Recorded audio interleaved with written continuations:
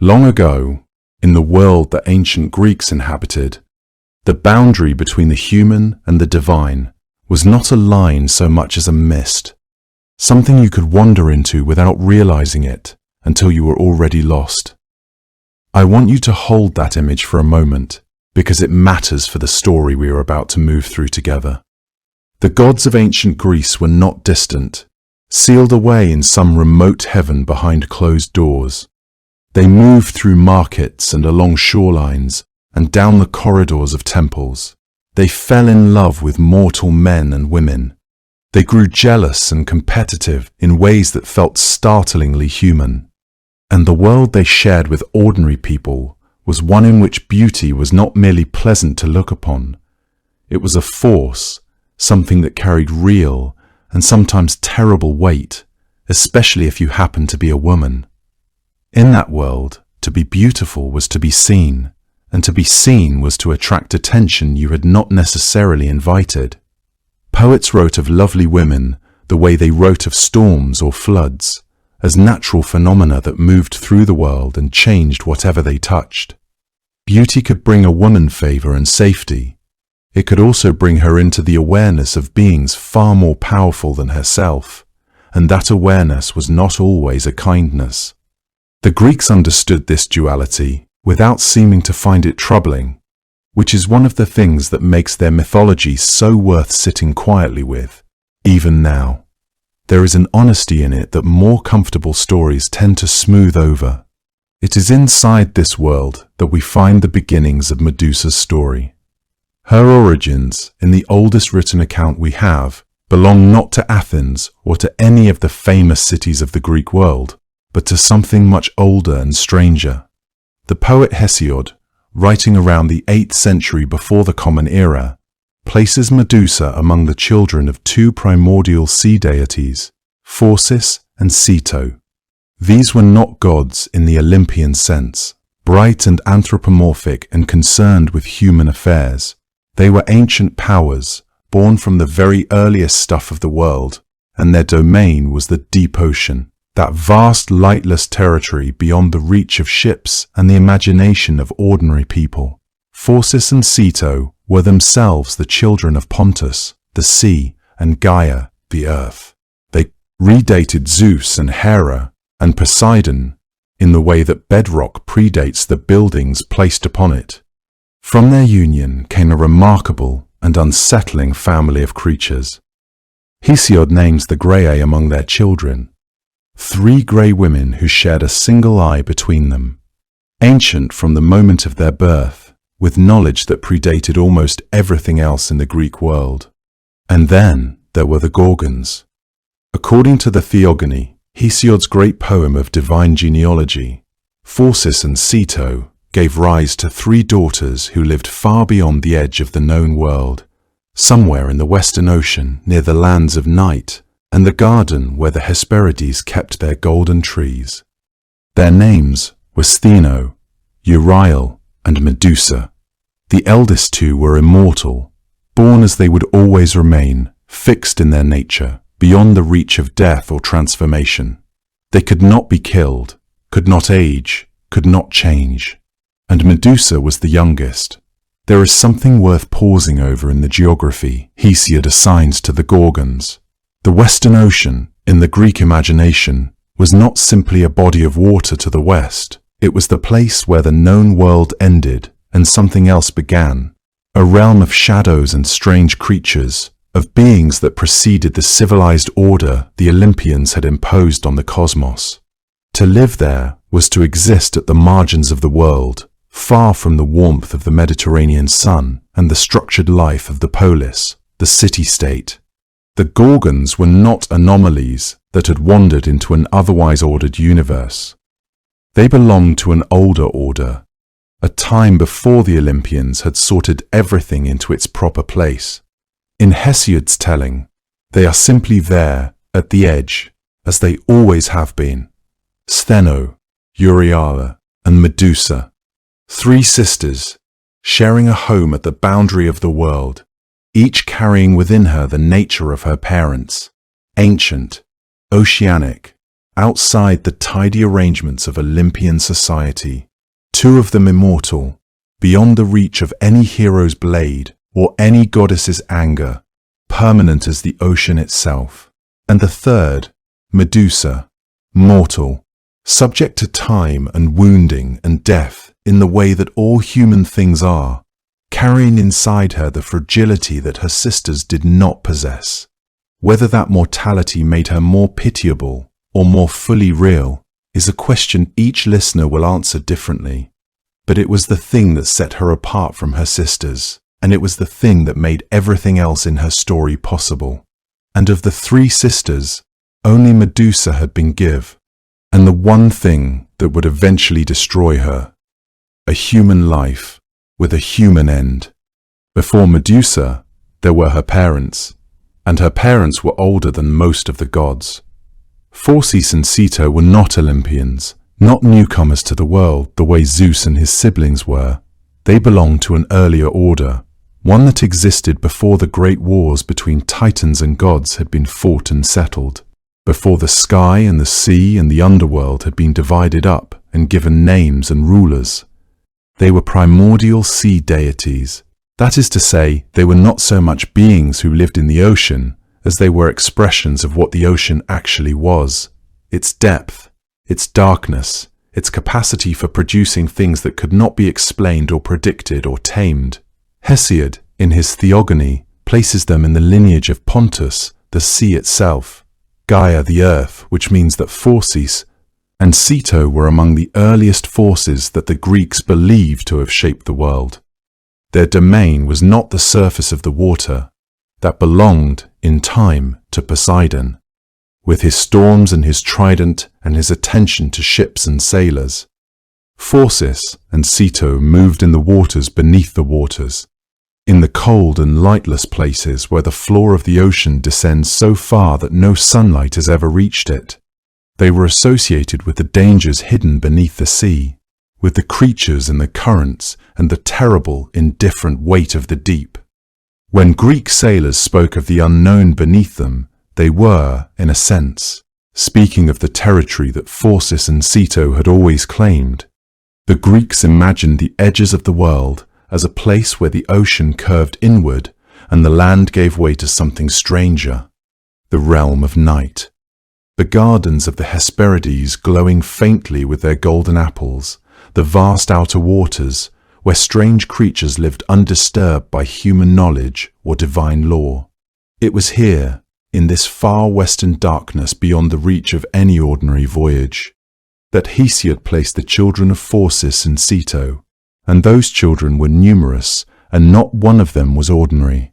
There were the Graeae, the grey ones, three sisters born already old, their hair the colour of ash from the moment of their birth, sharing a single eye and a single tooth between them, because even perception and sustenance for such beings did not need to follow the rules that governed a world closer to the centre. There was Echidna, half beautiful woman and half enormous serpent, who lived in a cave beneath the earth, and who would become the mother of some of the most fearsome creatures in all of Greek mythology, the Lernaean Hydra, the Chimera, the many-headed Orthrus. There was Ladon, the sleepless dragon who coiled himself around the tree of the golden apples in the very garden where, by some accounts, the young goddess Hera had been raised, which gives that peaceful place a darker border than it first appears to have. And there were the Gorgons, Stheno, Euryale, Medusa, three sisters who lived where the ocean met the lands of night, at the farthest possible remove from the cities and temples and tended fields that the Greeks thought of as civilizatis. The genealogy recorded by Hesiod was not merely a catalogue of names, but a framework for understanding how the Greeks conceptualized the invisible forces that shaped their world. Each creature represented a specific aspect of the primal powers, the shared perceptions of the grey, the transformative nature of Echidna, the eternal vigilance of Ladon. The specificity with which they were described suggests that the Greeks took their existence as seriously as they took the existence of the Olympians, even if the reality of these beings operated under entirely different rules. These were not vague mythological embellishments, but integral parts of how the ancient world made sense of itself. What all of these creatures share is a quality of ancientness that even the Olympian gods did not possess. Zeus was powerful, yes, the most powerful of all the gods by the time the Greeks were telling these stories. But Zeus had been born. Before he was born, there had been a world already full of beings like Phorcys and Ceto and their extraordinary children. The Olympians inherited a world that had already been shaped by older forces. Those forces did not simply disappear when the Titans were defeated and the gods divided up the sky and sea and underworld between them. They remained at the edges, in the deep water and the far west, and the underground places where light did not reach. This is worth sitting with for a moment, because it changes the way we understand the Gorgons entirely. They were not monsters who appeared as exceptions in an otherwise orderly divine world. They were part of a vast and ancient family of beings who had existed long before the Olympians arrived. Who represented the parts of the natural world that could not be organized or governed or fully understood? The Greeks who told these stories were building cities, constructing laws, establishing rituals and hierarchies and boundaries between the sacred and the profane, and at the edges of all of that order, they imagined something older and stranger still, pressing inward from the dark water and the distant horizon.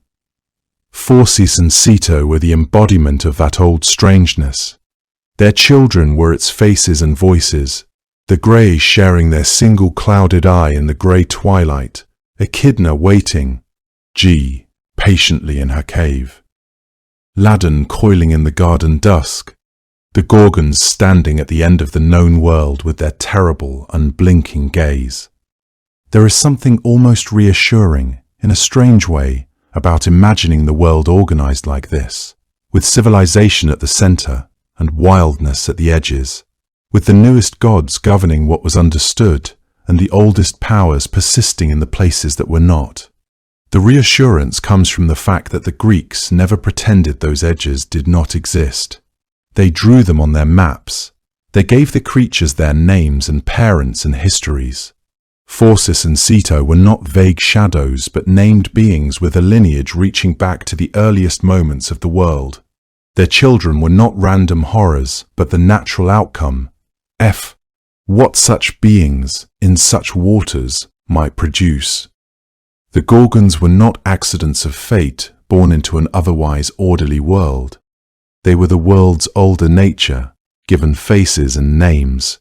The poet Hesiod, writing roughly 7 centuries before the Common Era, was the first to give us a complete account of who the Gorgons were and where they came from.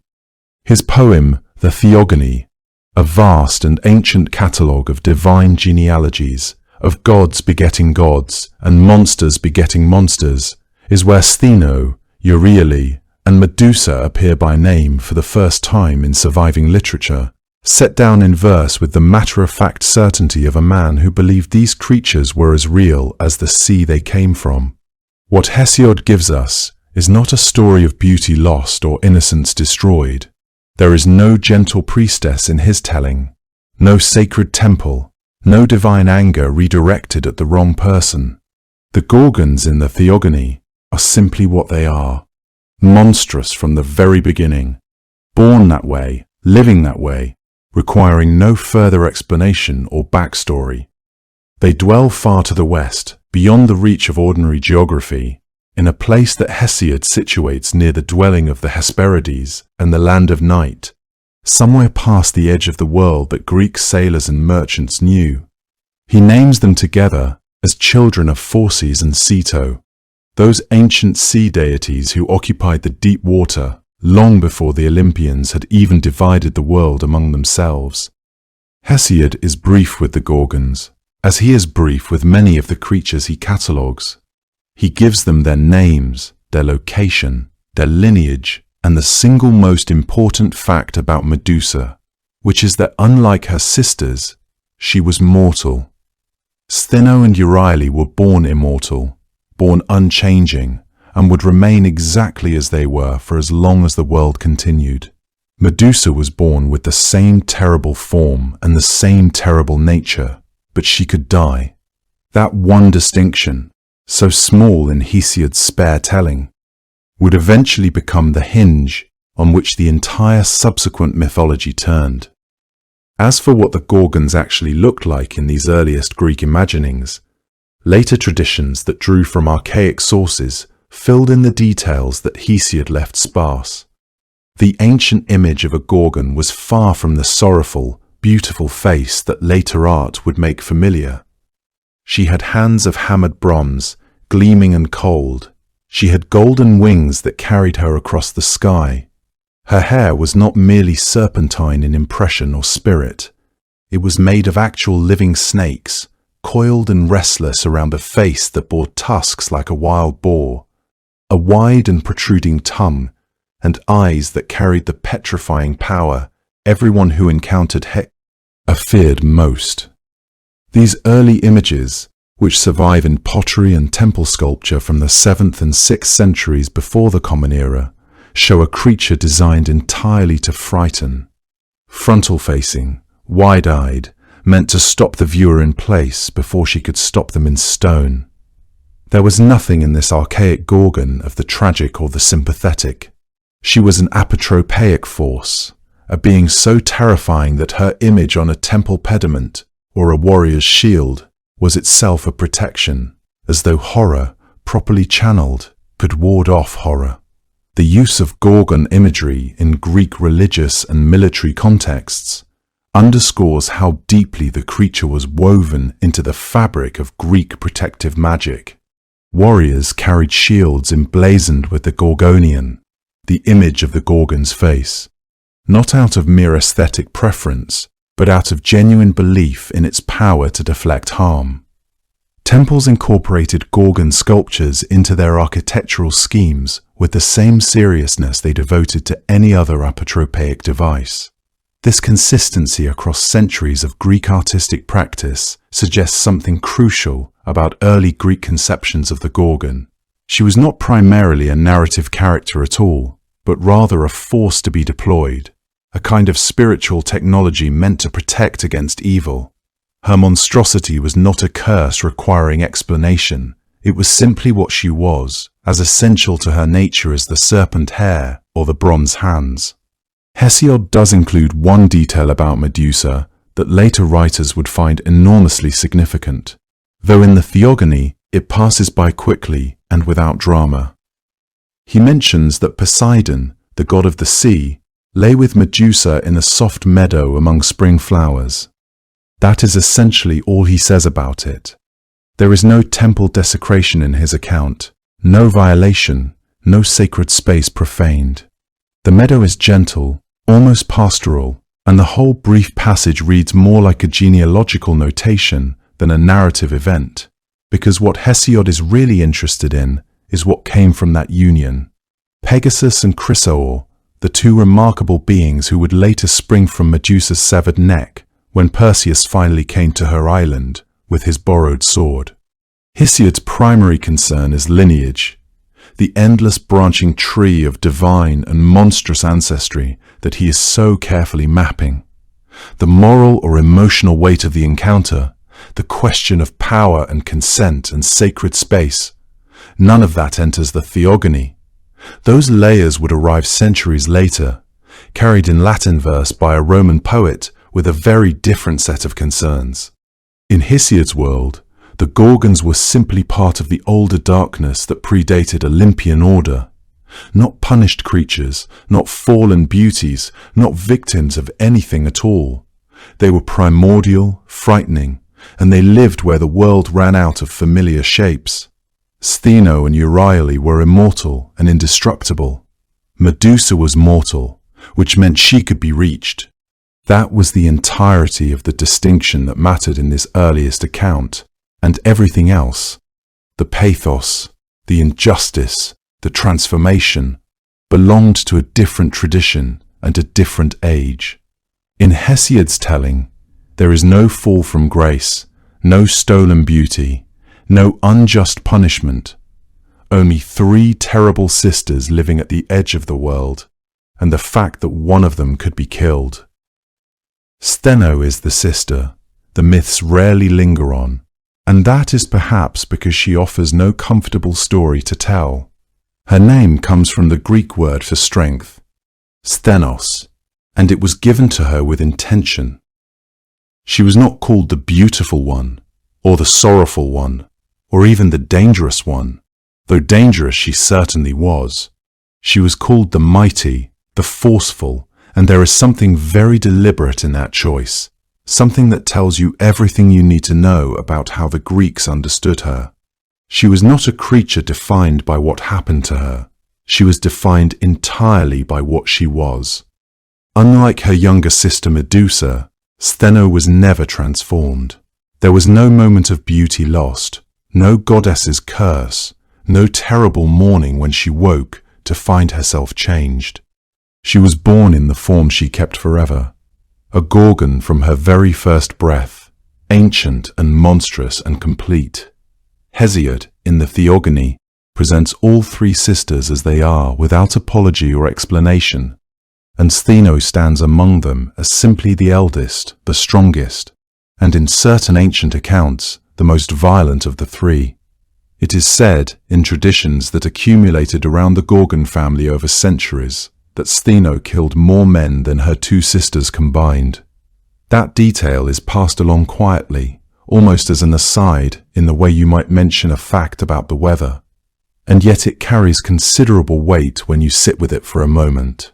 What it suggests is a creature who was not incidentally dangerous but purposefully, ceaselessly so. She did not turn men to stone out of some tragic consequence of a curse she had not asked for. She simply was what she was, and what she was could kill you if you came close enough. There was no narrative of reluctance attached to Steno, no account of her mourning, what she had become, or longing for something softer. She was, from the beginning, entirely herself. The Greeks were constructing something during the centuries when these myths were taking shape, a civilization built on order, reason, hierarchy, and the careful management of power. They had boundaries around their cities, rules about who could speak and who could not, ideas about which forces in the world could be negotiated with, and which ones simply had to be kept at a distance. Steno represented the latter category absolutely. She was not a problem to be solved, or an enemy to be defeated by the right hero carrying the right gifts from the right gods. She was older than that kind of thinking.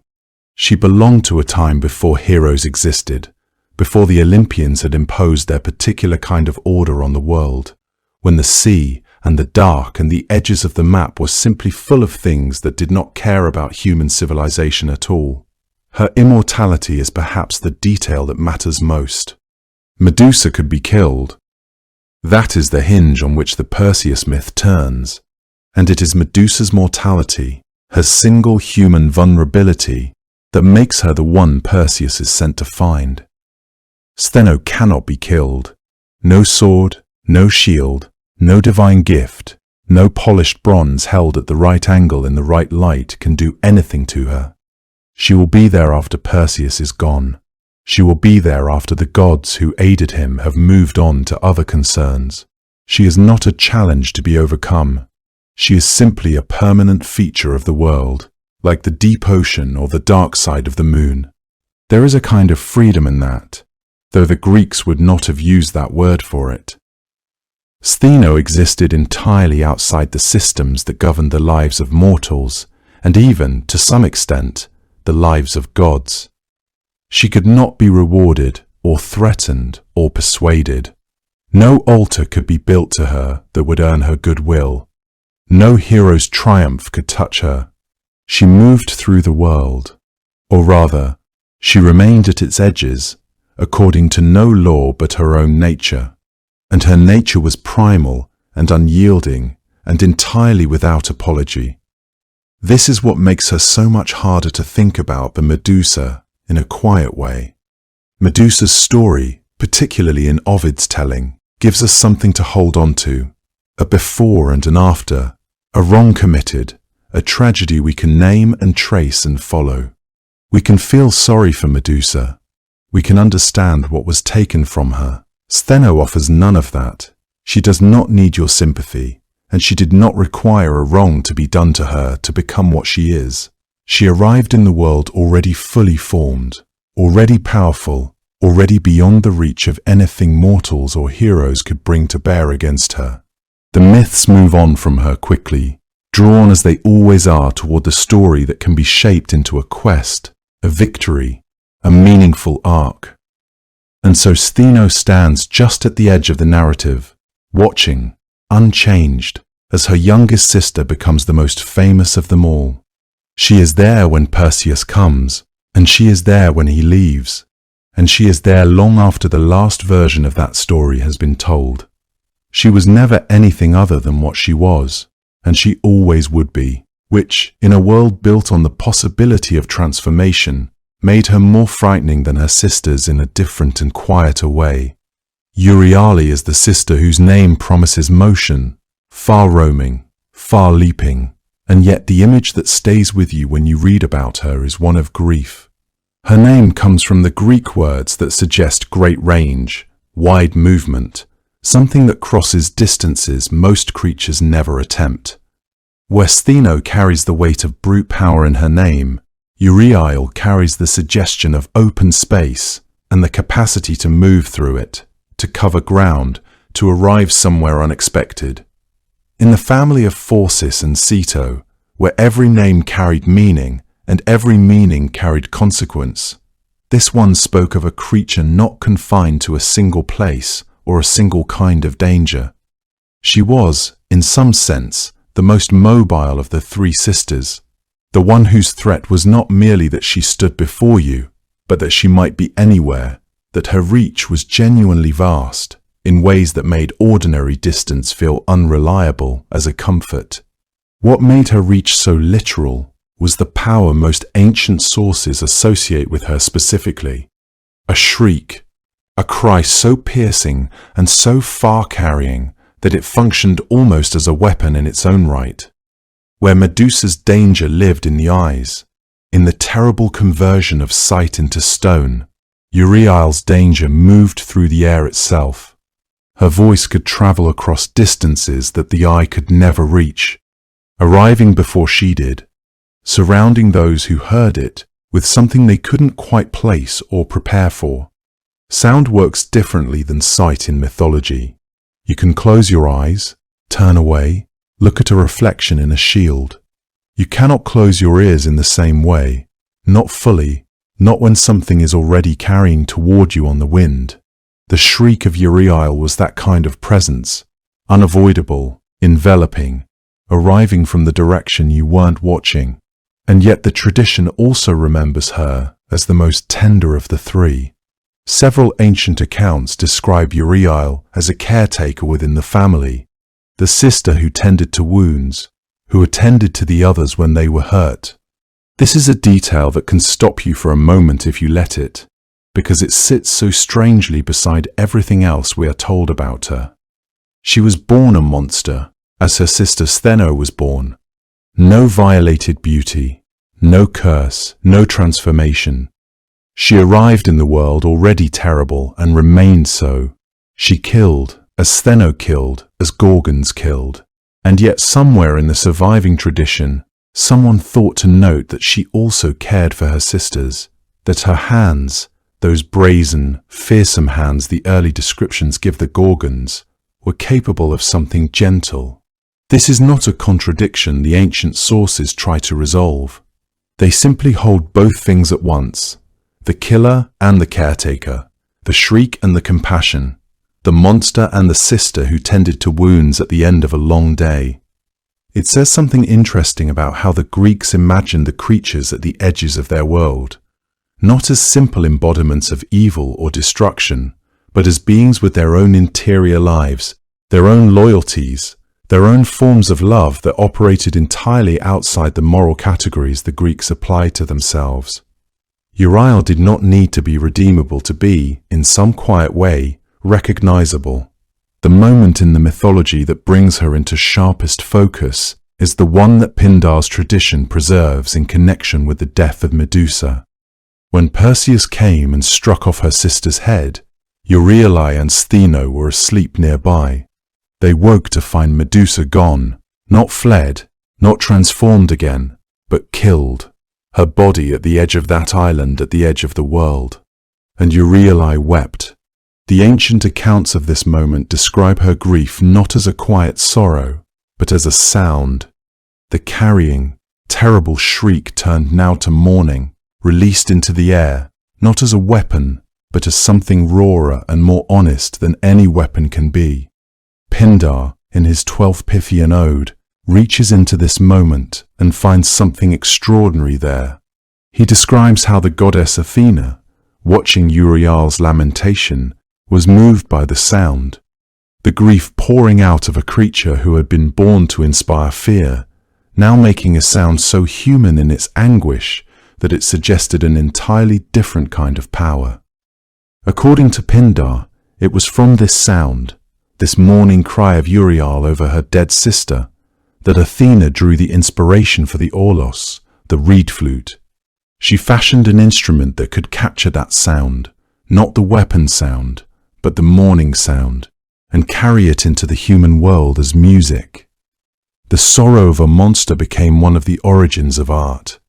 It is a remarkable thought to sit with.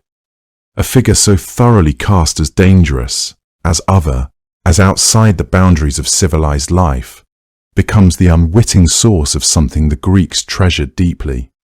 Her grief, her specific grief for Medusa, crosses the distance between the world of monsters and the world of humans not as a threat, but as a melody.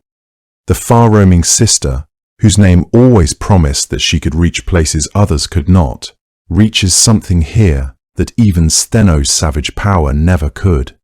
And it was Euryale who wept the loudest when Perseus finally came, and whose voice, that terrible carrying shriek, became, in some accounts, the very sound of mourning itself.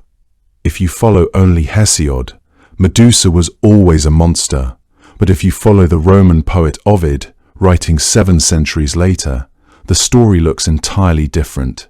Ovid was a Roman poet who lived from 43 BCE to around 17 CE, and in his long work called the Metamorphoses, a collection of transformation stories drawn from Greek and Roman tradition, he gave Medusa something that Hesiod never had, a life before the horror.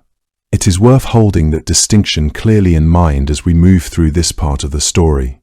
Hesiod's Medusa was born terrible, one of 3 sisters from the deep ocean, monstrous from her first breath. Ovid's Medusa was something else entirely, a mortal woman of extraordinary beauty who served the goddess Athena as a priestess, living a life of devotion and quiet purpose inside a sacred temple. These are 2 very different stories, and Ovid's version is the one that changed how most of the world came to understand her. In Ovid's telling, Medusa was not merely beautiful in the way that many women in ancient stories are described as beautiful.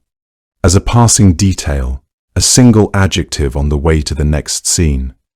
Her beauty was the kind that altered rooms when she walked into them, the kind that drew attention she had not asked for and could not easily deflect. People spoke of her freely, the way people speak of something remarkable and rare. And among all the things they praised about her, one feature was mentioned above the rest: her hair. Ovid is specific about this. Her hair, he tells us, was her greatest glory, full and lustrous, the feature that strangers remembered long after they had forgotten everything else about her. It is a detail that seems almost tender in the telling, and it becomes unbearable later when you know what Athena will make of it. She was mortal, as we have already established, the only mortal among her Gorgon sisters in Hesiod's account, and in Ovid's version, that mortality is part of what shaped her life. She could not withdraw from the world the way an immortal might, could not afford indifference to time or consequence. She had chosen, or had been chosen for, a life of service, and she lived that life inside the precinct of Athena's temple. To understand what that life would have meant, it helps to think about what it meant to serve a goddess in the ancient world.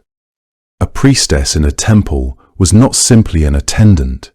She was a keeper of sacred space, responsible for the rituals that maintained the goddess's presence in that place, the offerings, the prayers, the careful observance of ceremonial time. Her life was structured around that service. She would have moved through the temple's colonnades and inner chambers with a kind of practiced calm, knowing the rhythms of the place as well as she knew her own breathing. The work was daily, repetitive in the way that devotion is repetitive, finding meaning not in novelty, but in the steady return to the same gestures and the same words. Such a life also carried expectations that went beyond ritual. Priests and priestesses in ancient temples were often held to standards of personal conduct that set them apart from ordinary life. Standards of purity that could include celibacy, or at least strict boundaries around personal relationships. A priestess of Athena in particular would have been expected to embody something of the goddess's own austerity. Athena was a goddess of wisdom and of warfare, yes, but she was also famously a virgin goddess, one who kept herself deliberately apart from the entanglements that consumed so many of the other Olympians. To serve her was to inhabit a space defined by restraint, by a kind of dignified separation from the ordinary human world of desire and its consequences. And yet Medusa's beauty drew the world toward her, even inside that separated space. There is something quietly painful in Ovid's framing, the sense that she had placed herself in the most protected and consecrated environment available to her, and that even there the attention followed. It is not that she encouraged it, or that Ovid suggests she did. She had given herself to a life of service, had made her choices and her vows, and she was living within them as best she could. The temple was not a place of vanity or display. It was a place of prayer. It was a burden to possess extraordinary beauty in sacred space. The priestesses who served alongside her would have known what visitors lingered longer than required to see. Word of her spread beyond temple walls, carried by those who glimpsed her. Even in a space designed to lift hearts toward the divine, some eyes could not fix themselves on anything but what was human and visible. Her service could not protect her from being seen. The temple offered sanctuary, but could not make her invisible. The building itself would have been understood as sacred ground, something more than architecture. Greek temples were not simply places of worship in the way we might use the word today. They were, in a very literal sense, the dwelling places of the gods, the spaces where a goddess like Athena was believed to be most present, most available, most near. Entering a temple meant entering a sphere of divine protection. It was a place where ordinary rules were not suspended but intensified, where the consequences of transgression were understood to fall not only on the person who committed the transgression, but on the sacred ground itself. Certain acts were simply not permitted inside a temple's walls, not because of human law alone, but because the sanctuary itself was consecrated to a power greater than human law. This is the world Medusa moved through each day. The cool shade of the colonnades, the smell of offerings, the quietness that sacred spaces carry even in the middle of noisy cities.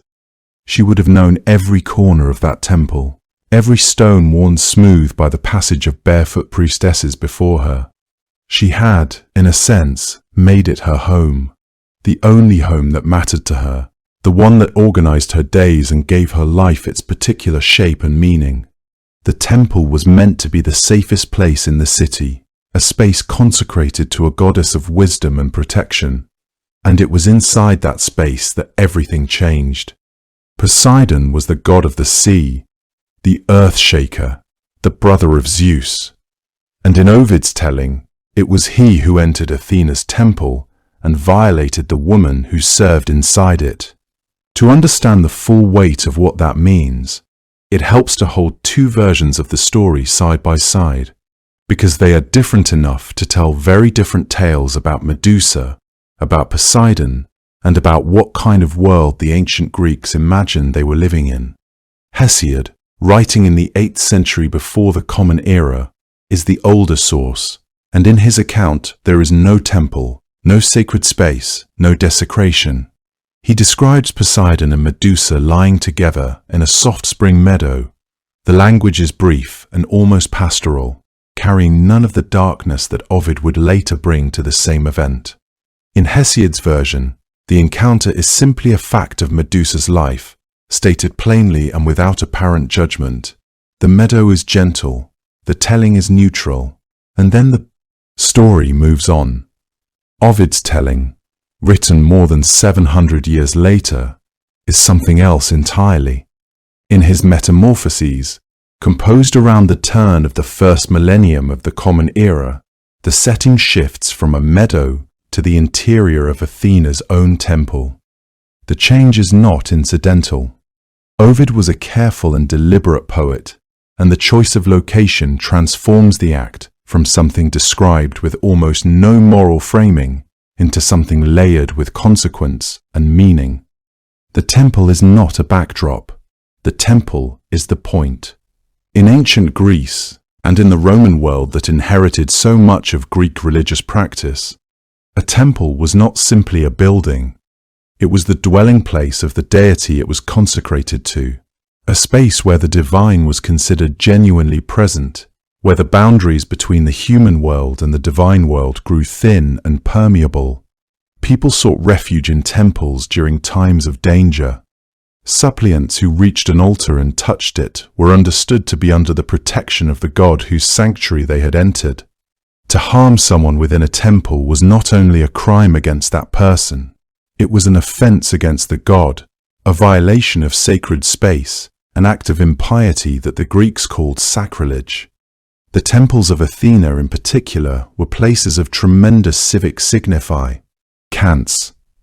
Athena was a goddess of wisdom, of strategic thinking, of the protection of cities. Her temples stood at the hearts of city-states as symbols of order, intelligence, and divine guardianship. Medusa served within one of those spaces. Her life as a priestess was organized entirely around devotion, ritual, and proximity to the goddess. She had, in Ovid's telling, given her life over to Athena's service, and that consecration would ordinarily have meant something. Temples sheltered the vulnerable. They were understood to extend the protection of the divine to those who sought it in good faith. And Medusa, as a priestess, was not merely a visitor seeking sanctuary. She was a resident of that sacred space, a person whose very identity was bound up in the sanctity of the place where she lived and worked and prayed. When Poseidon entered that temple, he carried all the power of an Olympian deity into a space consecrated to another. He was the earth shaker, the god who could split coastlines and drag ships into the deep. And there is no version of the encounter in which Medusa had any capacity to refuse him. Ovid does not elaborate at length, and there is no need to.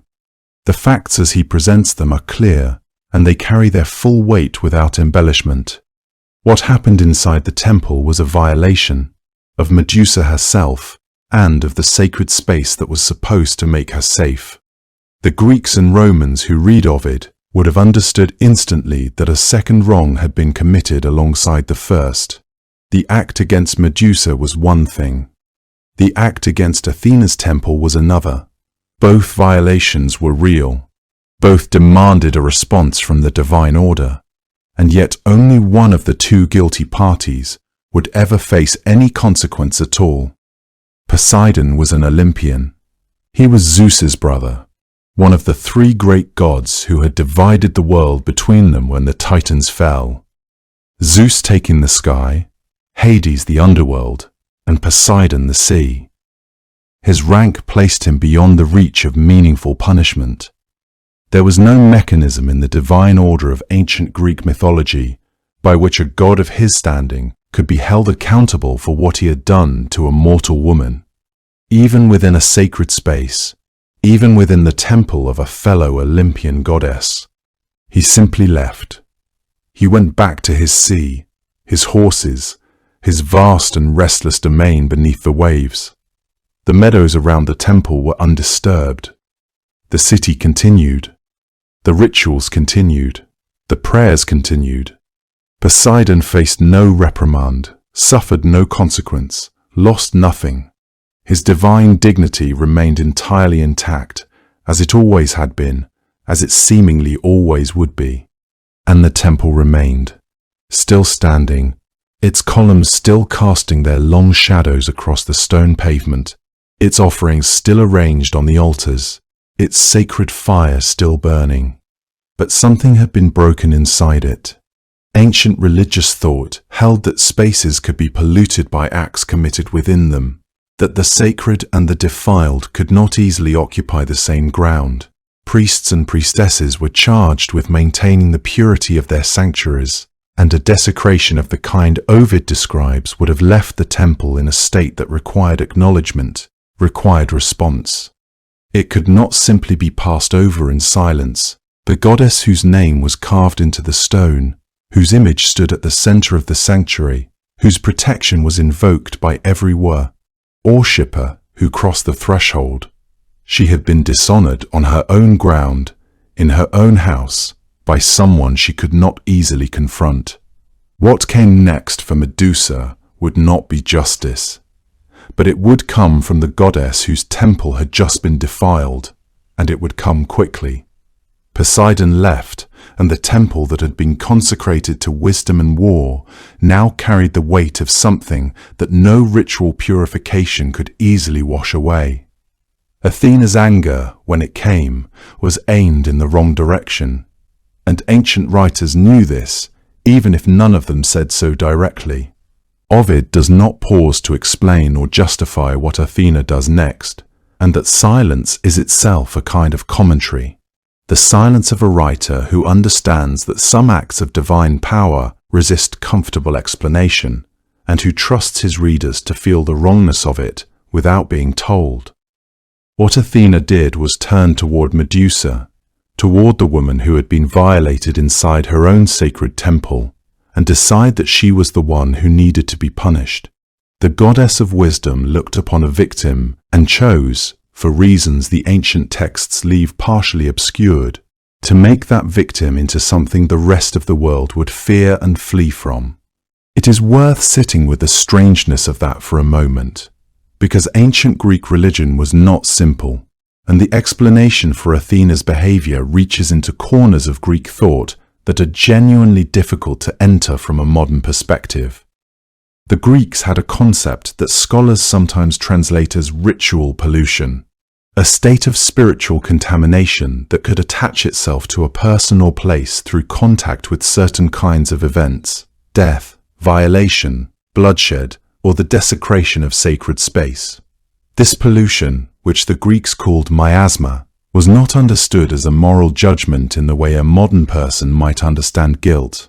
It was closer to a physical condition, something that adhered to a body or a location the way that heat adheres to stone in summer. Crucially, miasma did not always care about innocence. A person could be genuinely blameless and still carry pollution, still require ritual cleansing, still be considered, in the religious sense, a source of contamination to those around them. The victim of a violent act committed in a sacred place was, by the logic of this belief system, herself tainted by what had happened to her and by the space in which it occurred. This does not make Athena's punishment just. It means only that the punishment had a framework behind it, a set of beliefs that made a certain terrible kind of sense to the people who first told this story. Whether those people felt the cruelty of it, whether they told the story and flinched at the same moment, is something we cannot know with certainty. But Ovid, writing from the distance of centuries, and within a Roman literary tradition that was often more willing than the Greeks to examine the moral dimensions of mythology, seems to have felt it. He gives us the transformation in language that is hard to read without something tightening in the chest. Athena herself is a complicated figure within the Greek pantheon, and it would be a mistake to dismiss her as simply vindictive. She was a goddess of wisdom, yes, and also of strategic warfare, of craft, of cities and their protection. She was born, according to the tradition, from the head of Zeus himself, a birth that positioned her from the very beginning as something exceptional, a being who arrived in the world already armored and already knowing. She was not a goddess given to passion or impulse in the way that Ares was, or to vanity in the way that Hera sometimes was. She was deliberate, which makes her choice here more difficult to explain away, because a goddess of wisdom acting with deliberation is presumably acting with intention, and that intention was directed at Medusa. Some ancient commentators and later scholars have offered another explanation, one that does not entirely exonerate Athena, but does complicate the picture. Poseidon was not a lesser god. He was one of the three great brothers, Zeus, Poseidon, Hades, who had divided the world between them after the defeat of the Titans. He ruled the sea, which the Greeks understood to be vast and ungovernable. He was the earth-shaker, capable of splitting coastlines and swallowing ships. To punish Poseidon directly, Athena would have had to bring a challenge against a god of equal or greater standing within the divine hierarchy, in front of a divine court that had its own political complexities and its own history of looking past the behavior of powerful male gods when it suited everyone to do so. Perhaps, the argument goes, Athena could not reach Poseidon, not in any way that would satisfy the injury done to her temple, not in any way that would carry real consequence. And so she reached toward the one she could reach, which was the mortal woman standing in the wreckage of a sacred space. There is something deeply recognizable about that dynamic, even across the distance of thousands of years, and it is part of why this version of the myth has remained so resonant. Power protecting power, consequence falling on the person least able to deflect it, a goddess of wisdom looking at an act committed by a god and finding a way to hold a mortal woman responsible for it. None of the ancient texts declare this arrangement to be unjust in so many words. That kind of directness was not always available to ancient writers when the subjects were gods, but the story itself carries the weight of the injustice the way water carries silt. You can feel it there without being shown it. What is certain is that Athena did not do nothing. The temple had been violated, which was also a violation of her dignity and her domain, and goddesses who embodied war and wisdom were not beings who absorbed insults quietly and moved on. Her anger was real, and her response was deliberate and total. Whether the response was just is a question the myth leaves open, as the oldest and most enduring myths tend to leave the hardest questions open. Whatever her reasons, Athena had made her decision, and no prayer or plea from Medusa, or from anyone who loved her, was going to change it. The change did not come all at once. That is what Ovid wants us to understand. It moved through her the way a cold wind moves through a building, finding every opening, every small unguarded place, until the whole structure has been altered, and nothing inside it is quite what it was before. It began with her hair, which had been the thing people mentioned first when they described her, the hair that she had always worn loosely, the way priestesses sometimes did in the quiet hours between rituals, when no one was watching and the temple was still. In Ovid's telling, that hair was her most celebrated feature, the detail that everyone who loved her beauty remembered most clearly, and so it was the first thing Athena took. The strands thickened and separated and moved on their own, and Medusa would have felt that before she understood what she was feeling, the strange weight of it, the wrongness, the sense that something alive was coiling near her face. Each strand became a serpent, small and dark and restless, pressing against her scalp with a warmth that had nothing to do with comfort.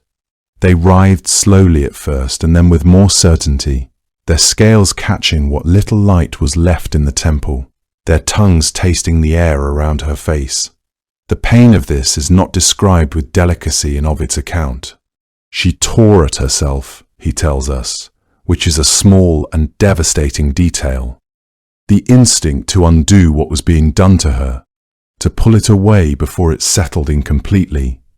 But there was nothing to pull away. It was already her. The serpents on her head were already Medusa.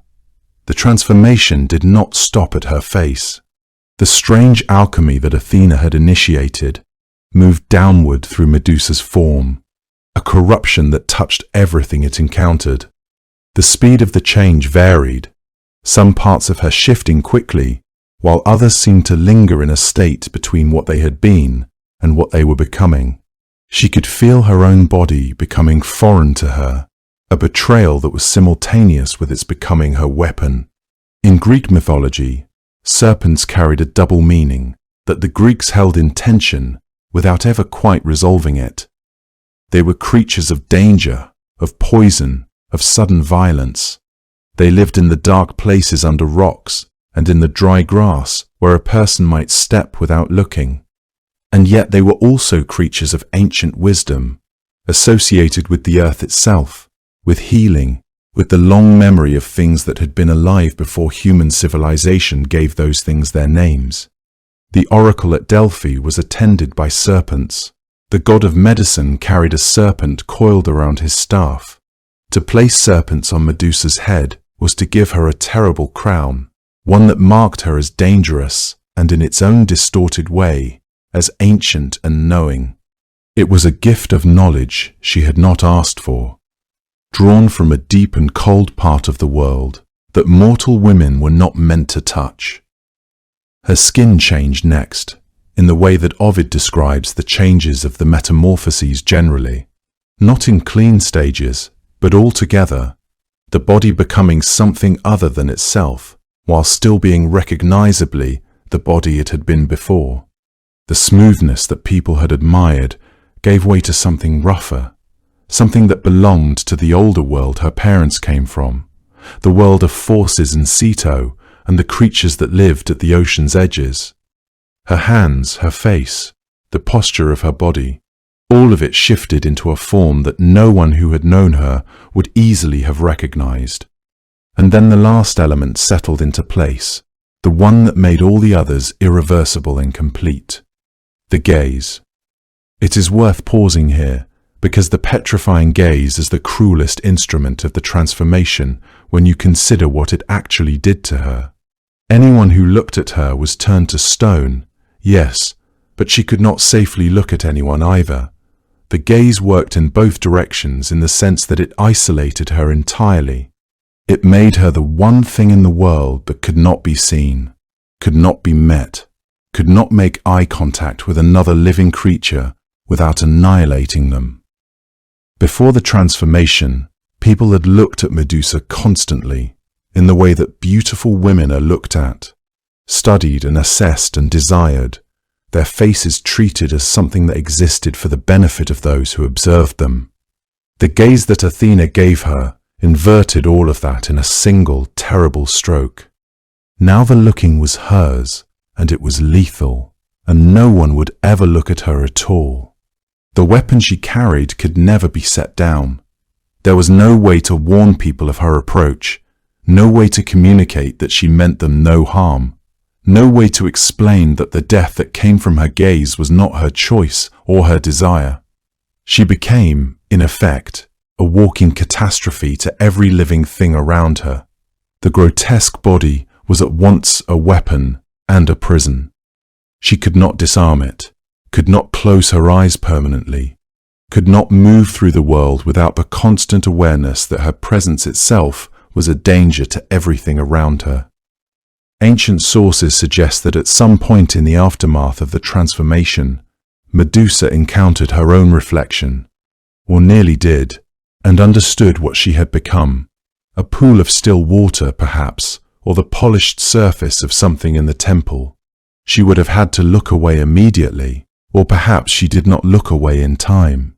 The Greeks understood that even her reflection carried the power of her gaze, that the image of her face was as lethal as the face itself, which is why Perseus would later have to navigate by the image in his shield rather than by any direct sight of her. That moment of turning away from her own face, of being unable to bear the sight of herself, carries a weight that no other detail of the transformation quite matches.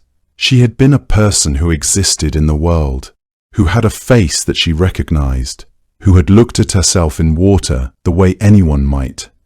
Now even that ordinary act of self-recognition was forbidden to her. She was still Medusa, still the same person inside the changed body, and that was perhaps the cruelest part of what Athena had made her. After the transformation was complete, Medusa was gone from Athens, gone from the world of temples and markets and human voices, gone to the edge of everything. Ancient sources are not entirely in agreement about where she went. Hesiod, in his Theogony, places the Gorgons somewhere beyond the Western Ocean, near the lands of night and the garden realm of the Hesperides, at the far margin of a world the Greeks believed was bounded by water in every direction. Aeschylus, in fragments associated with his lost play, refers to an island called Sarpedon, somewhere near a place called Sistine, a name that itself sounds like it belongs to the edge of the known, distant, half real, difficult to locate on any map that actually existed. Other ancient traditions, including those reflected in later Roman sources, place the Gorgons somewhere over Libya, in the vast and sun-bleached deserts of North Africa, where the land seemed to go on until it dissolved in something that no longer had a name. The geography shifts depending on who is telling the story and when, but the essential quality of the place never changes.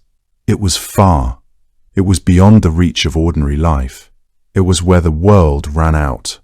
What that place would have felt like in the imagination of the ancient Greeks is worth sitting with for a moment. The Greeks understood the world as a kind of ordered circle, with their own cities and seas at the center, and strange, untamed things accumulating toward the edges. The further you moved from the Aegean, the more the familiar rules of civilization gave way to older and more dangerous arrangements. Rivers ran underground. The sun barely reached. Creatures lived there that could not survive in the company of ordinary daylight and ordinary people. Medusa now belonged to that world, not because she had chosen it, but because the transformation had made her incompatible with any other kind. She could not walk through a market without turning the merchants and the passers-by to stone. She could not look at the sky reflected in still water without averting her gaze. She could not, as far as the sources suggest, even safely look at herself, because the petrifying quality of her eyes extended in all directions, uncontrolled, indiscriminate, and permanent. The exile was not simply a punishment imposed from outside. It was also the logical conclusion of what the transformation had made her. A being who cannot be safely seen and cannot safely see, cannot live among the living. She had to go somewhere that had no one in it. Her sisters were there. Stheno and Euryale, immortal and ancient in their own monstrousness, shared the island, or the desert, or the far western shore, depending on which tradition you follow. Their presence was not nothing. The myths do not describe Medusa as entirely alone, but the company of her sisters, as genuine as the bond between them may have been, could not restore what had been taken from her. She had been a priestess in a temple, surrounded by ritual and purpose and human proximity. Now the only companions she had were creatures as fearsome as she had become, in a place that no one visited willingly. Except, of course, for the ones who came anyway. There were always those who came. Heroes, soldiers, men driven by pride or desperation or simple ignorance of what waited for them at the edge of the world. The island that Medusa inhabited, whatever its true name and location, accumulated over time a strange and terrible garden. Not a garden of flowers or fruit trees, but a garden of stone figures, each one frozen in the last posture of its living moment. Some had their hands raised. Some appeared to be mid-step, as if they had been walking when the gaze found them and time had simply stopped for them there. Others stood with weapons drawn, having arrived prepared to fight something they did not understand well enough to actually face. The stone preserved the exact shape of the moment, without preserving anything that had made the person alive. It was extraordinarily permanent. Wind and salt air wore at the figures slowly over many years, but for a long time they stood exactly as they had fallen into stillness, arranged across the island in the postures of their final seconds. This is the geography that the myth creates around Medusa's exile.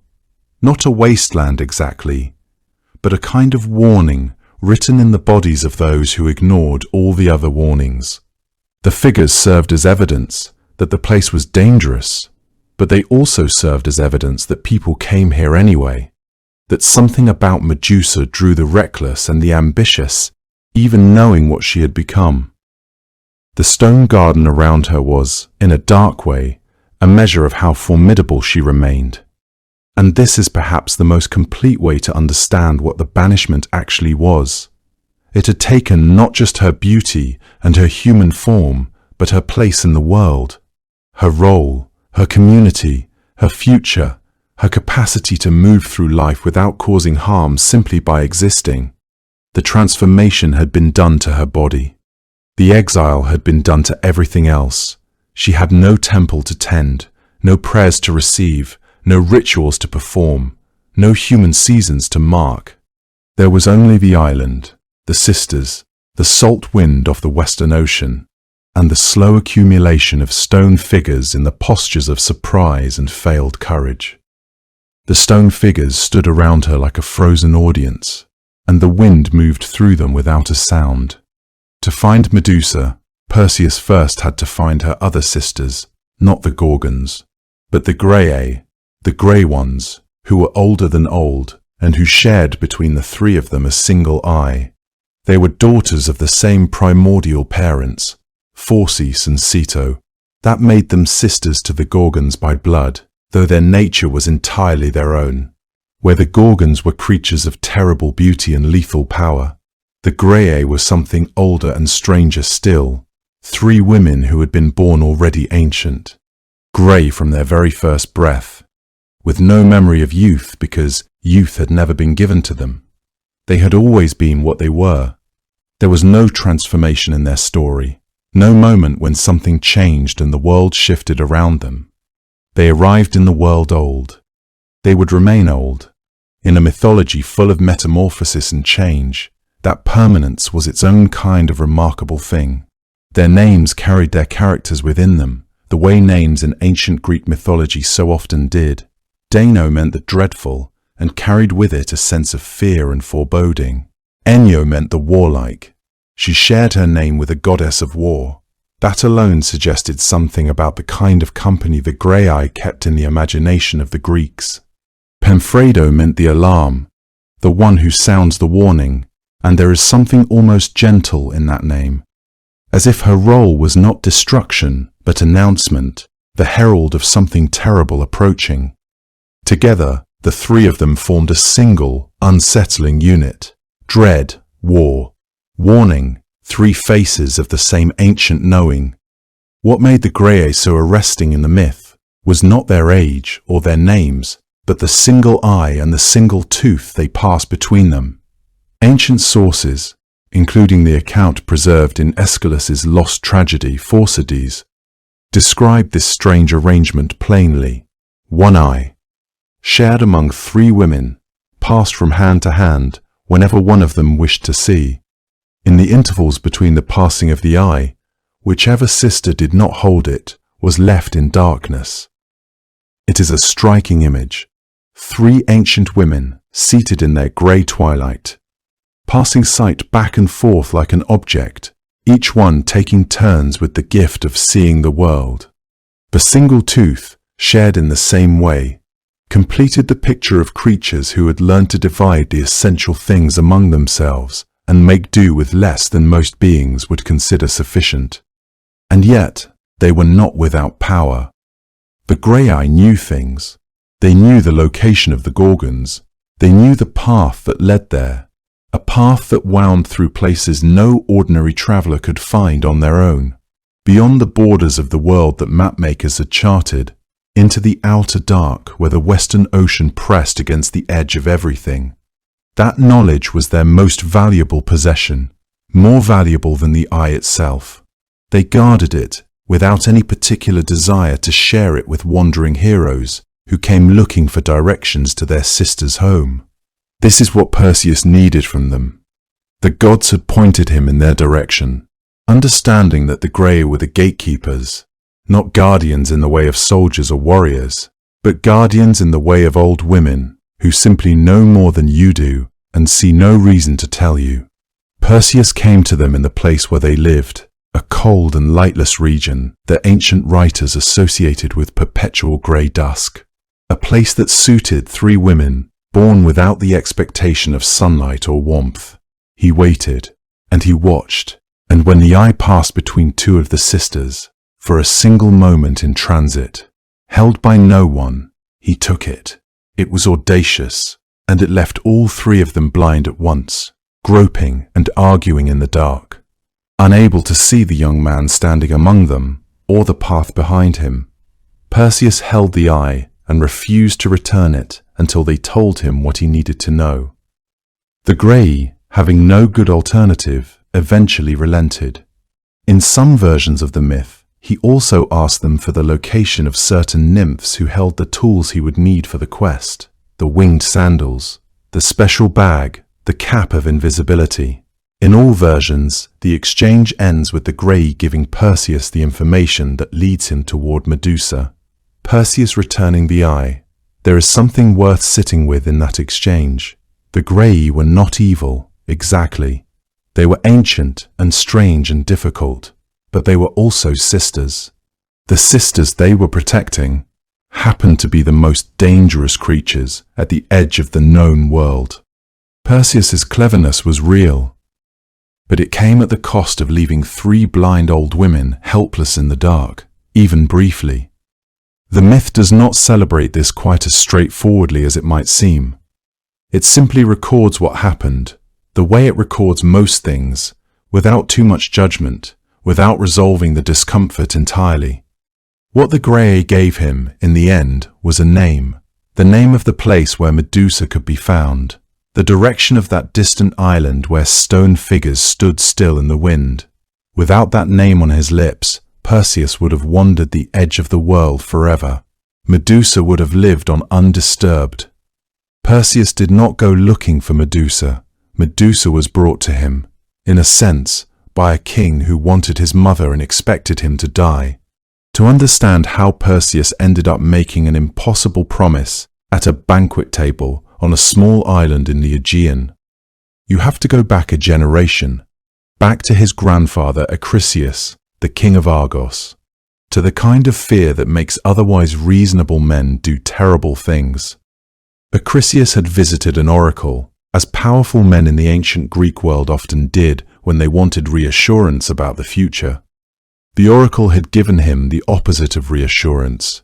His own grandson, the oracle told him, would one day take his life. He had no sons, only a daughter, a young woman named Danae, and so the prophecy pointed directly at whatever child she might one day carry. Acrisius decided he could outwit fate by preventing that child from ever being born. He had Danae sealed inside a chamber of bronze, a structure that would keep men out and keep her, in a sense, frozen in time. A daughter with no future, a woman with no world. What Acrisius had not accounted for was Zeus. The king of the gods had a way of finding women who were kept from the world. Danae, alone in her bronze chamber, was visited by Zeus in the form of a shower of golden light. In the old accounts, the image is as strange and beautiful as it is brief. Light descending, a god arriving not as a man, but as something elemental. Perseus was conceived, and eventually Danae gave birth inside her chamber, keeping the child as quiet as she could for as long as she could. But secrets of that kind do not keep forever. Acrisius discovered the infant boy. The prophecy he had tried to prevent was now lying in his daughter's arms, looking up at him. He could not bring himself to kill them directly. Or perhaps he feared the divine anger that killing a child of Zeus would invite. Instead, he had Danae and the infant Perseus placed inside a wooden chest and set adrift on the open sea. It was a death he could tell himself he had not chosen. The sea would decide. The waves would carry them where they carried them. If they drowned, that was the nature of things rather than the action of a grandfather. The chest did not sink. It drifted, bobbing across the water through what must have been an interminable night, until the current carried it toward the island of Seriphos. A fisherman named Dictys pulled the chest from the water, opened it, found a young woman and a child still alive. Dictys, whose name you might loosely read as a kind of fate, netman, the one who draws things from the sea, took them in. He was a kind man. He sheltered them without any clear expectation of what sheltering them would eventually require. Seriphos was a small island, and small islands have kings who know everything about their subjects. The king of Seriphos was a man named Polydectes. Polydectes was Dictys's brother, which meant he knew almost immediately about the beautiful woman Dictys had brought ashore. Polydectes wanted Danae. That wanting was not benevolent, and Danae did not return it. As Perseus grew from a child into a young man, his presence became the only thing standing between his mother and what Polydectes intended. The king was not stupid.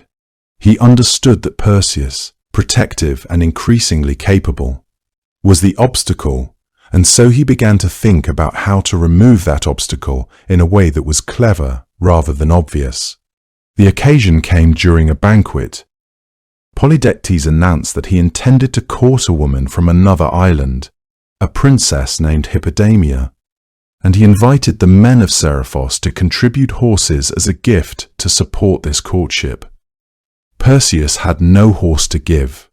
He was, at the end of the day, the son of a woman who had washed ashore in a chest. Raised in the house of a fisherman, without wealth or property or anything resembling a noble inheritance. When it came his turn to contribute, he said rashly, in the way that young men sometimes do when they feel their honor is at stake and have not yet learned to measure their words, that he would bring whatever gift the king named. He would bring anything, whatever Polydectes wanted. Polydectes named the head of Medusa. The room would have gone quiet at that, or perhaps not. Perhaps the king said it smoothly, offhandedly, as if it were a reasonable request that just happened to have occurred to him. The head of Medusa, the head of the creature who lived at the edge of the world, whose gaze turned living men to stone, who was guarded by her immortal sisters.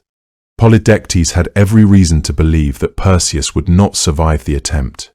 Perseus was young, landless, horseless, and without allies. Medusa was ageless and lethal. The math was simple. The king names the price. The boy dies trying to pay it. Danae is left without the one protection she has. Perseus was not an arrogant young man in the way that myths sometimes give us arrogant young men. He was not reckless in his heart, and he did not particularly seek glory for its own sake. What he was, in this moment, was trapped. He had made his boast in front of witnesses. He had given his word in a hall full of men who had heard it.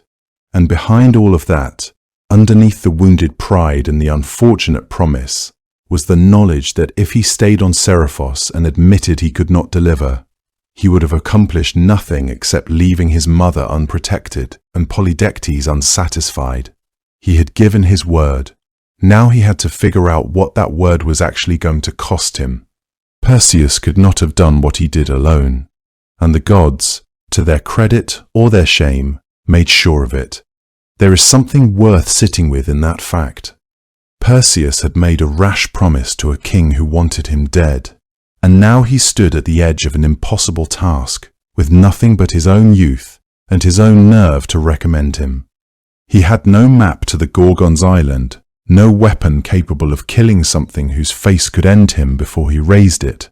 and no way of carrying a severed head without dying the moment he reached into the bag to show it off. He needed help, and the gods knew it, and they came to him, though not all of them came for reasons that were entirely his. Athena was the first to appear. She was the goddess of wisdom and warfare, the same goddess who had transformed Medusa from a priestess into a monster, the same divine hand that had replaced soft hair with living serpents and smooth skin with something ancient and terrible. And now here she was, standing before the young son of Zeus and offering her assistance. The irony of this is one the ancient sources do not dwell on at any length, but it is difficult to ignore entirely. Athena had created the very problem Perseus was now being asked to solve, and her involvement in guiding him toward it has a quality of completion to it, a closing of a circle that she herself had drawn. Whether the Greeks understood her assistance as guilt or strategy, or simply divine while moving in the direction it had always intended, the texts do not say clearly. What they do say is that Athena came to Perseus, and that she brought with her the polished bronze shield that would prove to be the most essential tool he carried. Hermes came as well.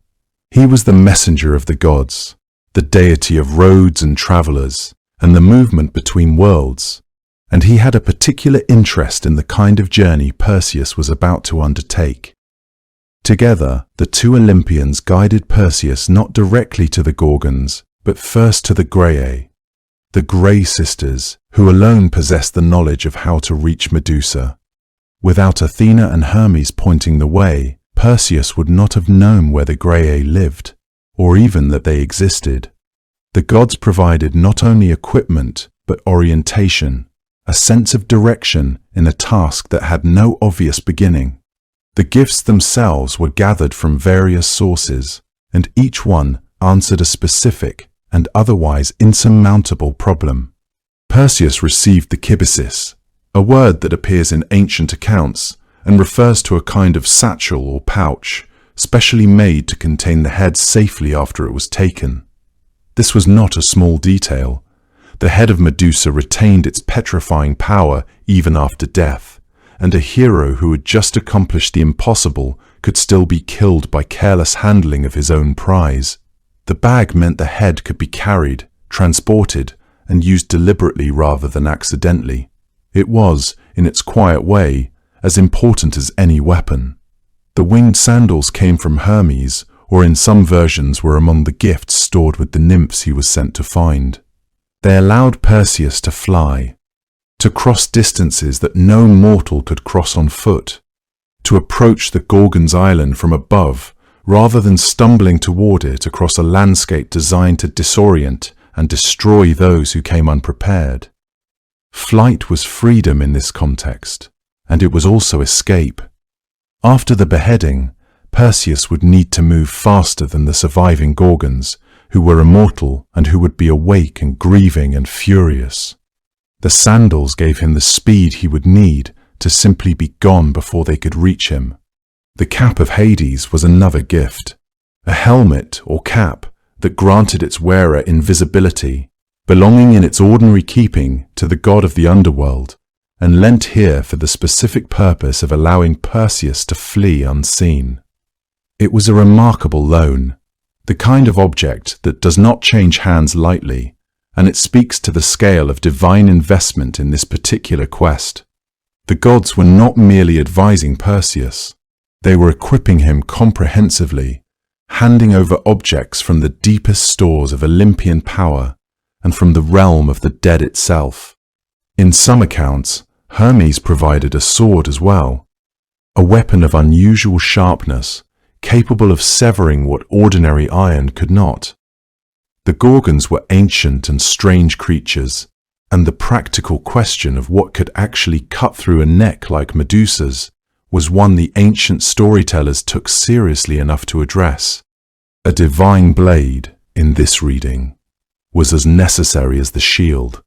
And then there was Athena's polished bronze shield, which Perseus held up like a mirror. This was the gift that changed the fundamental nature of the task. Without it, approaching Medusa meant death. A single direct look in either direction would leave Perseus frozen on that distant island forever, another stone figure in a growing collection. With the shield, he could see her without looking at her, navigate by her reflection, keep his eyes on a version of Medusa that was removed from her actual gaze by the distance of the bronze surface between them. It was not courage alone that made the quest possible. It was this specific, careful, God-given workaround. The ancient Greeks understood heroism in a way that sometimes surprises modern readers. Not as the achievement of one magnificent individual acting entirely through personal greatness, but as the meeting point between human effort and divine generosity. Perseus mattered because he was brave enough to go.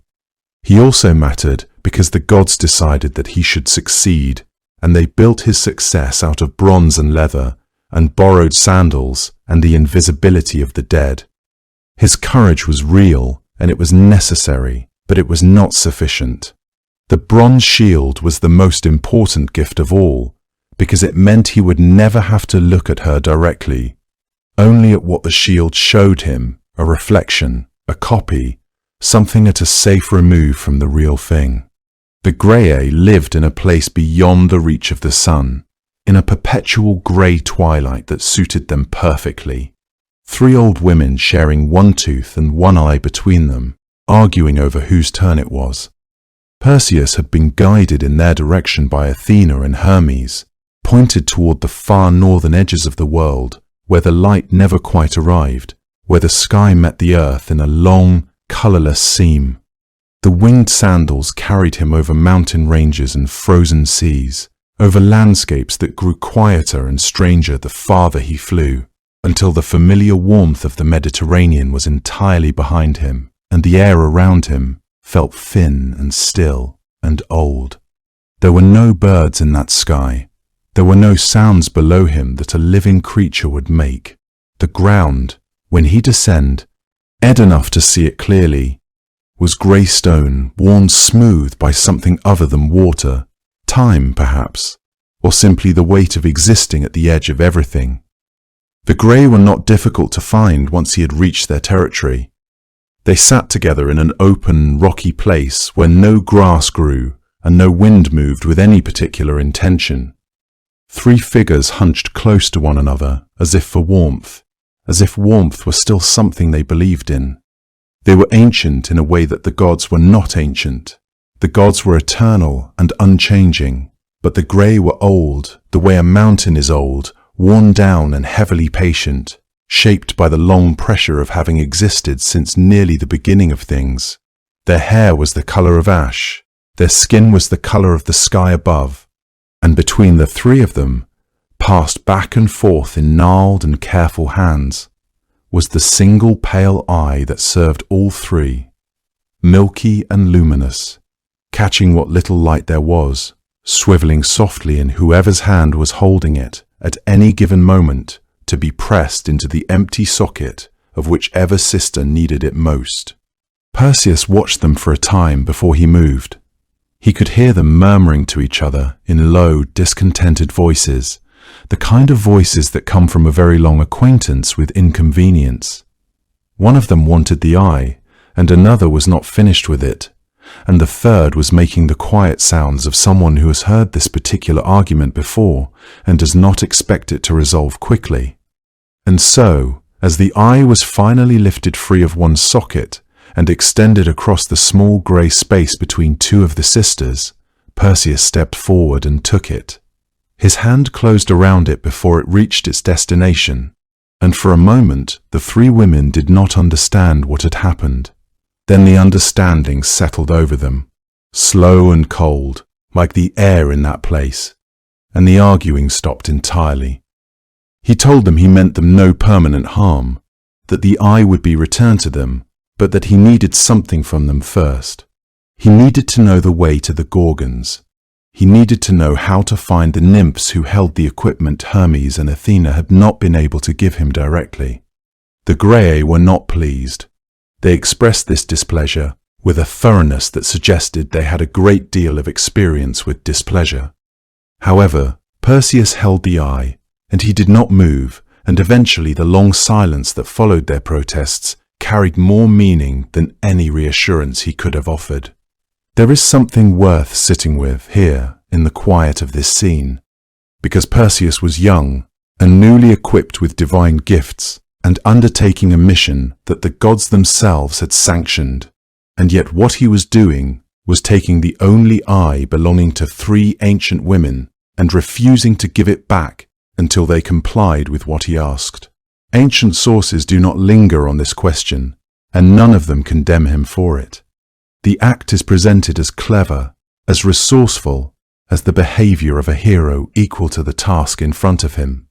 And perhaps it was all of those things, but it is also the kind of moment that myth preserves without resolving, the morally uncertain act that a good person performs because the goal requires it, the discomfort that sits just beneath the surface of the heroic story without ever fully announcing itself.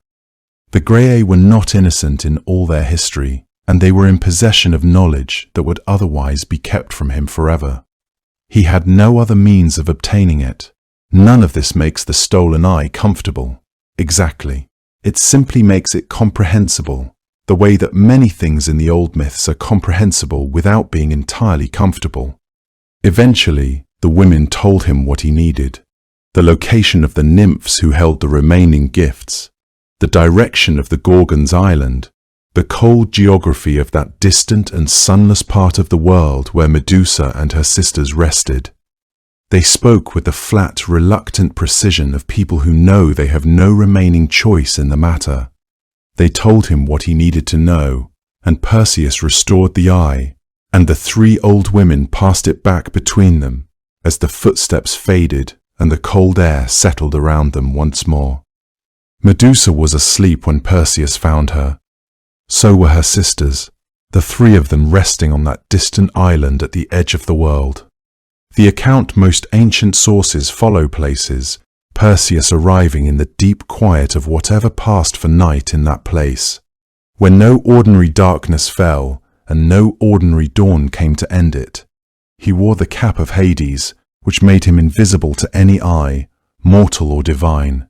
He moved through the air on the winged sandals Hermes had given him, hovering without sound above the sleeping forms below.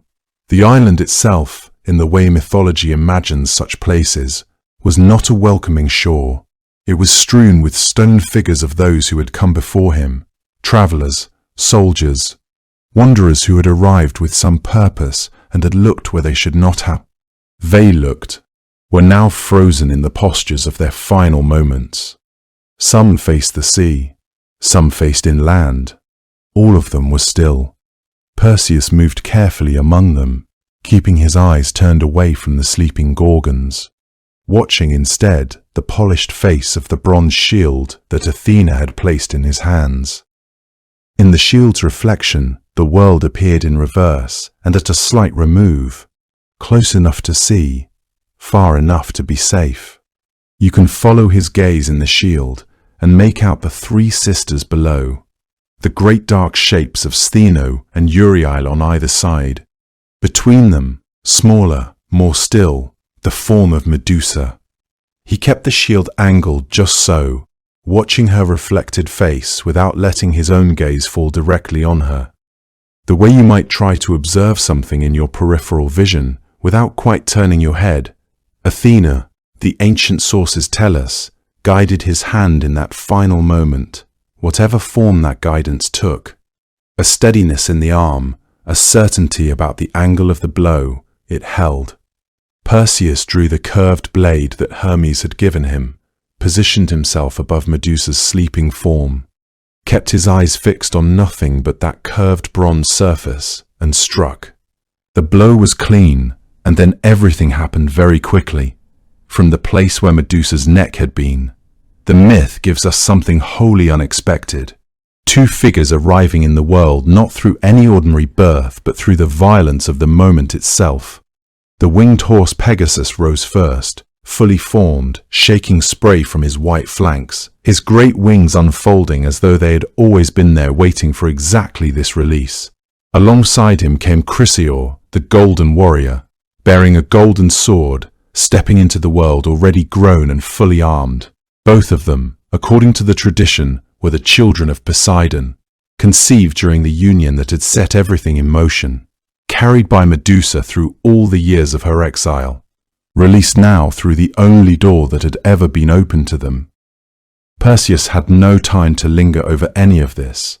He wrapped the head in the kibisis, the special bag that Athena had provided for exactly this purpose, a bag that could safely contain what no open hand or ordinary vessel could hold, and he turned immediately upward, the winged sandals already lifting him away from the island before the full weight of what had just happened could settle around him.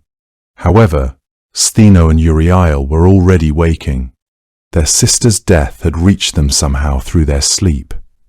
They rose with a sound that filled that grey and lightless place, Euryale's carrying shriek and Stheno's furious presence searching the air in every direction. They swept across the island and above it, looking for something to pursue, something to punish. They found nothing, because Perseus was already invisible above them, already moving, the cap of Hades doing precisely what it was made to do. Eventually the sound of their grief and their rage grew smaller beneath him, and then it faded entirely. The island was behind him. What remains, if you allow yourself to sit with the scene for a moment, carries a weight that is not easy to set aside. Something ancient and permanent had ended there. Medusa, who had been a priest, SS, then a violated woman, then a monster, then an exile, came to her death asleep and unaware on the island where she had spent so many years alone. And yet from that ending, two extraordinary beings had arrived in the world. One of them a warrior. One of them something the world had never seen before and would never quite get over. The winged horse shook itself free of the sea foam and blood, spread its white wings against the sky, flew, and no one would ever own it. From the blood and sea foam where Medusa fell, two beings arrived in the world, and one of them would outlive almost every story told in ancient Greece. The Greeks did not treat this moment as an afterthought. Hesiod records it plainly in the Theogony. From the severed neck of Medusa, Pegasus and Chryseis sprang forth, fully formed, already themselves, children of Poseidon and the Gorgon, who had carried them without ever knowing they would survive her. Pegasus rose on white wings into the open air. Chryseis stood on the ground with a golden sword already in his hand. Both of them arrived at the same instant, born from the same wound, into a world that had not known them the moment before. There is something almost impossible to hold in the mind about that. Two living creatures, neither of them small or fragile, emerging from a death, as if life itself had been waiting just beneath the surface of all that terror, patient and ready. Chryseis is the quieter of the two, and the myths do not spend a great deal of time with him. His name means something like golden sword, or he of the golden blade, and he carries it with him from his very first moment of existence. He went on to father Geryon, a figure of enormous significance in the mythology of Heracles, a triple-bodied warrior of immense power who lived far to the west and tended a herd of magnificent red cattle.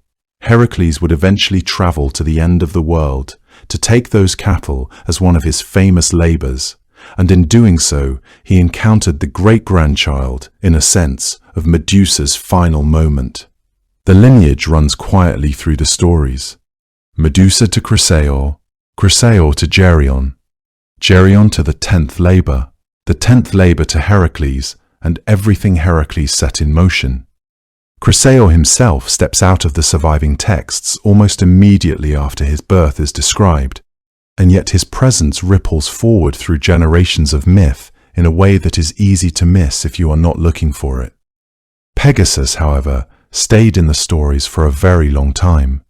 He became one of the creatures the Greeks returned to again and again, and the image of a horse with great white wings spread above the mountains is among the most enduring things that ancient mythology gave to the world.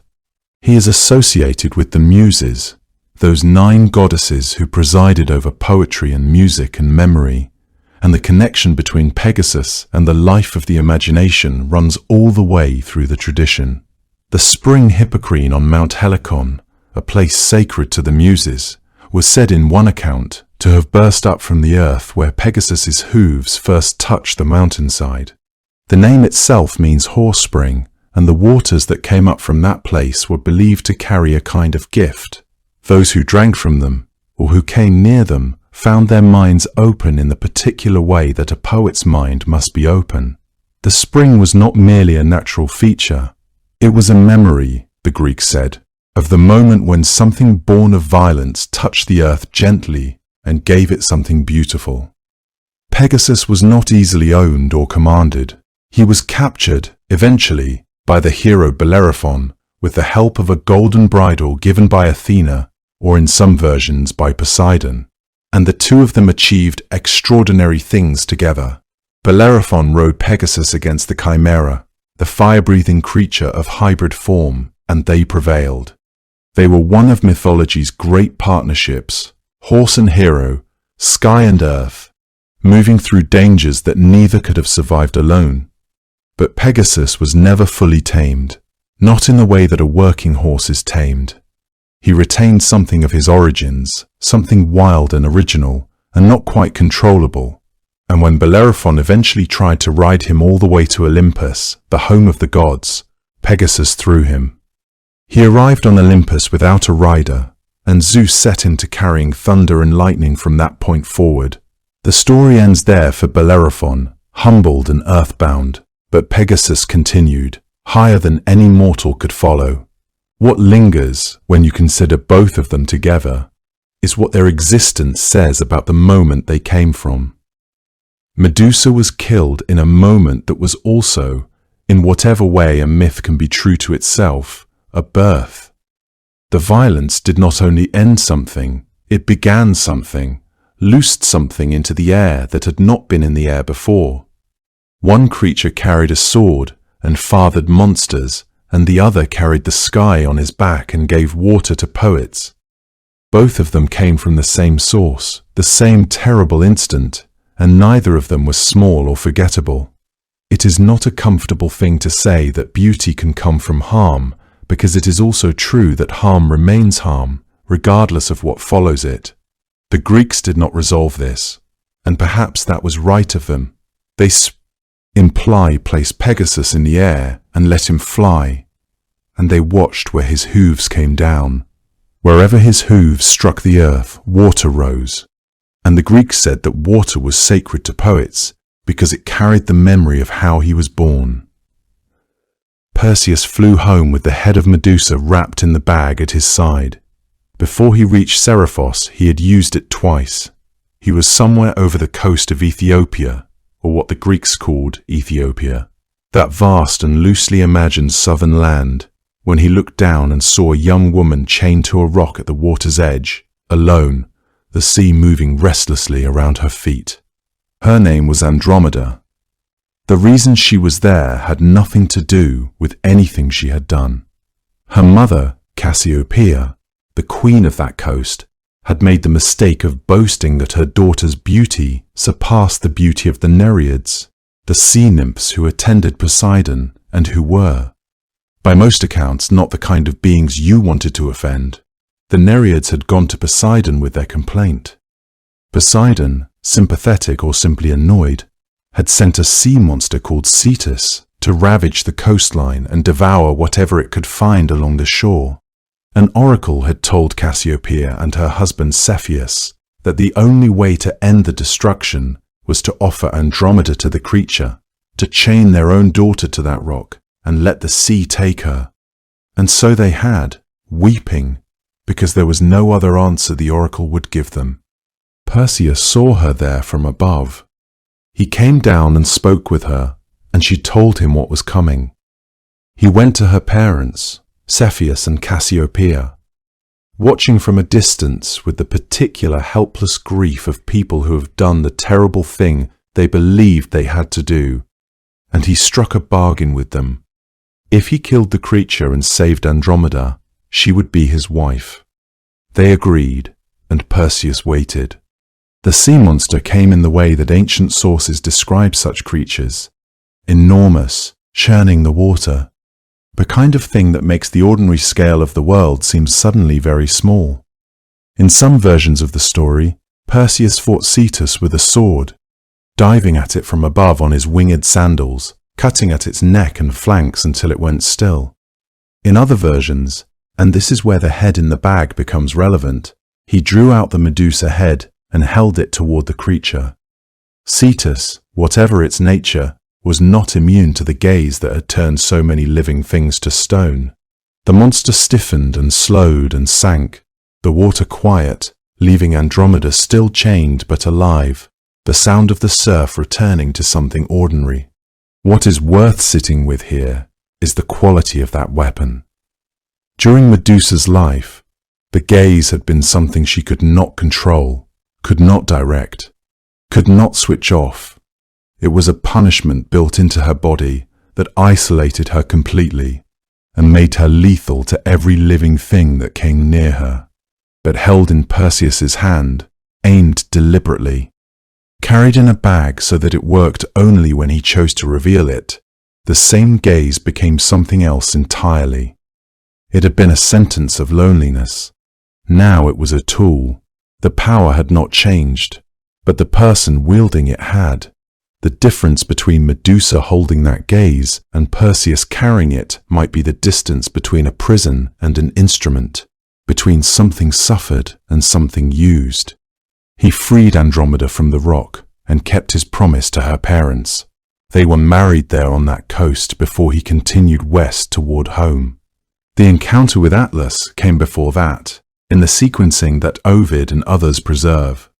Though the order of events varies somewhat depending on which ancient source you follow. Atlas was the Titan condemned to hold the sky on his shoulders at the western edge of the world, a permanent, enormous labor. Older than the Olympian gods, one of the punishments handed down after the war between the Titans and the gods of the New Order. He stood at the place where the world gave way to ocean. He had stood there for longer than anyone could say. When Perseus came to him and asked for rest and shelter, a reasonable request from a traveler, Atlas refused. He had been warned by an oracle that a son of Zeus would one day come and take something precious from his garden. Perseus was a son of Zeus, and so Atlas turned him away. In some tellings he was not gentle about it, and Perseus, tired from his journey, carrying the head of Medusa in the bag at his side, made a decision. He reached into the bag, turning his own face away, as he always did, and held the head toward Atlas. The great Titan, who had held up the weight of the sky for ages, who had never been defeated by any force that moved through the world below him, turned to stone. His body, according to the tradition Ovid records, did not merely fall. It became the mountain range itself, growing immense, the sky resting now on peaks of granite rather than on a living body, the forests on his shoulders, and the snow on what had been his face. He became the Atlas Mountains, that the ancient world understood to stretch across the far northwest of Africa, which they understood as the literal body of that ancient Titan transformed. It is a strange thing, the way the head keeps working long after the moment of the beheading, long after Medusa herself is gone. The power she carried in her body, given to her by Athena as punishment, a curse dressed as a weapon, turns out to be transferable, portable, useful in ways that no one designing a punishment would necessarily intend. It becomes the thing that saves Andromeda. It becomes the thing that reshapes the geography of the world. The mountain range stood where Atlas had stood. The head was wrapped again in the dark of the bag, still potent, still dangerous, still doing what Athena had made it to do. When Perseus landed on Seriphos, he found his mother hiding at an altar. He found the king who had sent him to his death, sitting in a hall full of men who were still laughing. Danae had not been idle in her son's absence, but she had not been safe either. Polydectes, the king who had arranged the whole impossible errand with the reasonable confidence that Perseus would never return, had grown more persistent as the months passed. With the young man gone and presumably dead somewhere at the edge of the world, there was nothing standing between Polydectes and the woman he had wanted from the beginning. Danae had refused him, as she had always refused him. Eventually, the only protection left to her was the ancient, sacred custom that made an altar a place of refuge. She had gone to it with Dictys, the fisherman who had pulled her and her infant son from the chest they had been sealed inside, the man who had sheltered them on Seriphos when they had nothing and knew no one. Dictys was not a powerful man. He was the brother of Polydectes, in some accounts. That had perhaps given him a small degree of protection, but he was not the kind of man who could stand between a king and what that king wanted. The altar could, and so they waited there, Danae and the old fisherman, while Polydectes held court in his hall and seemed, by most accounts, entirely at ease. Perseus found all of this out quickly. The island was not large. Word of what had been happening travelled to him before he had been back an hour. Whatever he had felt after the encounters with Andromeda and Atlas, and the long flight home, it became something simpler and colder when he understood what his absence had cost his mother. He walked to the hall of Polydectes with the kibisis still at his side and the head of Medusa still inside it, and he went in. The court was gathered. Polydectes was there with his companions around him, men who had enjoyed the comfortable certainty that the rash young son of Danae was long dead, and that the king would eventually get what he had always intended to have. When Perseus appeared in the doorway, the reaction was not fear. It was amusement. Some of them laughed. Polydectes himself, according to the tradition, refused to believe what Perseus was claiming, that he had done it, that he had gone to the edge of the world, found the Gorgons sleeping on their remote island, come back with their head. It seemed absurd. It had been designed to seem absurd. That was the entire point of the demand. Perseus told him he had the head. Polydectes told him, in words that varied across the ancient retellings, but carried the same general contempt, to prove it. And Perseus, who had not come to argue, reached into the bag. He turned his face away as he drew it out, which was the only protection he needed. The hall was loud for one moment, and then it was not loud at all. The laughter stopped. Every man in the room who had looked toward Perseus in that moment was stone, fixed in whatever expression he had been wearing, whatever gesture his hands had been making. Polydectes was among them, the king who had sent a boy to his death to clear a path toward a woman who did not want him, turned to stone in his own hall, with his companions all around him, all of them silenced in the same instant. It was quick. Ancient sources don't dwell on it as a scene of horror. There is perhaps a reason for that. It was, in the logic of the myth, simply the conclusion of something that had been set in motion a long time ago. Perseus put the head back in the bag. After this, Dictys, the fisherman, the man who had done the real work of protecting Danae across all those years when Perseus could not, was made king of Seriphos, according to the tradition. It was a fitting outcome. He had not asked for anything and had given shelter to people who needed it. The myth rewards him for that in the most direct way available to it. The larger question was what to do with the objects Perseus had carried. He had borrowed them, in a sense, the winged sandals, the cap of invisibility that had hidden him from the Gorgons as he fled. These went back to Hermes, who had provided them. Each gift was returned to the god who had offered it.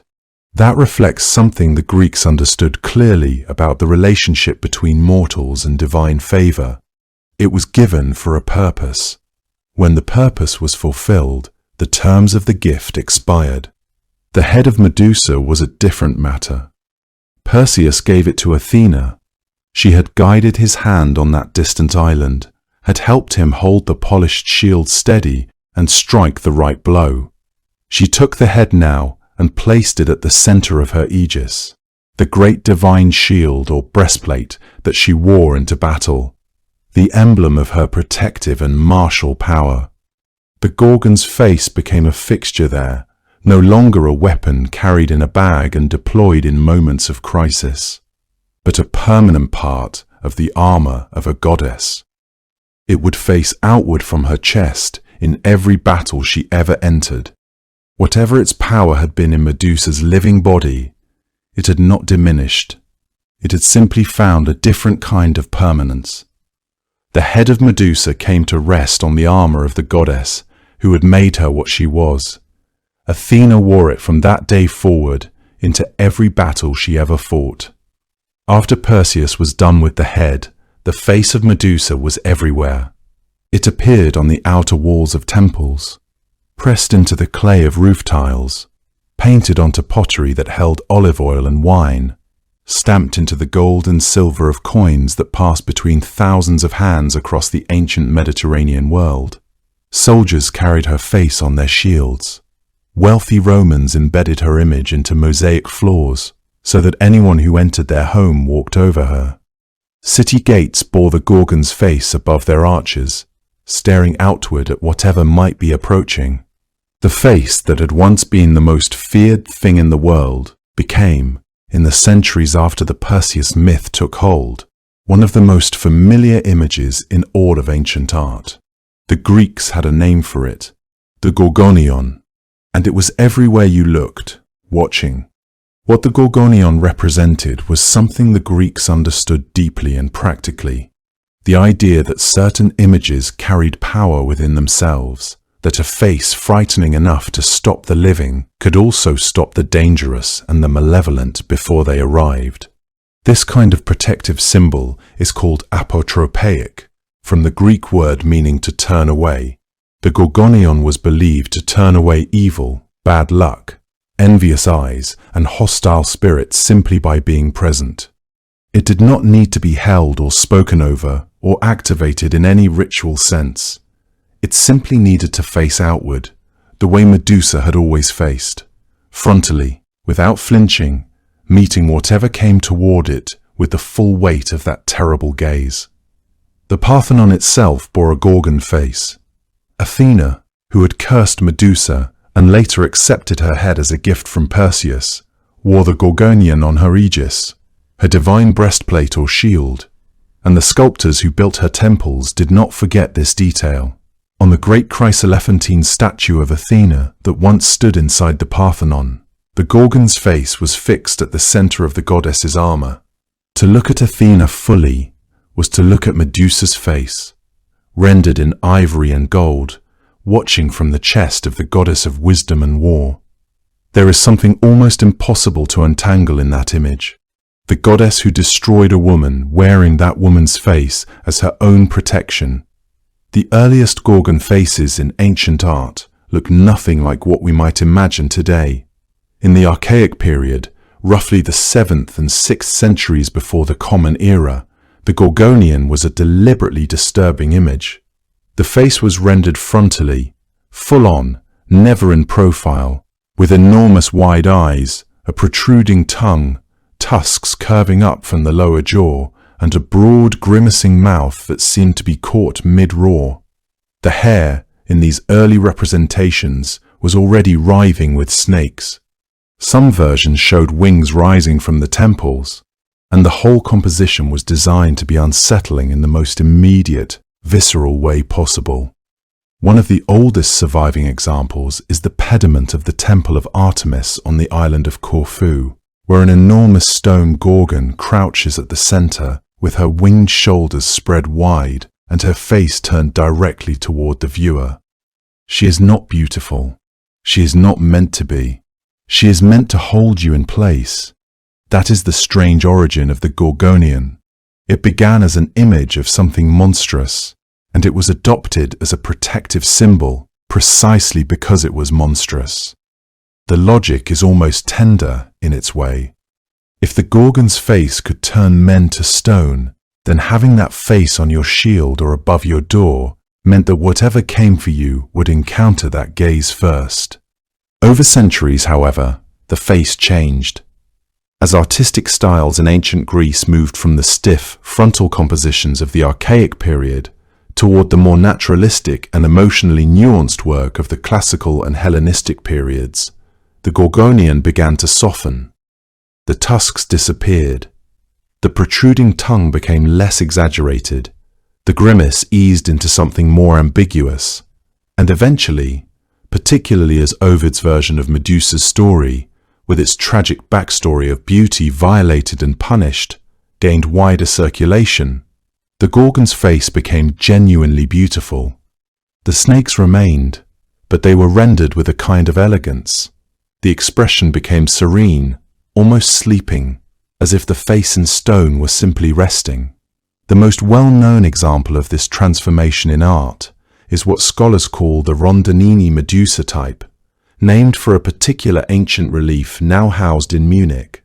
In that image, Medusa's face is calm, almost luminous, with the snakes coiled gently around her head like a strange crown rather than a writhing threat. She looks sorrowful more than fearsome. She looks, perhaps, like someone who has been through a great deal and has finally been allowed to be still. People wanted that face near them. They pressed it into gold jewelry and wore it around their necks. They set it into rings. They had it painted on the walls of rooms where they ate and slept and raised their children. The image that had once been designed to stop you cold became something you might reach out and touch for comfort, the way you might hold any familiar and protective thing. Medusa had become something useful, something protective. And if there was sorrow in that, the Greeks who carved her face into marble and pressed her image into gold did not seem to dwell on it. The head was wrapped and carried and used and given away, but the blood had its own story, one that spread across the land beneath Perseus's flight path and left permanent marks on the world. When Perseus lifted into the air and turned toward home, he carried the kibyssus bag close against his side, the head of Medusa sealed inside it. Below him, the Mediterranean world unrolled in long stretches of blue water and pale coastline. And then came Libya, the vast, sun-bleached expanse of North Africa, a land the ancient Greeks imagined as both distant and deeply strange, a place where the ordinary rules of the world grew thin. According to Ovid, and later the Roman poet Lucan, it was over Libya that the bag shifted, or the blood seeped through, or simply the nature of what Perseus carried refused to be entirely contained. Drops of blood fell from the severed neck and tumbled down through the warm air toward the desert below. Wherever they struck the sand, something rose. Serpents, many of them, of many kinds, came writhing up from the places where Medusa's blood met the earth. Lucan, in his Pharsalia, catalogued them with a kind of grim relish, naming species after species, the asp, the dipsas, the amphisbaena that could move in either direction, the basilisk, the hemorrhoids. He presented Libya's abundance of venomous snakes as a direct consequence of that single flight, that single wound. Ovid made the same claim more briefly in the Metamorphoses, noting that the fertile drops seeded the Libyan sands, and that the earth, receptive as it always is, brought forth serpents in response. It is worth pausing on what this image means. Medusa, in Ovid's telling, had her own hair transformed into snakes as part of her punishment. The serpents on her head were the sign of her ruin, the most visible mark of what Athena had made her. And now, in death, her blood generated more serpents, scattering them across an entire landscape. There is something almost inexhaustible about this. The transformation imposed on her body had not simply ended when Perseus's blade fell. It had spread outward, seeding the world with the same creature that had been her curse. The snakes of Libya, in this tradition, carry Medusa's history inside them without knowing it. They are her continuing presence in the world, born not from cruelty, but from blood, from the same generative power that had produced Pegasus and Chrysaor from that same wound. However, the The serpents of Libya represent only one branch of what Medusa's blood was said to carry. There is another tradition, older in its roots and quieter in its telling, that concerns the physician Asclepius, the god of healing, son of Apollo, the figure who would eventually become so skilled at his art that he could undo death itself. According to this tradition, Athena collected blood from Medusa's body after the beheading.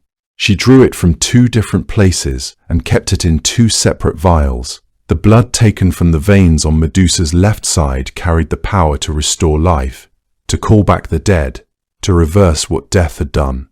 The blood taken from the right side was lethal, capable of killing instantly. Athena gave both vials to Asclepius, and he used them, the left side blood, to perform his legendary resurrections, raising men from death who had no business being alive again. This detail appears in various ancient sources, including the mythographer Apollodorus, and it situates Medusa's blood at the very center of one of Greek mythology's most charged stories, the story of a healer who grew too powerful and whom Zeus eventually struck down with a thunderbolt for disturbing the balance between life and death. What this means for how we understand Medusa is significant. Her blood was not simply corrosive or dangerous, it contained within itself a complete opposition, life and death held in the same body, available from the same source depending only on which side you drew from. She was, in this sense, a threshold figure in the most literal way imaginable. Not merely transformed, not merely monstrous, but constitutionally dual, carrying destruction and resurrection in the same veins, unable to be reduced to one or the other. This duality echoes everything the myth has shown us about her. She was born mortal among immortal sisters. She was beautiful before she was terrible. She was violated before she was cursed. She was feared and she was mourned. Even the manner of her death was generative rather than simply final, producing from the same wound both a winged horse associated with poets and a golden warrior of enormous power. And now her blood, separated into its 2 natures, went on to define the limits of medicine itself, because Asclepius used the life-giving portion too freely, and the gods decided that the boundary between living and dying was not meant to be so easily crossed. Soon after Asclepius was struck down by Zeus for his resurrections, the Greeks understood that some thresholds are not meant to be held open. Medusa's blood had made that possible, had given a mortal healer access to the one power the gods reserve for themselves. That it ended badly was perhaps inevitable, but that it happened at all, that a figure cursed and killed and stripped of everything could still carry within her blood the power to return life to the dead, says something that the myth never states plainly, only implies, in the quiet way that the oldest stories tend to do their most important work. The blood that had once been beauty, then been monster, then been weapon, finally became the possibility of life returning after death, and that was the last transformation Medusa would ever make. The earliest images of Medusa in ancient art were not meant to be beautiful. They were meant to stop you cold. The artists who carved and painted her in the 7th and 6th centuries before the Common Era were not interested in nuance or sorrow or the complicated backstory that Ovid would eventually give her. They wanted the face to work, the way a ward against evil is meant to work, immediately, viscerally, without any need for explanation. And so they gave her wide, staring eyes that never blinked, a mouth stretched open with a tongue thrust forward between jagged teeth, cheeks pulled back in something between a grimace and a roar, hair that moved like something alive, that of course it was. The face was always turned directly outward, always looking straight at whoever was looking. It. That frontality was deliberate. Most figures in archaic Greek art were shown in profile. It was the convention of the time, a way of representing the human body that felt natural and ordered. The gorgon alone stared forward. She broke the visual rules of her era because she was meant to break something in you when you saw her. One of the most striking surviving examples is the great limestone pediment from the Temple of Artemis on the island of Corfu, dated to around 580 before the Common Era. The gorgon there is enormous, positioned at the very center of the temple's triangular roofline, flanked by her offspring, Pegasus on one side, a crouching figure on the other, and surrounded by scenes of divine conflict. She is running, or perhaps flying, her legs bent in what is called the kneeling running pose that Greek artists used to suggest swift motion. Her wings are spread. Her face is the face the era demanded. Huge eyes, a protruding tongue, tusks curling upward from her lower jaw. She is not a woman wearing a frightening expression. She is the expression itself, made stone and given a body to carry it. The scale alone communicated something important to whoever approached the temple.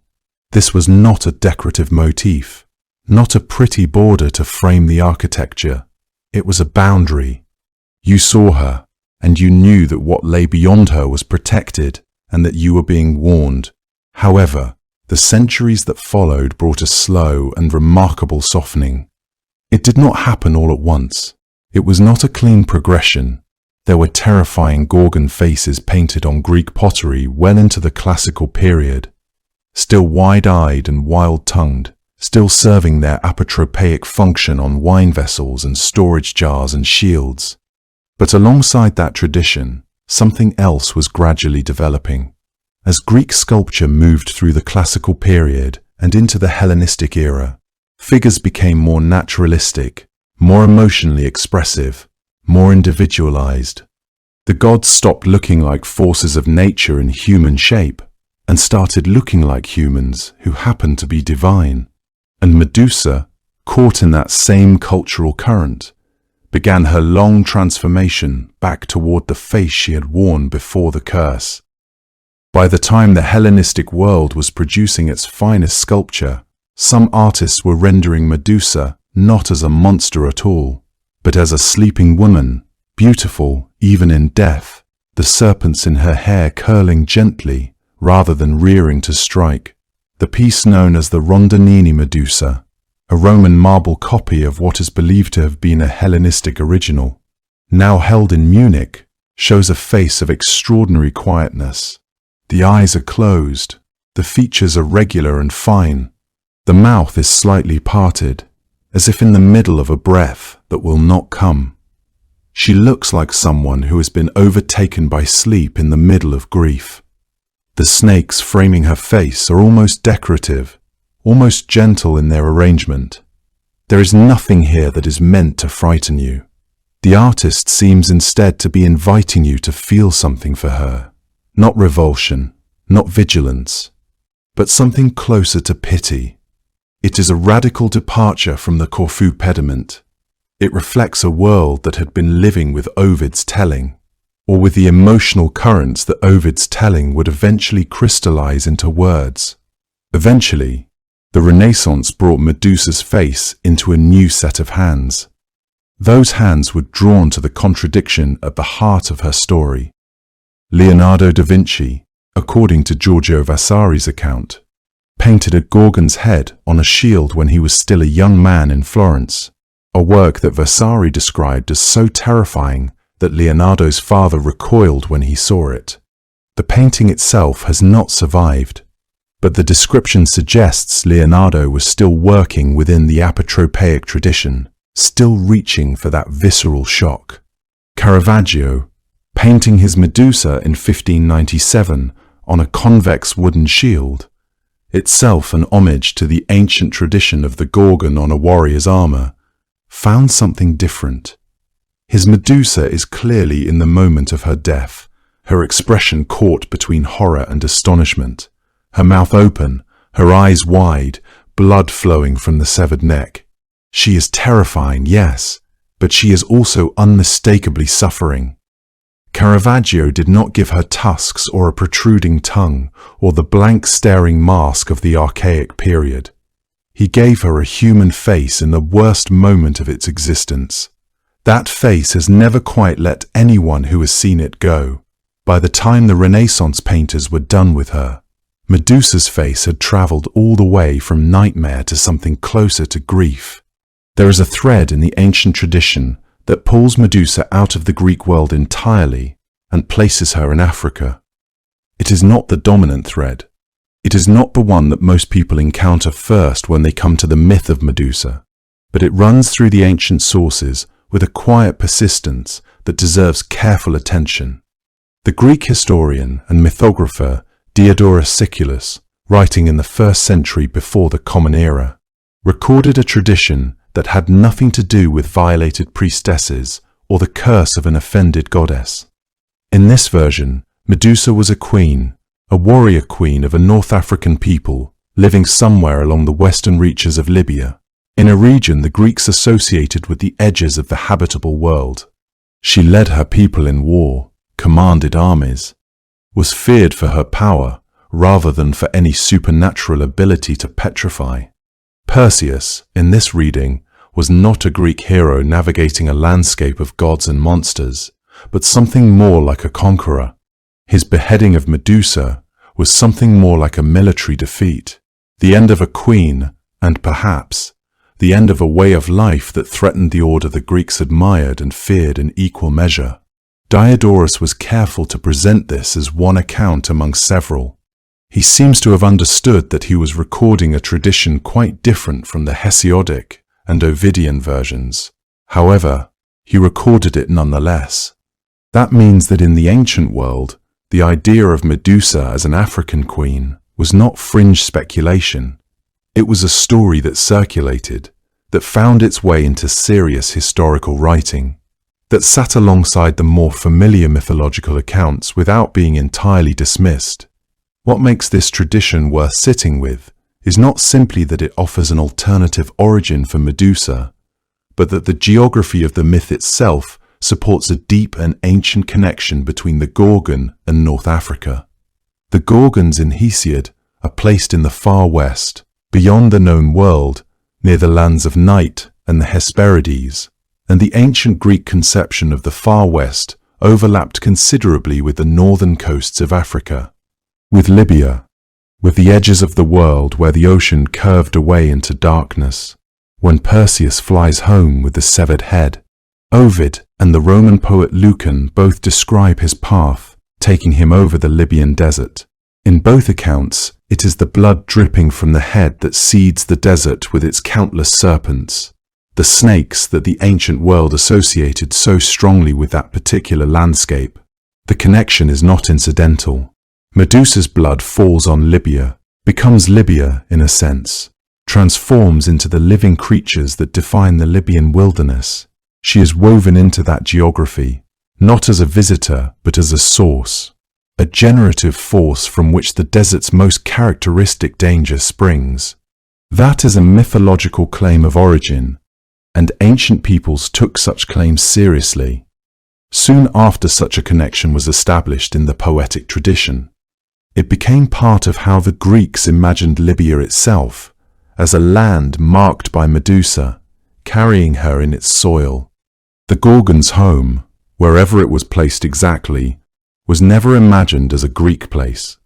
It was always somewhere else, somewhere Western, somewhere beyond the reach of Greek civilization and Greek order.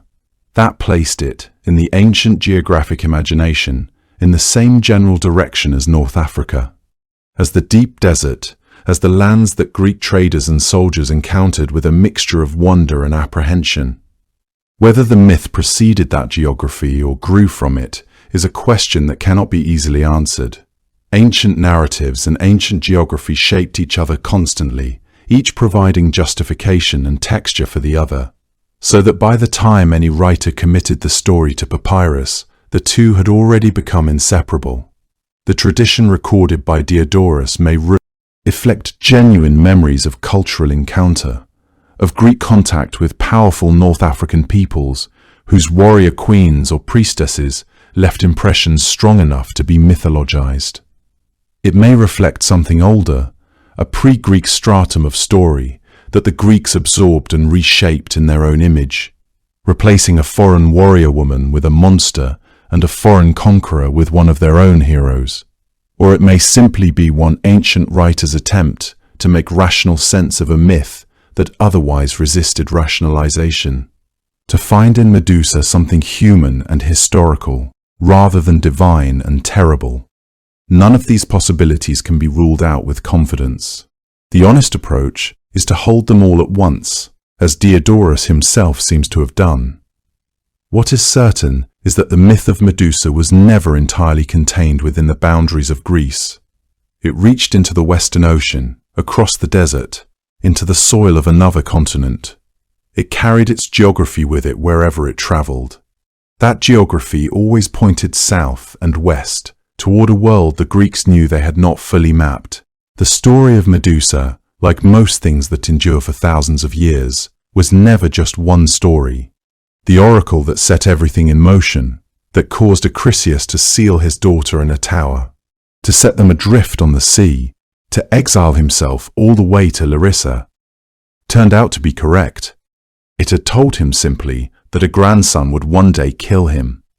Acrisius, king of Argos, had spent the better part of his life doing everything within his considerable power to make sure that could not happen. He locked his daughter Dainary away in a chamber of bronze, thinking that if no man could reach her, no child could be born. When Perseus arrived anyway, conceived in that impossible way that only gods can manage, Acrisius did not kill the infant outright. Perhaps he could not bring himself to do it. Or perhaps he feared the divine anger that might follow, and so instead he sealed his daughter and her newborn son inside a wooden chest and gave them to the sea. It was a softer cruelty than an outright execution.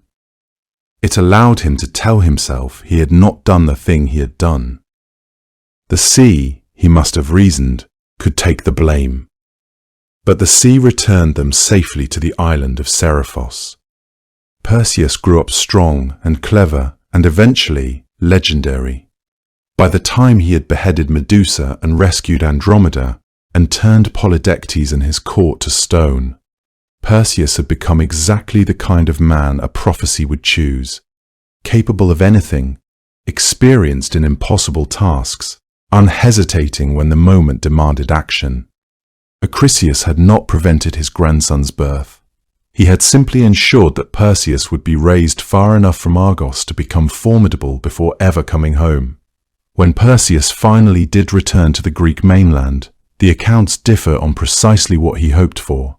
Some versions suggest he genuinely wished to find his grandfather and make some kind of peace between them. He had never known Acrisius as anything but an absence, a man who had chosen fear over family and sent a mother and her infant into open water. And yet Perseus, by most accounts, was not a man given to sustained bitterness. He had his mother back. He had Andromeda beside him. The worst of what life had handed him had already passed. Reconciliation may have seemed possible, even reasonable. Acrisius, however, had heard that Perseus was returning. The oracle had not gone quiet simply because years had passed and the prophecy seemed distant. Acrisius knew his grandson was alive, knew what he had accomplished. The old fear came back with all its original force. He left Argos and travelled north to Larissa in Thessaly, putting distance between himself and the man the oracle had named. It is one of the quieter ironies in the Perseus story that the king who had once cast his family into the sea now found himself the one in flight, crossing unfamiliar country in the hope that geography might accomplish what a bronze chamber and a wooden chest had failed to do. Perseus arrived in Larissa not long after. He had come, in some accounts, for the funeral games being held there, athletic competitions honouring a local king, the kind of event that drew young men from across the Greek world. Perseus joined the games. He had spent years in motion, years of extraordinary deeds. There is something almost ordinary about this image, a hero among other young men, throwing a discus on a clear afternoon, surrounded by the ordinary noise of a crowd watching athletic competition. The discus, in the Greek tradition, was a heavy bronze or stone disc. Throwing it well required both strength and a certain arc of release, a particular angle that sent it curving out and away. Perseus threw his, and something went wrong. The wind shifted, or the angle was not quite right, or the disc simply followed its own path rather than the one intended. It flew into the crowd of spectators. It struck an old man who had come to watch the games, perhaps because there was nothing else to do in a strange city, perhaps because the games offered noise and colour and a brief distraction from whatever weight he had been carrying for 30 years. Perseus had not known his grandfather was in Larissa. Acrisius had not known his grandson would be throwing in the games that afternoon.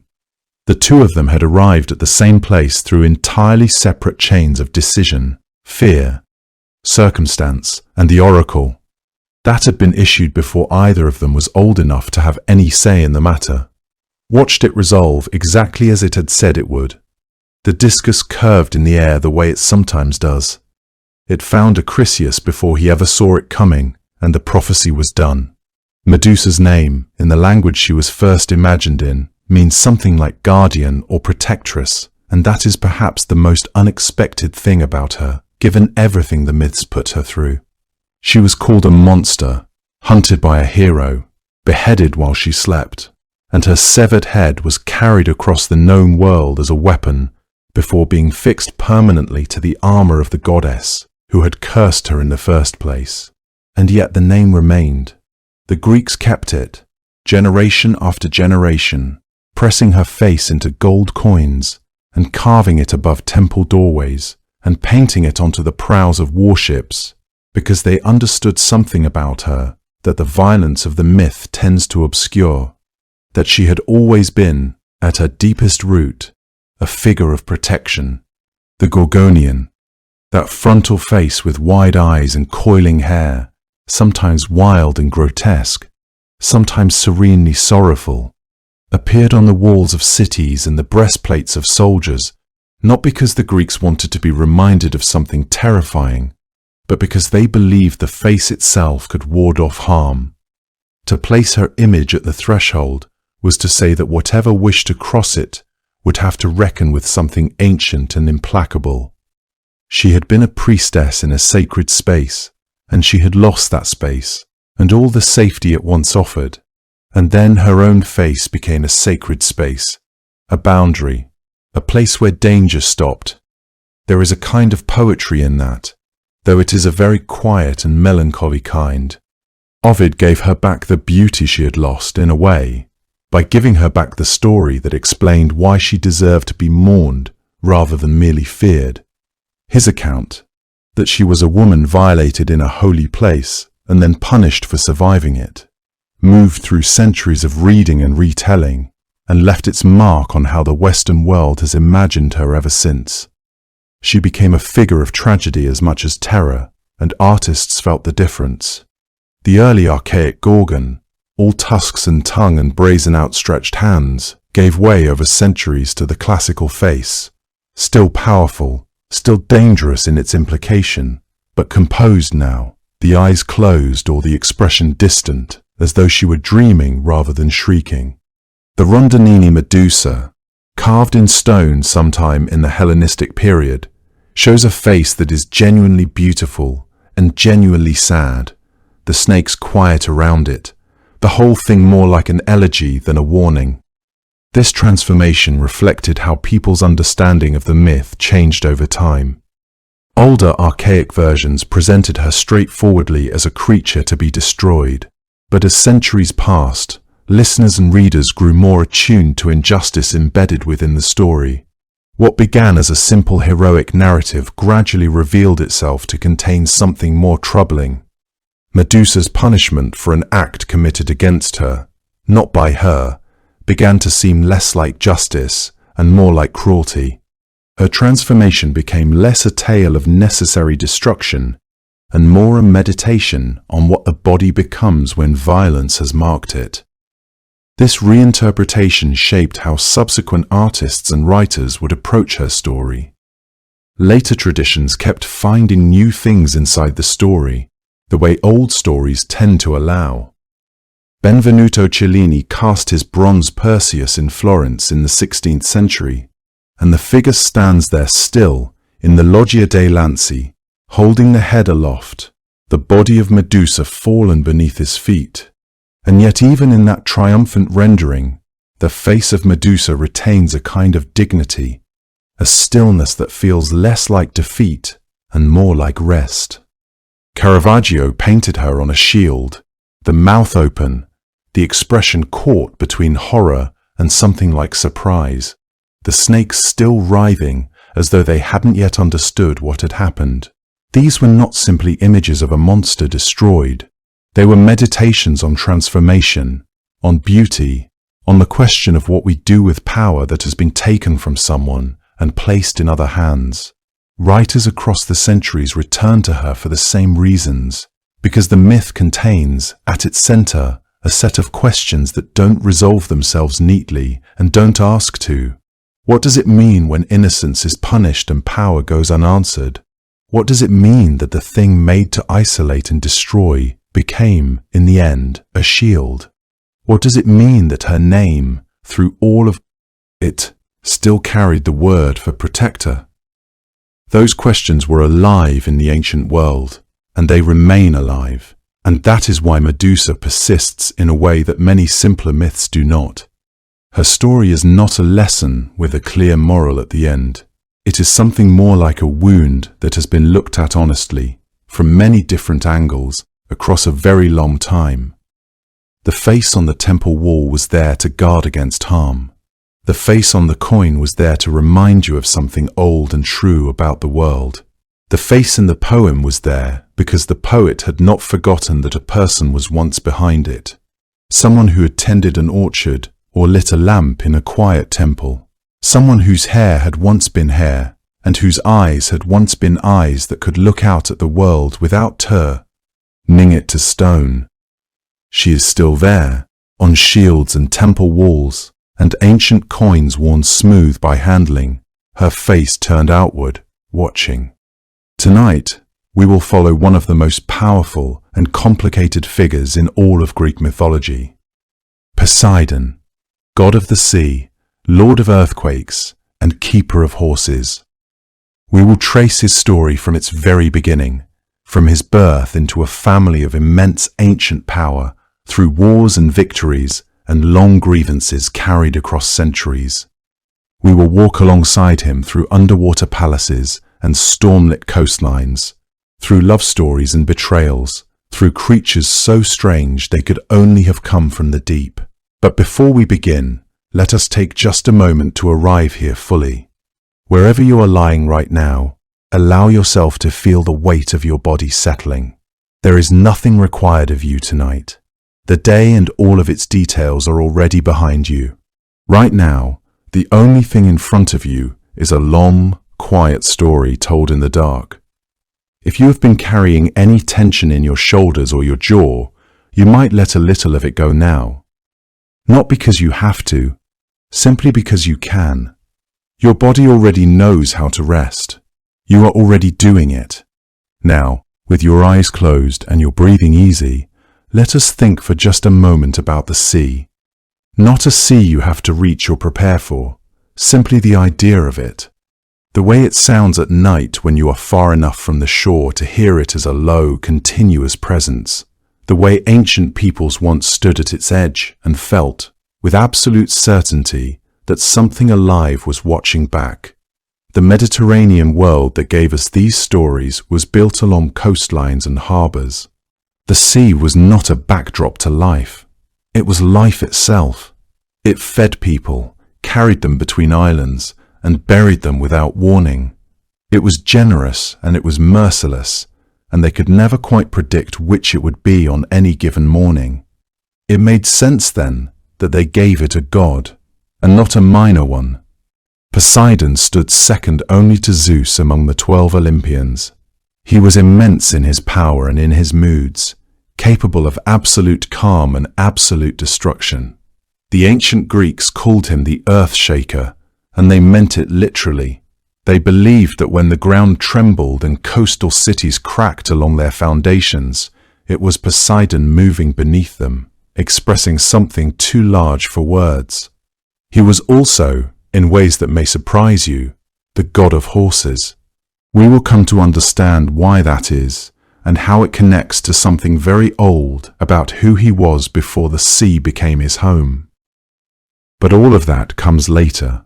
For now, we begin where every story in Greek mythology eventually must begin, with the Titans, with the world before the Olympians had any power at all, with a vast and ancient darkness in which Poseidon himself was once the one with no say over anything.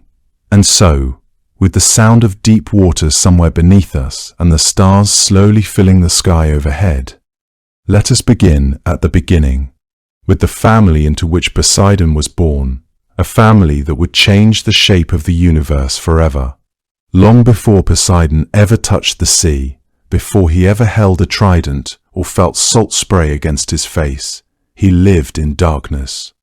The world into which he was born was nothing like the one that came after it. The Titans ruled then, enormous, ancient beings who moved through existence with the slow authority of glaciers, each of them carrying a portion of the primordial world inside them, as if they themselves were made of it. Their names had a different weight than the names that followed: Cronus, Rhea, Oceanus, Hyperion, Themis, Mnemosyne. Syllables that felt as though they had been spoken by the earth itself before anyone was around to hear them. This was not yet the age of temples or stories told in firelight. This was the age before those things needed to exist, when the mountains were still deciding how tall to be, and the rivers were still learning the shapes of their own valleys. Everything was older, quieter, and far more certain of itself than the world would later become. The sky rested on the earth rested on the deep water below it, and the Titans rested at the center of everything with the untroubled confidence of beings who had never once been made to question their place. Power in those days was not contested so much as simply inhabited, worn the way a mountain wears its snow, not because it chose to, but because there was no other arrangement that made any sense. Cronus was the lord of all of it, and he had come to that position in the particular way that positions of absolute power tend to be acquired, by taking it from someone else.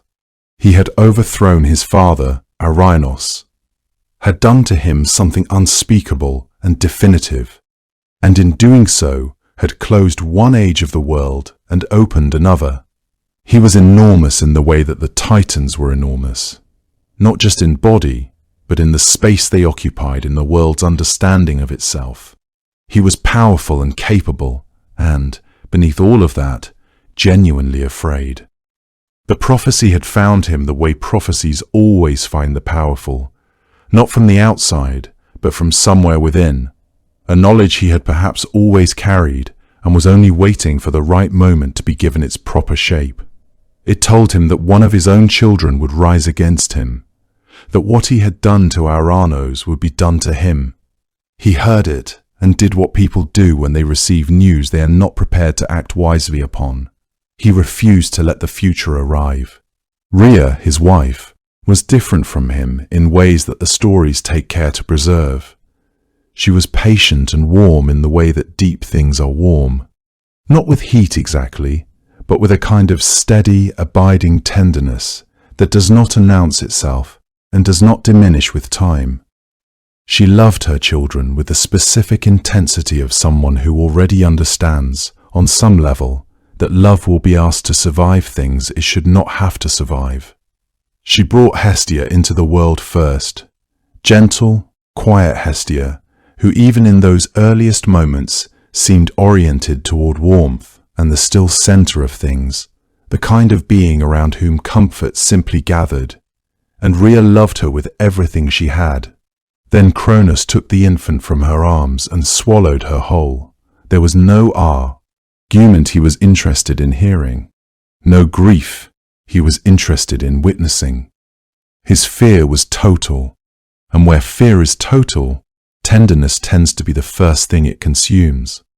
Rhea had to find a way to live inside that, and she did, though what it cost her, the stories do not say in any words that feel adequate to the actual cost.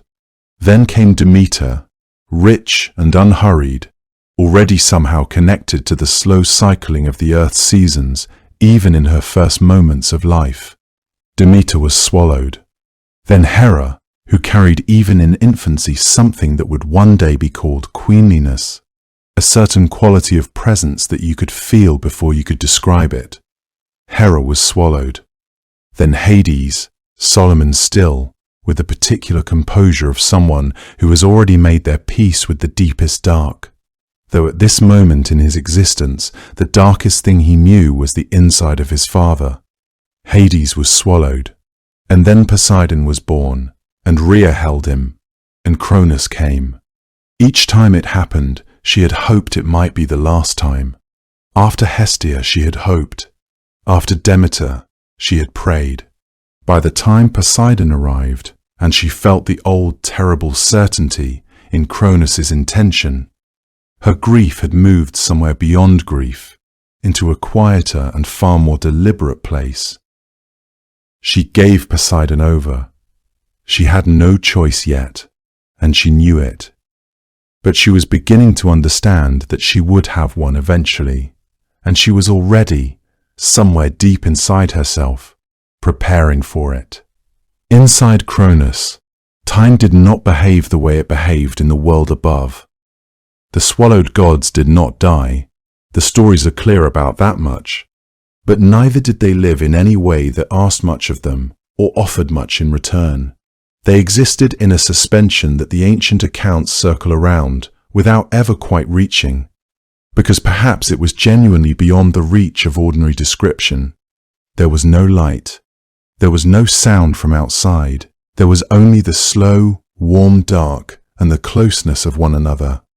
Hestia's quiet, Demeter's patience, Hera's stillness, Hades' deep composure, and then Poseidon among them, the five of them together, in a space that asked nothing and promised nothing, simply held them.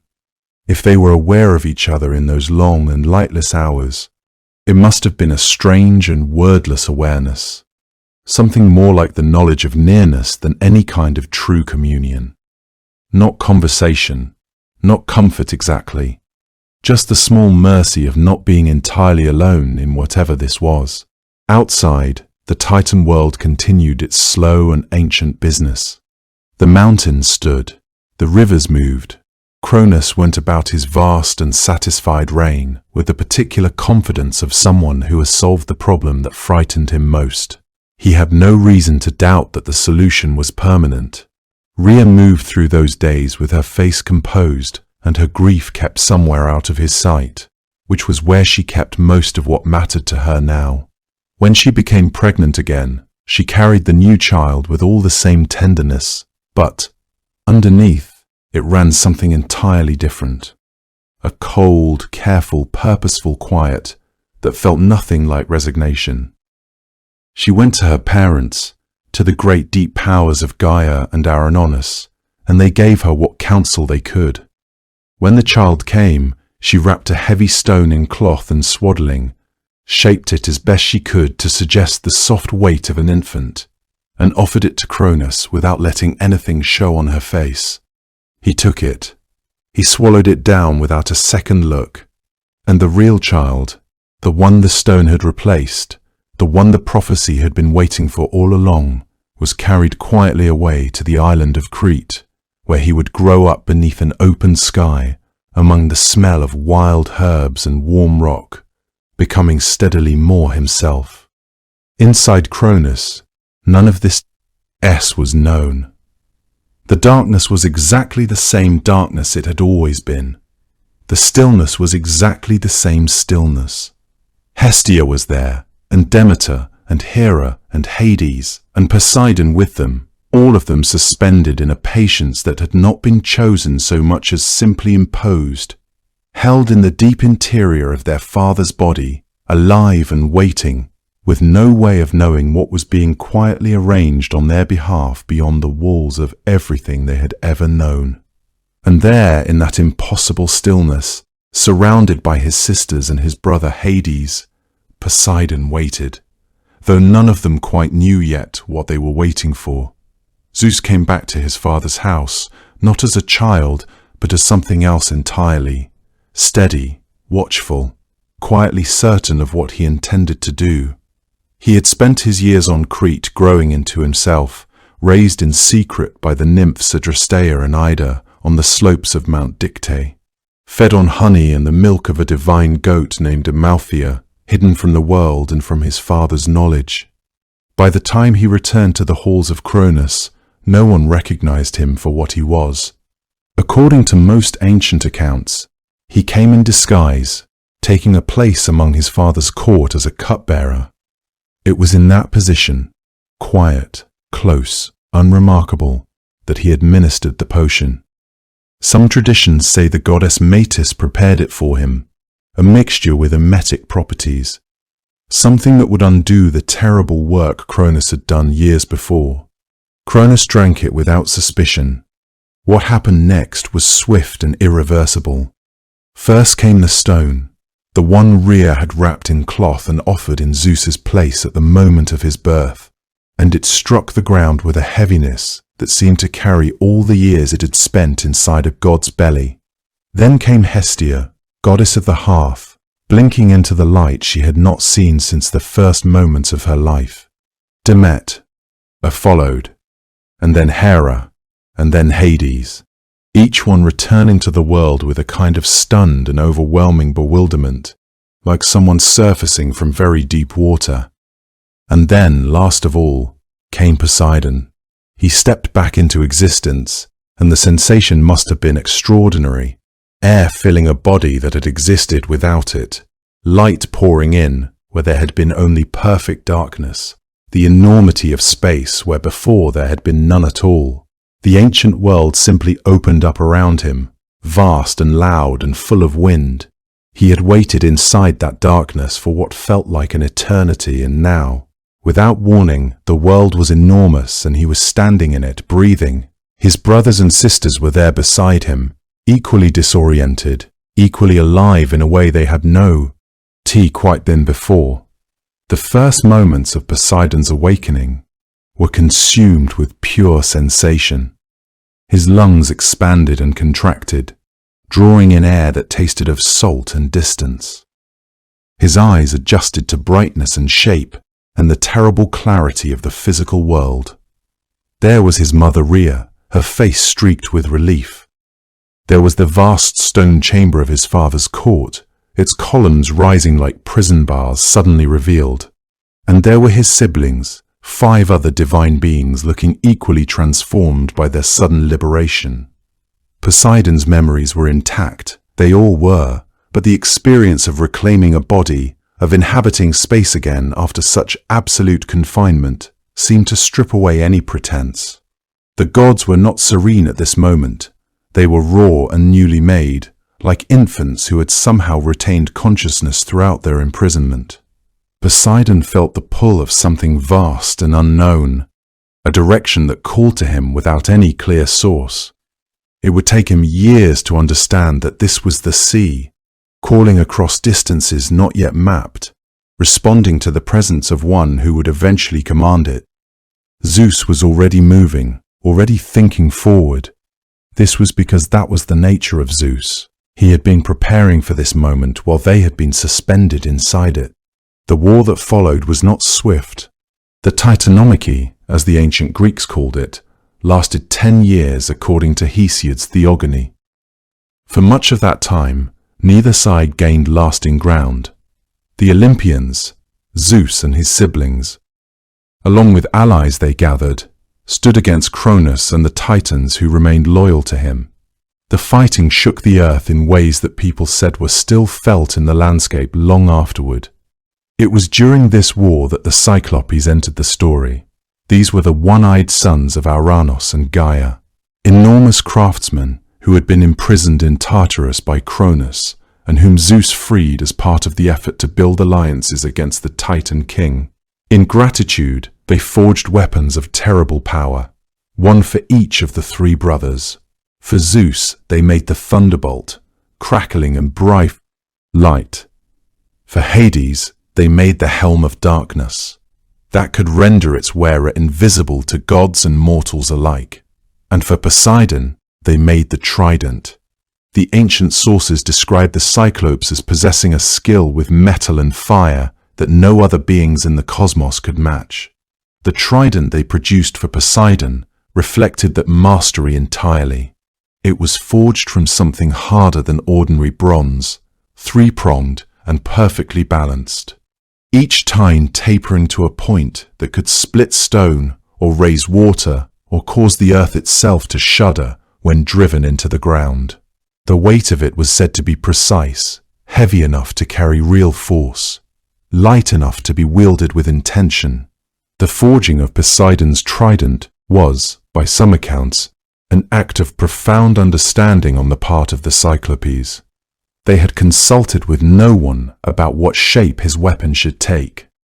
They simply knew, the way artisans know their craft, what form would suit a god who ruled the sea.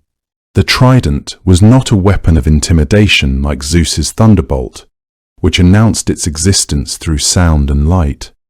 It was a tool that worked through subtler means, leverage and precision, and an understanding of force applied to water and earth. The Cyclopes had intuited that Poseidon would need something that could translate intention into movement across multiple domains. When Poseidon first closed his hand around its shaft, the weapon responded to him as if it had been made for no one else. That, of course, it had. The Cyclopes understood what each god needed. What Poseidon needed was something that could move between elements, strike the earth, stir the water, split the sky open if he chose. The trident could do all of those things. In the years that followed, it became inseparable from his identity. As much a part of him as his voice, or his anger, or his deep and complicated love for the sea he had not yet claimed. With those weapons in hand, the balance of the war shifted. The Olympians and their allies prevailed. Cronus and most of the Titans who had fought alongside him were cast down into Tartarus, the deepest region beneath the earth. A place that the ancient texts describe as so far below the surface that an anvil falling from the sky would take 9 days and nights to reach it. 9 more to fall from there to the floor of Tartarus itself. It was as complete a removal as mythology could imagine, not death, since the Titans were not entirely destroyable, but a containment so absolute it amounted to the same thing for all practical purposes. And with that settled, the 3 brothers turned to the question of what came next. They drew lots, as the tradition tells it, a method that acknowledged hence in a way that avoided the kind of dispute that pure hierarchy might have caused. Zeus drew the sky and the upper air. Hades drew the underworld. Poseidon drew the sea. The division of the cosmos among the 3 brothers was a moment of profound significance, though not all of them seemed to recognize it at once. Hades accepted the darkness and the rule of the dead with a kind of austere dignity that needed no elaboration. Zeus looked upward at the domain he had claimed and smiled, already imagining the throne he would build there, the palace of gods that would rival anything Cronus had created. But Poseidon stood still for a long moment after drawing his lot, contemplating what it meant. The sea was not the sky, bounded by horizon and limits that a god could perceive at a glance. It was something else entirely, vast and moving and fundamentally unknowable, even to a divine being. It would take him time to understand the gift he had been given. The earth itself, and Mount Olympus with its high clean winds and its light, were to belong to all 3 of them equally, shared ground that none of them could claim as exclusively their own. It was a division that made a kind of sense if you looked at it clearly. The sky above, the depths below. Between them, the great moving water that wrapped the world entire. Poseidon must have looked at what he had been given and understood, perhaps slowly, that it was not a lesser portion. The sea covered more of the world than the land did. It connected everything. It held within it a darkness as complete as Tartarus, and a surface as bright as anything Zeus would ever find in his sky. The sea was Poseidon's alone. Standing at the edge of it for the first time as its lord, he felt the full weight of what that meant. The palace at the bottom of the sea was nothing like the marble halls of Mount Olympus. There were no columns of white stone catching the sunlight, no open courtyards where the wind moved freely and the air carried the scent of cedar and cloud. The palace of Poseidon was built from the materials of the deep, coral in shades of red and amber and deep rose, walls inlaid with pearl and sea-polished shell. Great arching passages formed from the slow accumulation of ancient reefs that had grown and died over ages beyond counting. Light did not fall there from above. Instead, it rose from within, from the small bioluminescent creatures that drifted through the halls and nested in the coral, giving off a soft, shifting glow of blue and green that made the whole palace seem to breathe. The floors were dark sand, undisturbed by any current. In the deepest chambers, the silence was absolute, a silence more complete than anything that existed in the world above, where even the stillest night has birdsong and wind and the distant movement of leaves. Ancient Greek poets described this place in reverent terms as a vast and sovereign dwelling that had no equal anywhere in the known world. It was built not by mortal hands but by the will of its owner, and it reflected him entirely, immense, shadowed in some places and brilliant in others, simultaneously beautiful and capable of becoming something terrible. Poseidon had not been given the sea as a compromise or a lesser prize. He had been given the largest kingdom in existence, wider than the sky and deeper than any road the living could travel. The ocean covered more of the world than land did, and all of it was his. To move through his kingdom, Poseidon travelled by chariot, and his chariot was drawn not by ordinary horses, but by hippocampi, creatures that were horse from the shoulders forward and fish from the waist back. Their front legs ended in hooves that moved through water as if it was simply a lighter kind of air, and their hindquarters tapered into long, scaled tails that swept behind them in powerful, graceful strokes. Their manes were pale and loose, trailing around them like sea foam does around a breaking wave, spreading and dissolving and reforming with every movement. When they moved at full pace through the ocean, the water parted ahead of them and closed again behind in long, smooth eddies, and it was said that the sea turned briefly calm in the track of Poseidon's passing. They were strange animals, neither fully of the land nor fully of the water, belonging comfortably to neither world and at ease in both, and there was something about them that suited their master perfectly, a god whose power extended well beyond the ocean's surface. In his hand, Poseidon carried the trident. The Cyclopes had made it for him during the war against the Titans, those one-eyed craftsmen who worked under the earth and understood the properties of metal and divine intention in ways no ordinary smith ever could.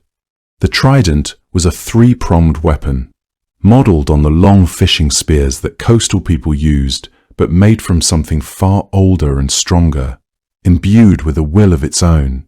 With it, Poseidon could raise storms from a flat and peaceful sea, summoning wind and darkness from nothing. He could bring walls of water crashing against a coastline that had known nothing but calm for a generation. He could drive one prong into the earth and cause springs to burst upward from dry rock, fresh water rising where there had been only dust and silence.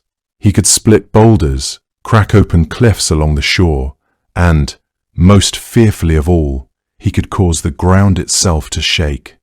This last power was the one that made the ancient Greeks most wary of him, and it is worth understanding why they believed a god of the sea could also be the lord of earthquakes.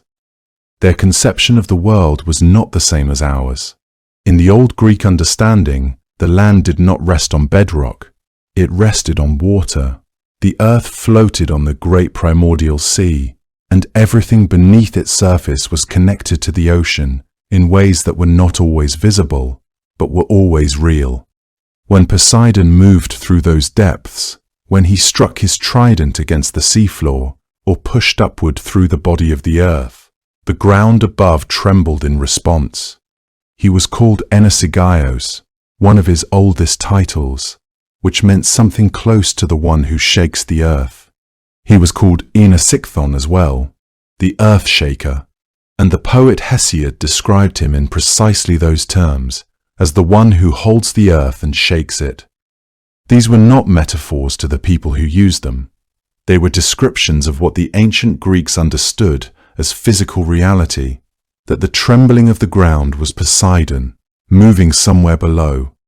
When a coastline shuddered and buildings cracked and the sea pulled back from the shore before surging forward again, people did not wonder what had happened. They wondered what they had done, or what someone nearby had done, to provoke him. A temple offering left unpaid, a sailor who had boasted about calm waters and given no thanks, a king who had refused to honor an agreement made at the shore. Poseidon kept score, and his accounting was long and patient, and eventually expressed through the earth itself. The same understanding shaped the way sailors thought about storms. When the sea rose in fury and waves battered the walls of harbors, those aboard ships did not think about weather systems or shifting winds. They thought about whether an offering had been neglected, whether the voyage had started without proper prayers, whether anyone on board had spoken carelessly about the ocean within earshot of it. A storm was not misfortune. A storm was a mood, and Poseidon's moods were famously volatile, responding to slights with a swiftness that left little time for preparation. The sea could change from glassy calm to something catastrophic within a very few hours, and this was entirely consistent with a god whose temper even other Olympians regarded as something to be handled with care. In sculpture and on painted pottery, Poseidon was depicted as a mature man, broad-shouldered and heavily built, with a dark beard and a bearing that conveyed authority without any need to announce it. He was sometimes shown in the full robes of a god, and sometimes with a cloak draped loosely across his arms and shoulders, as if the formal dress of Olympus was something he tolerated rather than embraced. He always carried the trident. Some images showed him standing at the edge of a great wave, the water rearing behind him. Others showed him riding his chariot across a calm sea, the hippocampi moving easily beneath him, the surface barely disturbed. That second image, Poseidon unhurried across a quiet sea, carried its own kind of power. It suggested that the calm itself belonged to him, that the stillness of the water on a clear morning was simply the face of his contentment, and that it could be withdrawn at any moment by something as small as a broken promise or a neglected sacrifice. The sailors who crossed the Aegean understood this. They knew the water they moved through was not an empty thing, but a presence, that the sea had weight and intention and memory far longer than any human life. They made offerings before they launched and gave thanks when they arrived. And on those days when the water was smooth and the wind cooperated and the stars held steady overhead, they were grateful not just for good fortune, but for the specific mercy of a god who could have made it otherwise. When the ground shook and the coastline cracked, the ancient Greeks did not reach for explanations. They already knew whose footstep had caused it. A god as powerful as Poseidon should have had no difficulty finding a bride. And yet for a while, it seemed the sea itself conspired against him. He had ruled the ocean for some time before the thought of a queen became something he could no longer set aside. The underwater palace was vast and luminous. The hippocampi moved in elegant arcs through its coral corridors, and the sea answered to his trident without hesitation. And still, there was something missing in those great halls, some quality of warmth and presence that power alone could not supply. It was then that Poseidon turned his attention to the Nereids, the 50 daughters of the ancient sea god Nereus and the Oceanid Doris. They were not Olympians in the way Poseidon was, but they were creatures of genuine grace, sea nymphs who moved through the shallows and open water with a kind of easy joy that was entirely their own. According to some accounts, it was near the Isla, and of Naxos that Poseidon first saw them dancing together on the surface of the sea, their voices rising and falling with the rhythm of the waves, their movements so naturally fluid that it was difficult to say where the water ended and they began. Other traditions place the encounter at the court of Atlas, far at the western edge of the world, where the Nereids sometimes gathered in the deep quiet of that distant place. Wherever it happened, among all 50 of them, one stood out to Poseidon immediately. Her name was Aphrodite. She was not the loudest or the most visibly radiant among her sisters. What distinguished her was something quieter, a steadiness, a kind of belonging to the sea that even the other Nereids seemed to recognize. She moved through the water with complete ease, as if the ocean received her rather than simply carrying her. She understood the moods of the deep in a way that spoke of long familiarity, not merely divine heritage. Poseidon approached her directly, as was his nature. He was not a god who had ever learned to be subtle about what he wanted. He made his intentions clear, and Aphrodite refused him. She turned away from him without ceremony and left, traveling to the furthest reaches of the world to take shelter with Atlas, whose great shoulders bore the sky at the edge of the ocean. Whether she was simply unwilling, or whether she understood something about what it meant to become queen of a realm as volatile as the sea, the old stories do not entirely explain. What they do tell us is that she was gone, and that for Poseidon, her refusal landed with a weight he had not anticipated.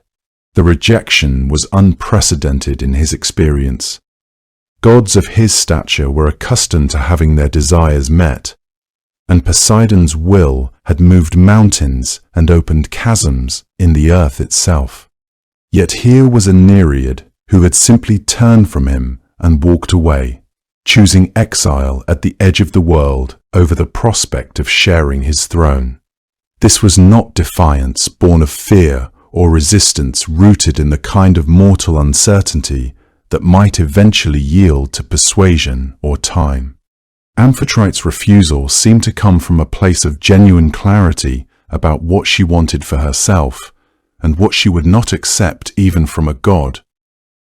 Poseidon found himself in unfamiliar territory, not merely denied, but confronted with the reality that his power, which could command the waves and splinter ships, could not compel the heart of someone who had already made up her mind. Some accounts suggest he raged at first, that the seas grew turbulent and difficult in his frustration. Others suggest he fell into a kind of brooding silence, understanding that force would only drive her further away.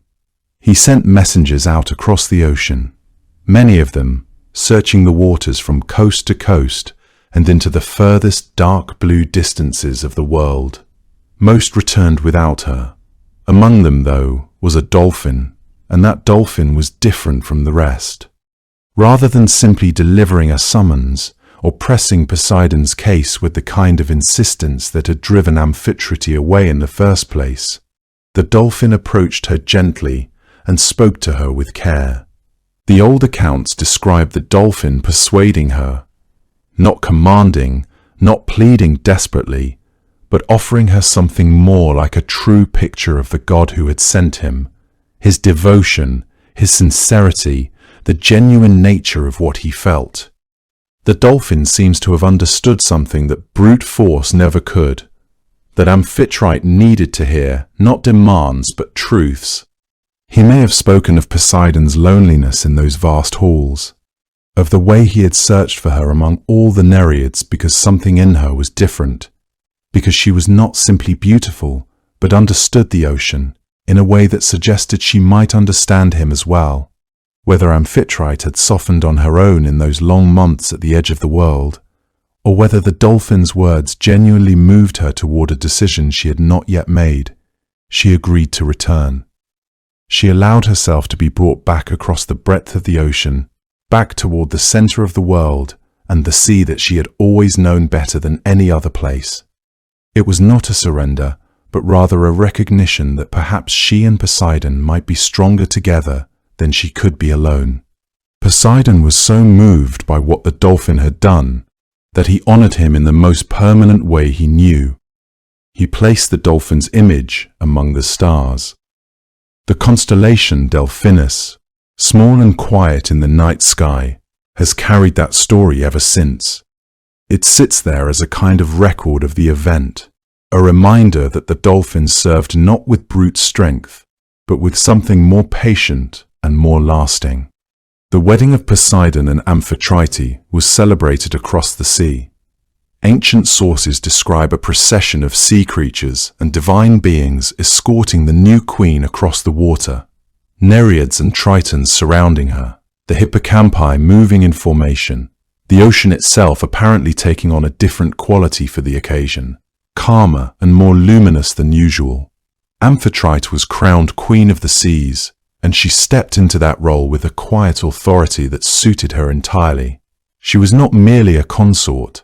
In many traditions, she appears as a goddess in her own right, with real dominion over the ocean's calmer aspects, the steady deep, the reliable tides, the creatures that moved without frenzy through her waters. The palace, that had once seemed merely magnificent, now became a true seat of shared power. Aphrodite brought order to the household, established ceremonies and traditions that had not existed under Poseidon's sole rule, and created spaces of genuine beauty where before there had been only vast and formidable architecture. Where Poseidon's reign had been marked by the assertion of power and the demonstration of divine authority, Aphrodite's presence introduced another dimension, one of restraint, elegance, and the kind of wise governance that considers not only the exercise of strength, but its proper application. The two gods complemented each other in ways that became evident almost immediately. Together, Poseidon and Aphrodite had children who reflected something of both parents. Their most famous son was Triton, who was born half man and half fish, a merman whose upper body was powerfully built and whose lower half swept behind him in great scaled coils. He carried a conch shell whose sound could organize the chaos of the sea, raising or calming the waves depending on how he chose to blow it. Then there was Rhode, the nymph of the island that would bear her name, and Benthesisime, whose name carried the meaning of the deep-sea swell, a daughter whose very name suggested the quality of water far from shore, where the surface rolls in long, slow undulations that have nothing in common with the choppiness near the coast. Aphrodite's presence beside Poseidon was not incidental to who he became as a ruler. She was a steadying figure in a way that seems to have mattered, not in the sense that she controlled him, because no one truly did, but in the sense that the sea under their shared governance had more dimensions to it than it might otherwise have had. He was the earthquake, the storm, the struck rock, and the risen wave. She was the deep consistency beneath all of that, the part of the ocean that continued quietly, regardless of what the surface was doing. Between the two of them, the sea became something more complete than either could have been alone. And from that day, the dolphin was not merely a creature of the ocean. It was a reminder that even the most stubborn of hearts can sometimes be persuaded by the right messenger. Triton's voice could move mountains of water. He was the son of Poseidon and Aphrodite, their firstborn and most celebrated child. He was unlike anything that swam or walked or breathed in the ancient world. From the waist upward, he had the broad shoulders and strong arms of a man. From the waist downward, his body tapered into the gleaming scaled tail of a great fish, moving through the water with a kind of effortless power that made the ocean part for him wherever he went. He carried with him a conch shell, a great spiral shell taken from the deep, and when he pressed it to his lips and blew, the sound that came out could do something remarkable. It could calm the roughest seas, quieting waves that had been building for days into something gentle and still. And it could do the opposite as well, raising the water into walls of dark motion when his father needed the ocean to speak in its most forceful voice. Triton served as Poseidon's herald, his messenger, the one who announced his father's presence to the creatures of the deep and the coastlines of the world.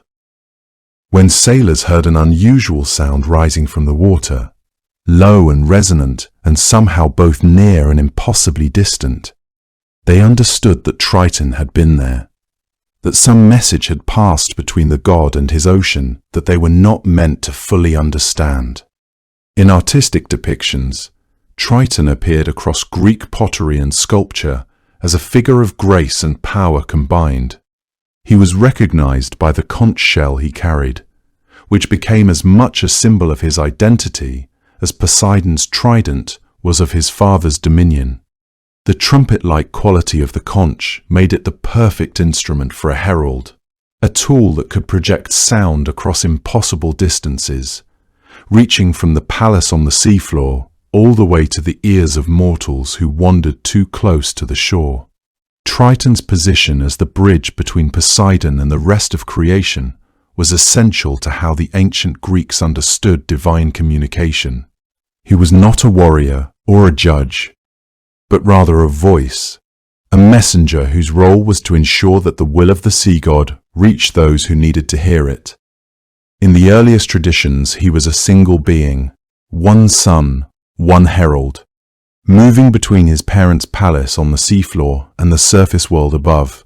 But as the centuries passed and the stories multiplied, Triton became something broader.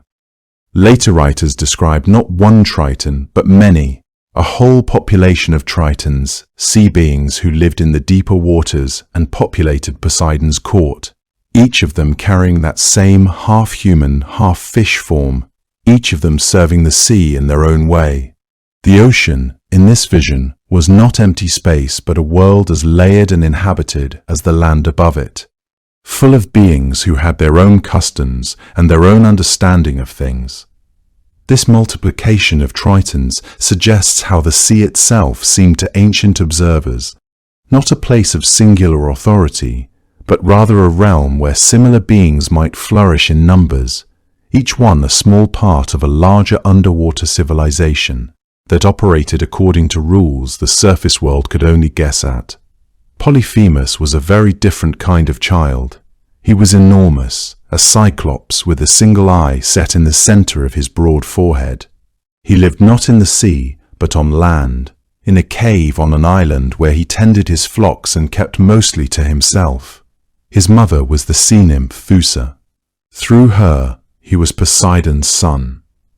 Though you would not have guessed it easily by looking at him, there was nothing of the ocean's fluidity in him, nothing of the wave or the tide. He was massive and slow, and rooted to the earth in a way his father never was. His story becomes important later, in the long wandering of Odysseus, but even before that chapter began, Polyphemus existed as a kind of proof that Poseidon's children did not always resemble their father, that the sea could produce something as immovable as stone just as readily as something as restless as the current. Then there was Proteus, who was almost the opposite of Polyphemus in every way. Proteus was ancient, older feeling even than his connection to Poseidon would suggest. He was known by the old title of the Old Man of the Sea. He tended Poseidon's herds of seals on sandy shores, keeping count of them, watching over them with a patience that seemed infinite. What made Proteus remarkable, and deeply frustrating to anyone who sought him out, was that he knew things. He possessed the gift of prophecy, a full and clear sight of what had been and what would come. He was willing to share none of it willingly. If a person managed to find him during his midday rest and hold him fast while he slept, Proteus would wake and immediately begin to change shape into a lion, a serpent, rushing water, a tree, fire, anything at all to frighten his captor into releasing him. Only someone who held on through every transformation, refusing to let go no matter what form appeared in their hands, would finally force Proteus back into himself, tired and resigned, ready at last to answer. He knew everything and shared nothing unless compelled. That made him one of the more honest reflections of the sea itself, full of information, deeply reluctant to give it up. Mortals who sought out Proteus understood that the effort required to gain his knowledge was itself part of the wisdom. The sea, in his nature, was saying that truth does not come easily, that some of the most valuable information in the world demands persistence and courage to obtain. His transformations were not merely defensive, they were also instructive, showing that the sea itself was a shapeshifter, a realm where nothing stayed the same, where the very ground beneath your feet could become fluid and unreliable.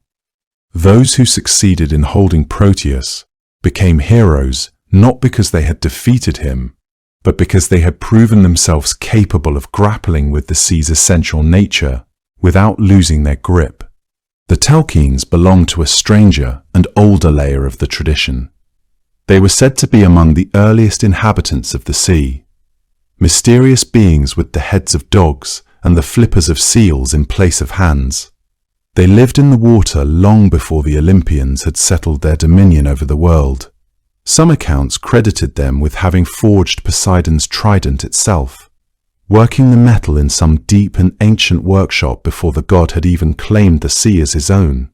They were craftsmen and sorcerers both, capable of shaping metal and of influencing the weather. They were connected to several islands, Rhodes especially, where they were said to have been among the first to arrive. Their nature was ambiguous in the old stories. Sometimes they were portrayed as protective and skilled, sometimes as dangerous and prone to using their powers in ways that harmed the earth around them.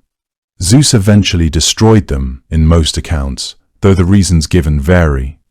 What the Telkines represent, more than anything specific, is the sense that Poseidon's world had a prehistory, that before the ordered mythology of the Olympians, there were older, stranger beings in the water whose origins no one could quite trace, whose nature did not fit neatly into any familiar category. Charybdis, too, belongs to this region of the myth, where categories begin to dissolve. She was a whirlpool, or the being that caused one, located in a narrow strait where the sea pulled downward 3 times a day with enough force to swallow ships whole. Some traditions connected her loosely to Poseidon's domain, a creature or force that existed at the edge of the sea's most dangerous character. Nearby, Scylla lurked against the rocks, 6-headed, each head ringed with teeth. A monster who had once been something else before transformation took everything recognizable from her. Together, these beings, Triton with his conch shell, Polyphemus in his cave, Proteus changing shape on the sand, the ancient Telkines at their forge, Charybdis pulling the water into herself, form a kind of portrait of what the sea contained, what it sheltered, and what it produced. None of them are easy to place. None of them belong entirely to the human world or entirely to something beyond it. They live at the boundary. That is exactly where the ocean has always lived, at the line between the known and the unknown, surface and the deep, the world where light reaches and the world where it does not. The ocean kept its strangest children hidden, deepest of all. Poseidon, more than any other god, understood that the world beneath the waves followed rules that the world above could barely imagine. There was a city being built on a high rocky outcrop of Attica, and both Poseidon and Athena wanted it. This was not a small ambition. To be the patron of a city meant something profound in the ancient Greek world. It meant temples, sacrifices, festivals held in your name, and the daily devotion of thousands of people for as long as the city stood. A god's power was fed, in some sense, by the attention of those who worshipped them, and so when a promising new city rose on a limestone hill above a wide plain reaching toward the sea, neither Poseidon nor Athena was willing to simply step aside. The question of who would claim it could not be resolved by force alone. Even among gods, there were rules for certain things, and so it was decided that each of them would offer the city a gift, and the people, and the divine judges assembled among them, would choose. The hill itself was extraordinary. It rose sharply from the surrounding plain, its rock pale and ancient, its flat summit visible for great distances in every direction. On a clear day you could see the sea from it, which mattered more than it might seem. The people who lived on and around that hill were farmers and traders, sailors and craftspeople, and they needed the sea and the land in equal measure. They watched as the two gods descended toward them, one trailing the smell of salt and deep water, the other calm and serious, her grey eyes steady, carrying no weapon in that moment, only the quiet authority of someone who had already decided what she intended to do. Poseidon went first. He raised his trident, the great three-pronged weapon forged by the Cyclopes, the same instrument that could raise storms and split coastlines, and brought it down hard against the bare rock of the hilltop. The blow rang out like thunder meeting stone, and from that crack in the Acropolis rock, water came surging upward in a bright column, catching the light, filling the air with its sound. It was an astonishing thing to witness. Here was proof of Poseidon's power laid open for everyone to see. A spring of water conjured from dry rock, the sea itself answering his command in the middle of the land. The people leaned forward. Water was life. Water was everything. And yet, when the excitement of the moment passed and someone tasted the spring, the report moved quietly through the crowd. It was salt. The water was salt water, as if the sea had simply extended itself through the stone, unable to offer anything other than what it truly was.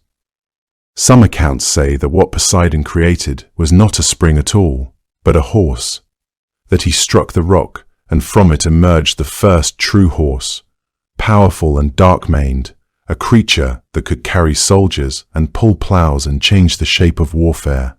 The versions differ, and it is worth holding both of them gently, because what they share is the same essential quality. Poseidon's gift was magnificent, and it was, in its way, untamable.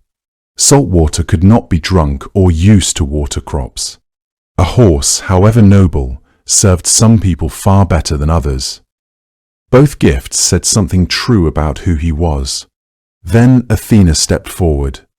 She did not strike anything. She simply knelt at the edge of the rock and pressed something small into a patch of earth near the summit. What grew from it was an olive tree, unremarkable in appearance at first, green-grey and modest, its leaves silver on the underside when the wind turned them over. It was not theatrical. It was not loud. It did not smell of the sea or move with the kind of force that made people step backward. It simply grew there, calm and inevitable, in the thin soil of the Acropolis. The judges deliberated. What the olive tree offered was harder to see at first glance, but easier to live with over time. Its fruit could be pressed for oil for cooking, for lamps, for the preservation of food, for the anointing of the body, for trade. Its wood was strong and slow burning. Its shade was real shade. The tree could survive drought and poor soil. It would still be producing fruit when the people who planted it were long dead, and their children's children would harvest from it too. Against salt water, or even against a horse, the olive tree was a quieter thing, but it was the kind of thing that fed a city across generations, rather than dazzling it for an afternoon. Athena's gift won. One version of this story carries an additional detail that has stayed with people for a long time. According to this account, the contest was settled not only by divine judges, but by the votes of the city's inhabitants. And when the men of the city voted, they chose Poseidon, while the women voted for Athena. There happened to be one more woman than man present, and so Athena won by a single voice. The consequence, according to this same tradition, was severe. Poseidon's anger at losing was partly redirected onto the women who had tipped the balance against him, and as a result, the women of Athens were stripped of their right to vote in civic matters. It is a dark thread in the story, and ancient sources treat it differently. Some include it, some do not. But it has stayed attached to this myth because it reflects something the ancient Greeks understood about how power, when humiliated, tends to find someone smaller to punish. Poseidon did not accept his loss quietly. The god who could shake coastlines and drown plains was not inclined toward gracious defeat. According to the myth, he sent floodwaters across the Attic plain in his fury, drowning the farmland below the hill in salt water, ruining whatever crops were growing there, reminding the people of what they had declined to make their ally. Eventually, the anger was addressed. Some accounts say through negotiation among the gods. Some say through honors offered to Poseidon that acknowledged his power, even in defeat. The worship of Poseidon did not disappear from Athens. Temples were built for him, sacrifices made, and his presence was woven into the city's religious life, even though Athena held the highest place. The two gods were never entirely separated in Athenian devotion, because people who lived near the sea understood that they could not simply choose to ignore it. What the myth left behind was not only a story, but something physical. The sacred olive tree remained on the Acropolis, or rather, a succession of olive trees, since the original was said to have burned when the Persians sacked the city, and then was said to have grown back from the same roots by the next morning, which was understood as proof of its sacred origin. And the crack in the rock where Poseidon had struck his trident remained too. Pausanias, the ancient traveller who wrote about the monuments and sacred places of Greece in the 2nd century, mentioned the mark still visible in his time. Nearby, there was what the Athenians called the Erechtheum, a complex of sacred spaces on the Acropolis that housed both the olive tree and the salt spring side by side, as if the city had desecrated, dared to hold both memories at once, to keep both gods present in the same sacred enclosure, rather than pretend that only one of them had ever mattered. The spring itself was something people spoke of with a kind of quiet wonder. It did not produce much water. It was not a river or a gushing source. It sat in a shallow depression in the rock, a small thing, and yet it was salt, which meant it belonged to the sea, which meant it had no business being there at all, on a hilltop far from any coastline. There was a cleft in the rock nearby that, on windy days, produced a sound, a low, hollow resonance that some people described as the sound of waves, moving through the stone itself, as if the ocean had left something of itself behind in the moment of impact and had never fully retreated. People came to stand beside it for a long time after the contest was over, and the gods had moved on to other disputes and other cities. They came partly out of religious duty, and partly, perhaps, out of something simpler, the desire to be near a place where something genuinely extraordinary was said to have happened, where a god had struck the earth and the sea had answered. Visitors to the Acropolis for centuries afterward could press their ear to the rock near the sacred olive tree and hear, faintly, the sound of the sea. Long before Poseidon was understood as the lord of the sea, in the oldest corners of Greece, people worshipped him as something else entirely, as the god of horses. This is easy to forget when we picture him standing at the edge of the water, trident in hand, with the spray of the ocean around him. But in Thessaly, in parts of the Peloponnese, in the older and quieter sanctuaries of Arcadia, his name was joined to a different title altogether. He was called Hippios there, the horse god, and scholars who have studied the oldest layers of Greek religion believe this connection to horses may actually be more ancient than his connection to the sea. The sea domain came to define him, as it would come to define everything eventually, but the horses were there first, rooted in something older and harder to explain. One tradition held that Poseidon created the very first horse. The accounts vary in their details, as Greek traditions often do, but the central image is consistent. He struck something, a rock, the crest of a wave, the bare earth, with his trident, and from that point of contact, the first horse emerged. Some called this horse Skyphios, though the name appears in only a few sources, and the creature itself was more important than any name attached to it. What mattered was the idea that horses and Poseidon shared an origin, that the power and unpredictability of a horse in full motion was not so different from the power of the sea. Both could carry you gently or destroy you entirely. Both were beautiful in ways that made it difficult to look away. The ancient Greeks who worshipped Poseidon, as Hippios understood this connection, not as a metaphor, but as something quite literal. The god who made the waves also made the animal that most resembled them. The deepest and most unusual myth connecting Poseidon to horses is the story of his pursuit of Demeter. It takes place not at the shoreline, but far inland, in the mountainous forested region of Arcadia, a landscape of caves and dense woodland, of rivers cutting between slopes, of a sky that felt closer to the earth than anywhere else in Greece. Demeter was wandering at that time, as she often was during the long period of her grief over the disappearance of her daughter Persephone. She moved through the world distracted and exhausted, and her sorrow had already begun to affect the earth around her. Grasses thinning, harvests failing, the soil growing reluctant. Poseidon noticed her. His desire for her was immediate and insistent, in the way that Poseidon's desires often were, and he began to pursue her across the land.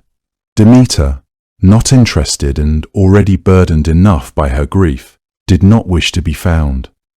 She came upon the horse herds of King Onkeos in Arcadia and made a decision that she hoped would hide her completely.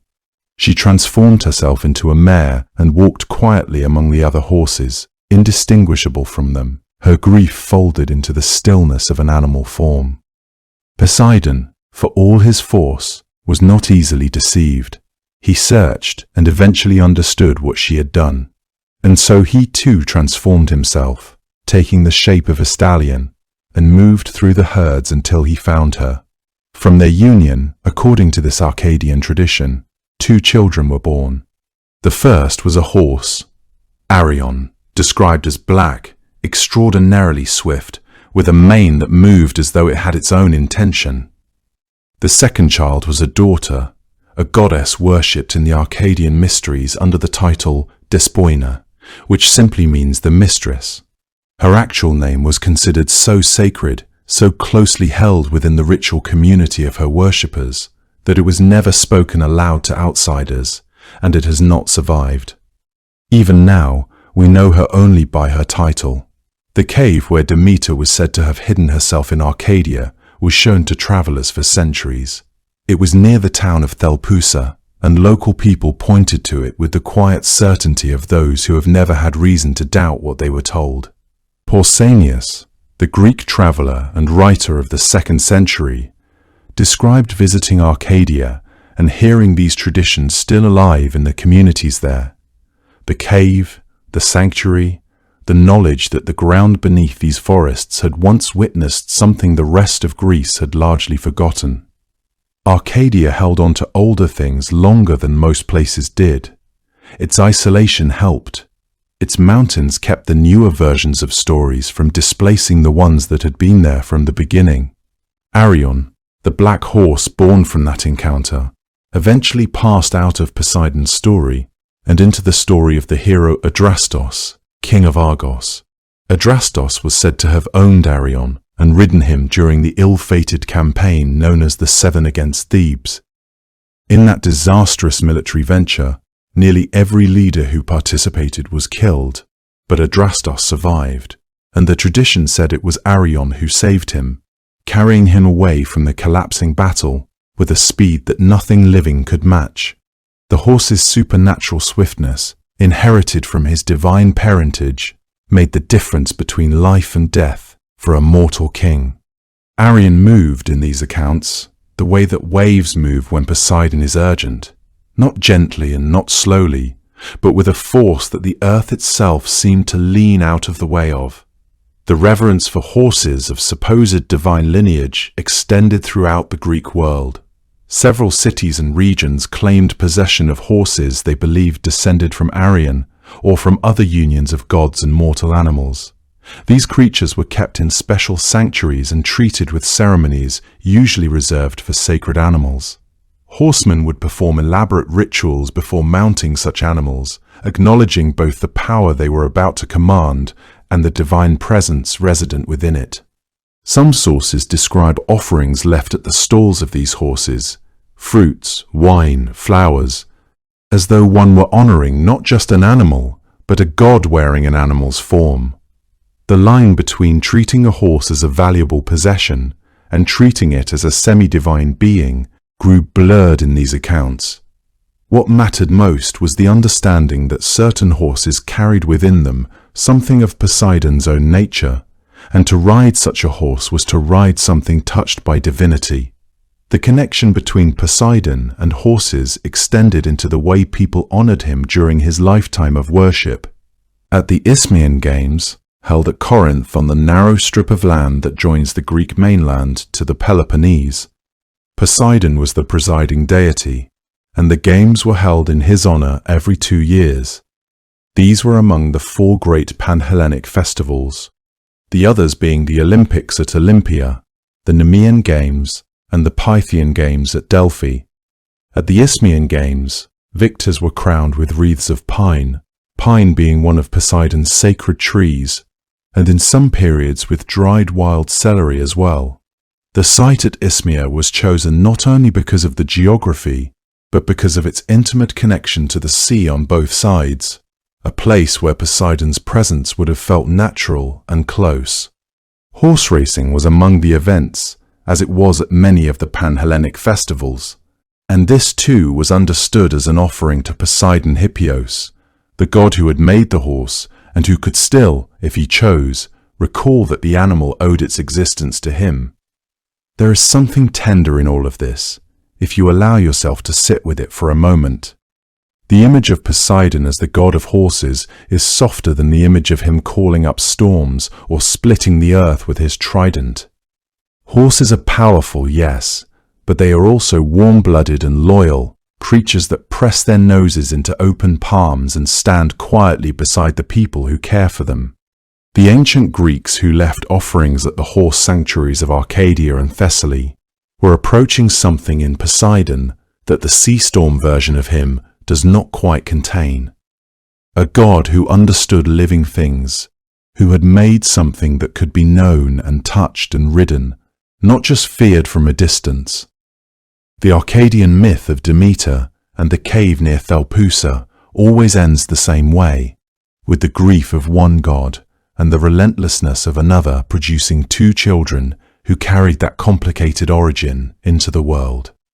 Despoina kept her name hidden in the sacred silence of the mysteries, and Arion ran so fast that people said he barely touched the ground at all, which made perfect sense for a creature whose father had once been the god of waves. Medusa was mortal in a way her sisters were not. That meant she was already more vulnerable than most people who cross paths with a god. Her sisters, Steno and Uriel, were born immortal. They could not be wounded or killed. No human hand could ever truly harm them. Medusa was different. She was born into the same family, the same ancient lineage of sea-born creatures, the same strange and formidable world of the Gorgons, and yet she had been given a mortal life. That meant she could suffer in ways her sisters never would. Ancient sources describe her as a woman of remarkable beauty. That beauty, as it so often did in the world the Greeks imagined, drew the attention of someone she had no power to refuse. Poseidon came to her in the temple of Athena.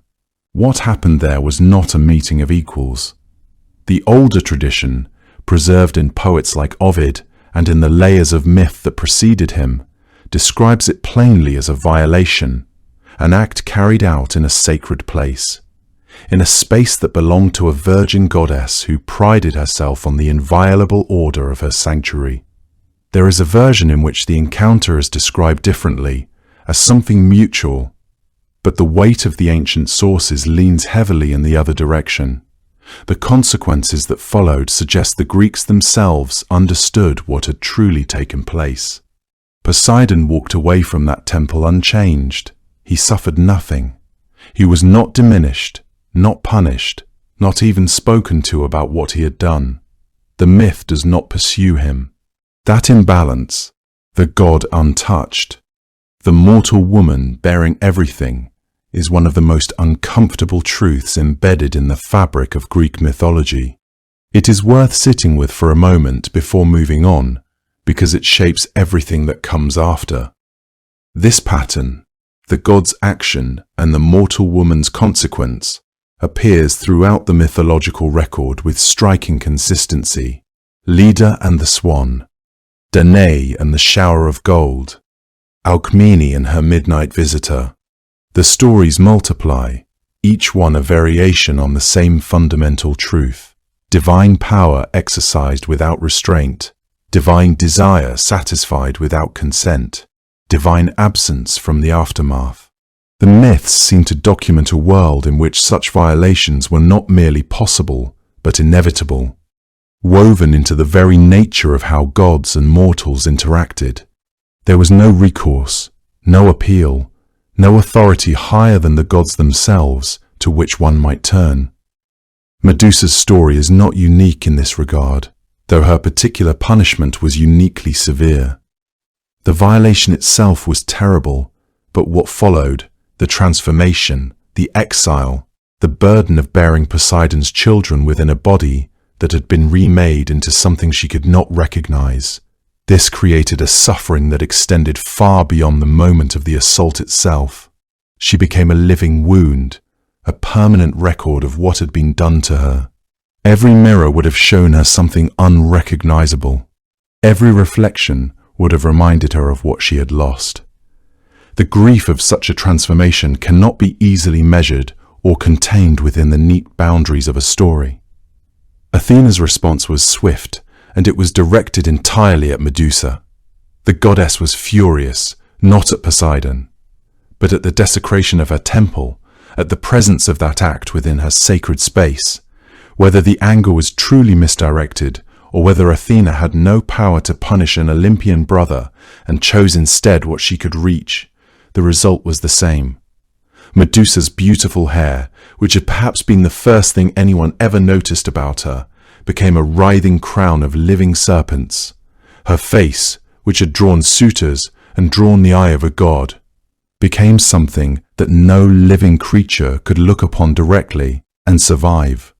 Anyone who met Medusa's gaze was turned to stone, permanently, completely, without reprieve. She was transformed from a woman into a creature, from something beloved into something that had to be hunted and feared. She lived out the rest of her days on an island at the edge of the world, beyond the ocean stream, surrounded by the silent stone figures of those who had come too close. Her sisters stayed with her, as they always had.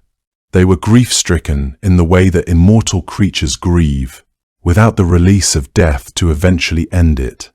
Medusa carried the memory of what she had once been inside a body that the world now called monstrous. She carried something else too, though she may not have known it at first. She was carrying the children of Poseidon. The island where Medusa was exiled became a landscape of petrified witnesses. Those stone figures were not abstract monuments or symbolic reminders. They were the actual bodies of men who had sought her out over the centuries, some out of desire, some out of curiosity, some as part of quests they had been assigned by fate or by other gods. The presence of these silent sculptures around her would have been a constant and deliberate cruelty. They served as evidence of her power, but also as evidence of her isolation. Each one represented a moment in which another living being had attempted to breach her solitude and had paid the price for that attempt. The island became, in effect, a tomb full of living monuments, a graveyard that grew in population with each unwary traveler who arrived at its shores. Medusa herself remained trapped within this circle of stone, caring for her immortal sisters, bearing the invisible weight of her pregnancy, waiting for a fate that the myths did not yet predict, but that was already written somewhere in the structure of the stories themselves.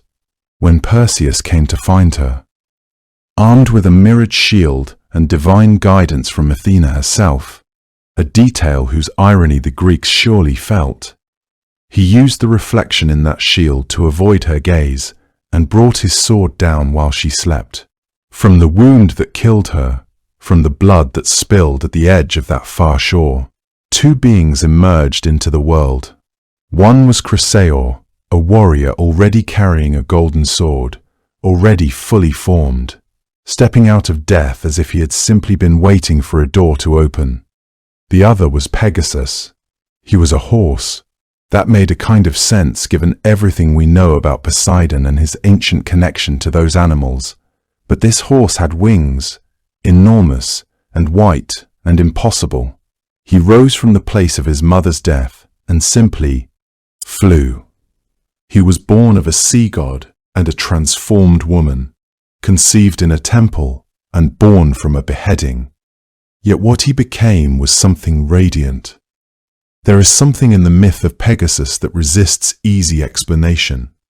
He seems to carry none of the darkness of his origins, none of the weight. He flew upward toward the sky, toward Mount Helicon and the springs sacred to the Muses, toward a life that had nothing to do with salt water or stone islands or the cruelties that had shaped the beginning of his story. He was, in some quiet way, the only one in that whole sequence of events who escaped entirely. Medusa had been beautiful, then monstrous, then gone. But from her end came a creature that the Greeks associated with poetry and inspiration and the kind of grace that lifts things above the ordinary world. The tragedy of her story and the wonder of his were inseparable, wound together in a way that the ancient Greeks seemed to understand and did not try to resolve. Poseidon never appeared in that final scene. He had no part in the birth of his own children, no presence at the death of the woman his action had set in motion toward that end. He was elsewhere, as he so often was, with his storms and his deep water and his ancient indifference to what remained behind. Pegasus flew upward into the open sky, born of salt water and sorrow. That was the last anyone saw of him at the edge of the sea. He had been inside the cave of a cyclops named Polyphemus, trapped there with his men behind a boulder too heavy to move, watching his companions disappear one by one. The plan that finally freed them was clever and brutal in equal measure. A sharpened stake of olive wood, a fire, and the darkness of the cave working in their favor. When Polyphemus screamed and reached blindly for the men who had burned out his eye, Odysseus and what remained of his crew slipped beneath the bellies of the great rams and escaped into the open air. They ran for the ships. They rowed hard and put distance between themselves and the island. And then, and this is the moment everything turned, Odysseus called back across the water. He could not let the Cyclops remain ignorant of who had outwitted him. He shouted his own name into the sea wind, proud and reckless, letting Polyphemus know that it was Odysseus of Ithaca who had done this to him. What Odysseus did not fully understand was that Polyphemus was not simply a monster living alone on an island. He was the son of Poseidon, born to the god of the sea and a sea nymph named Thusa, and when he lifted his ruined face towards the sky and prayed to his father, Poseidon heard him. The Cyclops asked that Odysseus never reach home at all, or, if the fates had already fixed that homecoming, that he arrive late, alone, on a foreign ship, and find only suffering waiting for him there. Poseidon granted the prayer. From that moment, the sea itself became an obstacle rather than a road, and the 10 years Odysseus had already spent at war were nothing compared to what lay ahead. The curse was not arbitrary. It was woven into the fabric of Odysseus's fate by a god who held both the sea and the memory of his son's suffering as sacred, binding obligations. Poseidon did not simply will storms into existence. He orchestrated them with the precision of someone who understood exactly where Odysseus would be, what he would be hoping for, and how best to deny it to him. The god's vengeance was not thoughtless anger, but a systematic unraveling of every attempt at return, a patient campaign that treated the sea as both weapon and personal domain. It was the kind of punishment that only an immortal could sustain and perfect, drawing power from the infinite expanse of water and the endless patience of divine resentment. The wandering that followed was not random. Storms appeared when the weather had been calm. Winds shifted at the worst possible moments, pushing ships away from Ithaca instead of toward it. When Odysseus and his fleet were close enough to smell the familiar hills of home, one of his men, unable to resist his curiosity, opened a leather bag given by the wind god Aeolus, and every favorable wind inside it rushed out at once, driving the ships back across the sea they had just crossed. It was not entirely Poseidon's doing, but Poseidon's influence seemed woven into every misfortune, the way a cold current runs beneath warmer water, invisible but felt. Companions were lost to sea monsters, to enchantment, to the slow erosion of hope. Ships were wrecked, men drowned. The crew that had left Troy with Odysseus shrank voyage by voyage until there were none left, and Odysseus himself ended up stranded on the island of the nymph Calypso, living there for 7 years, unable to leave because she would not let him go, and the sea offered him nowhere to turn. It was during those 7 years that the gods began to debate among themselves. Athena, who had always favored Odysseus for his intelligence and his endurance, pressed her case before Zeus and the other Olympians. Poseidon, she pointed out, had been tormenting this man far beyond what the original offense warranted. Odysseus had blinded a Cyclops in self-defense, having been trapped and eaten alive by the creature, and yet here he sat on a remote island, his home unreachable, his family mourning him as if he were already dead. Zeus acknowledged that Odysseus was owed his homecoming. The only complication was that Poseidon had not relented, and as long as Poseidon stood against him, the sea remained closed. The opportunity came when Poseidon traveled to Ethiopia to receive offerings from the people there, who honored him with great feasts and sacrifices along the southern coast. The gods sometimes moved toward human devotion, the way water moves toward low ground. And while Poseidon was there, receiving what was given to him with something close to pleasure, Hermes was sent to Calypso's island to tell her to release Odysseus. She obeyed reluctantly and helped him build a raft. He set off across the open water with nothing but a sail and the stars to guide him, and for 17 days the sea was quiet. Then Poseidon came home. He had been traveling the long way back, and when he crossed over the mountains of the Solymi and looked down toward the sea, he saw the raft. He recognized Odysseus immediately, the small figure crossing the water on his own, free and moving toward Ithaca, and what rose in him then was not calculated cruelty, but something rawer. His son had prayed from a dark island with burned-out eyes, and here was the man responsible, sailing peacefully through the sea that Poseidon controlled. He gathered the clouds. He took his trident in both hands and stirred the water from 4 directions at once, the south wind, the north wind, the east and the west all arriving together, churning the sea into something that had no horizon anymore, only moving walls of water. The raft spun and broke apart beneath Odysseus, and he was thrown into the waves. He might have drowned there, but a sea nymph named Leucothea, once a mortal woman named Ino, who had been transformed into a divine being of the sea after her death, rose from the water beside him. She had watched what was happening, and she felt a kind of pity for this man clinging to what remained of his raft. She gave him her veil, a length of divine fabric, and told him to tie it around his chest and swim. It would hold him above the water, she said, and when he finally reached land, he should throw it back into the sea without looking. He did as she told him.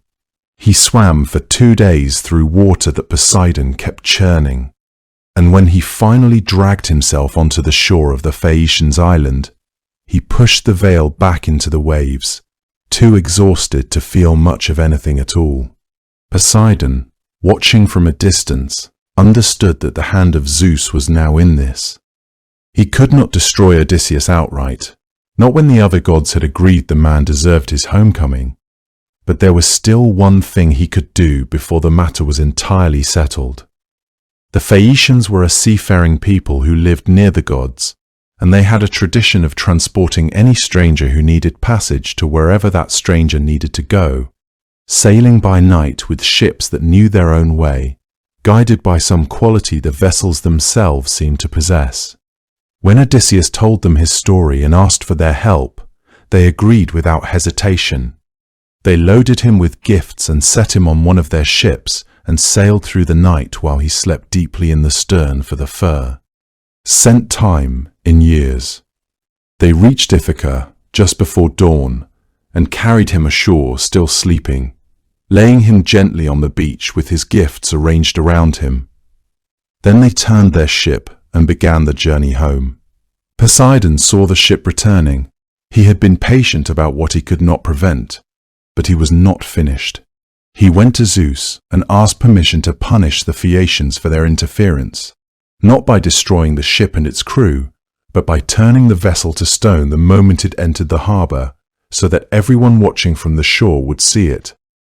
Zeus gave his permission, with the condition that no further harm come to the men aboard. Poseidon struck the ship with the flat of his hand as it came through the harbor entrance, and it stopped, and it hardened, and it became a rock in the shape of a ship, rooted to the seabed. The people of Scheria stood on the shore and watched it happen, and they understood immediately what it meant. Their king, Alcinous, told them that this was what Poseidon had always threatened, that one day their hospitality to strangers would cost them something, and he ordered that sacrifices be made to the god at once, 12 bulls, to prevent him from surrounding their harbor entirely with a mountain. Odysseus, asleep on the beach at Ithaca, missed all of this. He woke under an olive tree in the early morning fog and did not recognize where he was. The goddess Athena had wrapped the island in mist so that his homecoming could unfold without interruption. But when the mist lifted, and he understood at last that this was his own shore, his own earth, his own island, something that had been wound tight in him for 20 years slowly began to loosen. Poseidon had lost. Not dramatically, not all at once, but in the way that any long campaign eventually ends. The effort simply ran out of space to continue. The man had made it home. The prayers of Polyphemus had been answered as fully as the fates would allow, and the sea had done everything asked of it, and still Odysseus had arrived. The stone ship sat in the harbor at Scheria for centuries, they said, a permanent reminder that the sea does not forgive quickly.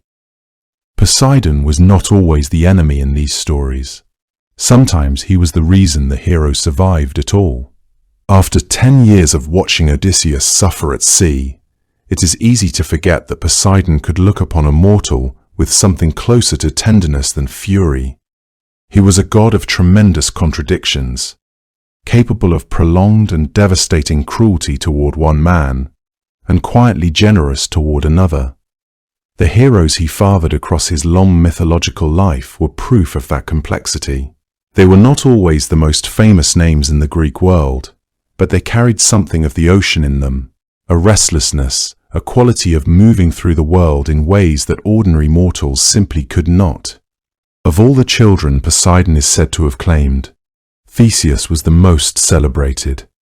The story of his parentage begins on a small island called Sphaeria, near the coast of Troezen, on a night when the mortal king Aegeus of Athens had visited the household of King Pythias. Aegeus believed himself to be the father of the child Aethra was carrying, and in one sense perhaps he was, for he had visited her that same night. But the tradition that carried more weight in the ancient world held that Poseidon also came to Aethra on Sphaeria, drawn by some quality in her that the god found worthy of attention. The result was a child who belonged, in some sense, to two worlds at once, to the mortal line of Athenian kings, and to the cold, restless depths of the sea. What made Theseus unusual among heroes was not merely his courage, though that was considerable, but the particular gifts his divine parentage afforded him. He could, according to some accounts, walk along the seafloor without harm, moving through Poseidon's kingdom as though it recognized him as kin. This was demonstrated most vividly in the story of the dive he made to retrieve a golden ring thrown into the sea by the Cretan king Minos, who wanted to humiliate him and test the claim of divine blood. Theseus descended without hesitation and returned not only with the ring, but with a golden crown said to have been given to him by Aphrodite herself, deep beneath the water. It was the kind of story that the ancient Greeks told to explain something they already believed, that certain people moved through the world with a protection others simply didn't have, as though the earth and sea inclined slightly in their favor. Poseidon also gave Theseus 3 wishes, a gift whose weight would only become clear much later in Theseus's life, when joy had long since curdled into grief. The most famous use of one of those wishes did not involve a monster from across the sea or a distant enemy. It involved Theseus's own son, Hippolytus. The story is a painful one. Phaedra, who was Theseus's wife, developed feelings for Hippolytus that were never returned. When he refused her, she told Theseus that the young man had done the opposite, that Hippolytus had wronged her deeply. Theseus, in his rage and grief, did not wait for proof. He called upon one of the wishes Poseidon had promised him, asking the god to punish his son. Poseidon, who honored his word as a god must, sent a creature up from the sea, a great bull, according to most versions, rising from the waves as Hippolytus drove his chariot along the coastal road. The horses panicked at the sight of it, and Hippolytus was thrown and killed. He was entirely innocent. Theseus learned the truth too late, as fathers in these stories so often do. It is one of Greek mythology's most quietly devastating episodes, and Poseidon's role in it is not heroic. He was faithful to his promise, not to justice. That distinction mattered enormously in the ancient world. The connection between Poseidon and Perseus is a different kind of story, less direct, more threaded through other events. Perseus was not Poseidon's son, but Poseidon moved at the edges of his great quest in ways that shaped its outcome. Part of that involvement traced back to Medusa herself, whose children by Poseidon, Pegasus and Chrysaor, were released at the moment Perseus struck off her head. But there was another dimension to the story, one that began long before Perseus arrived with his borrowed weapons. A queen named Cassiopeia, ruling beside her husband Cepheus over a kingdom on the Ethiopian coast, made the mistake of boasting that her daughter Andromeda surpassed the Nereids in beauty. The Nereids were Poseidon's sea nymphs, the daughters of old Nereus, and some of them were deeply dear to the god of the sea. The insult was not something Poseidon overlooked. He sent a sea monster, Cetus, enormous and ancient, heaving itself out of the water to devastate the coast. And the oracle told Cepheus and Cassiopeia that the only way to end the suffering of their people was to offer Andromeda to the creature. She was chained to the rocks at the water's edge and left there. Perseus arrived at precisely that moment, returning through the sky after his encounter with Medusa, still carrying her severed head wrapped carefully in his pack. He saw Andromeda against the cliff and was moved by what he found there, her stillness, her quiet endurance. When Cetus came heaving out of the water, Perseus used the only weapon that mattered, holding Medusa's gaze outward until the monster was turned to stone. What Poseidon had sent in wrath, another child of Poseidon's union helped undo. There is something almost circular in that, the god's own bloodline, turning the god's own punishment to stone in the harbour. Bellerophon belongs to this same layered tradition. He was, in some accounts, a son of Poseidon, born to Eurynome, the daughter of a Lycian king, though other versions give him Glaucus of Corinth as his mortal father. Whether divine or not, his connection to Poseidon ran through Pegasus, the winged horse who had come from Poseidon's bloodline through Medusa. Bellerophon tamed Pegasus with the help of a golden bridle provided by Athena, and the two of them together achieved extraordinary things. They killed the Chimera, flew over armies, and seemed for a time to move through the world with an ease that only the truly favored could manage. The horse born from the ocean and a Gorgon's death carried a mortal hero across the sky on wings that caught the same air the waves disturbed far below. It was the kind of image the ancient Greeks found profoundly beautiful, something catastrophic at its origin, becoming the means by which a man could rise above everything that tried to destroy him. What these stories share is a quality of inheritance that doesn't always feel like a gift. Theseus received Poseidon's wishes and used one in a moment of blind grief to destroy his own child. Bellerophon flew so high on Pegasus that he eventually fell. Perseus prevailed, but the world through which he moved had already been made more dangerous by Poseidon's earlier anger. Even the heroes who were helped found that the ocean's gifts came with a pull downward, a weight that ran deeper than it first appeared. Poseidon loved his children and his favored heroes in the way the sea loves the land, pressing against it constantly, sometimes nurturing and sometimes devastating, never fully at rest. The children Poseidon claimed were not always easy to love and not always easy to know, but they were never ordinary. The sea never produced ordinary things. The sea was never empty. Ancient Greeks who stood at the shoreline and watched the waves understood this instinctively. The way you understand something, not from being told, but from simply standing close enough to feel it. The water moved with too much intention. The depths shifted with too much weight for the ocean to be merely water. Every ripple suggested something passing just beneath it. Every current seemed to carry the memory of a living thing, and within the tradition Poseidon presided over, this intuition was not imagination, it was the truth. This was because his realm was inhabited more richly than any world above the surface could easily hold. The creatures that populated those deep and shimmering corridors of water were not simple animals.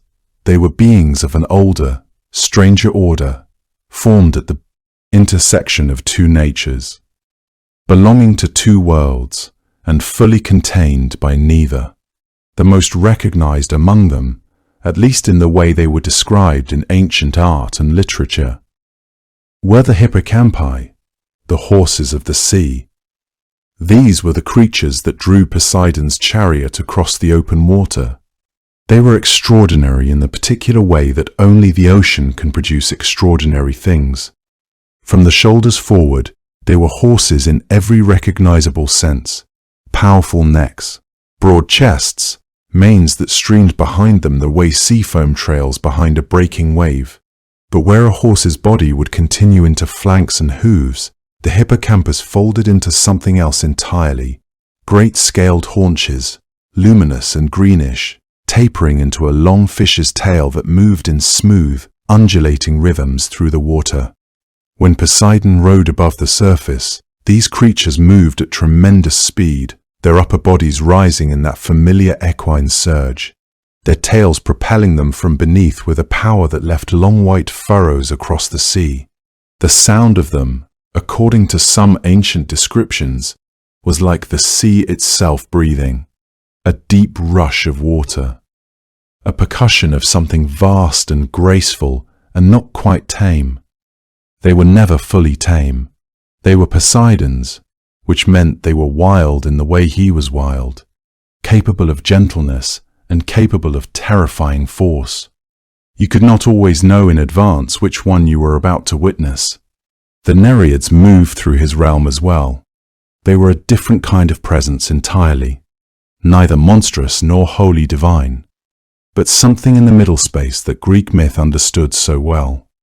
There were 50 of them, the daughters of the ancient sea god Nereus and the Oceanid Doris. Each one understood to embody a particular quality or movement of the sea. Some represented its brightness, some its depths, some the gentle carrying of ships toward shore, some the violence of the undertow. Aphrodite herself had been a Nereid before she became Poseidon's queen. Even after that elevation, she retained the particular temperament of her kind, calm, self-possessed, not easily disturbed. Thetis was another, and her story carried a weight all its own. Poseidon had once desired her, and so had Zeus. But a prophecy circulated that Thetis was destined to bear a son who would surpass his father in greatness. Both gods, upon hearing this, quietly withdrew their intentions. Thetis was instead given in marriage to the mortal hero Peleus. The son she bore him was Achilles, which meant that the most celebrated warrior in all of Greek legend owed the particular shape of his destiny partly to a piece of divine caution, to two gods stepping back from something they wanted because they understood what it might cost them. Thetis loved her son with a grief that preceded his suffering, the way only a mother who already knew the ending could love. Galatea was another Nereid whose story has survived, and hers was a gentler one, though not without sorrow. She loved a mortal shepherd named Acis, young, unhurried in the way that shepherds on hillsides above the sea tend to be, and she loved him in that fully committed way that made her presence in the myths feel unusually human for a divine being. The Cyclops Polyphemus, Poseidon's own son, also loved her, or believed he did, in the consuming and incapable way of a creature who has never learned how to hold something carefully. He killed Acis in his jealousy. Galatea transformed her shepherd's blood into a river, so that something of him might continue moving through the world. She returned to the sea. These were the kinds of stories the Nereids carried with them. Stories about what it meant to feel deeply in a world that did not always protect those feelings. Proteus belonged to a different order of being. He was called the Old Man of the Sea. He served Poseidon as a shepherd of sorts, tending the god's seals along rocky coastlines, watching over the places where the ocean met the land. He was ancient even by divine standards. He possessed two gifts that made him both valuable and profoundly difficult to approach. He knew all things. He could change his shape at will. If you managed to catch him during his midday rest among the seals and hold him fast while he twisted and transformed, becoming fire, becoming water, becoming a lion or a serpent or a rushing stream, and if you held on through all of it, he would eventually return to his own form and answer your question truthfully. He was not malicious in his evasions. He simply did not want to be known. There is something in that worth sitting with quietly, the idea of a being, G, who contains all knowledge and uses his strangeness not to deceive, but to protect himself from the weight of being asked. Glaucus arrived in the mythology from an entirely different direction. He had been human once, a fisherman living an ordinary life near the sea.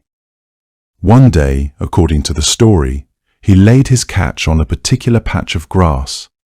The fish, upon touching it, came back to life and returned to the water. Glaucus ate some of the same grass out of curiosity. Almost immediately he felt the pull of the sea as something he could not resist. He ran toward the water and dove in. When he emerged, he was no longer what he had been. His skin had turned a deep blue-green. His legs had fused into a fish's tail. Something essential about his nature had shifted irrevocably toward the depths. The sea gods welcomed him. Poseidon and Amphitrite purified him of his mortal nature through a ritual of immersion. He became one of the minor sea deities, a prophet of the waves. Someone sailors might encounter in calm water, his seaweed beard trailing behind him. He was neither the man he had been nor fully divine. That made him representative of something the Greeks seemed to find genuinely compelling, the idea that the ocean could transform you completely if you stepped into it willing enough. The Ichthya centaurs, Bythos and Aphros, were older still and stranger. They had the upper bodies of men, the forelegs of horses, the tails of enormous fish, a combination that placed them somewhere between the hippocampus and the centaurs of land, belonging to neither tradition fully. Their names meant depth and foam. It was said that it was they who carried Aphrodite safely to shore after her birth from the sea, guiding her gently across the water as she emerged from the waves above Cyprus, holding her steady as she arrived into the world. They appeared rarely in the surviving stories, but their presence in ancient art suggests they were understood as beings of the deep ocean, inhabitants of the parts that no light reached, who occasionally surfaced to perform some essential act before returning to wherever they had come from. The underwater world of Poseidon's realm, as the ancient Greeks understood it, was not a void or a darkness. It was populated, layered, full of life, that had organized itself according to principles different from those above the surface. The creatures there did not fit cleanly into any category the waking world had made for them. They were part horse and part fish, part mortal and part god, part prophet and part fugitive from knowing. They changed shapes, or they had shapes that were already two things at once. They loved and grieved and herded seals on rocky shores, and carried goddesses through foam. Every creature in Poseidon's realm seemed to exist at the edge of two worlds, belonging entirely to neither. That in itself felt like a reflection of the ocean. There was a time, strange as it sounds, when Poseidon built walls for a living. The story begins with a punishment, though the sources disagree on exactly what the offense was. What is certain is that Zeus, in a moment of divine authority, sentenced both Poseidon and Apollo to serve a mortal king for a period of 1 year. The king was Laomedon of Troy, a man of considerable power and considerable arrogance, ruling over the city that sat at the narrow strait between two worlds, Europe and Asia, in a place of tremendous strategic beauty. To be sent there as a laborer, bound by divine obligation to serve a human being, was not merely inconvenient for Poseidon. It was a humiliation of a particular kind, the kind that a god of the sea, accustomed to being prayed to and feared, would not easily digest. Apollo, the god of light and music and prophecy, found himself tending Laomedon's flocks on the slopes above the city, watching over cattle and sheep, while the sun moved overhead without any direction from him. Poseidon, lord of the great ocean, earth-shaker, god of the trident forged by the Cyclops, found himself hauling stone. According to the tradition, it was Poseidon who built the walls themselves, those famous walls that would one day make Troy seem indestructible to the armies of Greece. He laid the great stones one by one, shaping the fortifications that would define the city for generations. There is something quietly remarkable in that detail, if you sit with it for a moment. The walls that made Troy legendary were built by the same god who would later despise everything those walls stood for. Every stone that Poseidon placed was placed in service to a man who would end up mocking him. And yet the walls were magnificent, as anything made by divine hands tends to be, thick and high and fitted together with a precision that human builders admired and could not quite explain. Apollo's flocks, too, grew strong and numerous under his care, though he was no less bitter about the arrangement than Poseidon was. When the year was complete, they went to Laomedon to collect their wages. Laomedon refused. He did not merely decline to pay them, he threatened them. According to some versions of the story, he told them he would bind them and sell them into slavery, or cut off their ears and send them away. He spoke to gods the way a man speaks when he has forgotten, or perhaps never truly understood, what gods are. Poseidon's response was not immediate, but it was thorough. He sent a sea monster to the Trojan coast, Cetus, a creature of enormous proportions, rising from the water to devastate the shoreline and the people who lived along it. The sea, which Troy had always depended on for trade and sustenance, became a source of terror. Laomedon consulted an oracle to learn how the devastation might be ended, and the answer that came back was the kind that strips a father of everything comfortable. His own daughter, Hesione, had to be offered to the creature. She was brought to the rocks at the shoreline and chained there, left to wait for what was coming out of the waves. It was at this moment that Heracles arrived. He was passing through, or perhaps drawn there by some thread of fate that the Greeks often sensed without being able to name, and he offered Laomedon a bargain. He would descend into the creature's throat. Some accounts describe him leaping into the open mouth of Cetus and cutting his way out from the inside, spending 3 days in that darkness, before emerging, hairless from the heat but alive, and in exchange, Laomedon would give him the divine horses that Zeus had once presented to the Trojan royal family as compensation for taking the boy Ganymede up to Olympus. These were not ordinary horses. They were said to be capable of running across the surface of the sea, born from stock that carried something of the divine in their blood, and Laomedon prized them above almost everything else he possessed. He agreed to the exchange. Heracles killed the monster and freed Hesione from the rocks. Then Laomedon refused to surrender the horses. He had now cheated gods twice and a hero once, which was a remarkable accumulation of bad faith, even by the standards of Trojan royal behavior. Heracles left, but Heracles had a long memory and a particular relationship with anger, and he would return. He came back with ships and soldiers, and he sacked the city, the first sacking of Troy, generations before the war that would make it famous forever. Laomedon was killed. Hesione was given to Heracles' companion Telamon, who had helped take the city. One of Laomedon's sons, a young boy named Podarces, was spared at Hesione's request, and she ransomed him with her own veil.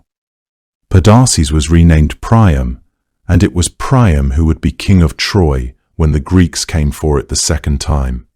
Poseidon's involvement in the Trojan War, when it finally arrived, carried all of that ancient weight within it. He fought on the side of the Greeks, and while some of that allegiance had to do with the broader politics of Olympus, with Hera's hatred of Paris and the alignment of divine sympathies, part of it was simply the long memory of a god who had not forgotten what Laomedon's city owed him. He moved through the battle in disguise at times, strengthening Greek soldiers when their courage began to fail, rallying them at moments when the Trojan forces pushed them back toward their ships. There is a passage in the Iliad where Poseidon moves through the Greek camp like a tide coming in, touching men one by one and leaving something steadier in them than he found. He was not helping out of warmth toward the Greeks exactly. His relationship with individual heroes was complicated, and his persecution of Odysseus, which would come later, showed how little loyalty he felt obligated to maintain. But Troy he did not want to survive.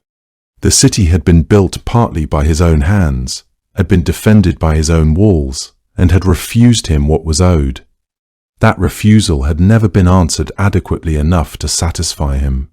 When the Trojan War finally came and the city burned, Poseidon did not weep for it. He had watched it refuse to honor its debts twice, and that was more than enough.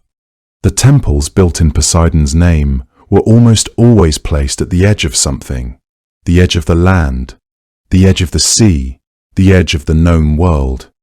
This was not an accident of geography, but a deliberate choice, a way of situating the god exactly where his power was most legible, where the solid certainty of the earth gave way to something vast and ungoverned and deep. The most celebrated of all his sanctuaries stood at Cape Sunion, on the southernmost tip of Attica, where the land narrows to a pale rocky point and drops away into the Aegean Sea. The temple there, built of white marble in the 5th century, sat high on the promontory so that sailors approaching from the south could see its columns long before they saw the coastline beneath them. On clear days the light came off the water in long flat sheets.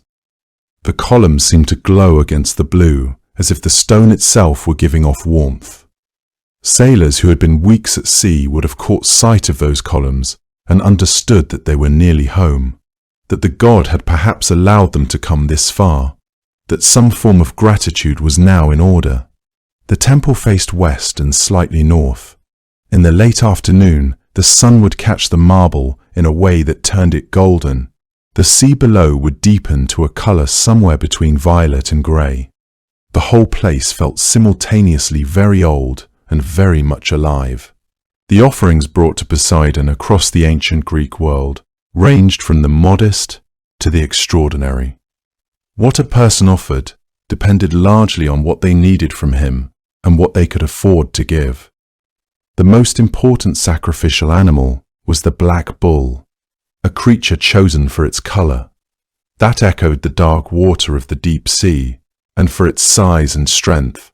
That made the offering a genuinely costly one, and therefore a genuinely serious one. Bulls were led to his altars, at coastal sanctuaries, and at the great ceremonial centers. Their sacrifice conducted with the formal care that any approach to so volatile a god required.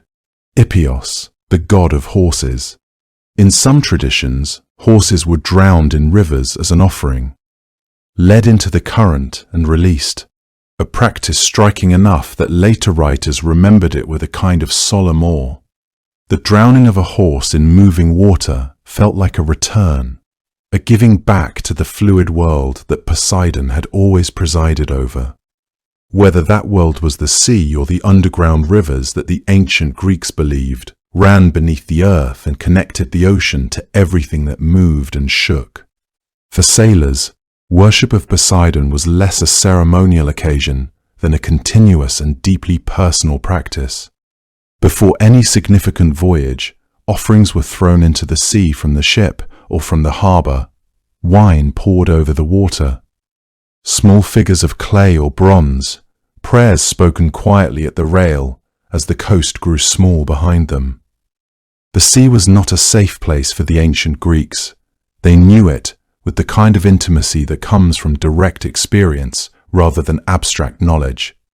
Their ships were wooden and open, their understanding of weather reliable but imperfect. A sudden storm in the Aegean could end a crew and a cargo and leave nothing to show for it. Poseidon was the fact of that danger made personal. Addressing him before a voyage was simply what a reasonable son did. If he was pleased, the wind would cooperate and the water lie flat and the ship arrive where it was supposed to arrive. If he was not, there was very little anyone could do except hold on. The Isthmian Games were among the most important expressions of collective worship Poseidon received, held every 2 years at the Isthmus of Corinth, the narrow strip of land connecting mainland Greece to the Peloponnese, where his sanctuary stood in a grove of pine trees near the sea. The Games were one of the 4 great Pan-Hellenic festivals, alongside the Olympics at Olympia, the Pythian Games at Delphi, the Nemean Games, and athletes came from across the Greek world to compete in his honor. Victors were crowned with wreaths of pine, the tree sacred to Poseidon, though in some periods dried wild celery was used instead. Its pale stalks fashioned into a crown that carried a solemnity out of proportion with its modest appearance. The pine grove around the sanctuary had a quality that ancient writers found worth noting: dark and resinous, and always slightly shadowed. Even on bright days, the trees growing close together the way they do near the sea, bent a little by the prevailing wind. To compete at the Isthmian Games was to compete before Poseidon. The olive wreath of Olympia and the pine wreath of the Isthmus were understood as different expressions of the same fundamental act, placing yourself in the presence of a god and asking to be found worthy.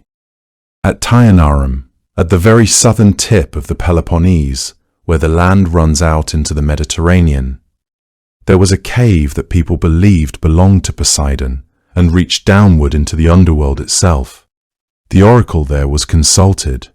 The site was treated with the careful reverence owed to a place where the boundary between the living world and whatever lay beneath it was thought to be unusually thin. The god of the sea was also, in this tradition, the god of what lay deepest underground, the force that moved beneath the earth as surely as he moved on top of the water. The fishermen and sailors and coastal farmers who dedicated portions of their lives to keeping Poseidon appeased were not worshipping an abstraction. They were living alongside a genuine and unresolvable power that gave them their food and their livelihood and their connection to the wider world, that could take all of it away with no particular warning and no particular remorse. The fear and the gratitude were not separate feelings. They arrived together, the way the sea itself arrives, as one thing with two faces. Calm on one day and devastating on the next, beautiful in either case. And the sea itself, that had been there long before Poseidon was given a name and would be there long after, kept doing what it had always done, moving, always moving, never quite the same from one moment to the next, and never entirely knowable. Tonight we will follow the story of Hermes, son of Zeus and a mountain nymph, born before the sun had fully risen on his first morning, already in those earliest hours full of a restless, joyful intelligence that would define him for as long as his stories were told.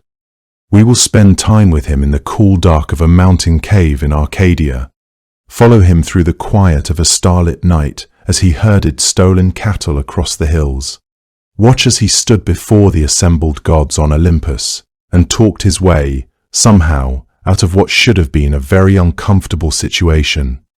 We will follow him into the bright upper air on his golden-winged sandals, down again into the soft stillness of the underworld, where he travelled more freely than any other god, guiding souls along a road that no one else could walk. He was, in every sense, a god who belonged to the in-between places, the thresholds, the crossroads, the moment just before sleep arrives. And there is something very fitting about spending a quiet night in his company. But before we begin, let us take a moment, here and now, just to settle. If you haven't already, let your eyes close gently. There is nothing that needs your attention tonight. Whatever the day carried with it, its small worries and its larger ones, its noise, you can allow all of that to rest for now. Simply feel the weight of your own body, the way it presses softly into the surface beneath you, the way your shoulders and your back and your legs are held and supported without any effort on your part at all. You are already being taken care of. You don't have to do anything. Take a slow breath in, feeling your chest and your belly rise with it. Then let it go easily, without forcing it. Notice how the out-breath, if you let it, carries a little of the day's tension with it, how the body knows, all on its own, how to begin to soften. You can breathe at whatever pace feels comfortable. There is no hurry here, and there is nowhere else to be. As you rest, I want to offer you a story to carry you through the night, the story of a god who was born mischievous and stayed that way, who crossed every boundary the ancient world drew for him and somehow made the crossing look effortless, even graceful. A god who stole from his brother before he was a day old and walked away from it with a new instrument and a warm friendship. A god who could make the most vigilant giant in all of creation fall gently, helplessly asleep. There is something in his story, I think, that is good to hear in the quiet hours. A reminder that cleverness has always been its own kind of magic, that even the oldest boundaries can be, with the right guide, crossed safely. And so, with your body sinking deeper into wherever you have made yourself comfortable tonight, let us begin. Of all the gods who lived on Mount Olympus, Hermes was the one who could go anywhere. The other Olympians, Zeus with the sovereign weight of the sky and its thunder, Poseidon with his salt-dark and perpetually restless seas, Demeter with her grains and the slow rhythms of the earth turning through its seasons, Apollo with his streaming golden light and his long clear mornings, were powerful, each of them profoundly and unmistakably so. But they were bounded as well, rooted in their particular domains the way the great forests of Arcadia were rooted in the deep soil beneath them. Hermes had no such root. He was the messenger of the gods, the voice that carried the will of Zeus from the heights of Olympus out across every boundary the universe had ever set. That role alone gave him a freed, of movement unlike anything any other god in the Greek tradition could quite claim for their own. He passed between the bright and orderly world of Olympus and the busy human roads of Greece and the hushed and enormous kingdom of Hades deep beneath the earth with the same easy, unhurried grace, as at home descending through the clouds as he was following a country road in the early hours before anyone else was stirring, when the light was still the color of pale ash and the birds had only just begun. The Greeks who told his stories and prayed to him at crossroads and doorways understood something in all of this, that a world composed of separated realms, with the divine above and the living in between, and the dead gathered in their vast and quiet country below, could only hold together. Ah, if something moved through all of it, carrying meaning from one side to the other, keeping the lines open between places that had no other way to reach each other, that something was Hermes. Without him, the gods could not reliably send their intentions into the mortal world. The newly dead would have had no guide to find the road that waited for them. Every merchant and every traveler who set out alone on a long and uncertain journey would have walked with no particular blessing, watching over the miles ahead. He was the thread woven through all of it, the one figure who could stand fully in every realm precisely because no single realm was broad enough to hold him entirely. He belonged, formally, to the 12 Olympians, those great presiding gods, whose assembly governed the cosmos from the mountain's cloud-wrapped heights. He was as much a part of that divine company as any of the others, present at the gatherings, acknowledged at the table, wearing the quiet authority of an Olympian in every movement of those extraordinary sandals. But Hermes was never quite as settled there as the other gods were settled, never truly still. In the way the Greeks most often imagined him, he was young, beardless and quick-limbed and clear-eyed. His sandals were golden and alive with wings at each heel, small, strong, perfectly formed wings that held a kind of constant readiness, and when he wore them, he could cross the full breadth of the sky in the time it takes a cloud shadow to slide across a hillside and vanish into the grass. He carried his caduceus always, the herald staff wound about by 2 serpents whose heads rose to meet each other near the top, wings spreading wide from the tip of the staff. The whole thing smooth and faintly luminous in his hand, ancient and assured, the mark of the messenger and the instrument by which both gods and mortals recognized him wherever he appeared. He was the patron of merchants who loaded their goods into carts and set out hopefully into the uncertain morning, the protector of everyone who walked the long roads between one place and another with nothing but the miles and their own endurance for company. He was also, openly and without any gesture toward apology, the patron of thieves, because in the Greek way of imagining the world, the quick and adaptive intelligence that made a man good at trade and the same quick intelligence that made him good at theft were not really separate things at all, but the same underlying gift, finding different expressions. Hermes contained both without the slightest sense that the combination required justification. He was a god of divine order who moved through the world as though order were merely a suggestion, a servant of the highest law who was also its most inventive circumventer. The people who worshipped him did not find this troubling, they found it necessary. As though a universe without a figure, clever and light enough to move through its own rules like water through open hands, would be a universe too rigid and too certain of itself to stay alive.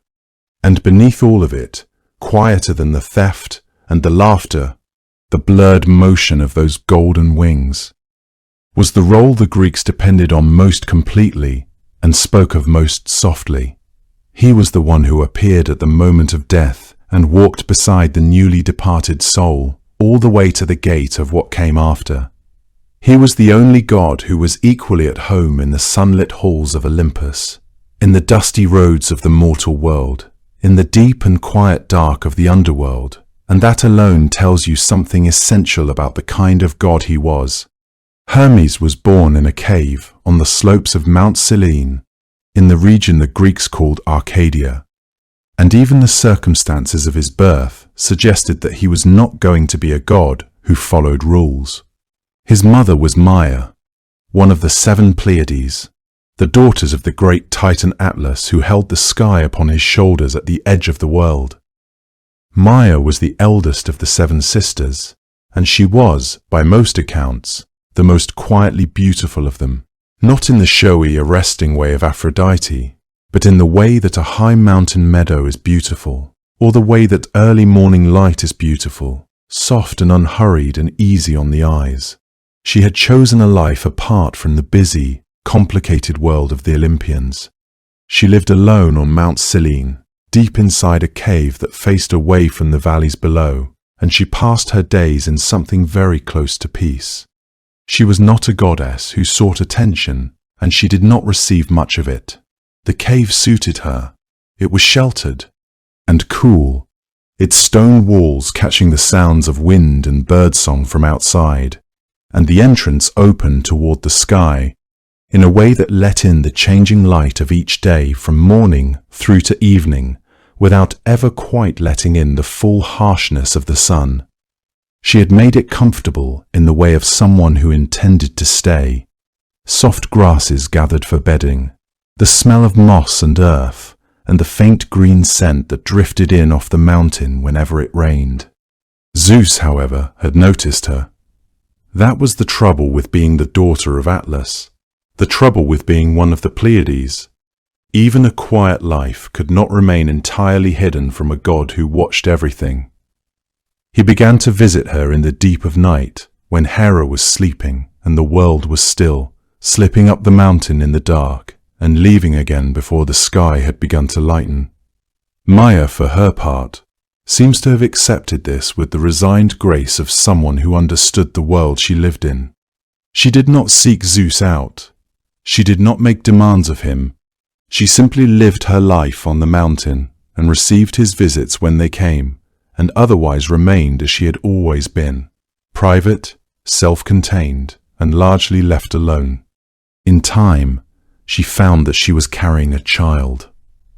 The months passed slowly on Mount Selene, the seasons turning over the mountain in their usual way, the cold coming down from the high ridges in autumn, the winter settling heavily across the slope, the first tentative warmth of spring arriving in the lower meadows before it reached the cave. Maia felt the child growing, and she felt, perhaps, that this child was not going to be an ordinary thing. There was an energy to the pregnancy that was difficult to name, a restlessness that she felt even before the birth, as if whatever was coming into the world was already impatient to arrive. The night Maia gave birth, she was alone, as she had always been. Zeus was not there. The cave was dark except for the faint silver of moonlight that fell across the entrance in a thin, pale stripe, and the mountain outside was quiet, the kind of deep, windless quiet that settles over high places in the middle of the night, when even the animals have stilled themselves. She labored through the night in that silence, the stone walls around her holding the warmth of the day in the way that mountain rock does, slowly releasing it back into the air as the hours wore on. By the accounts the Greeks passed down, the birth itself came without ceremony, without witnesses, without any of the divine fanfare that had attended the arrivals of other gods. There were no portents recorded, no sudden story, MS, or lights in the sky.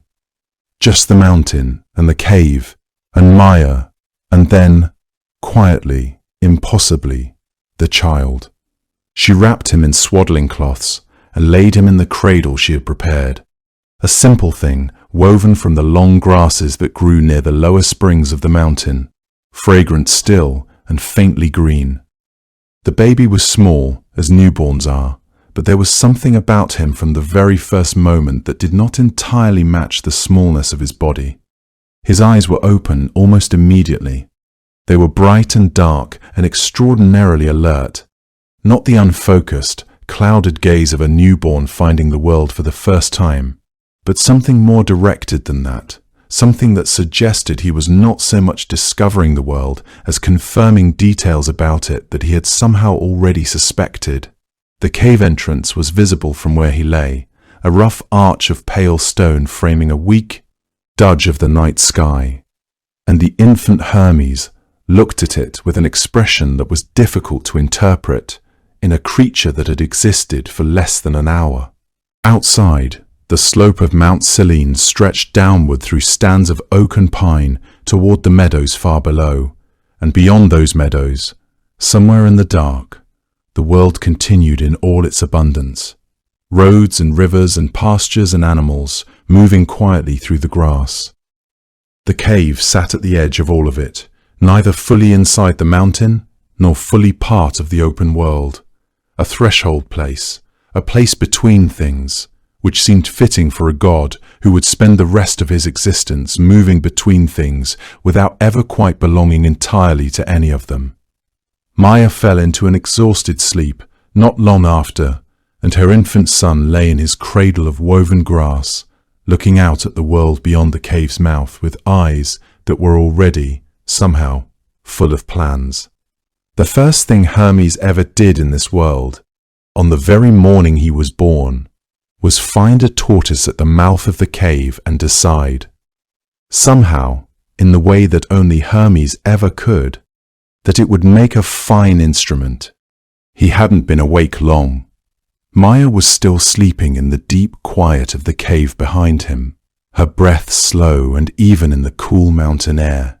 The world outside was just beginning to fill with the pale gold of an early Arcadian morning, the light coming sideways across the slope of Mount Selene, touching the grass and the stones and the roots of the old trees with the same gentleness that all mountain light has at that hour, when the day has only just decided to begin. The tortoise was there at the threshold, moving in the deliberate and unhurried way that tortoises always move, as if it had all the time in the world and knew it very well, as if the mountain and the morning and everything waiting beyond them could all afford to be patient a little longer. Meant. You might expect an infant, only a few hours old, and lying near the mouth of a cave on a mountainside, to observe such a creature with the mild and unfocused attention of the very young, and then return to sleeping. But Hermes wasn't in the habit of looking away from things that interested him. The tortoise interested him enormously. He reached out and touched the shell. It was smooth and cool beneath his fingers, curved in a way that was somehow both humble and perfect. The way that certain ordinary things in the natural world are perfect. The way a stone worn patient and round by a river is perfect. The kind of thing you pick up from a stream bank and turn over in your hand without quite knowing why, not because anyone designed it to be what it is, but because the world shaped it slowly and without effort into exactly what it needed to be. Hermes turned the tortoise gently in his hands, feeling the weight of it, the quiet solidity of it, running his thumb along the ridges where the plates of the shell met and divided into their careful pattern. The shell was domed and resonant when he tapped it, hollow in the way a clay vessel sounds before you've filled it with anything, suggesting space, and space suggesting possibility. Something in the curve of it seemed to him not like an ending, but like a beginning, like the inside of a bowl that was simply waiting for the right thing to arrive. The Homeric hymn to Hermes, the long and warmly rendered poem that gives us the fullest early account of this story, preserves a moment here in which Hermes addresses the tortoise directly, calling it a beautiful thing, a treasure, a lucky creature whose fortune had just shifted considerably. Whether that courtesy was entirely sincere is a question anyone who knows Hermes might approach with some care. What the hymn tells us plainly is that after he'd spoken his piece, he carried the tortoise inside the cave and got to work. He hollowed the shell carefully. The hymn describes him clearing out what the shell would no longer carry, and there's a reverence in the language of the poem at this point, a sense that even this small act of undoing was understood as something more than destruction, that what Hermes was doing was a transformation rather than an ending, a turning of one kind of life into another.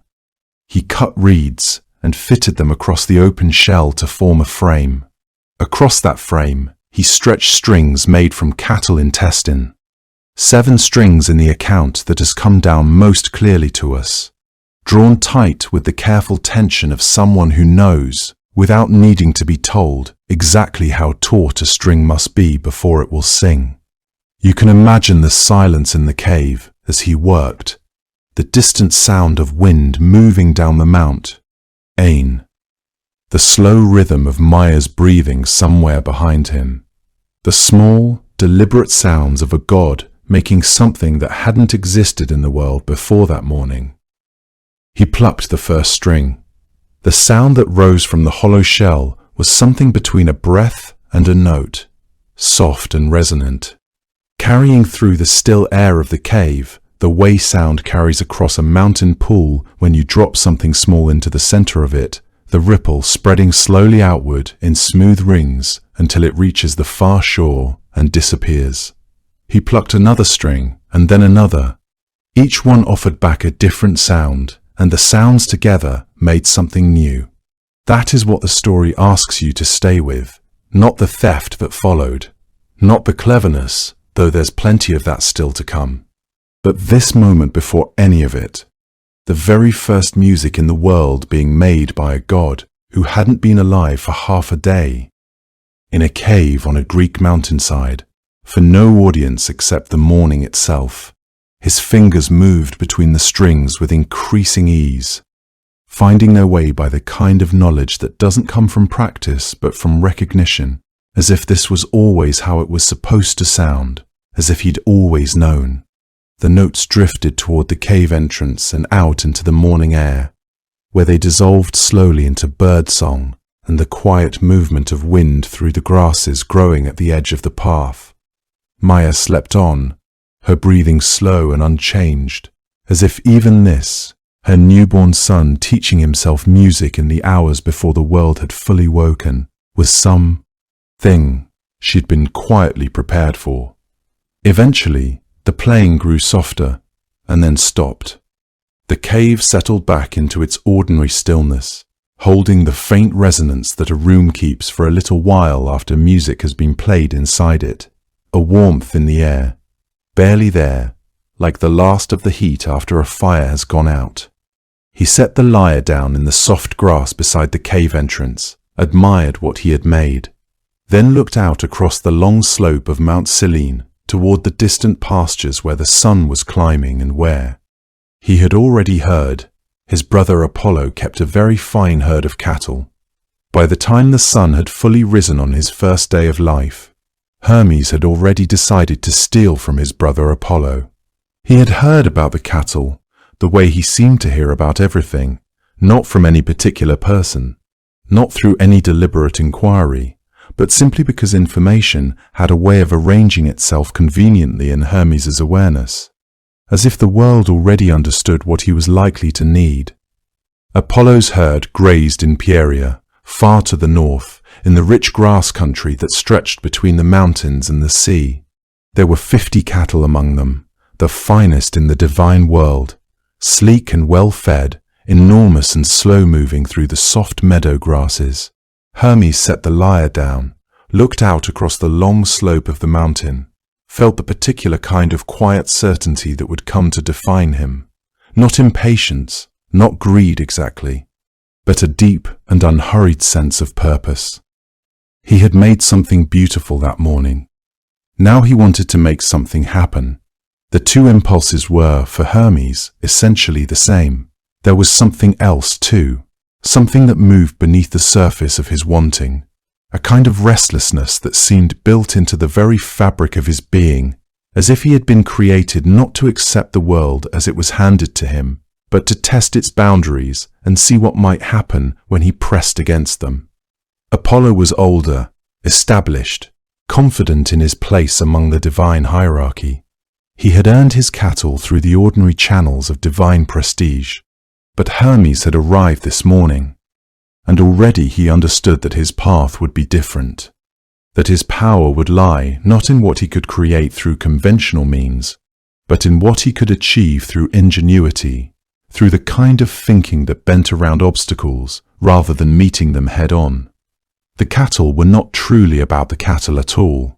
They were about something larger, the assertion that even a newborn god could move in the world with purpose and effect, He fashioned himself a pair of sandals before he left, crude things by any measure, woven from the bark of a fallen branch and threaded through with tufts of dried grass he pulled from the edge of the cave's entrance. They were not beautiful, and they were not made to last. They were made to leave no recognizable print in the soft earth, to make his small feet look like something other than feet, something larger and stranger and harder to account for. Even then, on the very first morning of his existence, Hermes understood that concealment was an art that required preparation, not improvisation.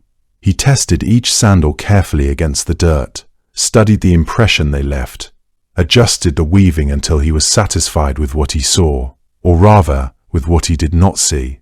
Then he set off down the mountain at a pace that was quiet and deliberate, moving through the mow, earning light, like a shadow that had somewhere particular to be.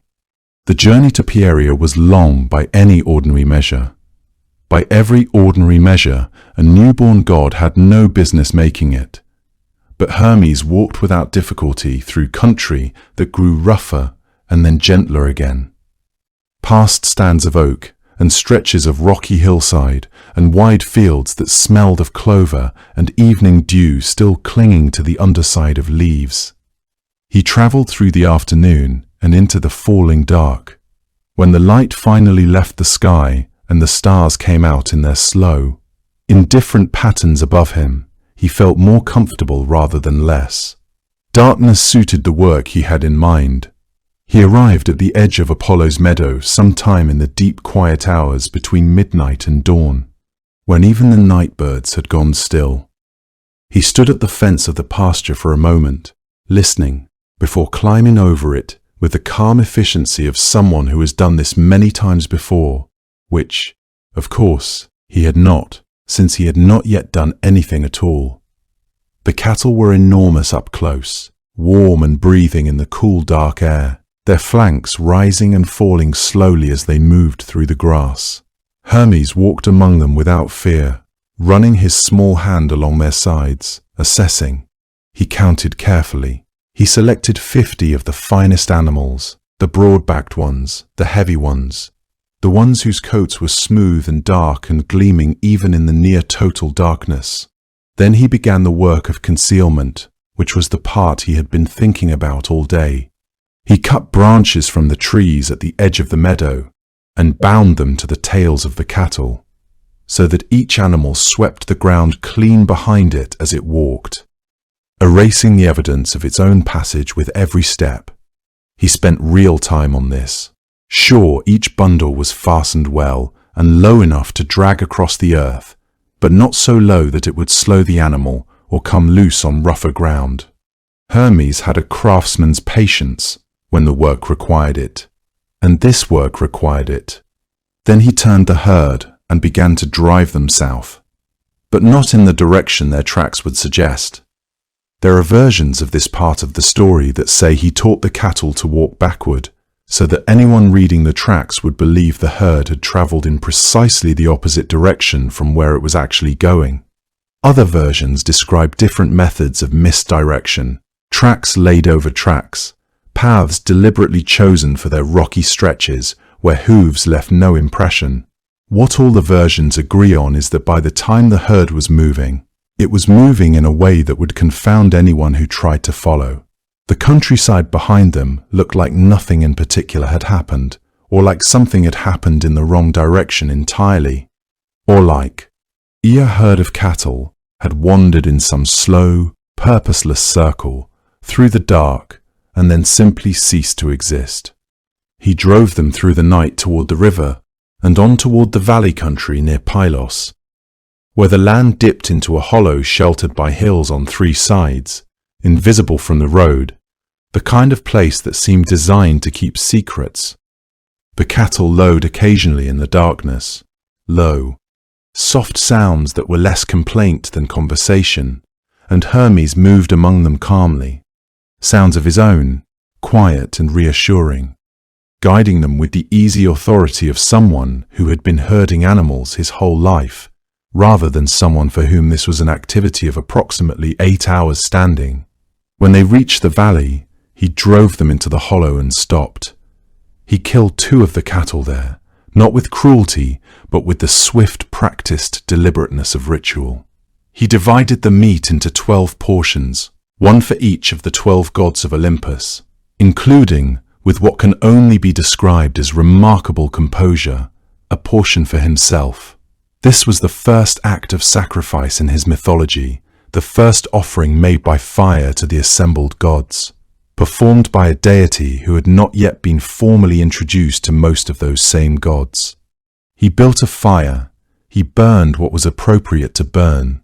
He stood back and watched the smoke rise in the still night air until it thinned and disappeared into the stars above the valley.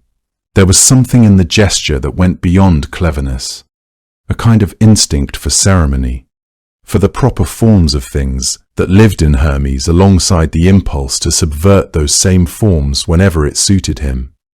He hid the remaining cattle deep in the hollow, found a cave in the hillside above the valley, sealed what needed to be sealed.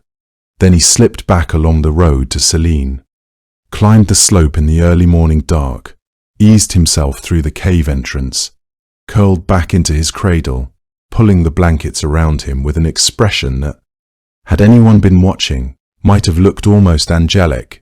Apollo realized his cattle were gone sometime before mid-morning, and the feeling that came over him, that particular sharp mix of confusion and outrage, was not one he was accustomed to.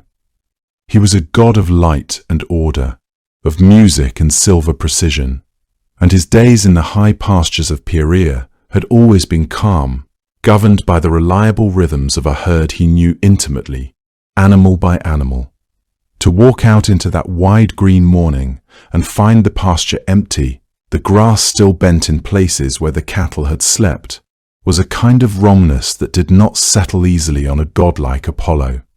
He stood there in the silence for what may have been a long time, scanning the hills, reading the land, looking for the kind of evidence that should have been obvious and was not. The tracks were the first strange thing. What tracks remained were confused, incomplete. They moved in a direction that made no sense when read against the lay of the land, and in several places they simply ended, as though the earth itself had swallowed them. Apollo was a god who understood signs. He had built an entire sacred practice around interpretation, around the reading of the world's hidden language, and yet the pasture offered him nothing clear. He circled the ground several times, crouching low over patches of disturbed earth, pressing his palm flat against the cool soil where something large had clearly passed. The herd had been moved deliberately, that much was certain, but the evidence had been arranged with unusual care to tell him as little as possible about who had done it or where they had gone. He followed what faint trail there was southward through the morning, through long stretches of hill country where the air smelled of pine and dry grass, through stands of oak where the light came down in slow and shifting columns. Other creatures moved at the edges of his path, birds lifting from branches, a fox pausing at a distance to watch him pass. But the cattle remained absent from every direction he searched. By the time he reached the lower country near the coast, the better part of the day had already turned. It was an old man tending a vineyard at the edge of a hillside who finally offered him something useful. He was working quietly among the rows when Apollo came to him, and he looked up without much surprise, the way old men sometimes do when gods appear, not with reverence exactly, but with a kind of patient recognition. He told Apollo that he had seen something unusual the evening before, well after dark, when most sensible creatures had long since settled for the night. A child, he said, a very small child, moving with an enormous confidence through the lower road, driving a herd of cattle that seemed to number in the dozens. He had watched from the hillside, not quite believing what he was seeing, and then had gone back to his fire and told himself it was a trick of the moonlight, became oars. The only other explanation was that the world had stopped following its usual rules, and he was not ready to accept that on a Tuesday evening. Apollo Apollo listened to all of this with the expression of a person who is certain they have heard incorrectly, but cannot bring themselves to say so yet. A child.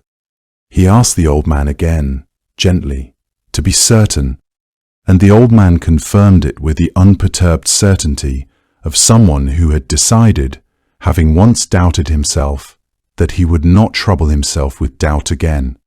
A child, very small, moving south at a pace that had seemed, under the circumstances, improbably brisk. Apollo continued towards Cyllene, carrying this information the way one carries something unwieldy, unable to put it down, not entirely sure how to hold it.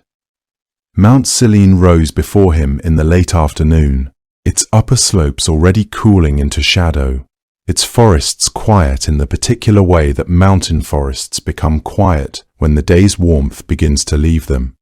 He knew, by the time he reached the cave entrance, that he had found the right place. Something in the air there had a quality he couldn't entirely name. There was a stillness about it that felt less like peace and more like very concentrated innocence. Maya received him at the mouth of the cave with the expression of a woman who had been expecting a visit and had prepared herself carefully for it. She was gracious, composed, and entirely unhelpful. She gestured inward, to the cave's warm interior, to the small cradle of woven grass near the far wall, to the infant lying within it, wrapped in soft coverings, apparently fast asleep. This, her manner suggested, was the only child in residence. He was, as Apollo could see, a newborn.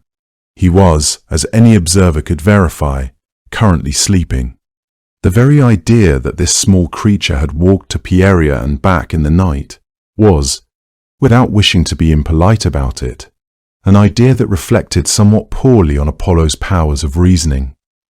Apollo crossed the cave and looked down at the cradle. Hermes lay perfectly still for a moment, and then, apparently concluding that stillness alone would not be sufficient, opened his eyes and blinked up at Apollo with an expression of mild and sleepy surprise, the look of a very young infant waking from a peaceful and entirely blameless rest to find a luminous and agitated god staring down at him. Apollo told Hermes, directly, that he wanted his cattle back. Hermes appeared to consider this request with great seriousness, his small hands folded, his dark eyes steady and bright. Then he explained, in language that was remarkable for something that had existed for less than a full day, that he was a newborn child. He explained that newborn children did not steal cattle. He explained, with what seemed like genuine concern for Apollo's well-being, that perhaps Apollo ought to look elsewhere, because whoever had taken those cattle was clearly a figure of considerable capability and daring, and the search deserved to be directed somewhere more promising than the cradle of an infant who had, until this very moment, been asleep. Apollo said again that he wanted his cattle. Hermes observed that he did not know what cattle were. They regarded each other across the short distance between a standing god and a very small cradle for a moment that stretched considerably longer than it had any reason to. What Apollo could not yet admit, as he stood in that cave staring at a newborn who was explaining very calmly why it was impossible for him to have done any of this, was that he was deeply, helplessly impressed. Apollo carried Hermes up to Olympus the way one might carry an argument one is very confident about, only to discover, upon arrival, that the argument had opinions of its own. The halls of Olympus were vast and luminous, filled with the kind of light that does not come from any single source, but seems instead to saturate everything. The way warm air saturates a room on a slow summer afternoon when all the windows have been left open. It was into this light that Apollo brought his infant brother. The gods who happened to be present turned their attention to the unusual scene with the particular unhurried interest of beings who have all the time in the world. Zeus sat at the center of things, as he always did, not urgently, not dramatically, but with the settled weight of someone who has occupied the same chair for so long that the chair has, in some essential way, become part of him. He looked at Apollo. He looked at the infant Hermes, who was tucked against his brother's side and gazing around the luminous hall with an expression of serene, unhurried curiosity, as though he had been expecting to arrive here eventually and was merely taking in the details now that he had. Apollo set his case before Zeus clearly and with considerable feeling. The cattle were gone, 50 of the finest in his herd, the ones he had tended with care through the long seasons on the slopes above Pieria. He had followed the signs across half the countryside and had arrived, at last, at the cave on Mount Selene, where the evidence pointed unmistakably at this infant. This creature barely a day old, who had nevertheless apparently managed to orchestrate one of the more impressive thefts in living memory. He had asked Hermes directly and received in return a performance of innocence so elaborate and so calmly delivered that it had been almost more insulting than the theft itself. Apollo was not accustomed to being outmaneuvered, certainly not by someone who was still, technically speaking, in swaddling clothes. Zeus listened to all of this with an expression that was difficult to read. That was often true of Zeus. When Apollo had finished, the king of the gods turned his gaze to the infant and asked, simply, what the child had to say for himself. What followed was the moment that, in some ways, announced Hermes to the world more clearly than the theft itself had done. The infant spoke with a composure that should have been impossible, with the measured cadence and the careful logic of someone who had spent years learning how words move between minds, how an argument can be shaped into something smooth enough to pass through even the most resistant listener without catching.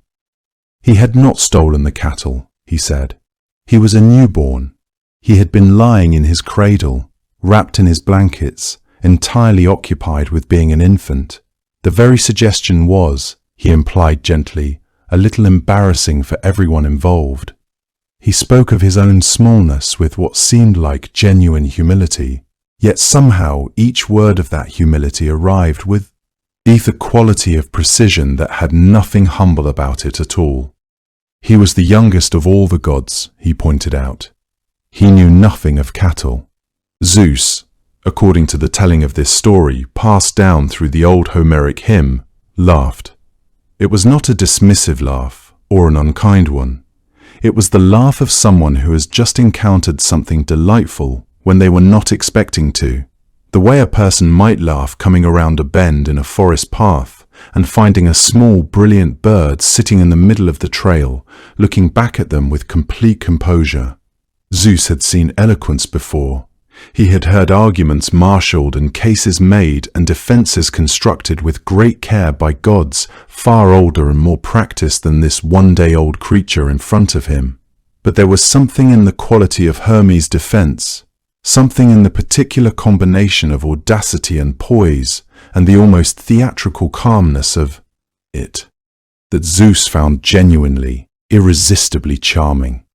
He did not punish Hermes. He ordered him, instead, to lead Apollo to wherever the cattle were hidden and to make the matter right between them.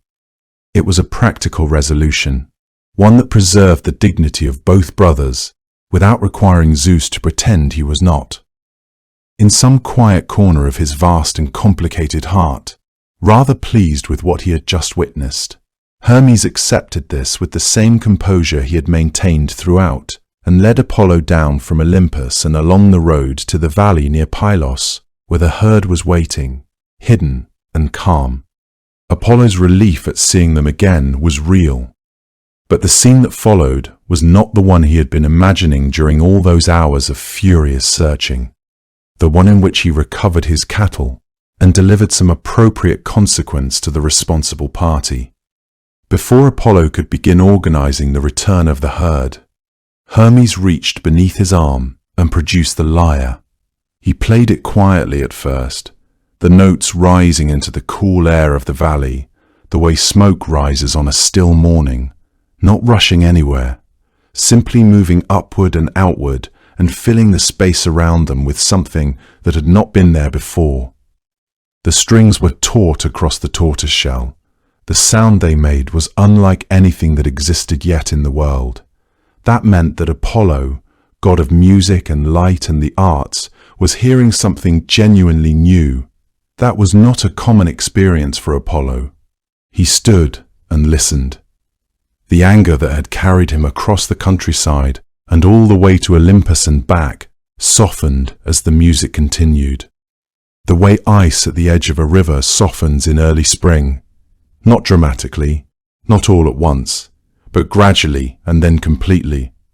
By the time Hermes had finished, Apollo wanted the lyre with a longing that felt almost physical. The way a person can want the warmth of a fire after a long walk through cold air. The exchange, when it came, was arrived at with the ease of two people who have both already understood where the conversation is going. The lyre would pass to Apollo. The cattle, and the title of divine herdsman that came with them, would pass to Hermes. It was an arrangement that suited both of them in ways that went beyond the practical. Apollo received an instrument that would become the emblem of everything he stood for, the ordered beauty of music, the precision of a well-made thing, the relationship between craft and transcendence. Hermes received the pastoral domain of flocks and fields that would remain part of his character from that morning forward. There was one additional gift exchanged between them that day. Smaller and quieter than the lyre, but no less significant in its own way. Hermes had fashioned, during his travels of the night before, a set of shepherd's pipes from reeds gathered along the road, a simpler instrument than the lyre, rustic and low, and suited to open hillsides and the company of animals rather than the courts of gods. He gave these to Apollo as well, or some versions of the story suggest the other way, that they passed from Apollo to Hermes as a token of goodwill, a parting gift from a brother who recognized in the younger god a kinship that he had not anticipated and could not entirely explain. Either way, the pipes moved between them. The exchange felt less like a transaction and more like the beginning of something. From that morning forward, Apollo and Hermes were not rivals, but allies. The lyre that had been born from a tortoiseshell in a mountain cave became the instrument forever associated with music, poetry, the light of the sun.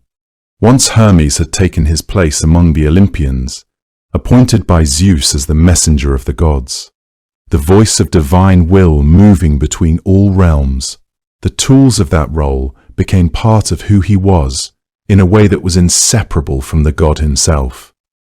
The winged sandals, the herald's staff, the traveller's cap, these were not simply accessories a god happened to carry. They were expressions of his nature made visible, his essence given a form that the eye could follow across the sky. Different accounts tell the story of how he came by them in slightly different ways. That variety is fitting for a god whose life seemed to resist any single, tidy explanation. Some traditions held that Zeus himself presented Hermes with the sandals and staff as part of his formal appointment as divine messenger, gifts of office. You might say, the tools of a role that required moving faster and more freely than any other god had ever moved before. Other accounts suggest the objects were accumulated more gradually, acquired through exchanges and adventures not entirely unlike the one that had just unfolded between Hermes and Apollo, the god of thieves acquiring the instruments of his more official life through a combination of cleverness and good fortune. What nearly all the traditions agreed on was what these objects looked like and what they could do. On both counts, the descriptions are worth dwelling on. This was because they are beautiful, in the way that only things made for an extraordinary purpose tend to be beautiful. The sandals were golden, according to those who described them most carefully, not merely painted or gilded, but made from gold in a way that carried something immortal in the metal itself, as if the material had been chosen precisely because it would never dull or wear or slow down. They had wings at the ankle, small and perfect, white as the underside of a cloud. When Hermes wore them, the wings moved with a soft, steady rhythm, carrying him upward and forward through the air with a smoothness that made the transition from earth to sky feel as natural as stepping from one room into another. The ancient Greek word for these sandals was pedila. In certain older artistic traditions, they were depicted without wings, simply beautiful, golden, divine. The wings appearing in later representations as the understanding of Hermes' speed and reach deepened over time. Whether the wings were always there or were added as the myths grew richer, the essential truth they expressed remained the same. These sandals allowed their wearer to go anywhere, between any worlds, without resistance and without delay. The staff he carried was called the caduceus. It was, if anything, even more arresting to look at than the sandals. It was a herald's staff, the kind of rod a messenger or envoy carried in the ancient world as a mark of protected status, a signal that the one holding it spoke with the authority of whoever had sent them and should not be harmed. But Hermes' staff was not an ordinary herald's rod. 2 serpents were coiled around it in an ascending spiral, their heads resting near the top, facing one another, with an expression that was neither threatening nor quite peaceful, but something in between, watchful, balanced, curious. In some representations, small wings spread from the top of the staff as well, echoing the wings at his feet and suggesting a unity between the god and his instruments, as if the whole figure of Hermes, from his heels to the tip of the staff he held aloft, was designed for the same single purpose of movement. The origin of the serpents wound into the caduceus has its own story in some traditions. One account describes Hermes coming upon 2 serpents locked in combat on a road and placing his staff between them, whereupon they wound themselves around it and remained there, their conflict resolved, their opposition transformed into the balanced, intertwined shape that has been associated with him ever since. It is a story that suits him. This was because it turns a moment of conflict into something harmonious without violence or force, only the intervention of a figure who understood how to stand between opposing things and make peace. The image of 2 opposing forces held in balance would become central to how cultures understood the caduceus. It spoke to Hermes' unique position among the gods, capable of moving freely among all of them without being bound to any single faction. This neutrality made him essential, a god who could negotiate between worlds without allegiance to any single one. The staff became an emblem not just of his role, but of his fundamental nature as a bridge maker. The caduceus eventually traveled far beyond the mythology that produced it. It became a symbol of commerce in the ancient Mediterranean world, carried forward by the Roman Mercury, who inherited Hermes' roles and his iconography along with them. It has persisted into the modern world in ways that would perhaps have amused Hermes, given his well-documented fondness for turning up in unexpected places. Seen together, the golden sandals, the serpent-wound staff, the traveller's cap pulled low, the fully equipped Hermes had an appearance that was recognizable from a great distance and immediately legible to anyone who knew what they were looking at. He was not dressed for war like Ares, or for ceremony like Hera in her crown. He was dressed for the road, for the crossing, for the space between things, and that was exactly where he was always headed. When ancient people looked up at the sky on a clear morning and felt the wind pick up unexpectedly, moving fast and purposeful from one horizon to another, there were those who said that was simply the air, and those who said that was Hermes passing through. There was another side to Hermes, quieter than the thief and faster than the wind. It was the side the Greeks perhaps depended on most deeply. He was the one who came for the dead. The Greeks called this role psychopomp, a word that joins together 2 older words, the word for soul and the word for guide or escort. It is a gentle word when you sit with it. Not a god of death, not a ruler of the underworld, not a judge of what a soul had done or left undone in its time among the living, only a guide, someone who knew the way and was willing to walk it beside you. The distinction mattered to the Greeks. You can feel why, if you think about it in the quiet of a late evening, that the moment of death might not be a solitary falling away into darkness, but something more like a departure with a familiar companion waiting at the threshold to show you the road. Hermes was that companion. He was the one who appeared when a person's last breath had left them, standing at the edge of the world they had always known. Staff in hand, unhurried, ready to begin the long walk toward whatever came next. His caduceus, that herald's staff wound round with its two serpents, carried the power to bring sleep to the eyes of those who looked upon it. This was no accident, for what is the crossing from life into the afterlife, in the gentlest telling of it, but a kind of sleep, a long and final settling into stillness, the body at last releasing everything it had been holding.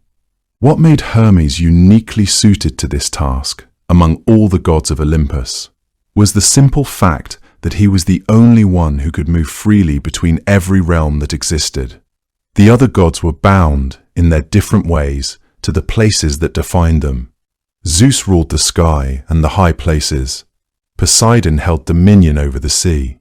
Hades himself, the god of the underworld, rarely left his own kingdom. He was its ruler and its prisoner in equal measure, a god so associated with the deep dark beneath the earth that his very name became a word for the place he presided over. But Hermes belonged to no single place. He had been crossing boundaries since the morning of his birth. The boundary between the living world and the world of the dead was simply one more threshold in a life that had always been defined by the ease with which he passed through doors that were closed to everyone else. He travelled between Olympus and the mortal world without hesitation. He travelled into the underworld and returned from it with the same casual ease that a traveller might cross from one valley into the next. The shades of the dead, moving through the dim passages that led toward the realm of Hades, were not frightening to him. The darkness of that deep kingdom held no terror for a god who was equally at home in every kind of light. And so it was Hermes, always Hermes, who came to stand beside the newly dead and say, with all the warmth of someone who genuinely knew the way, that there was no need to be afraid, that the road ahead was long but not impossible, that he would remain beside them until they had arrived safely at the far shore of the river that divided the living world from the country of the dead. This role carried particular weight because it acknowledged something the Greeks understood with profound clarity. The moment of death was not a punishment to be endured, but a transition that deserved dignity and care. It was a moment when a soul, newly released from the body, would be confused and disoriented, stripped of the senses and certainties that had governed its existence. The familiar landmarks of the living world would mean nothing anymore. The sky, the earth, the warmth of the sun, all of it would be receding into memory, becoming unreal. In such a state of profound disorientation, what a soul needed most was the presence of someone who had seen it all before, who remained calm and confident in the face of the unknown. Hermes had walked this road countless times. He had guided countless souls across the threshold, and his presence alone carried an assurance that this passage, though strange and final, was not meant to be terrifying. The Greeks seemed to recognize that the god most suited to this work was not the most solemn or the most powerful, but the one whose very nature embodied understanding and compassion. There is something worth resting with in the tenderness of this image, that the Greeks, who gave their gods so many grand and violent and complicated roles, chose to imagine the guide of souls as someone known first and foremost for cleverness and warmth, and a kind of incorrigible charm, not a solemn figure of judgment, not an imposing guardian wrapped in shadows. Hermes, who had laughed his way through an afternoon of cattle theft on the day he was born, who had stood before Zeus and argued his own case with the composed confidence of someone twice his age, who had given Apollo the lyre and watched the god of music fall completely in love with it. That same Hermes, with his winged sandals and his bright eyes, was the one who walked with you through the passage that every living thing must eventually make. The Greeks seemed to understand, in the way that people who have thought long and honestly about death sometimes do, that what a departing soul needed was not solemnity, but steadiness, not ceremony, but companionship. Hermes could offer both, because he had never been a god who placed great weight on formality. He was present, he was kind, he knew the road, and the soft, sleep-bringing power of his staff meant that the passage itself could be eased. The fear and bewilderment of death softened into something closer to the feeling of lying down after a very long day. The edges of the waking world growing soft and indistinct, the body at last allowed to let go. Imagine it, if you like, in the way the Greeks might have imagined it on a quiet night. A soul standing at the edge of a river it has never seen before. The water dark and slow-moving, the far bank barely visible through a low and drifting mist. The soul does not know which way to walk, or whether to call out, or what the crossing will feel like. And then, from somewhere along the bank, a figure approaches, unhurried, carrying a staff, wearing sandals that seem to barely touch the ground. He speaks first, because he always speaks first. What he says is something ordinary and reassuring, the kind of thing one traveller says to another when the road ahead is unfamiliar and the hour is late. He gestures toward the water. The soul understands, without fully knowing how, that this is not an ding but a passage, that the figure beside it knows the way as well as it has ever known anything, that the crossing will be made safely and in company. The staff rises slightly. A warmth passes over the soul, like the last feeling of sunlight on skin at the close of a long summer afternoon. The fear dissolves, and the river draws near, and the journey continues. It was a kindness, really, that the same God who laughed his way through theft and trickery was also the one who walked beside you at the end. Sure, you did not have to cross into the unknown alone. One of the most celebrated stories told about Hermes was the one in which he killed a giant who had 100 eyes.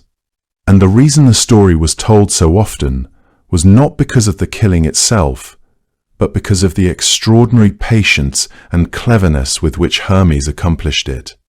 To understand why Hermes was sent to do this at all, it helps to begin a little earlier with Zeus and a nymph named Io. Io was a priestess of Hera, which made the situation that much more complicated, as Zeus had fallen deeply in love with her in that particular way he had of falling in love, suddenly, completely, and with very little regard for the consequences that would follow. He visited her in secret for some time, and when he began to sense that Hera was growing suspicious, he made a decision that was either very clever or very poorly considered depending on how one looked at it. He transformed Io into a white cow, a beautiful white cow, it should be said, snow-coloured and gentle-eyed and remarkable enough to attract attention, but a cow nonetheless, standing in a green meadow, ere a young woman had been moments before. Zeus presented this creature to Hera as though nothing unusual had occurred, and Hera, who was far more perceptive than Zeus generally gave her credit for, looked at the cow for a long and quiet moment. She said she found the animal lovely. She asked if she might have it as a gift. Zeus, who could hardly refuse without revealing everything, said yes. And so Io, still herself inside, still aware of everything happening around her, found herself given away like a prize and led off to wherever Hera decided to keep her. Hera had no intention of simply leaving the cow in a field and forgetting about her. She knew, or strongly suspected, what she was looking at, and so she called for Argus Panoptes, the giant who was said to have 100 eyes distributed across his enormous body, so many eyes that they could not all fall asleep at once. Some always remained open, watching, even when the rest of him had drifted into rest. He was, in that sense, the perfect guard. Hera placed Io in his care and told him to watch her without ceasing, which was something Argus was uniquely suited to do. Io grazed in the meadow and could do nothing but wait, her days measured out in slow circles of grass and sunlight. Argus always somewhere nearby, his countless eyes moving across the landscape in steady, patient rotation. Zeus watched this for some time and found he could not bear it. He went to Hermes and explained what had happened and asked him to go and free Io from the giant's watch. The instructions were not overly specific. Zeus knew better than to give Hermes overly specific instructions. He simply said that the giant needed to be dealt with and that Io needed to be freed, and Hermes nodded and went away to think about it. He did not go rushing in. That would not have been Hermes' way, and it certainly would not have worked against Argus. Instead, he disguised himself, setting aside the golden sandals and the herald's staff, dressing himself plainly as a herdsman, a young man with rough clothes and a flock of goats to drive through the fields. He gathered the goats together and moved them slowly through the green countryside in the direction of the meadow where Io was being kept. And he played his shepherd's pipes as he walked, unhurried, meandering, the music drifting out over the grass in soft, wandering lines that had no urgency in them at all. Argus heard the music from his post and turned toward it. He watched the herdsman approach through the fields, playing without any particular intention, the goats moving around him in their loose and shuffling way. There was nothing threatening about any of it. Argus, who had been keeping a solitary watch over a white cow in a meadow for what must have felt like a very long time, was perhaps ready to be entertained. He called out to the young herdsman, told him the shade was pleasant where he was sitting, and invited him to come and rest a while. Hermes accepted with every appearance of gratitude and settled himself on the rock beside the giant and laid his pipes across his knees. What followed was a long afternoon. Hermes understood that he could not rush this. Argus had 100 eyes, and all it would take was for a handful of them to remain alert and watchful for the plan to fail entirely. So Hermes did what he did better than almost any other god. He talked. He told stories, quiet ones, wandering ones, stories without much urgency that drifted from one thing to the next, the way a river drifts around a bend and loses itself briefly in the reeds before continuing on. He played music between the stories, soft passages on the shepherd's pipes, the notes falling like water over smooth stones. The afternoon light moved across the meadow in long golden sheets. The grass moved in the faint wind. Io stood somewhere nearby and watched with her dark, intelligent eyes. One by one, slowly, Argus's eyes began to close. Not all at once. Argus was too experienced a guard for that. But one eye would grow heavy and fall shut, and then another, and then several more, and the music would continue, and the voice would continue, unhurried and warm, and a few more would close. Hermes told the story of Pan, of how the god of wild things came to invent the shepherd's pipes in the first place. A long, unhurried story about a nymph called Syrinx, who was transformed into hollow reeds along a riverbank, and how Pan cut those reeds and bound them together, and first drew breath across them, and heard music where there had been only wind. It was a gentle story, and Hermes told it gently, and by the time he had finished, nearly all of Argus's 100 eyes had fallen closed. The last few followed not long after. The giant's breathing deepened and steadied. His enormous body was still against the hillside. All those eyes shut at last, the meadow quiet around him. Hermes set down the pipes. He rose carefully, and he took from the folds of his plain herdsman's cloak the staff, his own staff, and he struck Argus once, swiftly, so that the giant would not wake again. Io was freed. She was still, for the time being, in the form of a white cow, But she was no longer guarded, no longer a prisoner in the meadow. She would eventually be restored to herself after a long and wandering journey of her own in a country far from Greece. But the watch was over. The impossible, ever-open eyes of Argus Panoptes had finally, completely closed. When Hera learned what had happened, she felt it as a genuine grief. Argus had been faithful to her. He had done exactly what she had asked of him, and he had been outwitted not through any failure of his own, but through the one thing that no amount of vigilance can fully defend against: patience and music, and a voice that knew how to fill an afternoon until all the watching eyes grew heavy. She mourned him in the way that proud and powerful figures mourn a loss they were not supposed to sustain, which is to say with both sorrow and fury in equal measure. She gathered the 100 eyes of her faithful guard, and she pressed them, carefully and deliberately, into the tail feathers of the peacock, which was her sacred bird. There they would remain, gleaming and iridescent, arranged across T, he spreading fan of that extraordinary tail, a memorial that moved through the world with every peacock that ever lived. Those great round markings watching the light the way eyes watch it, open and unblinking, patient in the way that Argus himself had been patient, before Hermes came through a green meadow with a flock of goats and a shepherd's song and all the time in the world. And Hera, furious and grieving, gathered the 100 eyes of her faithful guard and pressed them into the feathers of the peacock, where they have remained ever since, watching, always watching, from the spreading fan of that extraordinary tail. When Odysseus was wandering the seas after the fall of Troy, trying desperately to find his way home, he crossed paths with Hermes more than once, and each time the encounter changed the shape of his journey. The war had ended, Troy had fallen, and Odysseus had set out from the smoking ruins of that great city with his ships and his men, certain perhaps that the hardest part was behind him. It was not behind him.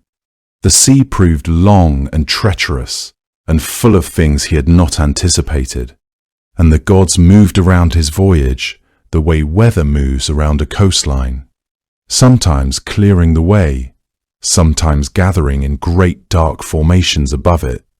Hermes was not the god who made Odysseus's journey difficult.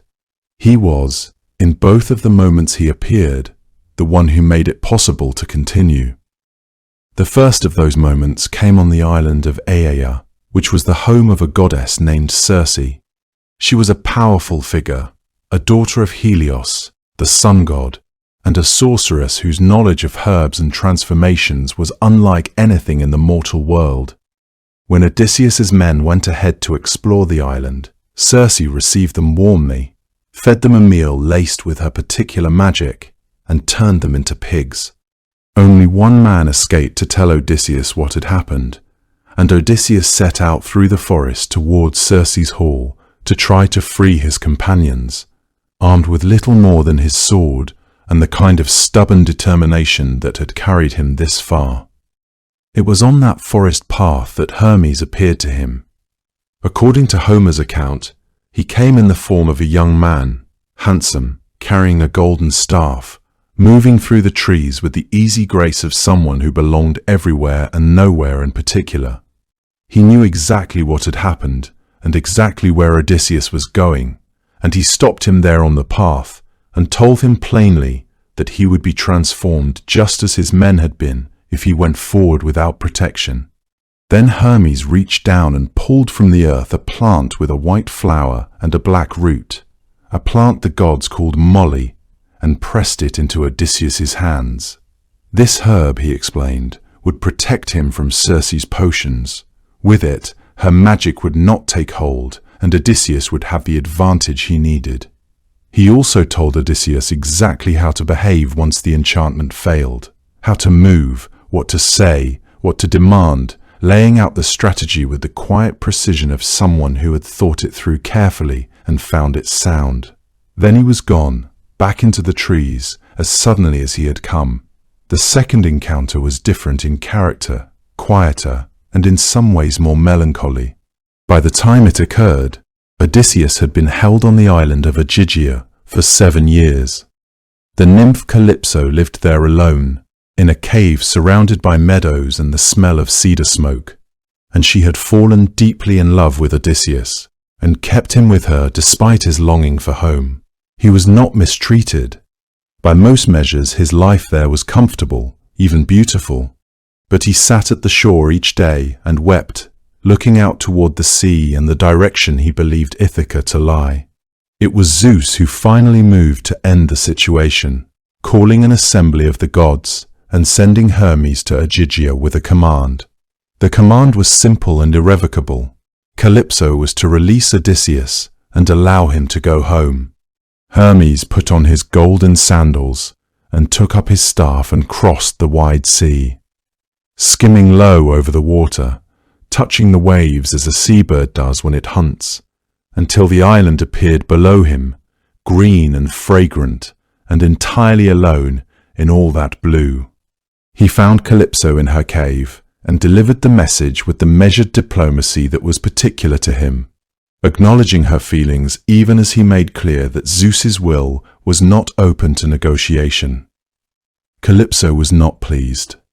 She spoke of the unfairness of it, of the way the gods always interfered when a goddess chose to love a mortal, of the double standard she perceived in how these things were handled.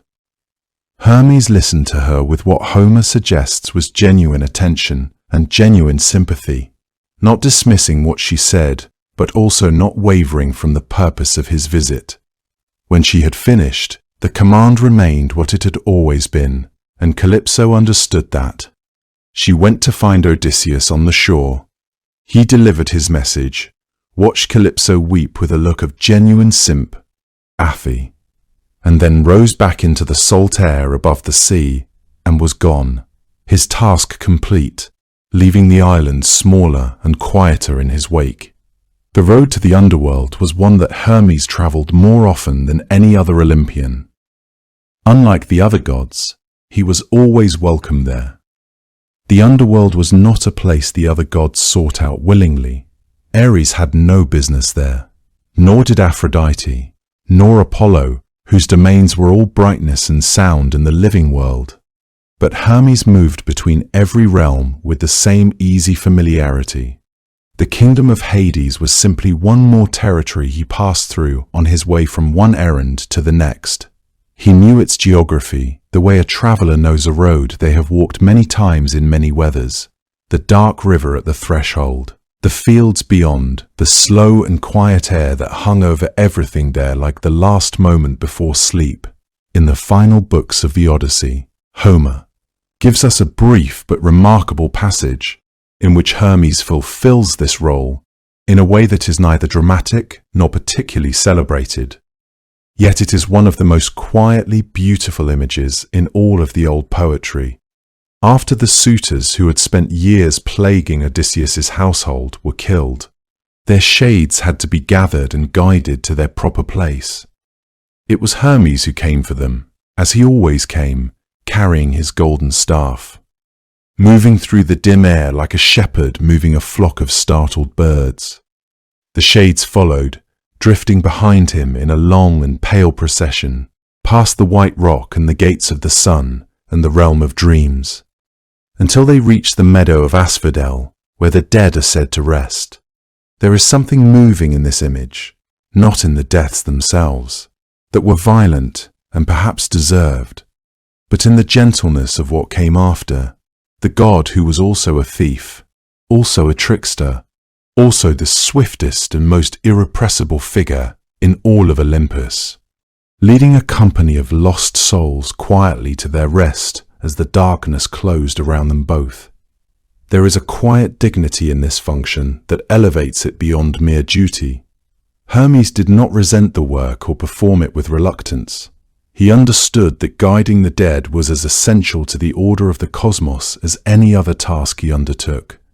The dead needed a conductor, a reliable presence to ease their passage from one state of being to another. In fulfilling this role, Hermes demonstrated something crucial about his nature. He was as comfortable with endings as with beginnings, as at ease with loss as with delivery. This quality, this steadiness in the face of finality, set him apart from the other Olympians who preferred to dwell in the upper air and the light. His role in the story of Persephone was different in character. This was not a matter of guiding the dead, but of moving between the living and the dead at the command of Zeus, who had at last agreed to the terms that would allow Persephone to return to the upper world for part of every year. When that agreement was reached, it was Hermes who was sent down into Hades to carry the news and to bring her back. No other god could have made that journey, or at least no other god would have been trusted to make it without incident, without offense, without disturbing the careful order that Hades maintained over his kingdom.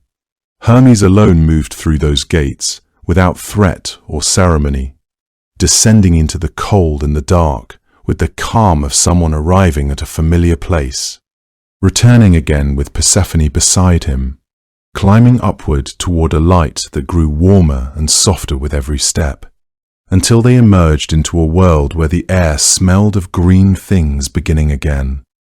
The story of Orpheus offers yet another kind of connection between Hermes and the underworld, more oblique, more sorrowful in its final turn. Most people know the story of Orpheus primarily as the story of his descent, the musician who loved Eurydice so completely that when she died, he followed her into Hades and played music so heartbreaking that even Persephone wept and Hades relented, agreeing to release Eurydice on the single condition that Orpheus not look back at her as they walked out. He looked back, in the versions of the myth that mention Hermes at all. It is he who had guided Eurydice's shade into the underworld in the first place, as was his function. It is he who, after Orpheus's failure at the threshold, returned once more to lead her shade back down into the dark. There is no drama in the way the old accounts describe this, no ceremony, no prolonged farewell. Eurydice simply went back. Hermes walked beside her, his caduceus in hand, the way he had walked beside countless others before her. The underworld, in the Greek imagination, was not a place of punishment for the ordinary dead. It was simply the place that everyone eventually arrived at. A vast and quiet country lying just beneath the world of the living, separated by a river and a few 100 feet of stone. Hermes knew it that way. As a country he visited often. As a crossing he had made so many times that the ferryman knew his face, and the dog at the gate did not stir when he passed. His familiarity with that world was not morbid but practical. The way a shepherd is familiar with the darkest part of the valley, not because it pleases him, but because his flock sometimes wanders there, and someone steady has to follow. And yet, there was something else in his relationship to the underworld that the Greeks seemed to understand intuitively, something they perhaps could not have named precisely, but that shaped the way they prayed to him and trusted him, the sense that he was never afraid of what waited at the end of any road. He had been there too many times. He had seen the dead settle into their new country with something that looked, at a distance, almost like peace. He was equally at home in the dark as in the light. That may be why the Greeks trusted him, above all the other gods, to carry the things they most needed delivered, including the souls they could not bear to lose. There is a word that comes directly from Hermes' name, hermeneutics, meaning the art of interpretation, of finding meaning in language, of making one thing intelligible to another. It is a word used today in philosophy and theology and literary study. The fact that it traces itself back to a god who spent his first morning on earth stealing cattle might seem, at first, like an unlikely inheritance. But when you spend a little time with Hermes, with everything he was asked to do, and everything he chose to do, the connection begins to feel not only natural but almost inevitable.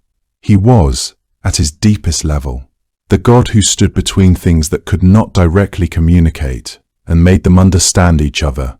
Zeus spoke, and the mortal world could not hear him or could not understand him. or could not bear the full force of divine speech without some mediating presence to soften and translate it. That was Hermes. He took the language of the gods and carried it downward into forms that human minds could receive.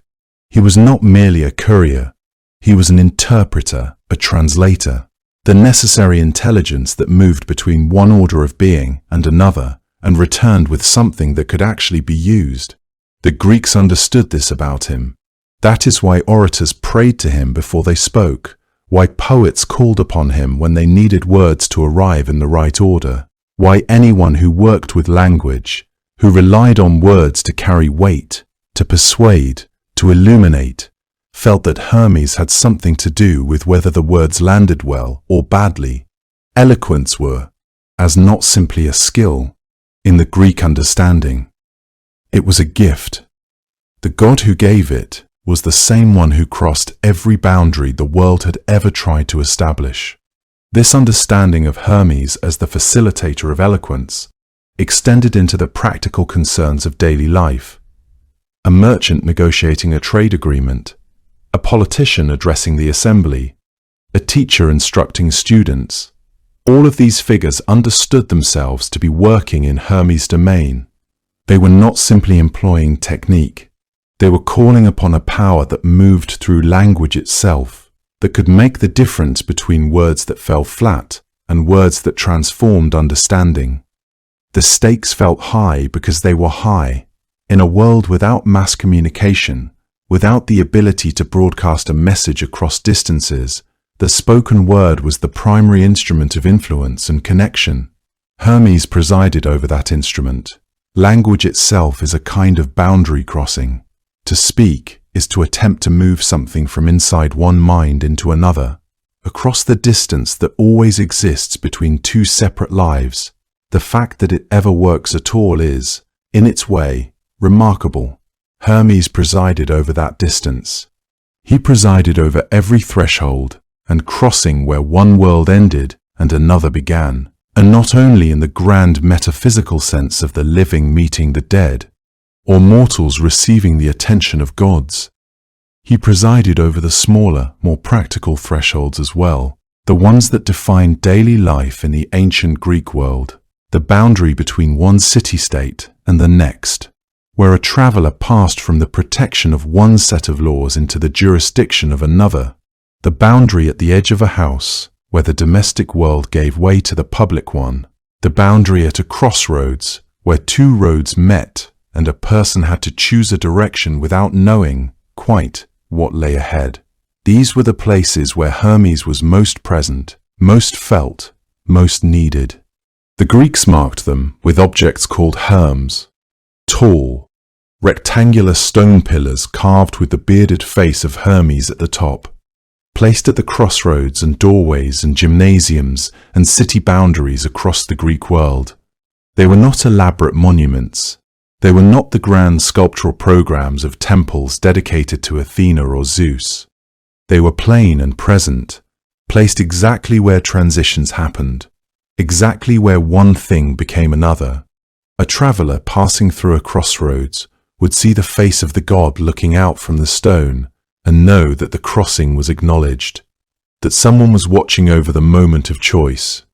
A household passing through its own front door would see the herm posted at the entrance and understand that the god of thresholds was stationed there, at the place where inside became outside, where the familiar became the unknown. These herms served as more than mere markers or religious tokens.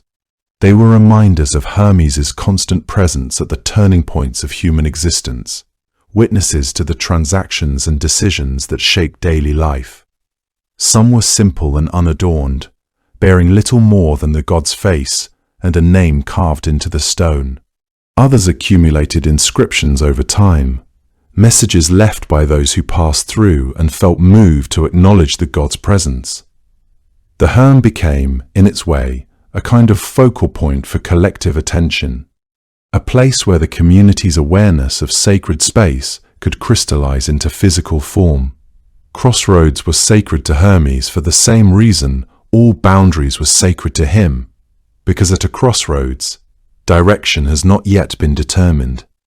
In that brief pause before the choice is made, every possibility still exists. That was the space Hermes inhabited.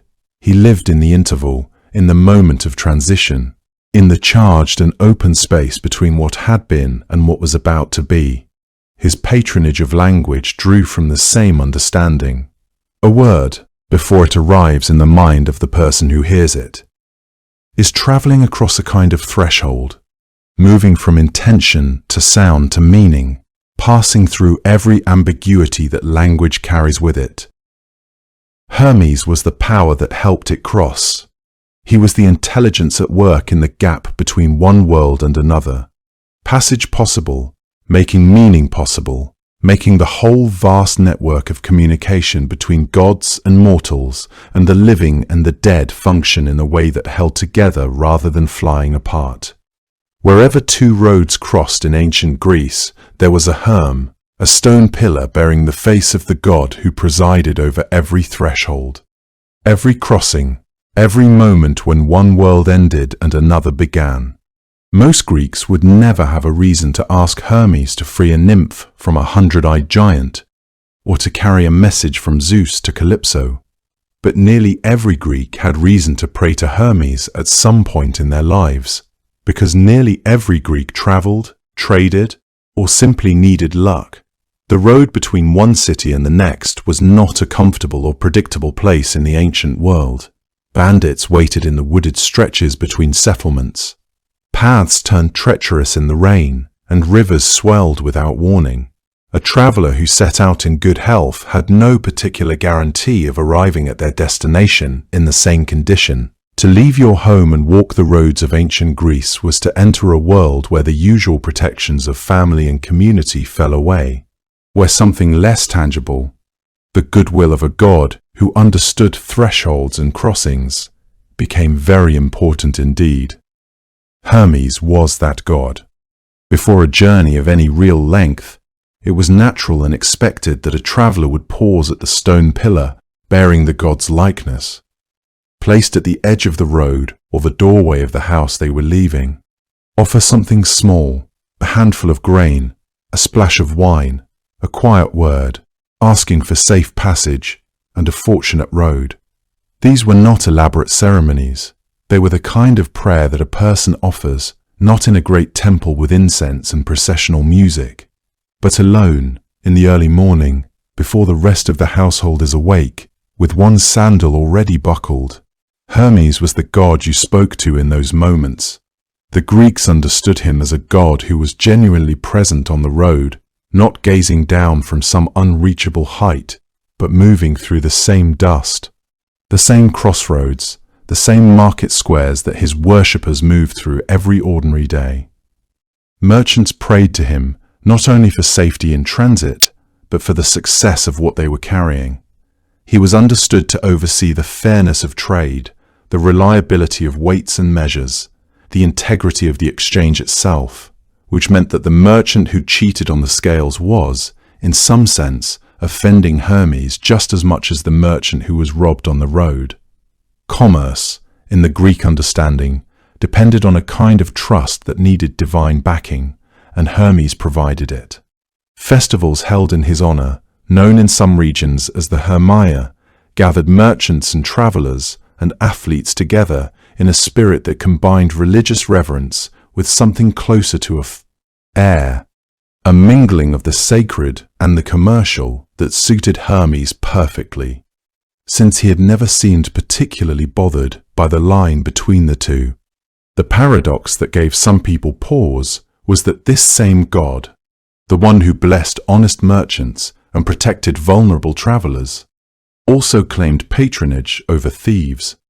On the surface, it seemed contradictory, the kind of arrangement that a more orderly divine system might have found embarrassing. But the Greeks, who had been watching Hermes since the morning he was born, understood it differently. What commerce and theft had in common, in their view, was not dishonesty, but a particular quality of mind, the ability to see opportunity where others saw only circumstance, to move quickly, to read a situation and respond with cleverness rather than force.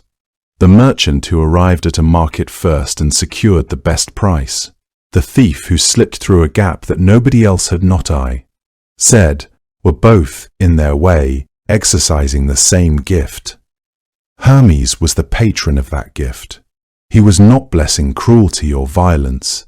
The thief who harmed someone in taking from them was a different kind of figure altogether, not one who invited Hermes' particular favor.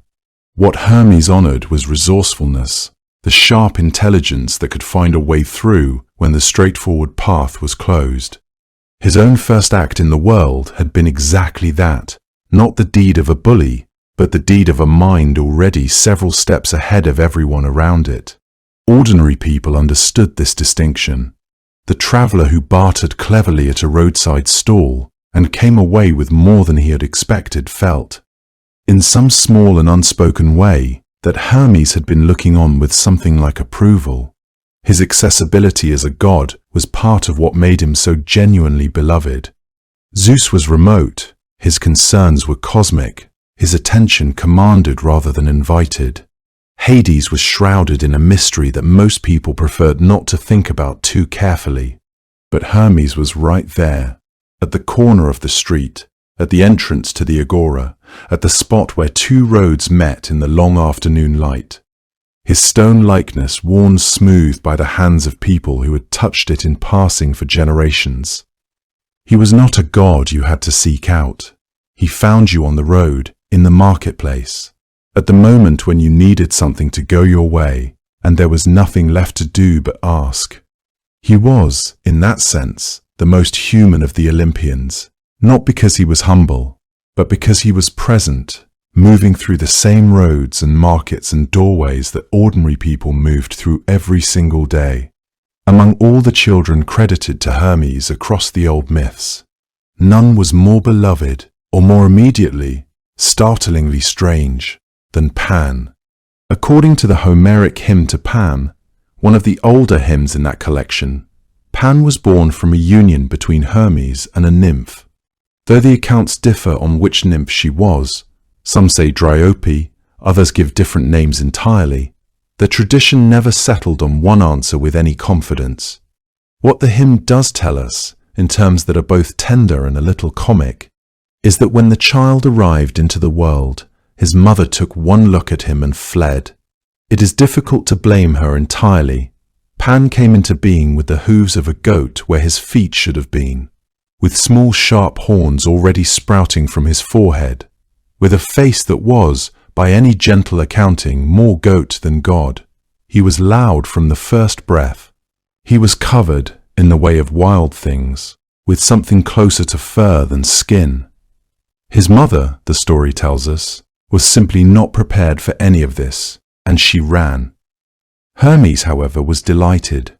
He gathered the strange, loud, bristling infant up in his arms, wrapped him in the soft skins of mountain hares, carried him up to Olympus with what the hymn describes as genuine joy, the kind of joy that does not require explanation or justification, the kind that simply exists because something new and remarkable has arrived in the world. When he presented Pan to the other gods, they laughed, and the laughter was not unkind. They loved Pan immediately, in the way that the genuinely unexpected tends to inspire love once the initial shock has passed. Dionysus is said to have been especially fond of him. Pan was given his name, that the Greeks connected to the word for all. This was because he brought delight to all of them, though scholars have long noted that the etymology is complicated and the connection may be more poetic than precise. What matters in the context of Hermes' story is what Pan reveals about his father. Hermes was, among his many other roles, a god of the pastoral world, of flocks and open hillsides and the long quiet afternoons that shepherds spent watching their animals graze across the slopes of mountains. Pan inherited all of that and carried it deeper into the wild than Hermes himself ever quite went. He became the god of untamed places, of the kind of sudden irrational fear that overtakes a person alone in a forest at midday for no reason they can name. The Greeks called that feeling panic. They named it after him. He played the pipes, which were his instrument as the lyre was Apollo's. The music he made on them was the sound of reeds and wind and the particular loneliness of open land. There was a story that Hermes himself had invented the shepherd's pipes before passing them to Pan. Whether that is literally true within the tradition or simply a way of expressing the inheritance between father and son, it captures something real about the relationship. Pan was the part of Hermes that belonged entirely to the earth, to the grass and the goats and the smell of rain on stone. Hermes' other children, scattered across the myths in the way that divine offspring tended to be, each carried a different thread of who he was. Hermaphroditus, born from the union of Hermes and Aphrodite, was described in later accounts as a figure of extraordinary beauty who came to embody the joining of two natures into one, the name itself braiding together those of the parents, as names in myths so often did. The story of Hermaphroditus and the nymph Salmacis, who loved him so completely that she prayed never to be separated from him, whose prayer was answered in a way neither of them had quite anticipated, belongs more properly to Ovid's retelling than to the earliest Greek tradition. But the figure of Hermaphroditus persisted in Greek art and religious practice as something genuinely honored and not merely curious. Then there was Autolycus, whose name is perhaps less familiar, but whose shadow falls across the mythology in interesting places. Autolycus was, by most accounts, the greatest thief in the mortal world, a man so gifted at stealing and at disguising stolen goods that he built an entire reputation on it, passed through generations of story. He was, depending on which version one follows, the maternal grandfather of Odysseus. That places Hermes, however distantly, in the lineage of the most famously clever mortal in all of Greek mythology. Mr. Autolycus to Odysseus felt to the Greeks like an explanation for something. It was their way of saying that the kind of intelligence Odysseus carried, the kind that slips through traps and talks its way out of impossible situations, had a divine origin, that it did not appear from nowhere, but descended through the blood, like a particular color of eyes. There were other children attributed to Hermes in various traditions, Abderus, Angelia, Myrtilus among them, each associated with some aspect of communication or cunning or boundary crossing that reflected their father's nature. Taken together, what they suggest is a god whose influence spread not through conquest, but through inheritance, through the particular qualities he passed into the world by way of the children he left behind in it. Pan ran wild in the mountains. Autolycus stole with incomparable skill. Hermaphroditus stood at the edge of categories and refused to be contained by either. In his children, Hermes left behind something of every aspect of himself: the wild, the cunning, the beautiful, the uncanny, scattered across the Greek world like seeds he had scattered carelessly and happily on the way to somewhere else. Hermes never really outgrew the impulse that sent him crawling out of his cradle on the morning of his birth to go and steal from his brother. The mythology is full of smaller moments that suggest he carried that same energy all his life. These are not the grand stories, the ones that appear in the long hymns and the epic poems, but smaller episodes tucked into the corners of the tradition, the kind that surface in asides and brief mentions, as if even the ancient storytellers could not quite keep track of everything Hermes had gotten up to. Taken together, they form a portrait of a god who never truly settled, who moved through the mythology the way a breeze moves through a garden, touching everything lightly, rearranging things just enough to be noticed, and then moving on before anyone could be entirely certain what had happened. There are accounts in some traditions that Hermes helped himself, at various points, to Poseidon's trident, to Artemis's hunting arrows, and to the golden girdle that Aphrodite wore and prized so highly. The details of these thefts are not elaborated in the way the cattle theft is. They appear more as brief acknowledgements of a pattern of behavior, the kind of thing you mention almost in passing, because everyone already knows it to be true of someone. What is notable about these particular mischiefs is not so much the objects themselves, but the choice of victims. A god of the sea, a goddess of the hunt, a goddess of love and beauty, all powerful, all formidable, and none of them the sort of figure you would ordinarily think to steal from without very serious consequences. For Hermes, they seem to have been more in the nature of a pastime. The objects were, presumably, returned, or at least the myths do not dwell on lasting feuds, which suggest that Hermes possessed both the cunning to take what he liked and the charm to smooth things over afterward. His involvement with Perseus is a different kind of story entirely, and here his mischief shades into something more like generosity, though the two were never entirely separate where Hermes was concerned. Perseus had been given an impossible task, to bring back the head of Medusa, the gorgon whose face turned any living creature that looked upon it to stone. In some versions of the story, it is Hermes who guides Perseus toward the Graeae, the three ancient sisters who shared a single eye and a single tooth between them, and who alone knew the path to the gorgon's lair. In certain tellings, Hermes also lends Perseus an adamantine sickle, a blade sharp enough to do what needed to be done. He does not go with Perseus all the way, does not fight the battle or claim any share of the outcome, but he sets the young hero on the right road and equips him for what lies at the end of it, which, in its own way, is exactly what a messenger and guide would do, though with a characteristically light touch, as if helping a mortal slay a monster were no great trouble at all. The story of the infant Dionysus draws Hermes in from a different direction. Dionysus had a complicated entrance into the world, and in some traditions, after his divine birth, the infant god needed to be carried somewhere safe, away from Hera's wrath. There are versions in which it is Hermes who is given the task of taking the child and delivering him to safety, to the nymphs of Nysa, or to other guardians in some tellings, depending on the tradition. The image is a striking one. Hermes, who had himself been carried into the world in a cave on a mountainside, now moving quietly through the night with another infant god in his arms, both of them young and vulnerable, and somehow already charged with a significance the world had not yet caught up to. There is a tenderness to it that fits alongside his rougher qualities without any contradiction. His connection to the story of Prometheus is briefer and more somber in its shape. Prometheus had stolen fire from the gods and given it to mortals, and Zeus's response to that act was severe and precise.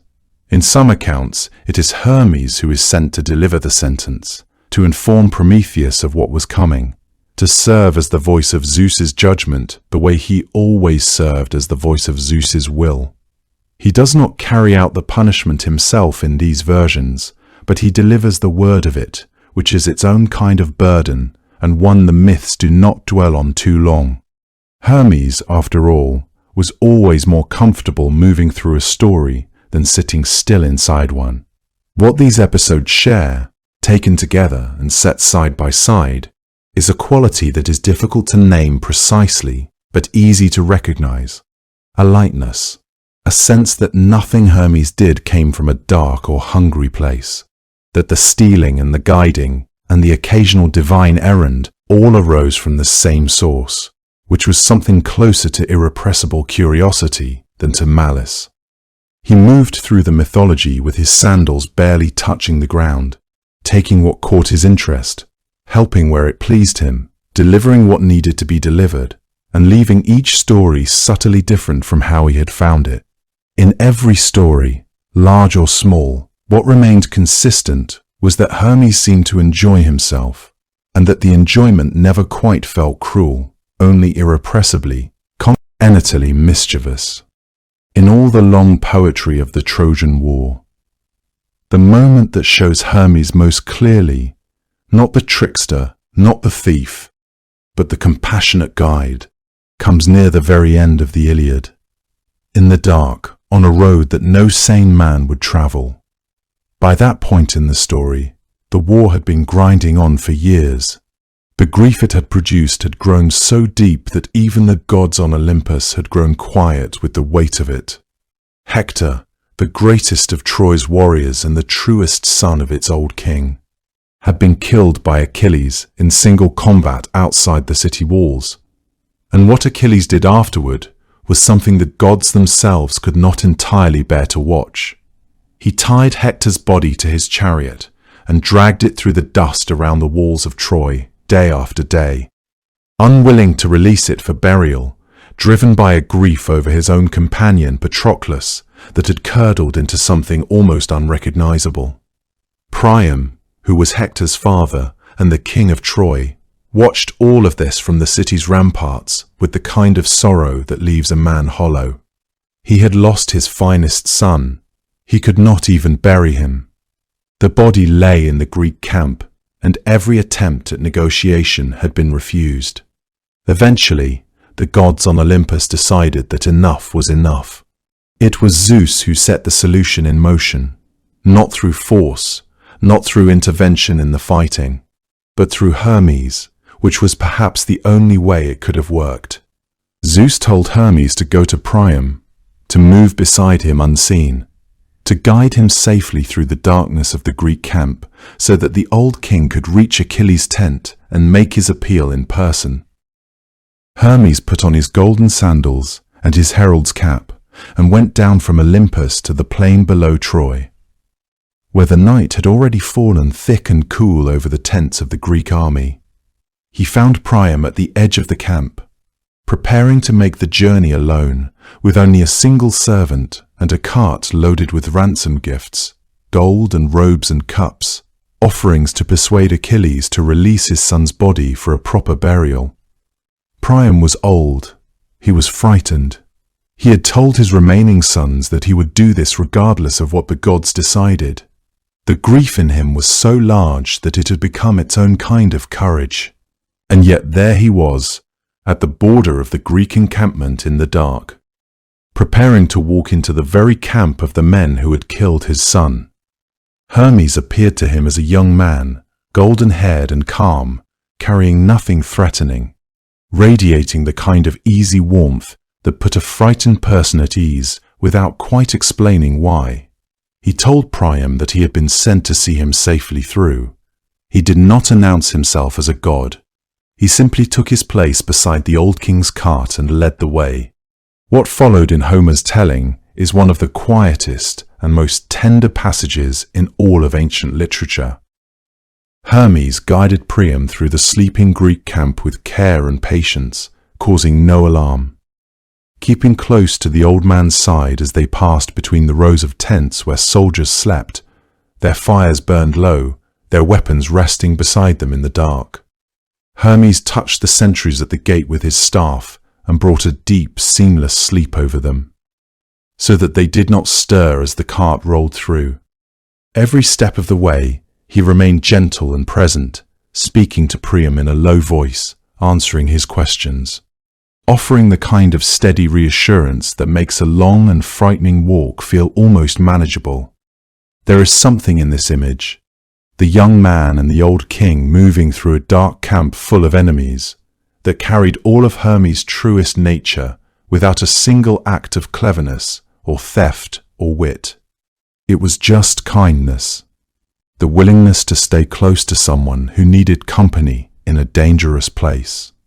When they reached the tent of Achilles, Hermes revealed himself at last, telling Priam gently that he was the son of Zeus and that Zeus himself had sent him here out of care for the old king's life.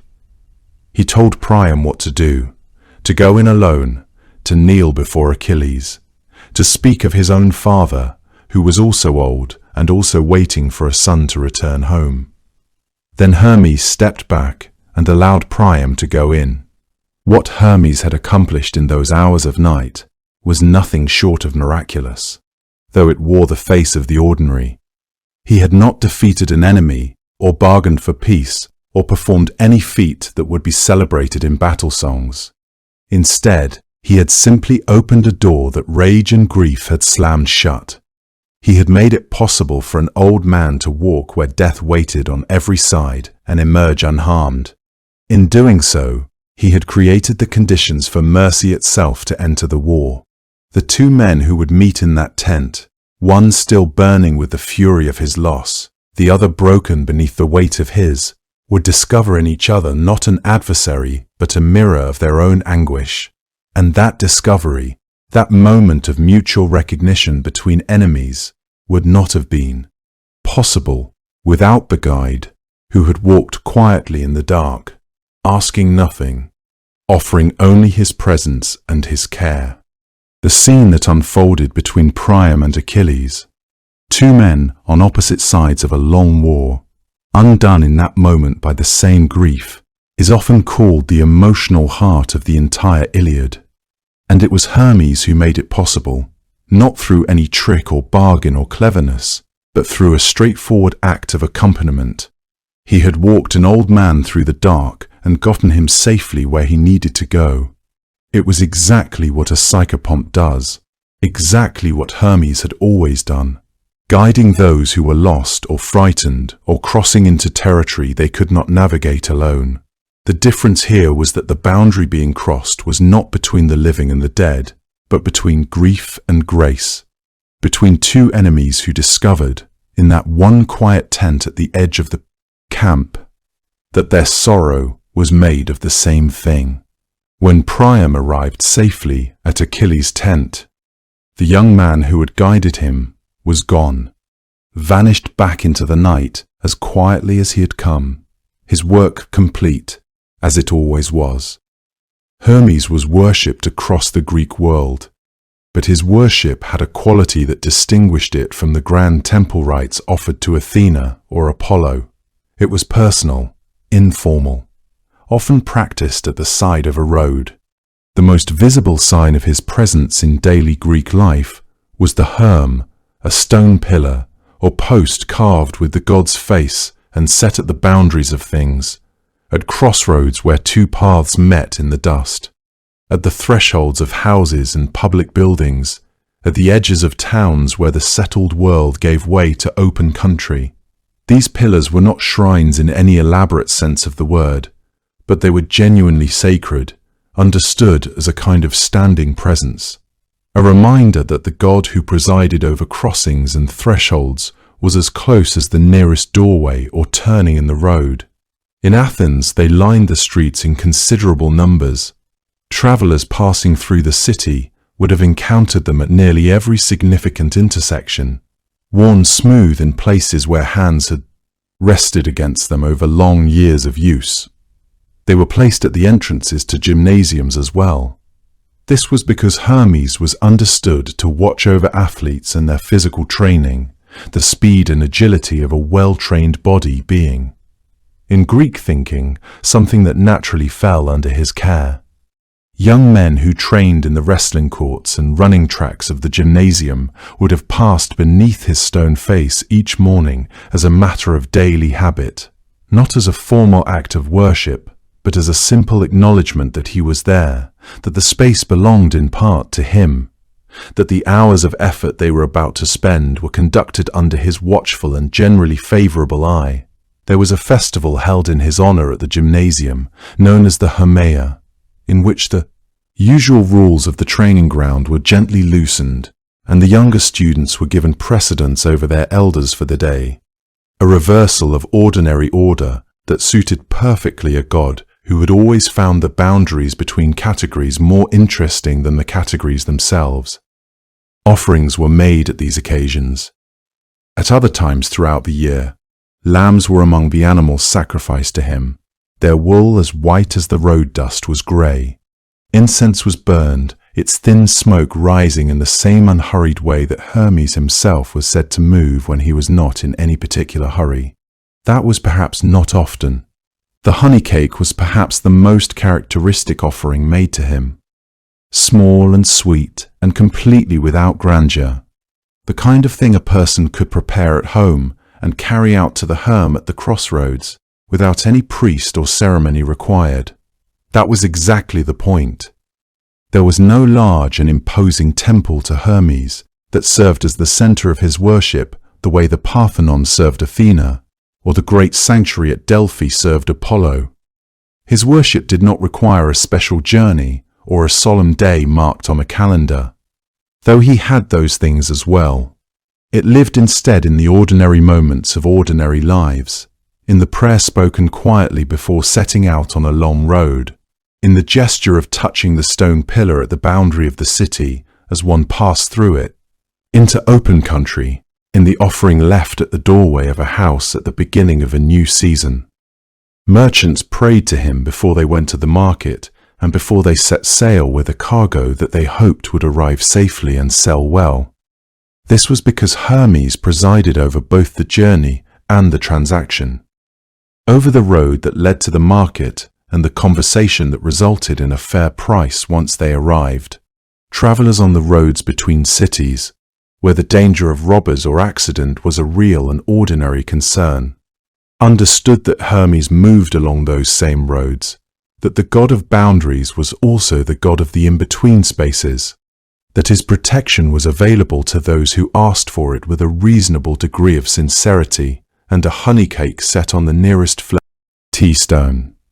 This accessibility set him apart in a way that felt meaningful to the Greeks who worshipped him, not a remote and thunderous deity whose favor required elaborate ritual and priestly intercession, but a god who was present in the texture of daily life, encountered at the doorway on the way out each morning and at the crossroads on the way home each evening. His was a divinity that did not require a person to stand very still or feel very solemn.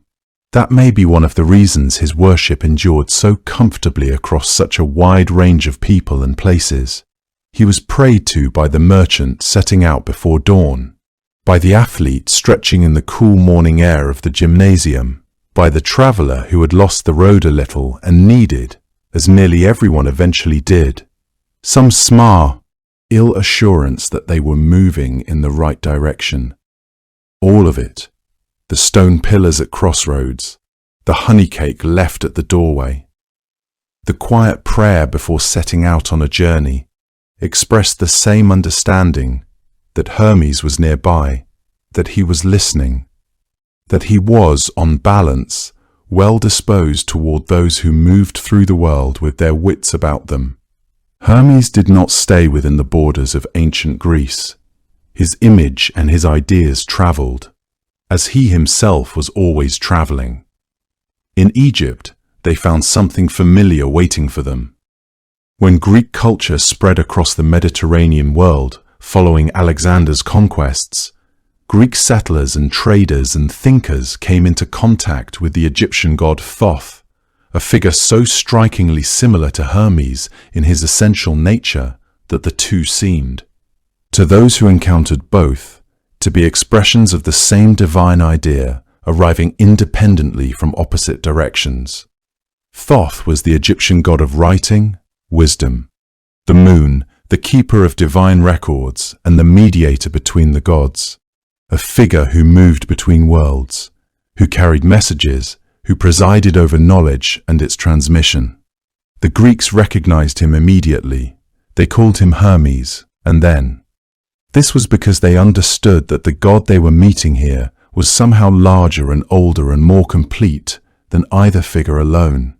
They gave this merged being a name of extraordinary ambition, Hermes Trismegistus, meaning Hermes the thrice greatest. It was a name that suggested not merely a god, but a principle, the intelligence behind all communication, all transformation, all secret knowledge about the way the world was truly arranged beneath its surface. This figure, Hermes Trismegistus, became the legendary author of a vast body of philosophical and spiritual writing that came to be known as the Hermetic texts, a collection that circulated quietly for centuries and then, when it reached Renaissance Europe in the 15th century, landed like a stone dropped into still water, sending ripples outward into alchemy, early science, philosophy, the emerging arts in waves that took generations to settle. Scholars and thinkers who encountered these writings believed, for a time, that they were reading documents of tremendous antiquity, the preserved wisdom of an ancient Egyptian sage who had lived near the time of Moses or earlier, a master who had understood the hidden structure of the cosmos and written it down in careful, enigmatic prose. Later scholarship would revise this understanding considerably, placing the composition of these texts in the early centuries of the Common Era rather than in remote Egyptian antiquity.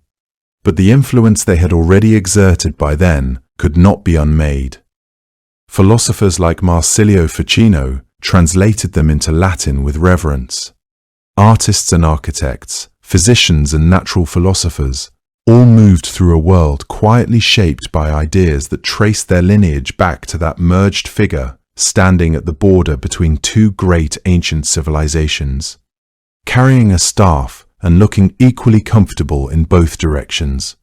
The word hermetic itself, meaning airtight or completely sealed, comes from this tradition, from the Hermetic arts, specifically from the practice of sealing vessels used in alchemical work, a technique said to have been perfected according to Hermetic instruction, so thoroughly associated with that lineage that the sealing itself eventually took the god's name.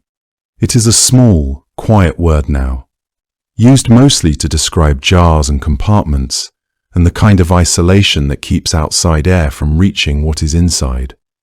But it carries within it the whole long story of a god who began as a thief in a mountain cave and became, across millennia and across cultures, the presiding intelligence behind the most ambitious human attempts to understand how the universe communicated with itself.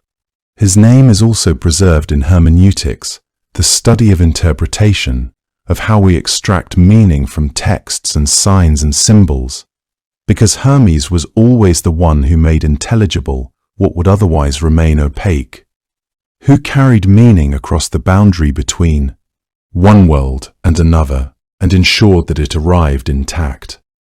Every scholar who has ever sat with a difficult text and worked carefully toward its meaning has been, in some sense, practicing something that bears his name. Across the Mediterranean, place names echo him still. There are mountains and harbors and ancient settlements that carry variations of his name into their geography, like fossils preserved in stone. The month of Hermes appeared in certain ancient calendars. Roadside shrines marked with his image once stood at crossroads from Greece to Asia Minor to the edges of the Roman world. Even after those shrines weathered away or were cleared by later generations with different gods, the habit of pausing at a threshold to acknowledge something larger than oneself persisted in other four MS, as habits that are rooted deeply enough tend to do. What is remarkable, when you hold all of this together and let it rest in your mind the way you might let your hand rest on a warm stone, feeling the heat that has accumulated there over many hours, is that a figure born from a specific moment in Greek religious imagination, in the specific landscape of Arcadia, carrying the specific concerns of shepherds and merchants and travelers on mountain roads, managed to become something so general, so portable, so capable of meaning different things to different people across a span of time so long that it exceeds ordinary comprehension. The caduceus, which was just a shepherd's staff he picked up on a whim one afternoon, is still used today as a symbol of commerce and medicine, and every time, it appears, there is something of him in it, still moving, still crossing, still at the boundary of things. Every mythology needs a figure like Hermes, the one who moves between the fixed things, who slides through the gaps in the world's architecture and reappears somewhere unexpected, grinning. The Greeks were careful architects of their divine world, assigning each god a domain and a set of responsibilities and a particular kind of power. Zeus held the sky, Poseidon held the sea, Demeter held the harvest. The structure was clear, the boundaries were firm, and the order of things was maintained. And then there was Hermes, who held the spaces between all of those domains, the crossroads, the thresholds, the roads that connected one world to the next, and who seemed constitutionally incapable of staying on one side of any boundary for very long. He was not a god who disrupted the order so much as a god who proved that the order was never quite as rigid as it appeared, that there were always gaps in it, wide enough for someone clever and quick to slip through. The trickster is a figure that appears in the mythologies of many cultures, and what these figures share is not cruelty or chaos, but something more specific, a refusal to accept that the way things are arranged is the only way they could be arranged. Hermes, in this sense, was not a god of disorder. He was a god of possibility. When he stole Apollo's cattle on the morning of his birth, he was not simply being mischievous for the pleasure of it, though there was certainly pleasure in it for him. He was demonstrating something that the Greeks, on some level, wanted to believe, that cleverness was a form of power, that a small figure with no weapons and no authority could still change the shape of events through intelligence and quick thinking, and the willingness to act when everyone else assumed it was too soon to act. The Greeks made their divine messenger also a thief, because they understood that those two roles were not as different as they seemed. Both required moving through the world undetected, crossing boundaries others respected, carrying things from one place to another with discretion and speed.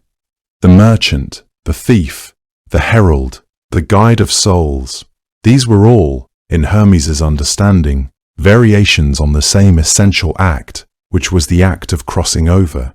He crossed over between the living and the dead, between gods and mortals, between one city's territory and the next, between one moment and the possibility hidden just inside the next. That he did all of this with the quality the Greeks found deeply recognizable, warmth, wit, a kind of easy pleasure in the work, made him not frightening but beloved. There is a particular comfort in a god who is neither perfectly virtuous nor perfectly lawful. Zeus was majestic but remote. Apollo was radiant but exacting. Hermes was something that felt closer to human, genuinely clever, sometimes mischievous, capable of genuine tenderness, willing to bend rules in the service of something that mattered. He helped Odysseus survive Circe's island. He led Priams safely through the Greek camp in the dark. He walked beside the dead so they would not have to cross into the unknown alone. None of these were the actions of a figure operating outside morality.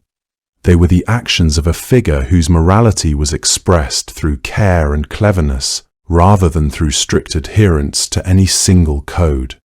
What Hermes offered the people who believed in him was the reassurance that the gaps in the world were not dangers, but passages, that the boundaries were crossable, that someone capable and warm and quick was already familiar with the road ahead. When a traveller set out before dawn and stopped at a roadside home to say a quiet prayer, what they were asking for was not magic, but company, the sense that the crossing they were about to make was one that had been made before, that someone who knew the way would be somewhere nearby, moving in the same direction. Somewhere, according to the old stories, he is still moving, still crossing the boundary between one thing and another, still carrying messages that the world needs delivered, still pausing, now and then, to admire a tortoise by the side of the road. Hello there. Welcome to our podcast. Long before Zeus was born, before the first lightning cracked open the sky, the world was something that could barely be called a world at all. Hello and welcome. Tonight, I will be your guide as we travel back to the very beginning of things, not simply to the birth of a god, but to the first stirring of existence itself, to the moment before mountains had names, before the sea had learned its borders, before anything had yet decided what it wanted to be. We will move slowly through that ancient darkness and find, waiting inside it, the seeds of everything that followed. Allow yourself to settle where you are. Feel the weight of your body, the steadiness of your breath. There is nowhere else you need to be right now, and nothing else you need to do. Simply listen, and together we will find our way back through the long, quiet reaches of time to a world that was still learning how to exist. In the beginning, according to the ancient Greeks, there was chaos. Not chaos in the way we tend to use that word today, not noise, not disorder, not a feeling of too many things happening at once, but something far older and stranger than that. Chaos was a vast, undifferentiated emptiness, a kind of primordial gap or void from which everything that would ever exist had not yet separated itself. The Greeks imagined it as a yawning openness, neither dark nor light, neither full nor empty in any sense we could easily understand. It was the first condition of the universe, and it held inside itself the potential for every mountain, every river, every living thing, every god, in the same way that a seed holds inside itself a forest it has not yet become. From this opening in existence, according to Hesiod's telling in his Theogony, one of our oldest and most important sources on these stories, the first beings began to emerge. Gaia came first, the deep-breasted earth, solid and ancient, the ground on which all things would eventually stand. Then came Tartarus, the deep place beneath the earth, dark and immovable as bedrock. Then Eros, the force of attraction that would draw things toward one another and make the world capable of creation. And from chaos came also Erebus, the darkness of the underworld, and Nyx, the figure of night herself, two shadows that together gave the universe its capacity for depth and for rest. Nyx and Erebus came together, and from them were born Aether, the bright upper air, and Hemera, the figure of day. So the world began to breathe in and breathe out, and light and darkness took their first turns with one another in the way they have continued ever since. Gaia, for her part, brought forth children of her own, without any partner at all, as if the earth simply could not contain what was already inside her. She bore Uranus, the sky, vast and deep, who spread himself above her and covered her from every direction. She bore the mountains, long and grey and enduring.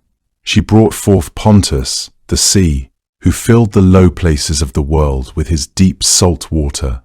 For a time, Gaia and Uranus ruled over this new world together, and it was wild and strange and beautiful in a way that had nothing to do with anything human, because nothing human yet existed. They were the earth and the sky looking, NJ, at one another across the whole of creation, and the world between them was still finding its shape. These primordial figures were not gods in the way you might imagine them, not beings with human faces or human concerns, not deities who cared particularly for mortals or who demanded worship in temples.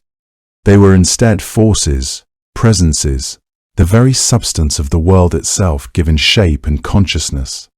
In the early Greek understanding, the distinction between a thing and the god of that thing was far less clear than it would later become. Nyx did not merely govern the night. She was the night, the embodiment of it, the principle of darkness made manifest in a form that could act and choose and move through the world.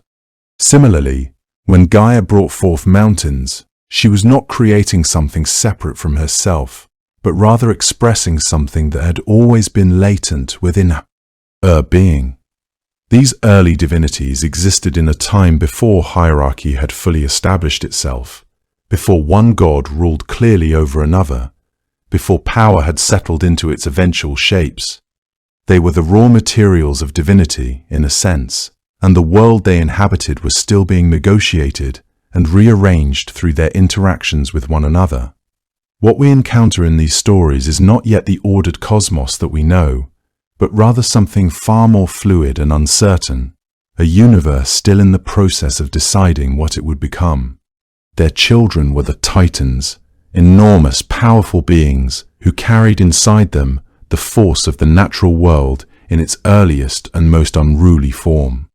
There were 12 of them in the oldest accounts, Oceanus and Tethys, who together governed the great river that the Greeks believed encircled the entire world. Hyperion and Thea, beings of heavenly light, Coeus and Phoebe, Mnemosyne, who held memory itself inside her, Themis, who was the very principle of divine law, Crius, Iapetus, and the youngest of them, Cronus, who would in time become the most powerful of all. Uranus, however, was not an easy or generous father. Among his children were also the Cyclopes, three enormous beings, each with a single eye set into the center of their foreheads, and the Hecatoncheires, three creatures of impossible size, each with 50 heads and 100 hands, beings of such raw, barely contained force that even the earth itself seemed uncertain how to hold them. Uranus feared these children, or perhaps simply could not bear the sight of them, and he thrust them back into the body of Gaia, down into the darkness beneath the earth, which caused her tremendous suffering. It was this act, the cruelty of it, the arrogance of it, that turned Gaia against her own husband. She fashioned a great sickle from grey flint, stone grey and cold, and she went to her Titan children and asked which of them would use it against their father. All of them fell silent except Cronus, the youngest, who took the sickle in his hands without flinching. When Uranus came to lie over the earth that night, Cronus struck. With that act, the age of Uranus ended, and the age of the Titans began. Cronus released his siblings from their bondage, or so it was said, and took the throne of the world for himself, marrying his sister Rhea, who was gentle and full of warmth in the way that Cronus himself never quite was. He ruled over what the Greeks called the Golden Age, a time of abundance and ease, when the earth gave freely of itself and beings lived without suffering the weight of labor or the knowledge of death. It sounds peaceful, and perhaps in some ways it was, but Cronus had learned something from what he had done to his own father, or perhaps the knowledge came to him another way, from Gaia herself, or from the oracle of the earth. The prophecy reached him regardless of its source, and its message was simple and devastating. Just as he had overthrown Uranus, one of his own children would one day overthrow him. He turned the thought over in the long silences of his reign, and it did not leave him. He sat with it the way you sit with a fear that has no remedy, quietly, heavily, watching every doorway. And so Cronus ruled in a silence that was never quite peaceful, always waiting, always watching for the child that would undo him. Rhea had watched Cronus swallow 4 of her children. She had wept each time, and each time he had not seemed particularly troubled by her grief. It had begun with Hestia, her firstborn, a girl who had arrived in the world quietly and with open eyes, as though she had already accepted everything that existence would ask of her. Rhea had held her for only a short time before Cronus came to see what had been born. When he held the infant in his hands and looked down at her, there was something in his face that Rhea had not expected. Not cruelty exactly, but a kind of cold and calculated resignation, as though he had already made up his mind long before this moment and had simply been waiting for it to arrive. He swallowed the child. Rhea's grief was a thing without language for it, something that sat in the center of her chest and would not be moved. Demeter came next, and then Hera, each of them born into the world with the same small weight, the same first breath, the same brief moment of being held before Cronus came. Rhea had tried once to argue with him. She had told him that the prophecy was not certain, that the future was not a fixed thing, that perhaps if he trusted his children, they would never turn against him. Cronus had listened to her with the patience of someone who had already stopped listening. Then he had done what he always did. The grief that followed Hera's loss was deeper than it had been for Demeter's, not because she loved one child more than another, but because she had begun to understand that this was not a moment of weakness in her husband. It was his nature, fully expressed. It would not change. She was learning the shape of his fear, and his fear was absolute. Hades arrived without ceremony, a solemn boy by all accounts. After him came Poseidon, who cried loudly enough that the sound of it seemed to travel outward in all directions at once. as though even then he was reaching towards something vast. Cronus was unbothered by the crying. He was unbothered by most things, except the one thing he could not stop thinking about. By the time Poseidon was gone, Rhea had stopped weeping openly. Her grief had not lessened. If anything, it had grown into something quieter and more determined. A grief that had begun to harden into something else entirely. She had 5 children she had never seen grow past the first moments of their lives. 5 children held somewhere inside a god who ruled the world by eating the things that threatened him. She had another child growing inside her, and this time she had decided that things would be different. She carried this knowledge with her through the days of her pregnancy. She moved through the palace with a careful lightness, speaking only when necessary, keeping her body small and her intentions hidden. Cronus paid her little attention during these months. His paranoia had become a routine thing by then, a constant worry that lived beneath his skin but did not prevent him from his usual occupations. Rhea learned to use his disinterest as a tool. She made her preparations slowly and without ceremony. She spoke to midwives and priestesses who could be trusted. She sent quiet messages to those who might help her. And all the while, she felt the child moving inside her, a different kind of restlessness than the others had shown, as though this one already understood that things would be otherwise. She went to Gaia, her mother, the earth itself, and she asked for help. This was not a small thing to do. Gaia was old beyond measuring, the ground beneath all of their feet, the soil from which everything had first come. She had her own sense of how the world ought to move through time. She had watched Cronus grow into his power, and she had watched him use it without wisdom. She was not unhappy to help Rhea find a way around him. Together, they made a plan. It was not a complicated plan, but it required Rhea to hold herself very still inside, to keep her grief from showing on her face when the time came, to be steady in the moment that mattered most. Gaia understood the nature of stones better than anyone alive. She knew their weight and their properties, knew which ones could substitute for others without detection. She showed Rhea where to find one in the hills near the palace, smooth and pale, and exactly the size of a newborn child. Rhea collected it in secret and kept it hidden in a place where Cronus would never think to look. It was not difficult to conceal something when the person you were concealing it from had already decided what he believed was true. Cronus would expect a child. Cronus would swallow what he was given. His certainty was itself a kind of blindness, and Rhea learned to move through the space that blindness created. When the child was born, Rhea wrapped him briefly in cloth and looked at his face and let herself feel, just once and quickly, everything she felt. Then she wrapped a stone instead, smooth and heavy, the right size and weight, wound in the same swaddling cloth, and she waited for Cronus to come. He came as he always did, unhurried and certain. He held out his hand. Rhea gave him the stone, and she did not allow her face to tell him anything. He looked at the bundle for only a moment before he swallowed it, the same way he had swallowed the others, satisfied and already thinking of something else. He had no reason to question what he had been handed.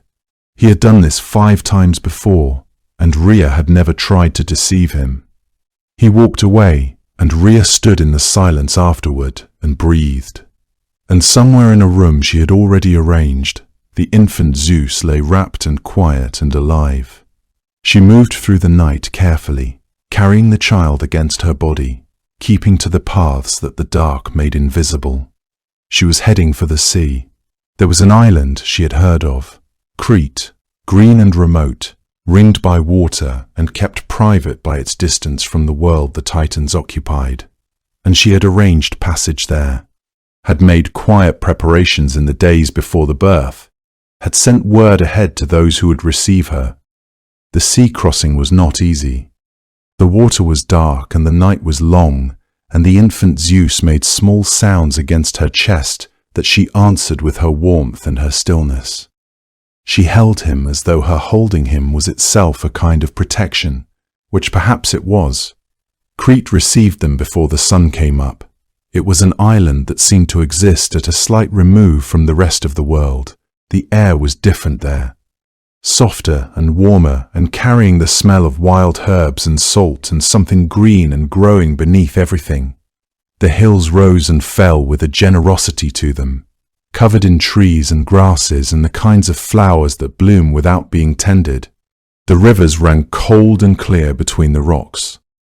At the center of it all, the mountain rose up into the early light with a patience and solidity that felt ancient even then. Rhea brought the child to those who were waiting, the Curates, young warrior priests who had agreed to guard the secret with the kind of loyalty that does not require explanation. They understood that Cronus, for all his power, could be evaded, that even a god could be made foolish by his own certainty. They would clang their shields together and stamp their feet and make enough noise to cover the sound of a crying infant whenever Cronus happened to listen in the direction of the island. They understood what was at stake, and they understood their part in it. They were glad to play it. There was also Amalthea, a goat whose gentleness was its own kind of gift. Who would nurse the infant through the early months when he needed nourishment and warmth, and the uncomplicated steadiness of a creature that asks nothing of the world except to exist in it? The cave where they sheltered was cool and dark at its center and green at its edges, where the morning light filtered through the leaves of the trees that grew close to the entrance. It was the kind of place that the world seemed to forget, tucked into the mountain as though the mountain itself had opened a hand and offered it. Rhea stayed long enough to know that her son was safe. Then she went back to the world she had come from, back to Cronus and his court, and the life she lived beside a god who did not know what she had done. On that green and wild island, surrounded by the sound of clashing shields and the bleating of a gentle goat, Zeus grew. The cave where Zeus was hidden was deep in the mountain, cool and green at its entrance, the kind of place that the outside world seemed to forget existed. According to one of the oldest accounts, this was the cave of Dicte, carved into the eastern highlands of Crete, though some traditions placed him instead within the cave of Ida, high among the island's broad central peaks.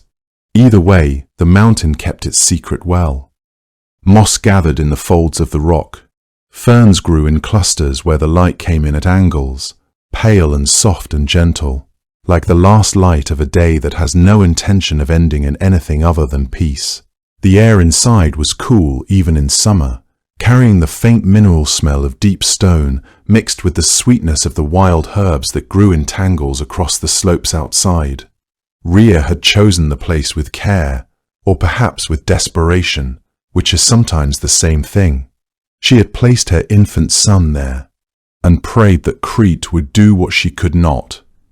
Keep him safe, keep him hidden, keep him breathing. The nymphs of the island took the child in without hesitation.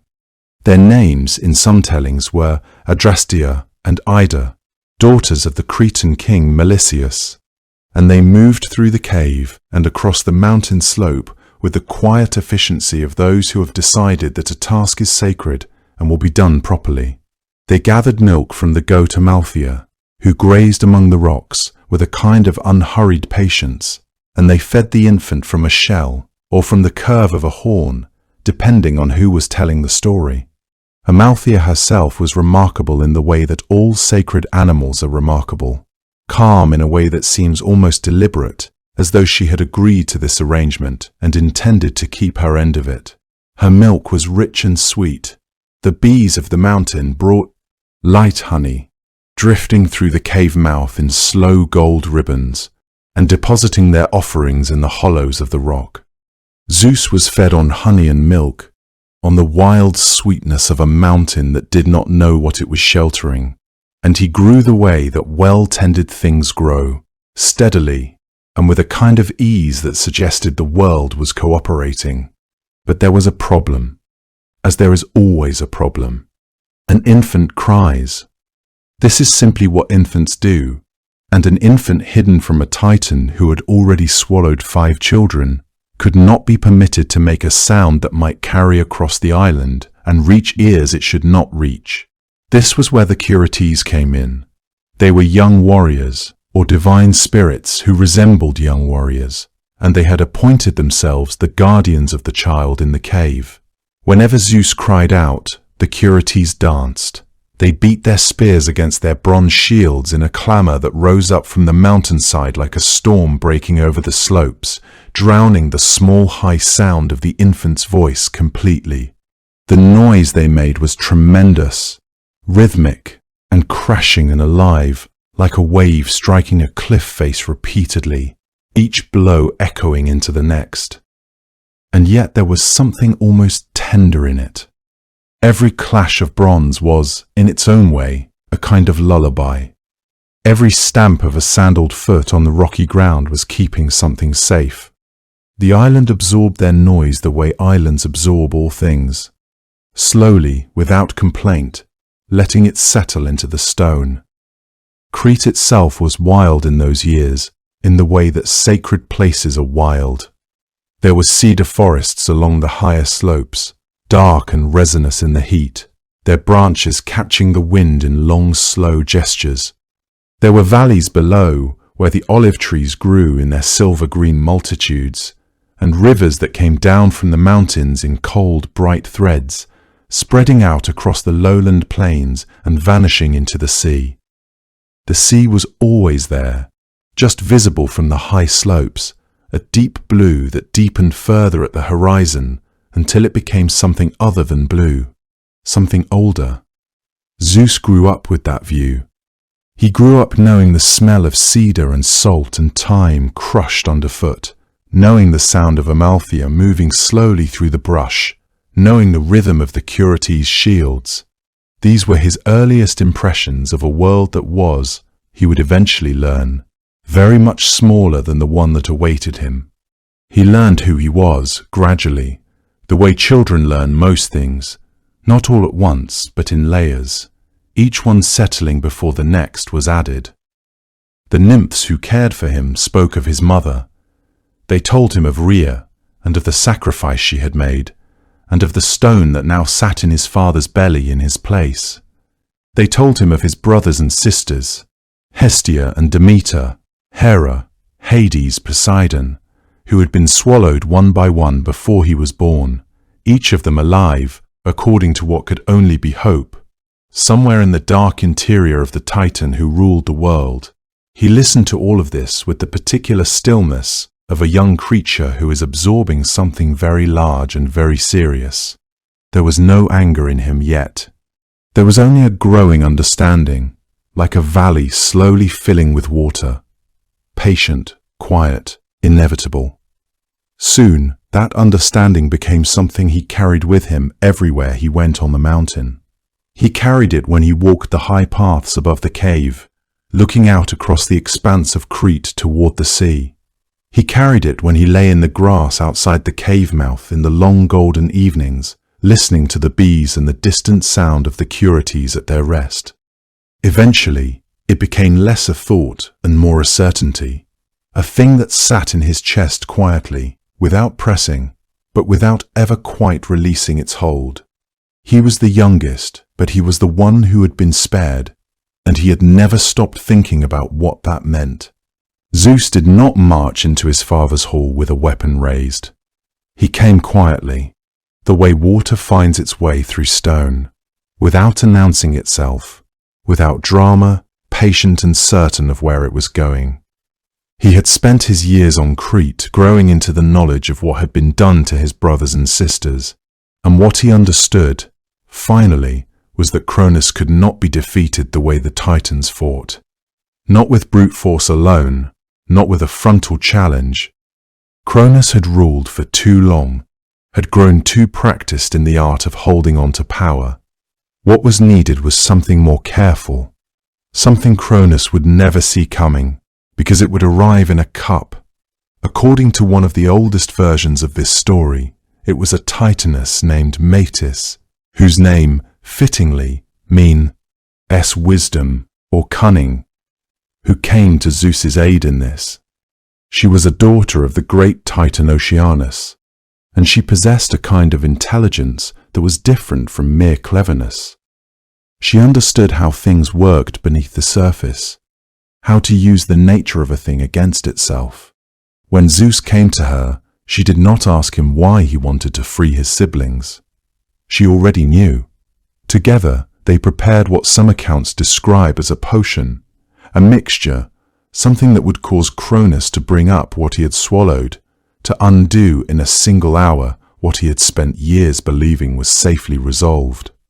There are other versions of this story, worth acknowledging briefly, in which it is Rhea herself who deceives her husband a second time, as she had with the stone, going to Cronus directly and persuading him to drink something disguised as a ritual offering, acting out of the same fierce love that had saved Zeus in the first place. In that telling, Rhea is the architect of everything, the mother who gave the stone and then gave the cure. But in the version most widely carried forward, it is Metis who prepares the draught, and Zeus who brings it into his father's presence, folded into something harmless, honey or wine or some sweetened drink that Cronus accepted without suspicion, because why would he not? He was the king of all things. He had swallowed the stone and felt nothing but satisfaction. He was not a cautious man, in the way that truly powerful beings rarely are, because power for so long had made caution feel unnecessary. He drank what was given to him, and then he waited, though he did not know he was waiting. And then the thing that Metis had prepared began its quiet work. Metis herself did not stay to witness what she had set in motion. The tradition holds that she slipped away from that place, her work complete, her cunning spent in service of a liberation that was not her own. Some accounts suggest that Zeus would later take her into himself, making her part of his own being, absorbing her wisdom as a permanent counsel. Others say she simply vanished back into the hidden places of the world, content to have altered the course of all things and then to withdraw from the stage she had just rewrit. What mattered, in any case, was that the potion worked exactly as it had been designed to work. Cronus had no warning. There was no moment in which his power wavered before it broke entirely. The instrument of his undoing was invisible until it was complete. What happened next is described in the old sources with a kind of compressed suddenness, as though even the telling of it was slightly stunned by how quickly everything changed. The stone came first, the same stone that Rhea had wrapped in swaddling cloth, the same stone that Cronus had swallowed while his youngest son was being carried across the dark water to Crete. It came up out of him and fell onto the earth. Some accounts say it was placed afterward at Delphi, that sacred stone, a navel stone, a marker at the center of the world, and there are those who believe it was venerated there for centuries as something genuinely ancient and charged with the memory of that night.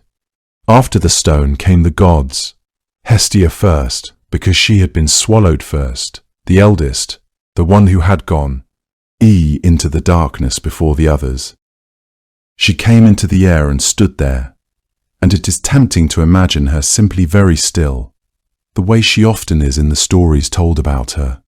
Hestia, goddess of the hearth, never much for dramatic entrances, then Demeter, and then Hera, and then Hades, and then Poseidon, each emerging in turn, each of them full-grown, as they had been when they went in, because gods do not age in the dark the way mortal things do.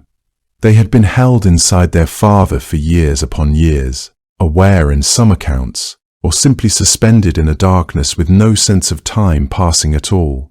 Either possibility is difficult to sit with for very long. The emergence itself was not violent, though it could have been. There was a moment, some sources suggest, in which Cronus felt the potion begin to work within him, felt the interior of his own body reject what it contained. He would have understood, in that moment, that he had been deceived, that the comfortable certainty he had felt since swallowing each of his children was about to shatter into nightmare. But the potion did not give him time for rage or resistance.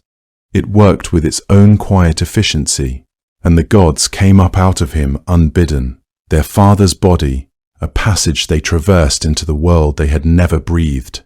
When they emerged, they were disoriented in the way that any being would be, coming suddenly from a place of complete enclosure into open air and sound and light and the face of a brother they had never known as anything other than a name. The youngest one, the one who had been hidden, the one their mother had wept for and then refused to surrender. Zeus was there. He had made sure of that. He did not want his siblings to come into the world and find themselves alone. There is something that resists easy description in what that gathering must have felt like. 5 gods standing in the open air, Zeus among them, all of them born of the same parents, all of them carrying whatever it means for a divine being to have spent an uncounted span of time swallowed inside their own father. Hades would later go to rule a world of darkness, and you could wonder sometimes whether that darkness felt familiar to him in some way he never quite named. Poseidon would govern the deep and restless sea. Hera would become queen of all the Olympians, and she would be a figure of tremendous power and tremendous grief in equal measure. Hestia would tend her quiet fire. Demeter would love her daughter more than she had ever been loved herself. But all of that was still ahead of them. On that night, they were simply together for the first time, blinking and breathing, adjusting to the fact that they were free. Zeus, for his part, had done what his mother had hoped he would do, what he had spent his years on the mountain preparing himself to do. He had not used a sword. He had used wisdom, borrowed from Metis, carried in a cup, and it had been enough. The stone was on the earth. The Titan who had swallowed his children was no longer in possession of them. One version of the world had ended, quietly, over a shared drink, and another was beginning. The war that was coming would not be quiet. But this part, the freeing, the gathering, the first breath of open air, this part was. 5 gods stood beside him now, blinking in the open air, and none of them had forgotten a single day of the darkness. Deep beneath the earth, in the part of the underworld that even the dead avoided, there were prisoners who had been there since before the Titans ruled. They were not gods exactly, and they were not monsters in the way that word is usually meant. They were something older than either, beings who had come into existence when the world itself was still settling into its shape. Born of Uranus and Gaia in those earliest days, when the boundary between stone and sky and sea had not yet been fully decided.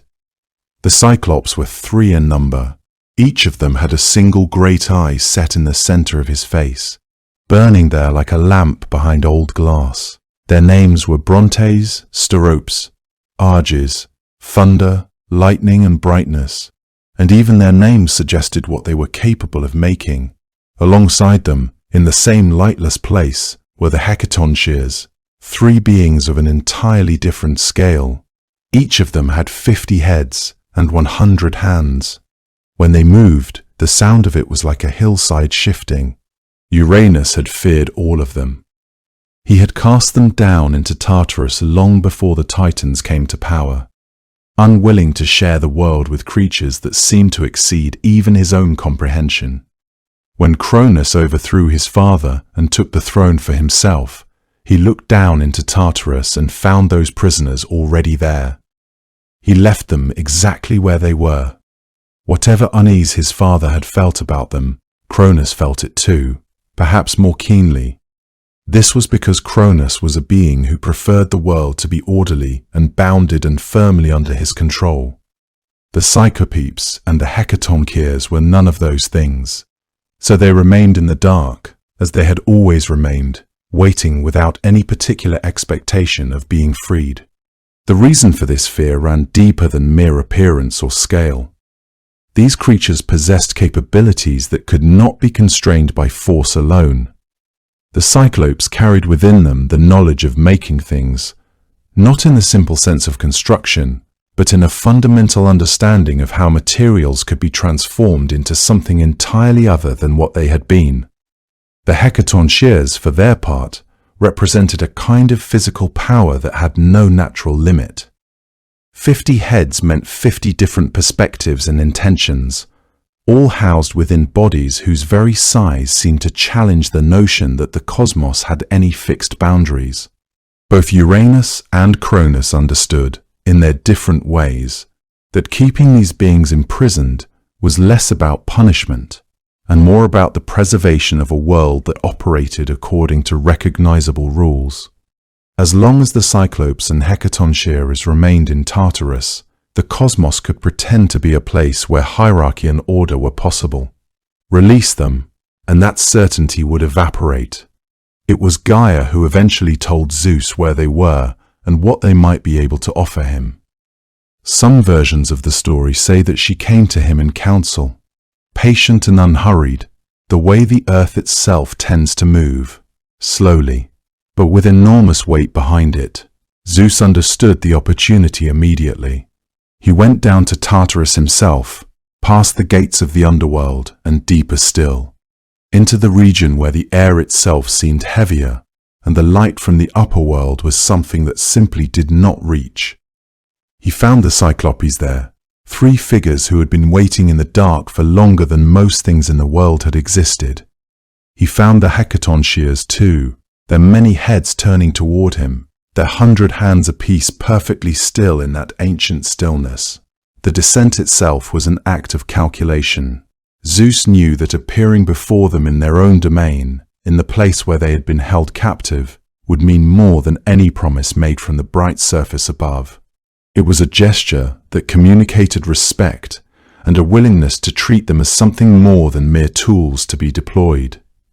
The darkness of Tartarus seemed to soften slightly as he moved through it, though whether this was a property of his presence or some quality of his divine nature responding to those ancient depths, the records do not make clear.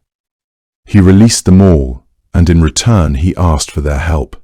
The Cyclops, grateful in the way that only beings who have been imprisoned for eons can be grateful, completely, without reservation, turned immediately to the work that was most natural to them. They were craftsmen of a kind that the world had never produced again. Their forge was wherever they chose to set it. What they made there could not be replicated by any hand, mortal or divine. For Hades, they made a helmet. It was wrought from dark metal and fitted with some quality that had no simple name. When Hades placed it on his head, he ceased to be visible to any eye, divine or otherwise. The world simply lost track of him wherever he went. For Poseidon, they made the trident, a 3-pronged instrument that could split rock and raise the seafloor and cool storms from open water. These were not small gifts. But for Zeus, they made something altogether different. They made the thunderbolt. The thunderbolt was not simply a weapon, though it functioned as one. It was made, according to the old accounts, from something that existed at the intersection of fire and air and pure electrical force, forged in the Cyclops' hands over time that cannot be measured in any ordinary way. It was brilliant to look at, the way that a thing is brilliant when it carries its own light inside it rather than reflecting light from somewhere else. It was said to be both impossibly heavy and perfectly balanced. The kind of object that seems to have been made for one specific pair of hands and no other. When the Cyclops placed it into Zeus's grip, it felt, perhaps, the way that certainty feels, total and grounding and impossible to set aside. What it meant, beyond the immediate facts of its making, was something the Greeks would go on thinking about for a very long time. It was the sign of rightful authority. It was the punishment of the unjust. It was the mark left on the earth when the highest power in the cosmos turned its full attention towards something. When lightning struck a tree or a hillside or the surface of the sea, people understood it as Zeus himself expressing something. Anger, perhaps, or emphasis, or the simple reminder that the sky had a king and the king was paying attention. The Hecatoncheires, for their part, did not make anything. What they contributed to the war that was coming was something more direct. When the moment came, They reached down and gathered stones the size of hillsides in their many hands and hurled them across the sky toward the Titan positions on Mount Othrys. Each of them, with their 100 hands, could release volleys of stone that seemed to fill the air between the two mountains. The Titans, who had held the upper hand for years before this moment, found themselves suddenly overwhelmed by something they had no answer for. The arrival of the Hecatoncirs changed the nature of the war entirely. Zeus had known it would. He had gone down into Tartarus and released those ancient prisoners not out of sympathy, though perhaps sympathy was there too, but because he understood that a conflict of this scale required more than courage and divine power. It required the right kind of help, and he had known exactly where to find it. He climbed back up toward the open air with the thunderbolt held close. The world above was bright after the depth he had come from. In his hand now was something that no creature in the world had ever held before. The sky itself seemed to lean back from it.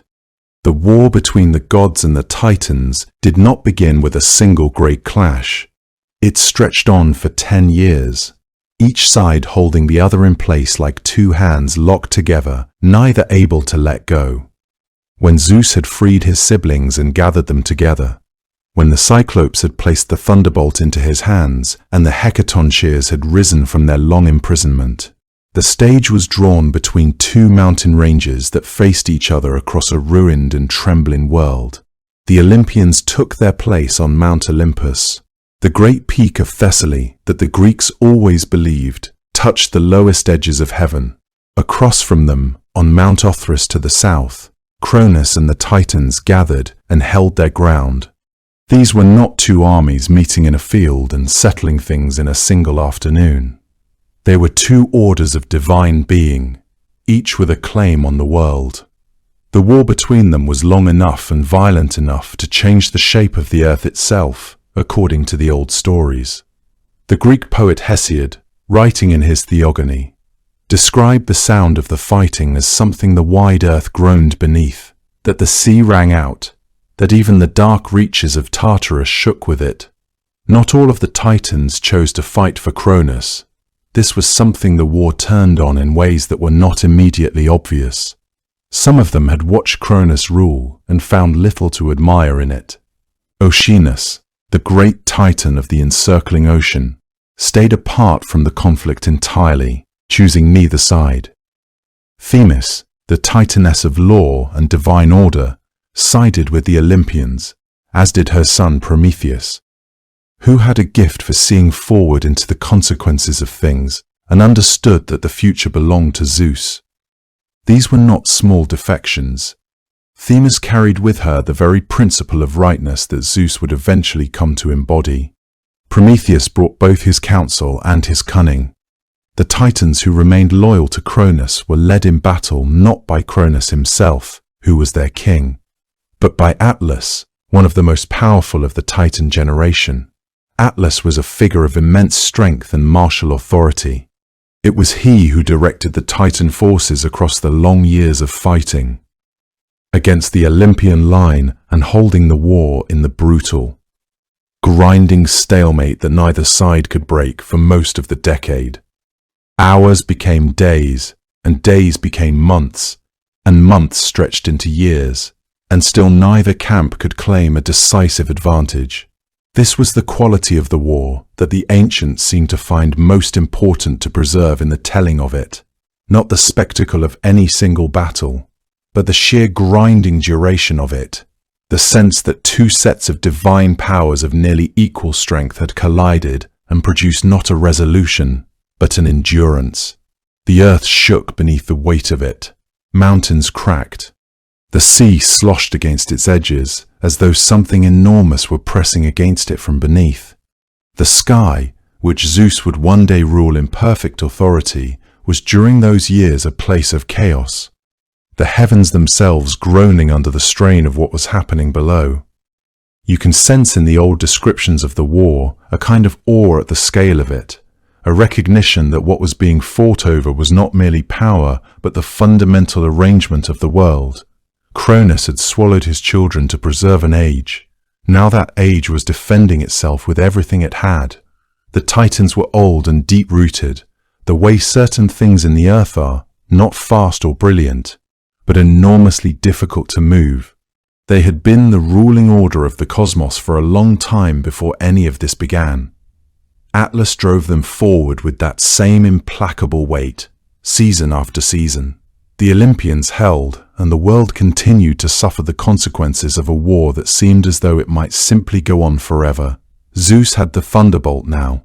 He used it, the lightning cracking down from Olympus in great sheets of burning light. Still, it was not enough to end things. Poseidon had his trident. Hades moved through the battle unseen in his helmet of darkness, and still the war did not resolve. Something more was needed, something that could tip the balance in a single enormous motion, the way a river that has been held back by ice will suddenly break through when one winter finally loosens its grip. That something was the hecaton shears. These were the creatures Zeus had freed from Tartarus alongside the Cyclops, beings of impossible physical scale, each with 50 heads and 100 arms, beings so vast and strange that even the Titans had feared them and kept them imprisoned beneath the earth. When they joined the battle on the side of the Olympians, the nature of the war changed entirely. The hecaton shears reached down and tore boulders from the mountains themselves, hundreds of them. They hurled them at the Titans in an unceasing storm of stone that the earth could barely sustain. Hesiod describes them raining down 300 rocks in a single volley. While you may take that as the kind of beautiful exaggeration that mythology reaches for when trying to say something true, the image it leaves is the right one. The sense of an overwhelming force that simply could not be withstood. The Titans, who had held the line for 10 years, found themselves buried and beaten back. Atlas still led them, and still they fought, but the ground beneath their feet was giving way. One by one, the great figures of the old generation were overwhelmed.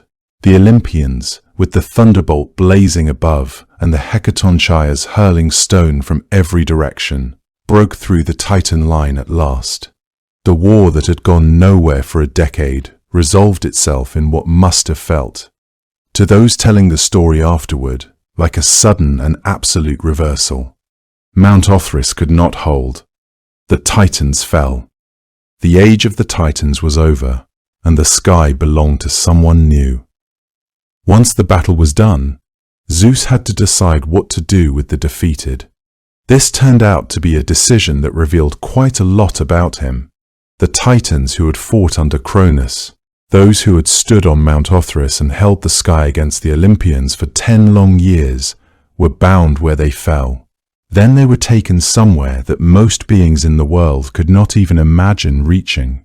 That place was Tartarus, and it was not simply a prison the way you might picture one. The ancient Greeks described it as something far older and far deeper than the underworld itself, a pit beneath the pit, a darkness beneath the darkness, ringed entirely with walls of bronze that no light could find a way through. Hesiod, one of the oldest voices we have on the subject, wrote that a bronze anvil dropped from the surface of the earth would fall for 9 days and 9 nights before it struck the floor of Tartarus. That image alone gives you a sense of how the Greeks thought about this place, not as a room underground, but as a descent so profound it seemed to pass through the very root of existence. The walls were said to be triple-layered, the gates triple-locked, the darkness so complete and so total that it was not merely an absence of light, but something that felt, in the telling of it, almost like a presence of its own. Into this place, Zeus sent Cronus and the Titans who had fought against him, bound with heavy chains. Stripped of the power they had held since before most of the world's creatures had drawn their first breath. They would not return. The hecatoncheires, those vast 100-handed beings whom Zeus had freed from their own long imprisonment, were given the task of standing guard over the Titans now, which had a certain quiet logic to it. The ancient jailers becoming the ancient jailed, those who had been imprisoned becoming the ones who kept the door. It was not without a kind of order, the arrangement Zeus made, but it was not entirely without mercy either, and that distinction mattered. This first act of governance after victory revealed something crucial about how Zeus intended to rule. He had won the war, yes, but a war won is not the same thing as a world secured. The Titans had held dominion for ages uncounted, and their ways were woven into the fabric of existence itself. Simply destroying them entirely would have torn that fabric. It would have left rifts and absences that might have unraveled everything Zeus had fought to preserve. There was a certain pragmatism in his choices, a recognition that the old order could not be entirely erased, but rather had to be transformed, contained, redirected toward new purposes. The world after the Titanomachy would need structure, and structure required that some things remain, though changed, though diminished, though subordinate, to the new reign of the Olympians. This was not mercy in the soft sense, but it was something close to wisdom. Not every Titan was sent into the dark. Zeus made careful separations among the defeated. Those separations told you something about the way he intended to rule. Themis, the Titaness of divine law and righteous counsel, had not taken up arms against the Olympians. She was left free. She would go on to sit beside Zeus on Olympus as an advisor. Her voice, one of the ones he genuinely seemed to listen to. Oceanus, the great river titan who encircled the world, had also held back from the fighting. He was allowed to continue flowing at the edges of the earth as he always had, undisturbed. Mnemosyne, the titaness of memory, was spared as well, and in time she would become the mother, by Zeus, of the 9 muses. That meant that even this act of mercy eventually folded back into Zeus's own story, in the way that so many things did. Prometheus, who had actively chosen the side of the Olympians during the war, was freed entirely and walked among the gods as an ally, though his story, as anyone familiar with it knows, would grow considerably more complicated before it was finished. What emerges from these distinctions is a portrait of Zeus as someone who did not punish blindly or without thought. He sorted the defeated by what they had done or what they had chosen not to do. He rewarded the ones who had kept themselves apart from Cronus's cause. That was not the behavior of a ruler who simply wanted to destroy what had come before him. It was the behavior of someone who was already thinking about how the world after the war would need to be held together, who understood that holding it together would require allies as well as prisoners. And then there was Atlas, whose fate was unlike any of the others, who perhaps suffered more visibly than all of them combined. Atlas had not merely fought against Zeus, he had led the Titan armies, had stood at the front of their cause and carried their effort forward with his own enormous strength. For that, Zeus did not send him to Tartarus with the others. Instead, he gave him a different sentence. Atlas was condemned to stand at the western edge of the world and hold the sky upon his shoulders, alone for eternity. He was separated from his kin in the dark below and separated from the gods in the light above, positioned somewhere in between, bearing the weight of the heavens in a punishment that was both deeply physical and strangely symbolic. You could look up at the sky from anywhere on earth and know, if you knew the story, that someone was holding it there. Atlas held up the sky for eternity. That was perhaps the most fitting punishment of all, a reminder, visible from anywhere on earth, of what happened to those who stood against Zeus. No one had planned exactly how the world would be divided once the war was won. The Olympians had fought together, suffered together, and outlasted the Titans across 10 years of earth-shaking war. But when the dust finally settled, and the last of their enemies had been bound and sent below, there was still the question of what came next. 3 brothers stood at the center of that question. Zeus, Poseidon, and Hades had each fought, each endured, and each survived, and the world they now stood in needed to be sorted out between them. The method they chose was simple, and perhaps surprisingly humble for gods of such immense power. They drew lots. Each brother placed his claim into the arrangement, and whatever chance delivered, that would be his portion. There was something almost mortal about it, the idea that even the most powerful beings in existence would settle the shape of the cosmos through an act of pure fortune. And yet, in a way, this made a kind of sense. No single one of them could have won the war alone. Each had contributed, and so none could simply demand the highest place without the others resisting. The lots were a solution that all three could accept. Poseidon received the sea. It was a domain of enormous scale and restless energy, fitting for a god whose nature tended toward force and unpredictability. The oceans covered most of the world the Greeks knew, and whoever ruled them held something formidable, the power to calm a crossing or send a fleet to the bottom of the water in an afternoon. Poseidon would not be a quiet god. He would build his palace somewhere beneath the waves and move through the world with the same turbulent quality his waters carried. He accepted his lot and made of it something grand. Hades received the underworld. This was the realm below everything else, beneath the earth, beneath the roots of mountains, a place defined by its distance from the light. It was not a punishment. The lots had been drawn fairly, and Hades accepted the result without apparent protest, at least in most of the surviving versions of the story. But it was a domain that carried its own kind of weight. The underworld was where every mortal life ended, which made Hades the most universal of rulers in one sense. Every human being would eventually come to him, and yet he would be largely invisible, rarely traveling above ground, rarely appearing in the daylight world where the other gods moved freely. He was a king, and a powerful one, but his kingdom was one that living beings feared to think about too carefully. Zeus received the sky and the earth, everything above and between, and this is where the apparent equality of the lot drawing quietly dissolved. The sky was the highest place there was. It looked down on the sea where Poseidon lived, and it looked down on the earth under which Hades ruled. Zeus's domain did not sit beside his brothers' domains, it encompassed them. When Poseidon stirred his seas, he did so beneath an open sky. When Hades received the dead into his kingdom, they had all walked first under that same sky. Zeus had drawn the portion that was, in every physical sense, above everything else. This was not entirely a matter of luck, or at least later storytellers were not entirely certain it was.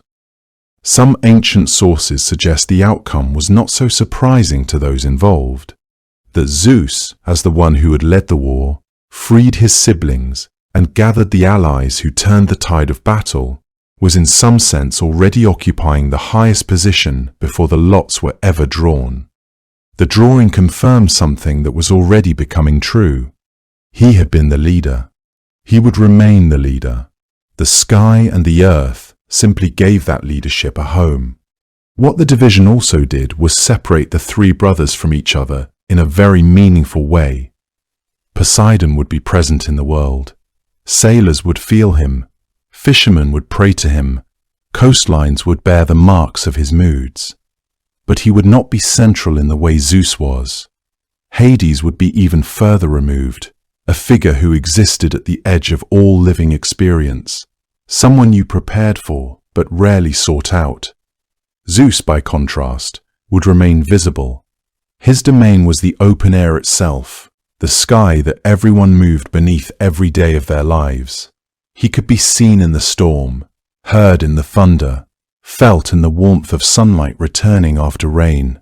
Of the three brothers, only Zeus would be truly present in the daily life of the world. It is worth sitting with that for a moment. The idea that three brothers stood together and reached into a set of lots, and from that single exchange came the entire architecture of the Greek cosmos. The sea had its ruler, the dead had their king, and the sky had its god. The relationships between the brothers were not always easy after that. Poseidon would chafe against Zeus's authority at times, and there were stories of friction and rivalry between them. But the basic shape of things had been set, and it held.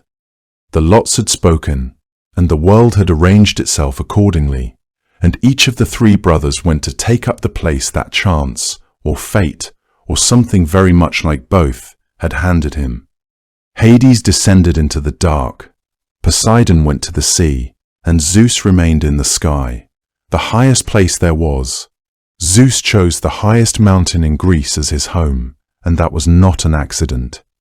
Mount Olympus rises in the northern part of the country, in the region the ancient Greeks called Thessaly, and at nearly 10,000 feet, it is still the tallest peak in Greece today.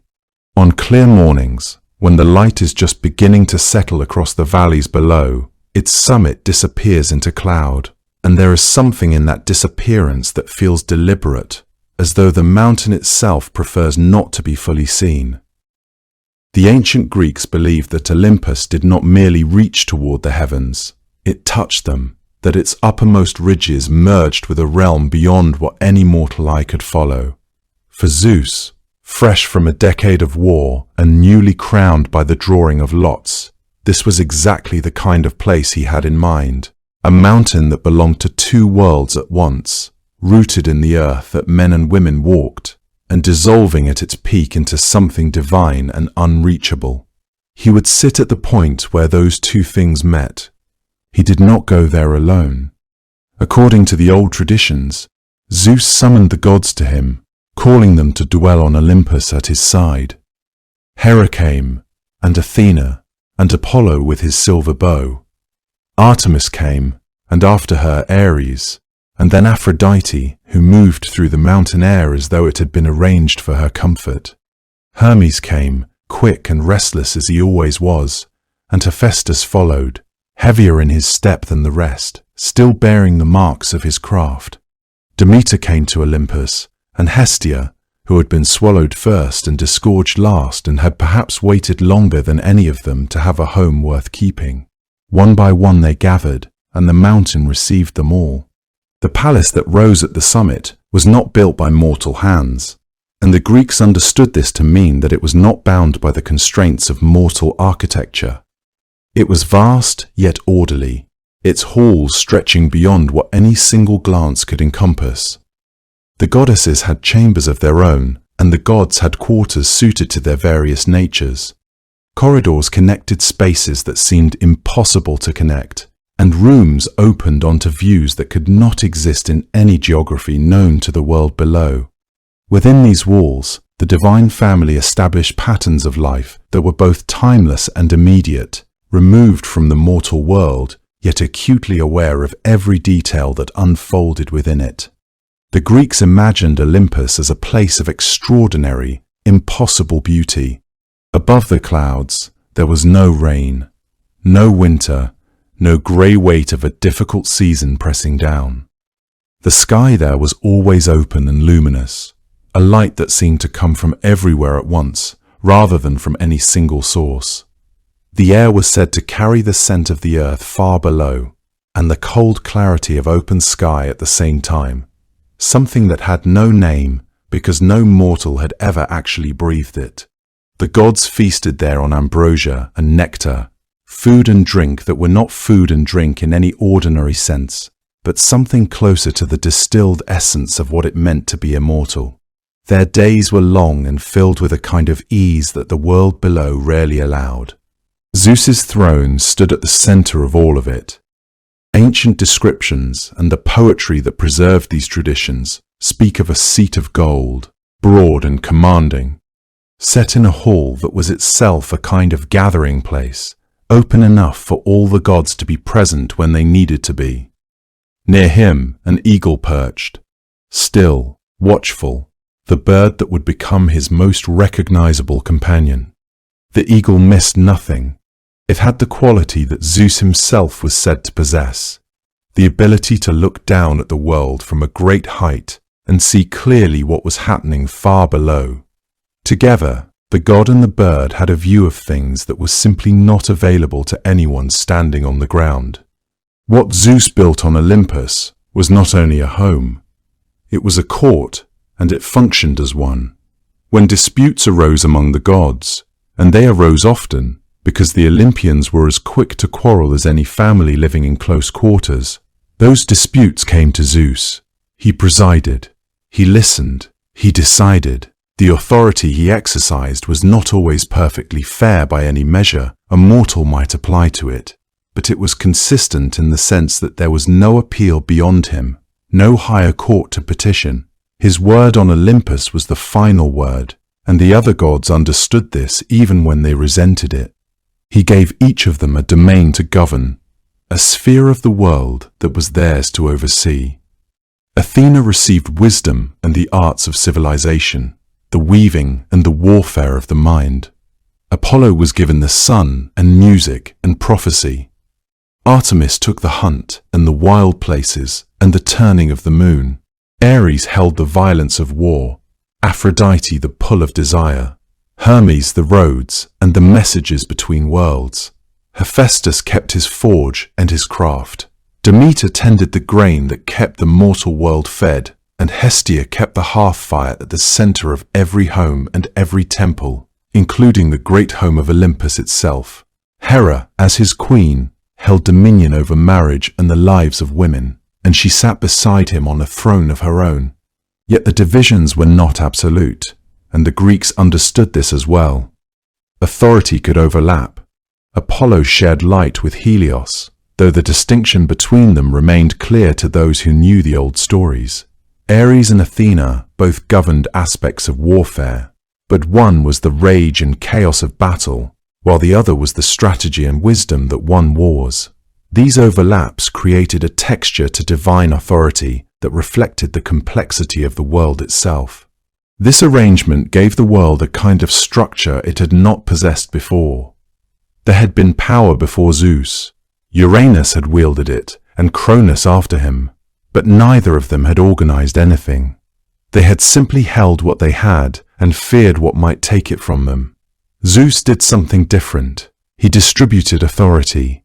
He created a system in which each divine force in the world had a designated keeper, a god who was accountable to a higher order while still being largely sovereign within their own domain. It was imperfect, as all systems are, because the gods who inhabited it were imperfect, and their king was not without his own considerable flaws. But it held. Mortals knew which god to call on when the harvest failed, or the sea grew rough, or a child was born. They knew were here to bring their prayers, and they knew, in a general sense, what kind of world they were living in, and who was responsible for keeping it from dissolving back into chaos. Olympus became, in this way, the axis around which the Greek mythological world turned. When something significant happened, when a hero was born, or a war was decided, or a great wrong demanded an answer, the story eventually made its way back to that mountain, to that golden throne, to the god who sat there with an eagle at his shoulder and a view of everything below. The gods came to him with their grievances and their requests, and he received them, and the mountain absorbed the noise of all that divine life and still stood, immovable, its peak still hidden in cloud, still touching the place where the sky began. For the first time since the world had been made, there was something like order in it, and Zeus sat at the center of it all. Of all the things the ancient Greeks associated with Zeus, the thunderbolt was the most obvious, but it was not the most intimate. The bolt itself was extraordinary, of course, forged deep beneath the earth by the Cyclopes as a gift for the god who had freed them from Tartarus, a weapon unlike anything that had existed before it. Ancient sources describe it as a shaft of concentrated fire, a thing that could be hurled across the length of the sky and bring the full weight of divine judgment crashing down upon whoever had drawn Zeus's displeasure. When you imagine it, you might picture something clean and sharp, the way lightning looks when it splits the dark above a field, sudden and white and absolutely final. But the Greeks understood the thunderbolt as more than a weapon in the ordinary sense.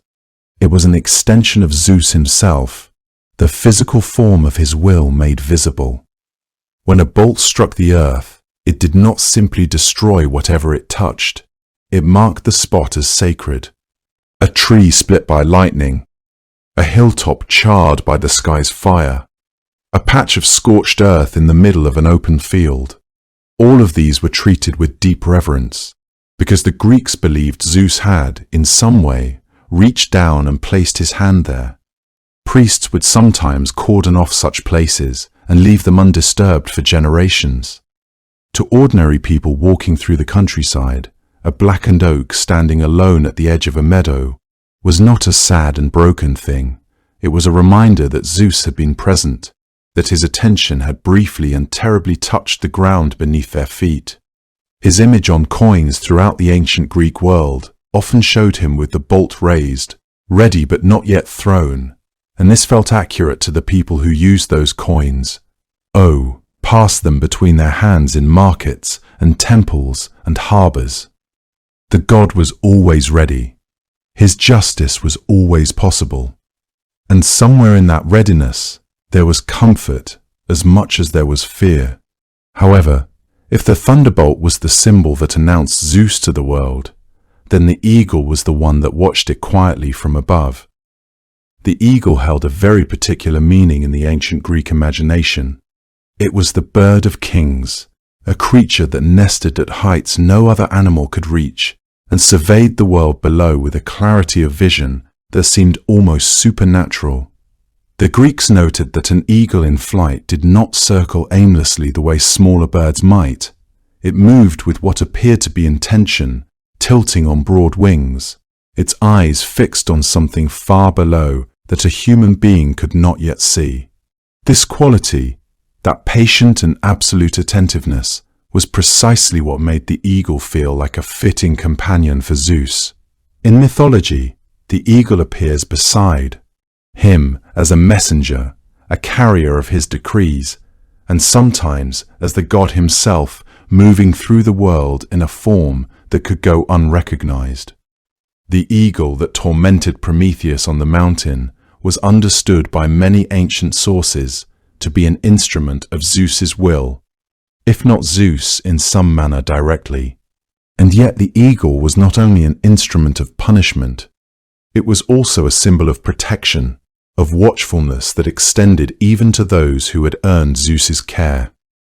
A general who saw an eagle passing overhead before a battle might take it as a favorable sign, and a sailor who spotted one far out at sea might feel for a moment that the storm approaching from the horizon would pass without doing its worst. You can find the eagle in the art of temples from one end of the Greek world to the other, perched at the edge of a relief, carved into the capital of a column, pressed into the clay of a votive offering left at a shrine. It is not a loud presence in any of these places. It simply watches, with the same stillness that the best symbols always carry. And then there was the oak, and tea. His is where I find something that feels different from the flash of the bolt or the sharp eye of the eagle. The oak was ancient in a way that even the Greeks could sense, its roots going so deep and its trunk growing so slowly over so many years that standing beneath one felt like standing beside something that had been present since before memory could reach. The sacred grove at Dodona, high in the mountains of northwestern Greece, is widely considered to be the oldest oracle site in the entire Greek world. Older than Delphi, older than most of the great sanctuaries that came after it. At Dodona, the trees themselves were the medium of prophecy. Priests and priestesses moved between the oaks, listening for the god's voice in the way the leaves turned and shifted in the wind, in the sound of a sacred spring, murmuring over stones at the roots of the oldest tree in the grove, in the flight of doves that nested in the high branches. People came to Dodona from distant parts of the Greek world, with their questions scratched onto thin strips of lead. Questions about marriages, about whether a journey would be safe, about what to do when a child was ill and nothing seemed to help.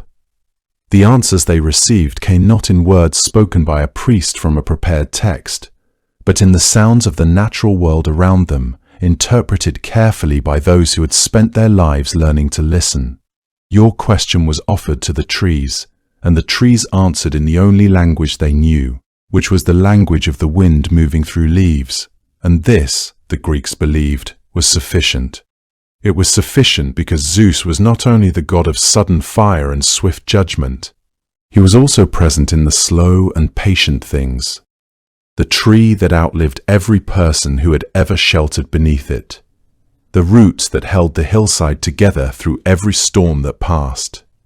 Every time the wind moved through the oaks at Dodona, the priests bent their heads and listened, certain that Zeus was speaking. It would be easy to think of Zeus only as the god who threw lightning, because that is the image that comes to mind most naturally. The bearded figure with the bolt raised, the storm gathered around him. And yet the ancient Greeks, who knew him better than anyone, gave him many names that had nothing at all to do with storms. These names were not honorary titles or poetic flourishes. They described specific roles, specific responsibilities, specific promises that Zeus had made to the world by virtue of the position he held. Each name was a different face of the same god, and together they formed a picture of someone far more involved in the daily life of ordinary people than the storm imagery might suggest. He was the god of lightning, yes, but he was also the god of the guest, the oath, the king, and the judge. In the Greek understanding of the world, these roles were not separate from his power over the sky. They were extensions of it. The sky was the highest thing there was, and from the highest place came the authority to decide how people ought to treat one another. The Greeks called him Zeus Xenios when they thought of him as the protector of strangers and guests, and this particular role was one of the most serious they ever assigned to any god.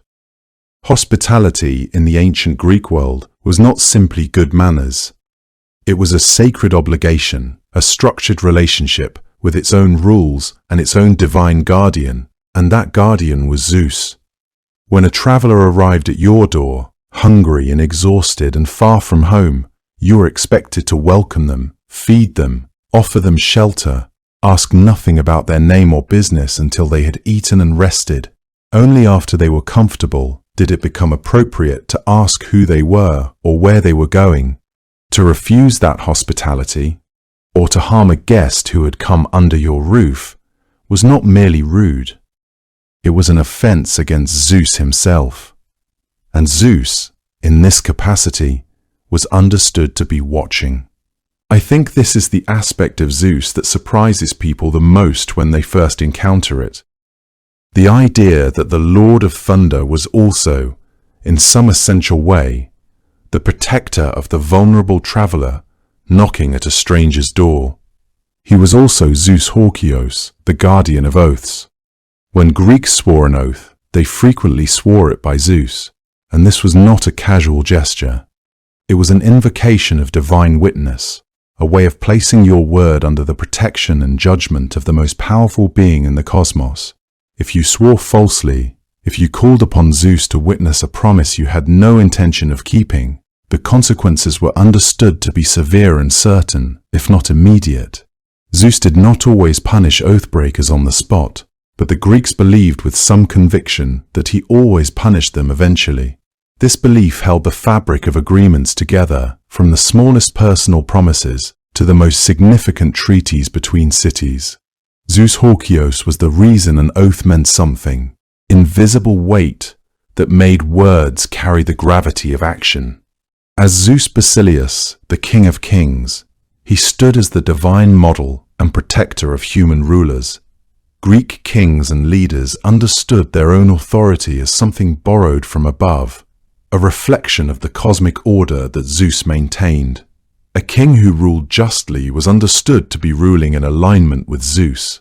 A tyrant who abused his power was not only doing wrong by his people, he was setting himself against the divine principle of rightful authority. This gave the concept of just kingship a theological dimension, a depth that made it more than a political preference. Zeus himself was the template, the living argument for what a ruler ought to be, even if his own conduct did not always perfectly illustrate his ideals. The Greeks seem to have accepted this contradiction with the same equanimity they brought to most things about their gods. And then there was Zeus Dikepharos, the bringer of justice. the one who ultimately saw to it that wrongdoing was answered and right was upheld. This is perhaps the most abstract of his roles, the hardest to illustrate with a single story or symbol, and yet it was foundational to the Greek experience of living in a world where Zeus presided. It meant that the universe was not morally indifferent. It meant that cruelty and injustice would eventually meet something larger than themselves. Whether that happened quickly or slowly, visibly or quietly, Greeks who believed in Zeus Dikepharos believed that the moral order of the cosmos had a keeper, and that keeper was paying attention. All of this comes together most vividly in the old story of Baucis and Philemon, which has been told in many forms, but which carries, in every version, the same essential weight. Zeus and Hermes, traveling through Phrygia in the disguise of ordinary mortals, road-weary, plainly dressed, nothing about them to suggest divinity, went from door to door in a prosperous village, seeking shelter for the night. Door after door was closed to them. The villagers saw two ordinary travelers and wanted nothing to do with the inconvenience. Only one household took them in, a very old couple, poor in everything except generosity, who lived in a small thatched cottage at the edge of the village. Baucis and Philemon had almost nothing, and they gave it freely. They stirred the fire, they heated water. I set out whatever food they had: olives, cheese, eggs preserved in ashes, vegetables pulled from their own garden, a piece of cured meat brought down from the rafters. They poured their guests wine from a modest jug, and the old man noticed, with some bewilderment, that however much was poured from it, the jug seemed never to empty. At this, Baucis and Philemon understood that their guests were not what they appeared to be. They were frightened, as anyone would be, and immediately apologized for the smallness of their welcome and tried to catch their one goose to offer it as a meal. The goose, for its part, ran to Zeus himself for protection, and the god smiled and said that no harm would come to it. Then he told them what was going to happen. The village, which had refused hospitality to strangers and thereby refused it to Zeus himself, would be punished. Baucis and Philemon were told to follow the two gods up the slope of the mountain without looking back. They climbed, and when they finally turned around, the valley was filled with still water, and where the village had been, there was only the surface of a new lake reflecting the sky. Their own small house, however, had become something else entirely. The couple woke the next morning beside a spring, the village gone, and their small house transformed into a marble temple, and they lived the rest of their long lives as its keepers. Of all the gods and goddesses Zeus might have married, Hera was the one he wanted most. She was the one who made him work hardest for it.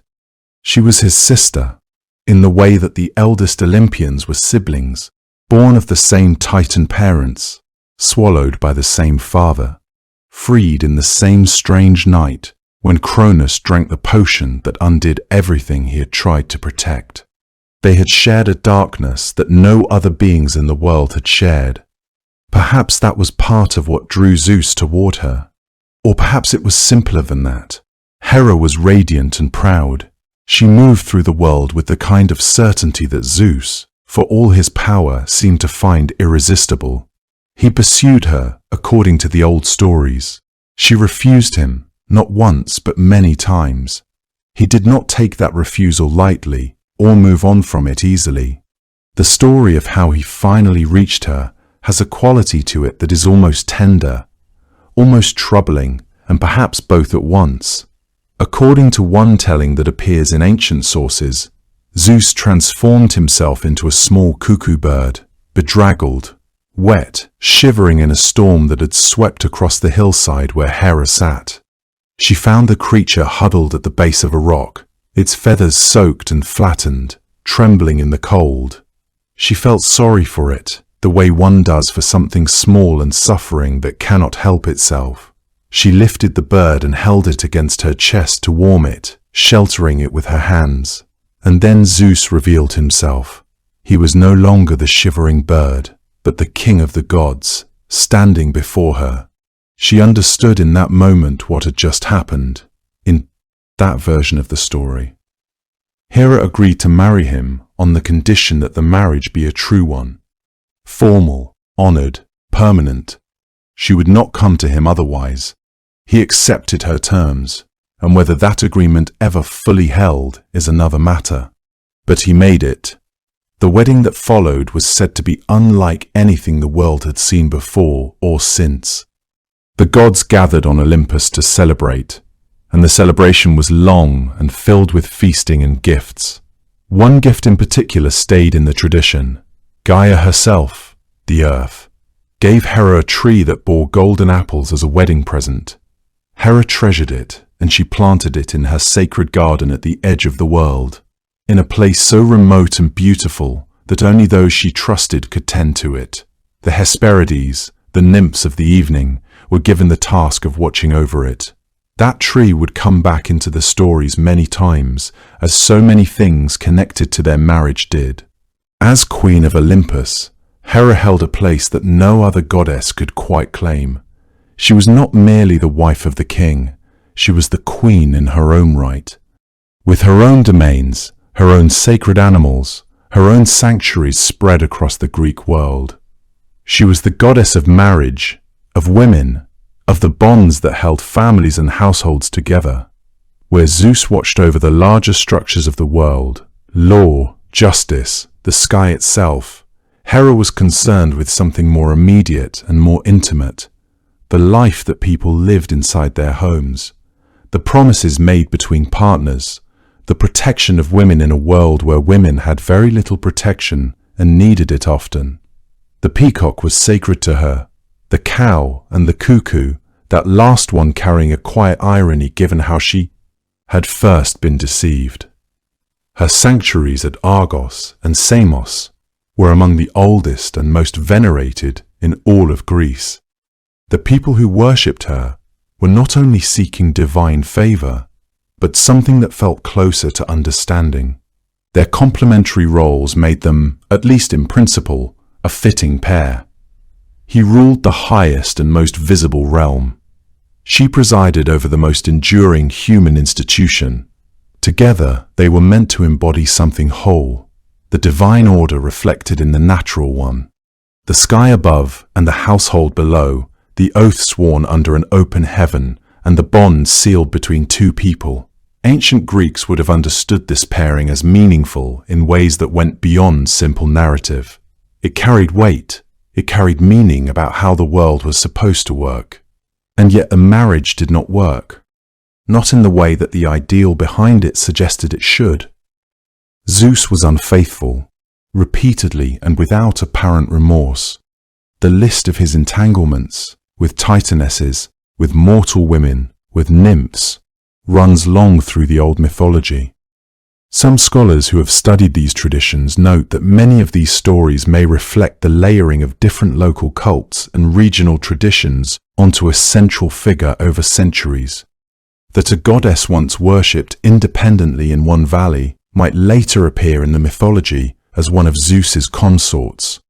However the tradition developed, the result in the surviving stories is a Zeus who strays constantly, and a Hera who is left to respond to it. Her responses were rarely gentle. Hera was not a goddess who absorbed suffering quietly and moved on. She was sharp and watchful and long-memoried.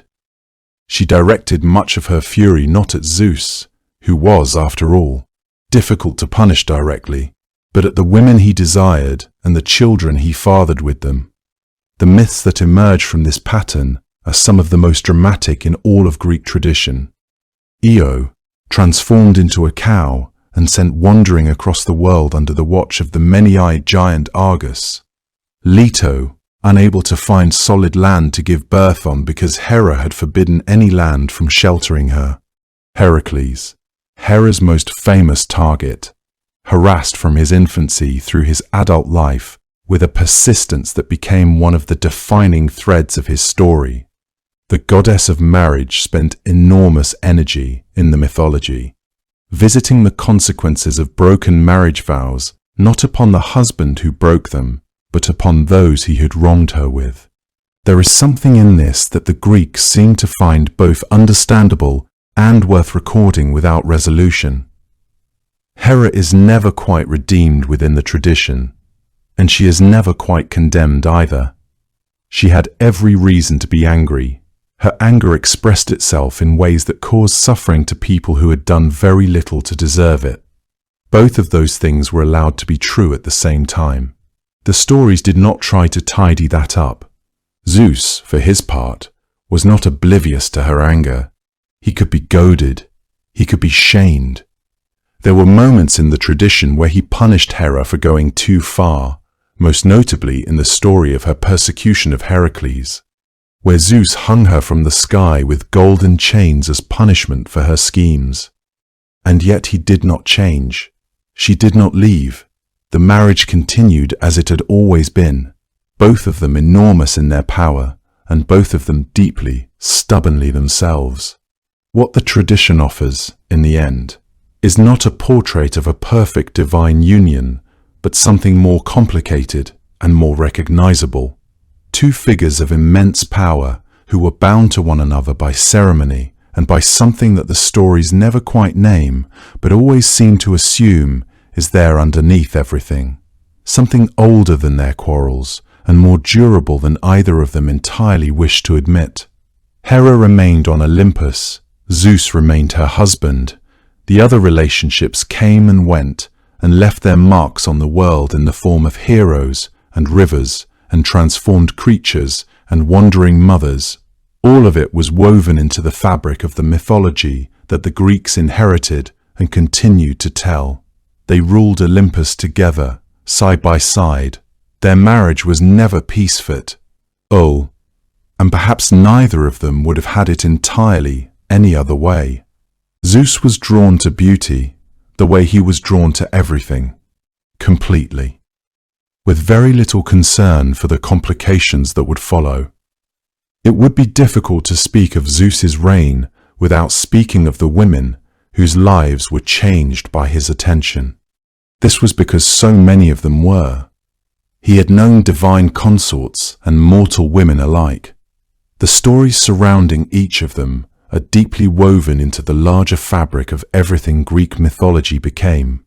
One of the most well-traveled of these stories involves a young Phoenician princess named Europa, the daughter of the king of Sidon, who was doing nothing more dangerous than gathering flowers in a meadow along the shore of the sea when Zeus first noticed her. He was taken by her immediately, in that total and unhesitating way that was so characteristic of him. Rather than approach her as himself, for a god appearing in full divine splendor would hardly make for a comfortable introduction, he took another shape entirely. He became a white bull, and not merely any sort of bull, but one that was extraordinarily gentle and beautiful. His coat as pale and smooth as sea foam. His horns curved and delicate, wreathed faintly in the scent of wildflowers. He wandered toward Europa as if by accident. She was charmed by him, as anyone might be charmed by a creature so improbably lovely. She touched his flanks, draped flowers across his neck, and eventually, trustingly, climbed onto his back. It was at that moment that the bull turned toward the water and did not stop walking. He walked into the sea and kept going, moving steadily and without hesitation across the open water, carrying Europa all the way to the island of Crete. There, Zeus revealed himself.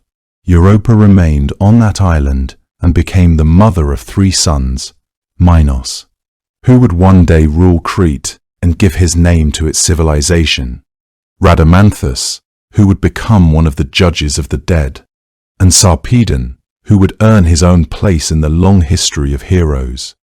By the standards of Zeus's romantic history, Europa's story ended gently. She was honored rather than punished. Her sons were raised to prominence. She became, in time, the name attached to an entire continent. She did not wander or suffer in the way so many of the others did. Her story carries something almost like warmth in the way it resolves itself, but hers was, in many ways, the exception.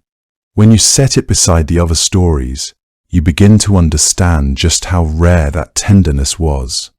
What made Europa's story remarkable was precisely what made it so unusual in the context of Zeus's broader romantic history. Most of the women who caught his eye found their lives fundamentally altered, often in ways that brought them not joy but complexity and sorrow. Europa herself lived out her days on a foreign shore, separated from everything she had known by a god's whim and a bull's steady walk across the sea. She was granted a kind of dignity in her exile, a respect that elevated her and her descendants, yet it was still an exile. She still did not choose her fate. The pattern would repeat itself again and again throughout Zeus's reign, with variations in the details, but a consistency in the underlying pattern of disruption. Sometimes the women involved were given warnings or second chances. Sometimes they were swept up in circumstances entirely beyond their control. What remained constant was that Zeus's attention, for all its intensity and even its occasional tenderness, was ultimately about his own desires and his own will. The women became the vessels through which his will expressed itself, and while some of them, like Europa, emerged with their dignity largely intact, this was far from universal. The story of Leto is a great deal harder to sit with comfortably. Leto was a titaness, one of the old divine generation. She became pregnant by Zeus with twins who would become two of the most beloved and consequential gods of the entire Olympian world, Apollo and Artemis. However, before any of that could come to pass, Hera learned of the pregnancy. Her anger was swift and thorough and merciless. She decreed that no land on earth, no place that the sun touched, would be permitted to offer Leto shelter for her labor. It was a punishment of extraordinary cruelty, and it worked precisely as intended. Leto wandered from shore to shore, exhausted and heavy with the children she carried. No place would receive her. Wherever she turned, she was turned away, not always out of malice, but out of fear of what Hera's displeasure would cost them. I think of those days as one of the most quietly devastating passages in all of Greek mythology. The image of a goddess in pain and in exile, unable to find even the smallest patch of ground that would hold her. Eventually, after her long wandering, she found her way to a small and floating island called Delos, that drifted untethered across the sea, and therefore was not, by the strictest interpretation of Hera's decree, truly land that the sun had claimed. Delos agreed to receive her. There, after a labour said to have lasted 9 days and 9 nights, because Hera had kept Ilithyia, the goddess of childbirth, away from her for as long as she could, Leto gave birth first to Artemis. Then, with Artemis's help, to Apollo. Delos was transformed by this event. It became sacred, a place of pilgrimage. It was said that swans circled the island 7 times, singing softly at the moment of Apollo's birth. Leto's suffering did not erase the glory of what came from it, but neither did the glory erase the suffering. The story holds both of those things together without resolving them cleanly. That is perhaps why it has lasted as long as it has. There were others, each carrying their own weight of consequence and sorrow. Semele was a mortal woman, a princess of Thebes. Zeus came to her in the form of a man and loved her with all the warmth he was capable of.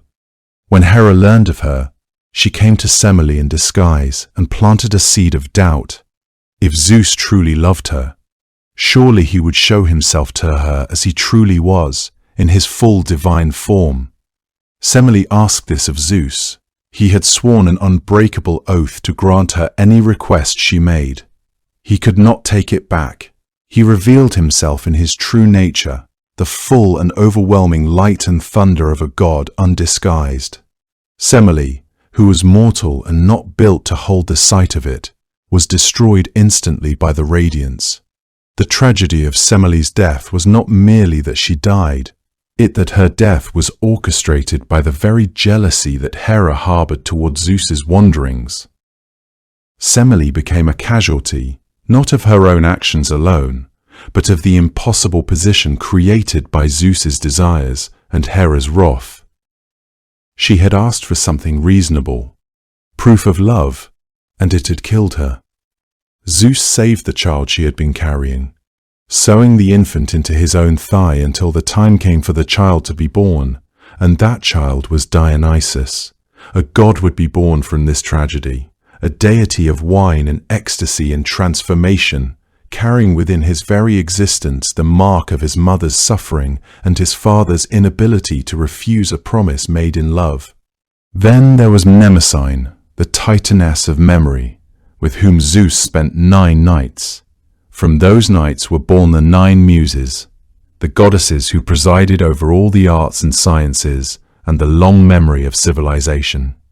With Mnemosyne, there was perhaps a different quality to the union, less violent than Semele's fate, less disruptive than Leto's wandering, yet still a story in which the woman's autonomy was secondary to Zeus's desire and intention. And before all of them, there was Metis, the titaness of wisdom and craft, who was Zeus's first true consort. She was pregnant with what would have been their first child when a prophecy came to Zeus, that the child Metis was carrying would one day surpass its father in power, just as Zeus had surpassed Cronus. Cronus had surpassed Uranus before him. Zeus, unable to find any other way around this, swallowed Metis whole. The child she had been carrying continued to grow inside him, would eventually emerge in the most startling way imaginable, but that story belongs to a different telling. What the story of Metis makes plain, when you set it beside everything else, is that Zeus's desire and his fear were often working at the same time. Those two things together produced some of the strangest and most consequential moments in all of Greek mythology. The stories of the women Zeus loved are filled with wandering and suffering and transformation.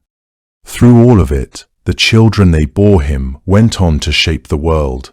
If Zeus left one undeniable mark on the mythological world, it was this: he filled it with children.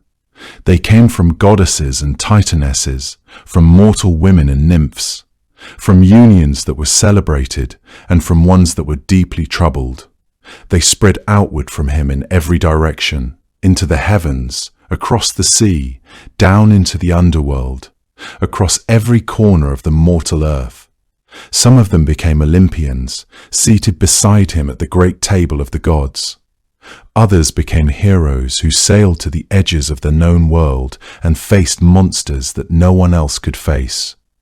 Others still became the quiet, essential figures behind art and poetry and the turning of seasons, figures whose names were spoken every time a singer opened his mouth or a harvest came in from the fields.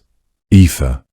They form something vast, a family so large and so interwoven that almost no story in Greek mythology can be told without at least one of them appearing somewhere in it. Zeus was their father, though he was often an absent one. His presence in their lives ranged from tender to devastating, and sometimes both at once. But they were his. The world they inhabited was shaped by that fact in ways that the Greeks seemed to find endlessly meaningful. Among all of his children, there is one whose birth stands apart from every other, not because of who she became, though she became one of the most important goddesses in the entire Greek world, but because of the extraordinary manner in which she arrived. Athena was not born in the usual way. Her mother was Metis, the titaness of wisdom and cunning, whom Zeus had taken as his first consort and then swallowed whole after learning of a prophecy that any child born of Metis would surpass its father in power. He swallowed her before their child could be born, believing that was the end of it. However, as time passed, Zeus began to suffer from a pain inside his head so severe and so relentless that he could not bear it. By some accounts he cried out, by others he simply endured it until the agony became impossible to ignore. Eventually, Hephaestus, the divine craftsman, the god of the forge, was called upon, or arrived of his own understanding. He took a great axe to the skull of Zeus and split it open. From that opening, Athena emerged, fully grown, fully armored. Her spear already in her hand, her grey eyes already steady and clear, she gave a great shout as she came into the world. The gods who witnessed it fell back in astonishment. It is one of the strangest and most vivid images in all of Greek mythology. The Greeks seem to hold it with a kind of reverent wonder, wisdom born directly from the mind of the sky god, fully formed and ready. Athena would go on to become the goddess of wisdom, of warfare conducted with intelligence rather than brute force, the patron of tea, his city of Athens, a city that bore her name and sheltered beneath her protection. Apollo and Artemis came into the world together, twin children of Zeus and the Titaness Leto. Born under conditions of great difficulty after Hera drove their mother from every shore that might have offered her shelter. They were born at last on the floating island of Delos. They became two of the most beloved gods in the Greek world, Apollo governing light, music, prophecy, the art of healing, Artemis governing the hunt, the moon, and the wild places where animals moved freely.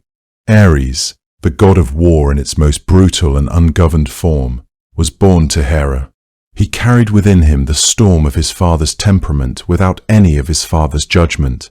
Hermes, quick and clever, the messenger of the gods and the guide of souls, was born to Maia, a daughter of the Titan Atlas, in a cave on Mount Selene. Dionysus, the god of wine and ecstasy and the theatre, was born to the mortal Semele and came into the world under catastrophic circumstances. Rescued by Zeus himself from his dying mother and carried to term, sewn into Zeus's own thigh. Even among the Olympians, the stories of their origins were rarely simple. Then there were the children who were not gods but were something extraordinary in their own right. Perseus, who was born to the mortal Danae and who slew the gorgon Medusa. Heracles, born to Alcmene and destined for the most famous labours in all of myth. Minos and Rhadamanthus, sons of Europa, who became great kings and, in the tradition, judges of the dead in the underworld. Among the quieter but no less essential children were the 9 muses, born to the Titaness Mnemosyne across 9 consecutive nights, each one governing a different form of human creative expression: epic poetry, history, love song, tragedy, comedy, dance, sacred hymn, astronomy, and lyric verse. The 3 Graces, born to the Oceanid Eurynome, embodied beauty, charm, and joy. They attended Aphrodite and moved through the world of the gods, spreading a kind of luminous ease wherever they went. The Horai, the goddesses of the seasons, governed the orderly passage of time itself and stood at the gates of Olympus, lifting and lowering the clouds so that the gods could pass through. All of them, the bright and the terrible, the celebrated and the quietly indispensable, traced their existence back to Zeus. The Greek world was full of stories. Zeus was woven into the beginning of almost every one of them. His children gave the Greeks a way to understand the connections between things that might otherwise have seemed separate, between the sky and the sea, between war and wisdom, between the living and the dead. When a traveller looked up at the stars and named a constellation, he was often naming a descendant of Zeus. When a city named its patron goddess, she was frequently a child of Zeus. When a poet sat down to sing of heroes, the hero's name and the story of his divine father were nearly always part of the same breath. Wherever a Greek traveller went, across the sea, into a foreign city, down to the underworld in a story, they were likely to find someone whose bloodline ran back, one way or another, to Zeus. Of all the beings who ever defied Zeus, Prometheus is the one people have never quite stopped talking about. There is something in his story that refuses to settle quietly into the past the way so many other myths do, something that keeps pulling people back to examine it again and find something new in it. He was a Titan, which is perhaps the first thing worth pausing over. He had stood beside Zeus during the long war against Cronus and the others, had chosen the Olympian side when that choice was not yet certain to be the winning one, and had helped secure the very victory that made Zeus king. He was not an outsider or an enemy come down from some rival mountain. He was someone Zeus knew, someone who had earned a place within the new order of the world. And so when Prometheus looked at humanity, cold, struggling, crouched in the darkness at the edge of every night without any means to drive it back, and decided that something had to be done, his defiance carried a weight that a stranger's defiance never could have. It was not an attack from without. It was a rupture from within. The condition of humanity before the theft of fire was, by all the old accounts, a difficult and diminished thing. People had life in them, and breath, and feeling, but they had very little else. They could not cook their meat or warm their shelters or work metal into tools. They could not frighten away the animals that came for them in the dark. Every night fell over them like something heavy, and they endured it because endurance was all they had been given. Prometheus, whose name in some traditions carries the sense of foresight, of thinking ahead, looked at all of this and found it unbearable. He went to Olympus, or in some versions of the telling, to the forge of Hephaestus, and he took fire. He carried it back down to humanity, concealed in the hollow stalk of a fennel plant, and he gave it away. That single act, so quiet in the imagining of it, so ordinary in its gesture of one hand extended toward another, changed the shape of the mortal world entirely. People built fires and kept them burning. They cooked and fashioned and gathered warmth and began to do the things that fire makes possible. The nights grew shorter in feeling, if not in fact, and high above all of it, on the mountain that touched the edge of the sky, Zeus looked down and understood exactly what had been done, and by whom, and the fury that came over him then was not the brief kind that passes with a season. What Prometheus had done could not be undone, but it could be answered. The gift of fire was a gift that should not have been given. Also Zeus saw it, and the Titan had made a choice that rippled far beyond the moment of taking. In later ages, some would argue that Prometheus had acted from compassion, that he had seen genuine suffering and moved to alleviate it despite the consequences he must have known would follow. Others would suggest that there was something in the Titan's nature, some quality of independence or defiant pride that made him incapable of accepting the boundaries Zeus had set. Whatever the truth of Prometheus's motivations, the act itself was clear. He had challenged the king of Olympus not in a moment of rage, but with deliberate purpose and full knowledge of what Zeus would do in response. He had chosen humanity over obedience. He had chosen the mortal world over his place among the immortals. Zeus had reasons beyond simple anger for what he did next, though the anger itself was real enough. The gods had held something back from humanity deliberately, and there are those who read that withholding as a kind of boundary, a line that separated the divine from the mortal, the eternal from the temporary, and Prometheus had crossed it without asking and without apology. Zeus ordered Prometheus bound. The Titan was taken to a mountain, chained there with bonds that could not be broken, and each morning an eagle descended from the sky and tore open his side and ate his liver, which had grown back by the following dawn, so that the process could begin again. The eagle is worth dwelling on for a moment, because it was Zeus's own sacred bird, his companion, his messenger, the creature most closely associated with him in the ancient world. To send it as the instrument of punishment was not incidental. It meant that every day, when Prometheus looked up at what was coming for him, he saw something that belonged to Zeus. He saw the king of Olympus in the shape of a bird, arriving on schedule, as reliable as the sun. The punishment was precise in the way that only a deeply considered punishment can be. It was meant to last, and it did last, for a very long time, until Heracles eventually found Prometheus on his mountain and freed him. But that part of the story belongs to a different chapter. and for now the chains hold.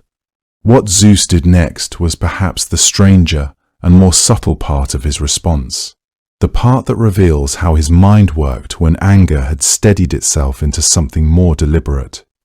He turned his attention not only to Prometheus, but to humanity itself, which had accepted the stolen fire and kept it burning and shown no particular remorse about any of it. He commissioned from Hephaestus the creation of a woman, the first woman made rather than born, shaped from clay and water, and given breath and voice and beauty, and a nature that the gods had carefully assembled together. Each Olympian contributed something. Athena dressed her and taught her skill. Aphrodite gave her grace. Hermes gave her a persuasive tongue and a quick, curious mind. They called her Pandora, which carries the sense of all gifts, all given. She was sent down to the mortal world, and with her she carried a large sealed jar.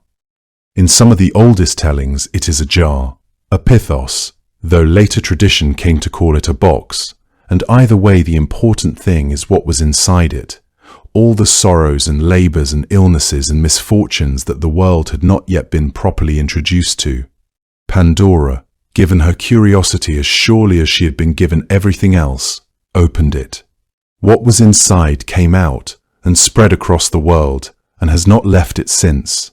Sickness found people, grief found them, hard labour and old age and envy and all the invisible weights that make a human life feel heavy. These were released in a moment, and no amount of closing the jar afterward could call them back. Zeus had served the gift of fire with a gift of his own, and it was not a gentle one. He had given humanity warmth, and taken from it something it had never known it was missing, a world without those particular sorrows in it. There is a tendency when people read this myth to decide what it means, to come down firmly on the side of Prometheus the benefactor, or to argue that Zeus was in the right to guard what he guarded, or to see the whole thing as a lesson about the consequences of defiance. But the old stories rarely present it as cleanly as any of those readings suggest. Hesiod, who left us the most complete early accounts of both Prometheus and Pandora, did not write the story as a simple moral. He wrote it as something more unresolved than that, more like the texture of actual experience, where a generous act can carry terrible consequences and a harsh punishment can coexist with a complicated justice. Prometheus suffered for what he did, and humanity received both fire and sorrow, and Zeus got something. NG close to the last word, but not quite the final one, because the jar was not entirely empty when Pandora closed it again. At the bottom of the jar, when everything else had escaped, hope remained, and whether Zeus put it there deliberately or not, no one who told the story could ever quite agree. There came a time, according to the old stories, when Zeus looked down at the world he ruled and found it so deeply corrupted that he could not see a way forward other than washing it clean. The particular story that pushed him to this decision, at least in the version told by Ovid, echoed in various forms across older Greek traditions, involved a king named Lycaon who ruled the wild mountainous region of Arcadia. Zeus had heard troubling things about humanity. He had watched from his seat above the clouds as cruelty spread across the earth like something slow and irreversible. He decided he needed to see it for himself. He descended among the people in the guise of a mortal man, walking through villages and along dirt roads, observing what had become of the world he presided over. He arrived at the court of Lycaon. Word had already spread that a god was passing through. Lycaon, who had no particular reverence for the divine, perhaps even a certain contempt for it, decided to test Zeus in a way that could only be described as a deliberate provocation. He prepared a meal and served it to his visitor. What was in that meal, according to the story, was human flesh. Lycaon wanted to know if this supposed god could tell the difference. Zeus could. The fury that rose in him at that moment was not the quick hot anger of a man who had been insulted. It was something colder and more absolute, the fury of a being who had hoped, perhaps, that things were not quite as bad as they seemed, who had now been shown in the most direct possible way that they were worse. He destro, yed Lycaon's hall with lightning and transformed the king himself into a wolf, a shape that suited what he had always been inside. But the punishment of one king was not enough. The corruption, Zeus decided, was not isolated. It had moved through humanity the way a sickness moves through a house, quietly, completely, room by room, and there was only one remedy left. He would send a flood. He would cover the earth with water, let it rise until everything that had been built and corrupted was submerged, and begin again. Poseidon helped. The sea god loosened the waters from below as Zeus drove the rain from above. The two worked together with the kind of cooperation they rarely managed in other circumstances. Rivers rose over their banks. Coastal cities vanished beneath grey water. The plains filled slowly, then quickly, then terribly, until there was no plain left at all. Only a vast and undifferentiated grey sea where the land had been. It was during this time that Deucalion, the son of Prometheus, survived. Prometheus, who had always concerned himself with the fate of humanity, it was, after all, the reason he had stolen fire in the first place, had warned his son of what was coming. Deucalion built a great chest, large enough for himself and his wife Pyrrha. When the waters began to rise, the two of them climbed inside and sealed it closed. For 9 days and 9 nights, according to the most commonly told version of the story, they drifted. There was no horizon to look toward. There was no land visible in any direction. There was only the sound of water and the slow creaking of the chest around them. The darkness of being enclosed in a small space, while everything outside was lost. Pyrrha was the daughter of Epimetheus, and the first woman, Pandora. That meant she carried within her lineage both the hope that had remained at the bottom of the jar and the weight of everything else that had escaped it. Deucalion was the son of the Titan who had given humanity fire. Between them, they held something the rest of the world no longer held, the possibility of continuation. When the waters finally began to withdraw, the chest came to rest on solid ground. Some accounts say this was the slopes of Mount Parnassus. Others name Mount Othrys. A few point to peaks in Thessaly or Epirus. The traditions differ on this detail, though they agree on everything that followed. Deucalion and Pyrrha stepped out into a world so quiet it was almost unbearable. The earth was soft and dark with the memory of water. There were no birds calling. There were no other voices anywhere. They made offerings of gratitude on an altar they built from the stones around them, and they prayed. The goddess they turned to was Themis, not Zeus. That is worth noting. Themis, the titaness of divine law and natural order, whose oracle had survived even the flood at Parnassus. She gave them an instruction that at first seemed impossible to understand. She told them to veil their heads, loosen their robes, throw the bones of their great mother behind them as they walked. Pyrrha was troubled by this. To disturb the bones of the dead was a violation of everything she had been taught to respect. But Deucalion turned the words over slowly, the way someone turns a smooth stone in their hands in the dark, feeling for something they cannot yet name.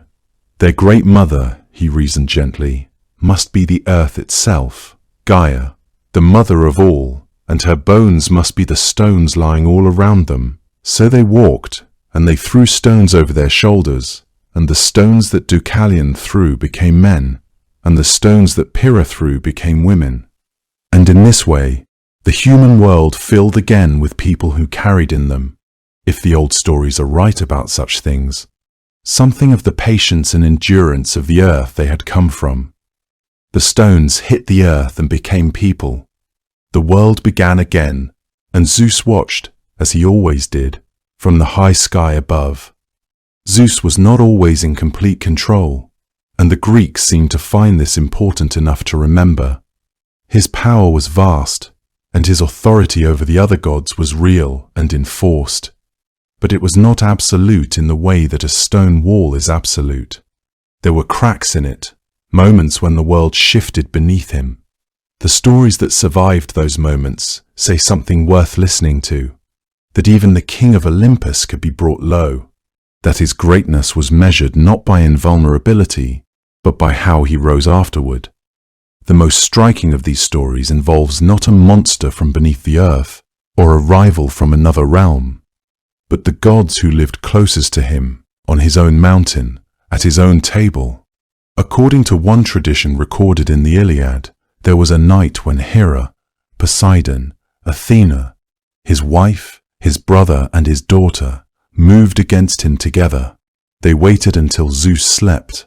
Then they bound him with rawhide thongs, knotting them tightly and in great number, so that he could not free himself.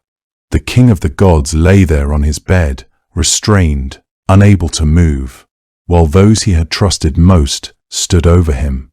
It is a quiet and disturbing image, more unsettling in some ways than any open battle. The intimacy of it, the planning it required, the fact that it happened in his own house while he was sleeping. What saved him was not his own strength, but an unexpected act of loyalty. Thetis, the sea nymph and mother of Achilles, learned what had been done and went at once to Tartarus, where the Hecaton cheers still kept their long watch. She summoned Briareus, one of the 100-handed giants, and brought him up to Olympus. The sight of him, vast and terrible, with his 50 heads and his 100 arms, each one capable of hurling a mountain, was enough. The conspirators fell back. Briareus undid the knots, and Zeus sat up from his bed, free. What followed was the kind of anger that the Greeks described with care. This was because it was not the hot anger of a man who had been startled. It was slower than that, and more deliberate. Zeus turned his attention first to Hera. This was because the tradition held that she had been the one who conceived the plan and drawn the others into it. His punishment for her was precise and public, and meant to be seen from everywhere below. He hung her from the sky by her wrists with chains of gold, tied heavy anvils to her ankles, so that she hung there, suspended between the heavens and the earth, unable to pull herself up or bring herself down. She cried out through the night. None of the other gods dared to help her, however much they pitied her. In the morning, Zeus released her, and she promised not to move openly against him again. He had made certain that no one who looked up at the sky that night could have missed his meaning. The public nature of the punishment mattered as much as the pain itself. Every god understood that what had been done to Hera could be done to them, that proximity to power offered no protection when that power had been challenged. Poseidon and Athena were dealt with differently.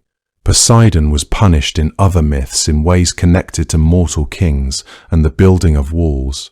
The tradition around Athena's role in the conspiracy is less consistent across sources. But the story of Hera's punishment endured. It was told and retold because it said something true about the nature of power, that it demands to be demonstrated precisely when it has been most visibly questioned. There was another challenge, older and more terrible, that came not from within Olympus, but from beneath the earth itself. After the Titans had been imprisoned in Tartarus, Gaia, the great Earth Mother, who had mourned her children, sent one final creature against Zeus. His name was Typhon, and no other monster in Greek mythology quite compares to him. He was described in ancient sources as vast beyond comprehension, his shoulders bristling with 100 serpent heads, each one breathing fire, each one capable of producing the sounds of different animals, the roar of a lion, the hiss of a serpent, the bellow of a bull, all of them at once. He rose from the earth in a fury. Even the Olympian gods, by some accounts, fled at the sight of him, scattering and taking on the forms of animals to hide themselves. Zeus did not flee. He came down from Olympus to meet Typhon directly, and the battle that followed shook the world. The earth cracked and the sea boiled where they fought. There was a moment, recorded in one version of the story most fully in later sources, when things went very badly for Zeus. Typhon caught him and cut the sinews from his hands and feet, left him helpless on the ground, unable to move, unable to summon his lightning. He hid Zeus away in a cave, took the sinews and concealed them separately. For a time, Zeus lay there, as diminished as any mortal creature on a cold floor, his power reduced to nothing by the removal of those vital fibers. It was Hermes and Pan, in that version of the story, who recovered the sinews and restored them to Zeus while Typhon was distracted. With his strength returned, Zeus rose again, took up his thunderbolts, and pursued Typhon across the earth. The pursuit carried them to Sicily. There, Zeus hurled the island of Sicily itself down upon the monster. Or, in another telling, drove Typhon beneath Mount Etna with a final, tremendous strike of his lightning. The mountain sealed itself over Typhon like a lid pressed down, and there the great creature remained. These stories, the binding on Olympus, the stolen sinews in a Sicilian cave, were preserved not because they diminished Zeus, but because they gave his power a quality it would otherwise have lacked. A god who had never been threatened, never been brought low, never had to fight his way back to himself, would have been a god who inspired only distance. The Greeks made Zeus someone who could be challenged. His victories, hard won as they were, meant something. Beneath Mount Etna, the flames that crack out of the volcano are still said to be the breath of Typhon, the last creature mighty enough to make the king of Olympus afraid. Hesare, revised section. The Greeks did not only tell stories about Zeus, they organized their world around him in very practical ways. In the northwestern corner of Greece, tucked into a river valley where the Alpheus and Cladeos met between low rolling hills, there was a place called Olympia. It was not a city exactly. No one lived there permanently. It was a sanctuary, a sacred precinct given over entirely to the worship of Zeus. For most of the year, it sat in a kind of peaceful, purposeful quiet, its groves and colonnades and altars waiting. Every 4 years, however, the whole of the Greek world turned its attention toward that valley. Athletes arrived from the islands and the mainland, from the colonies scattered across the Mediterranean, from cities that spent most of their time at war with one another.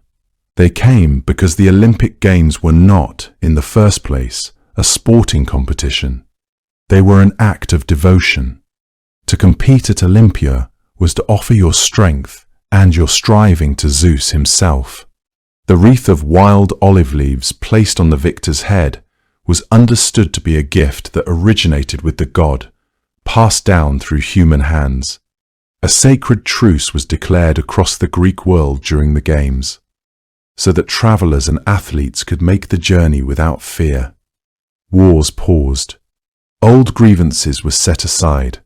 For those weeks, the authority of Zeus as keeper of peace and order was made visible in a way that no story alone could quite achieve. At the heart of the sanctuary stood a temple. Inside that temple sat one of the most celebrated objects in the ancient world.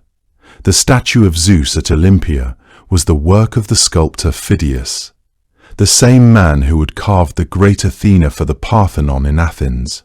Those who had seen both said the Zeus surpassed even her.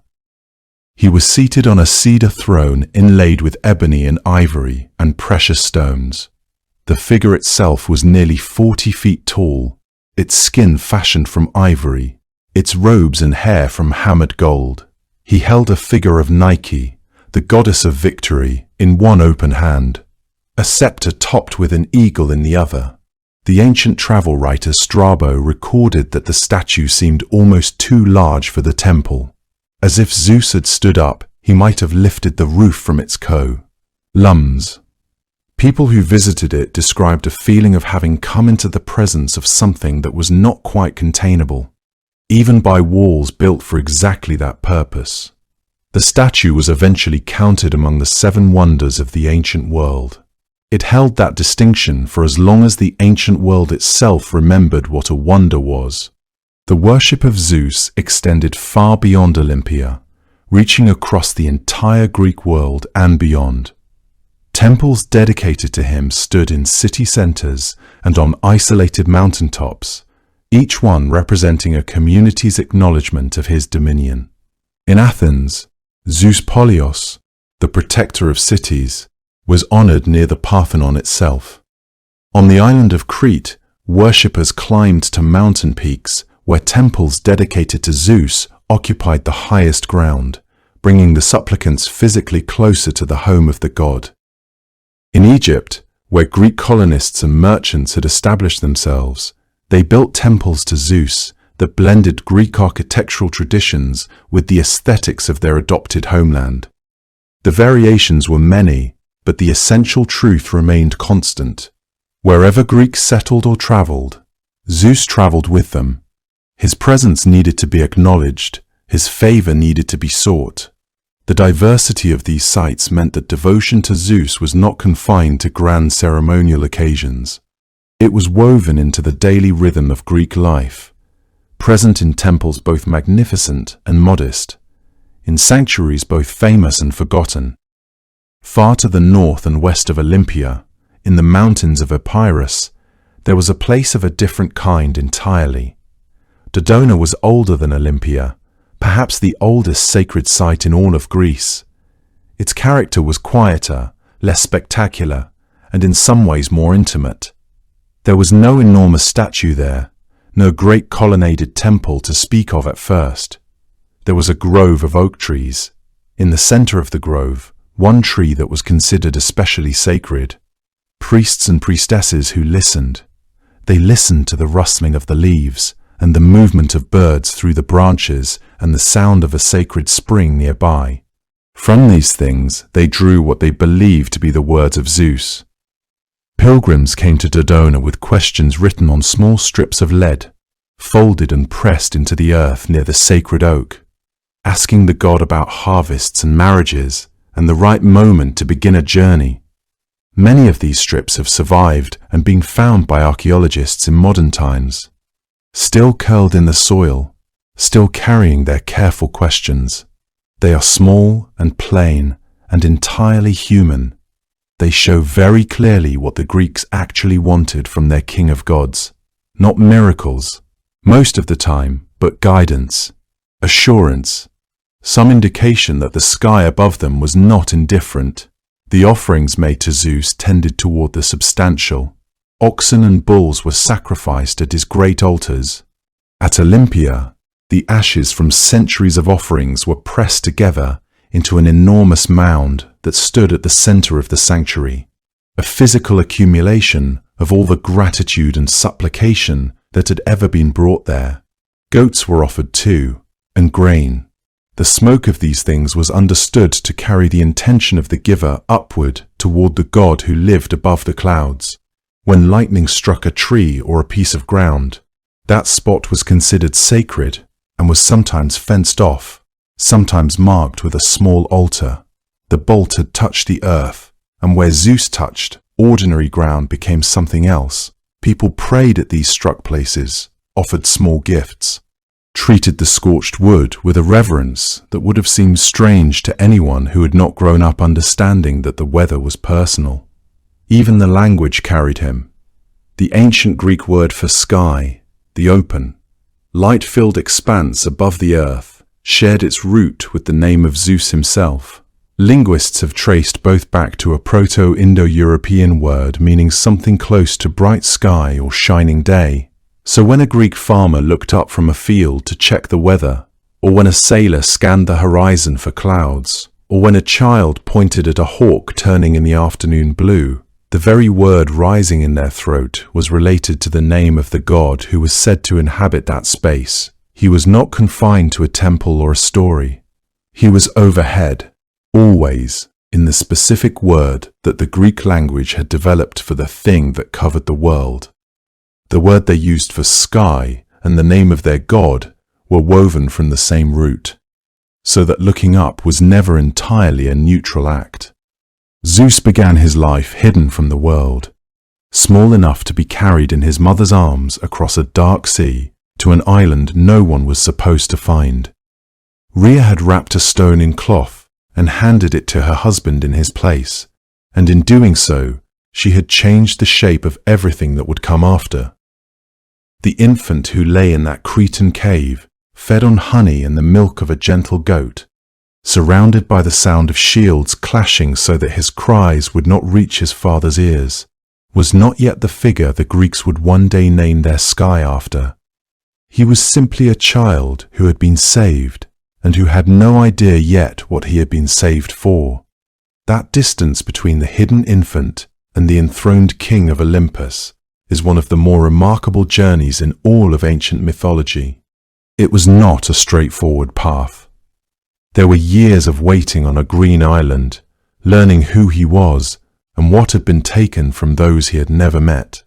There was a carefully planned deception, a potion mixed into a drink, and the long, extraordinary moment of watching his brothers and sisters emerge one by one from their father's body, disoriented and blinking, into a world they had never seen. There was a war that lasted 10 years, the sky and the earth shaking with it. 2 generations of divine beings locked against each other until one of them broke. There were alliances forged in the deepest darkness of Tartarus, weapons made by firelight in caverns no one else could find, and the slow gathering of strength that made victory possible. None of it was simple, and none of it was guaranteed. The Titanomachy, as it came to be known, was not simply a military campaign. It was a fundamental reorganization of divine power itself. When it ended, with the Titans imprisoned in Tartarus and Zeus emerging as the undisputed leader of the new order, something shifted in the cosmos. The universe had a different architecture now. The sky had been given its master, the sea to Poseidon, the underworld to Hades, and in between all of it ran invisible threads of consequence and responsibility that had not existed before. This was not the end of the story in any meaningful sense. It was the beginning of Zeus's real work, the part where mere victory gave way to the far more difficult problem of actually governing the world and all the beings in it. And it was in that period, the long centuries of rule that followed, that the Greeks saw both his greatest triumphs and his most troubling failures take shape. What the Greeks made of Zeus, once he was seated on Olympus with the eagle beside him and the thunderbolt resting in his hand, was not a portrait of perfection.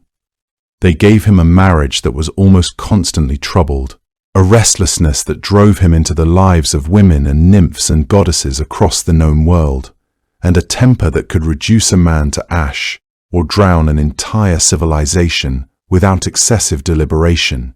They gave him a capacity for mercy that was real but selective, a sense of justice that was genuine but sometimes served his own interests. They gave him enemies, even among his own family, a rebellion of the gods he had gathered around him, and a monster from the oldest parts of the earth who nearly undid him entirely. He prevailed, but not easily and not without cost. It is worth sitting with that for a moment. The Greeks had it within their power to make their supreme deity entirely good, entirely wise, entirely beyond reproach. Other traditions have done something like that. The Greeks chose differently. They looked at the figure who held the thunderbolt and the fate of the world and said, quietly, that he was also the one who turned himself into a bird to deceive a woman he desired, who punished Prometheus for an act of compassion, who hung his own wife from the sky in a moment of furious pride. They held all of this together, without apparent contradiction, because they understood something about power that was difficult to look away from, that it does not arrive in the world already purified. It comes tangled with appetite and history, and the particular fears of whoever holds it. Zeus was afraid of being overthrown, just as his father had been, and that fear shaped him in ways both large and quiet. He had grown up knowing what it was to be the child who was supposed to be destroyed, and he never entirely forgot it. And yet, there was another side to him, one the Greeks took equally seriously. He was the one who watched over the stranger at the door, who held oaths together with invisible thread, who listened when the oak leaves at Dodona moved in a particular way, and someone below was asking him a question they did not know how to ask anyone else. He was the god whose name and the word for sky shared the same root, so that the act of simply looking upward carried a faint trace of him in it. He was the father of Athena's wisdom and Apollo's clear light and the heroic strength of Perseus and Heracles, and all of those things moved through the world long after the moment that produced them. His children were not incidental to Greek mythology. They were most of it. The arc that runs from the infant in the Cretan cave to the king of Olympus is not, in the end, a story about becoming perfect. It is a story about becoming essential. Zeus became the figure around whom everything else organized itself. The gods, the heroes, the laws of hospitality, the meaning of a sworn promise, the reason thunder sounded the way it did rolling across the hills in the middle of the night. He was flawed in ways the Greeks did not pretend otherwise about, and he was necessary in ways they felt deeply enough to build temples to hold games in honor of, to name their sky after. Perhaps those two things were not in conflict. Perhaps that was, in fact, the point. When you look up at the sky on a clear night, or watch the slow movement of clouds massing at the edge of the horizon before a storm, there is still something in it that the old stories reach toward. The eagle turning on a thermal high above the earth. The particular quality of the light just before the first thunder arrives. The sense, quiet and difficult to name, that someone or something is paying attention. The Greeks felt that too, and they gave it a name and a face and a long complicated life that began on a hidden island and never quite came to rest. And somewhere above the clouds, if the old stories are to be trusted even a little, the eagle turns in a long, slow circle, and the sky holds its breath, and the world goes on. Before Aphrodite was a goddess seated among the Olympians, before she had a name or a temple or a golden girdle that made hearts ache, she was something stranger and more elemental, a shimmer of light rising through dark water. The story of how she came to be begins not with her at all, but with an act of violence so enormous it shook the entire cosmos. According to Hesiod, writing in his Theogony, sometime in the 8th or 7th century before the Common Era, the world in its earliest age was ruled by Uranus, the sky, who stretched himself wide and permanent over the earth below. He was not a gentle ruler. He feared the children born from his union with Gaia, the earth, and rather than allow them to exist freely, he kept them pressed back inside their mother, refusing to let them emerge into the light. Gaia suffered under the weight of this, and in her suffering she quietly devised a plan. She shaped a great sickle from grey flint and asked her children if any of them would act on her behalf. Only Cronus, the youngest and most daring of the Titans, agreed. When Uranus came down to cover the earth in darkness that night, Cronus reached up and struck him, severing his father from the sky with one swift cut.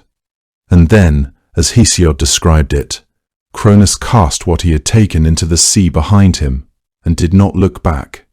What happened next is the part that matters for Aphrodite. The foam that gathered around what fell into the sea was not ordinary foam. It was alive with something, a divine energy, a kind of radiance that had no name yet. For a long time, the sea carried it. The white foam moved and thickened and drifted slowly toward the east, drawn by some pull that the waves seemed to obey without understanding why. Hesiod wrote that the goddess first neared the island of Cythera before the currents carried her further still, down towards Cyprus, the long, sun-warmed island sitting in the blue eastern Mediterranean. The sea around Cyprus was shallow near the shore, and the light came down through it in long golden shafts, illuminating the pale sand beneath. In that water, the foam began to gather itself. It took a shape that was first only suggested, and then, gradually, unmistakable. She rose slowly. There was nothing violent about it, no crash of waves, no dramatic upheaval. She simply came up through the water, the way light does in the early morning, increasing by degrees until suddenly it is fully there, and you cannot imagine the darkness that came before. She was fully formed from the first moment, which is something the ancient Greeks understood to mean that she was complete in herself, owing nothing to the ordinary process of birth or growth or time. The sea foam clung to her briefly, and then fell away, and what remained was something the world had not yet had a word for, because she was the first of her kind. Her hair was heavy and dark with salt water. The air around her was warm. The shore of Cyprus was close, and it was there that the Horae were waiting. The Horae were the goddesses of the seasons, the daughters of Zeus and Themis, the keepers of the orderly progression of the natural year. They were known for their attention to beauty and their careful, unhurried way of doing things. And when Aphrodite came to shore, they received her with the same quiet reverence they gave to the first warm day of spring. They draped her in clothing woven so finely it seemed to move on its own in the sea breeze. They set gold ornaments at her throat and braided flowers into her still damp hair. The flowers they used were the ones that grew in abundance along that Cypriot coastline, myrtle and rose, and the soft small blooms that pressed themselves low to the warm limestone ground. They worked without haste, as though they understood that this moment did not need to be rushed, that the world had waited long enough and could wait a little longer. When they had finished, they stood back and looked at what they had helped bring into fullness, and then they began the long escort toward Olympus, walking at her sides through the light of a morning that seemed, by every account, unusually bright. Her name, Aphrodite, carried the sea inside it. The Greeks understood it to come from Aphros, the word for sea foam, and so every time her name was spoken, it recalled her origin, the foam, the water, the long drift from violence toward beauty. There is something in that etymology worth sitting with quietly. She came from an act of destruction. What Cronus did to Uranus was brutal and irreversible. And yet, from that same act, from what was cast away into the sea without a second thought, something entirely different emerged. Not anger, not ruin, something that made gods forget themselves and mortals forget their names. The ancient Greeks seemed to understand, in the way that myths understand things, that love and beauty do not arise from ease or safety. They arise from rupture, from the overflow of something that was never meant to be contained.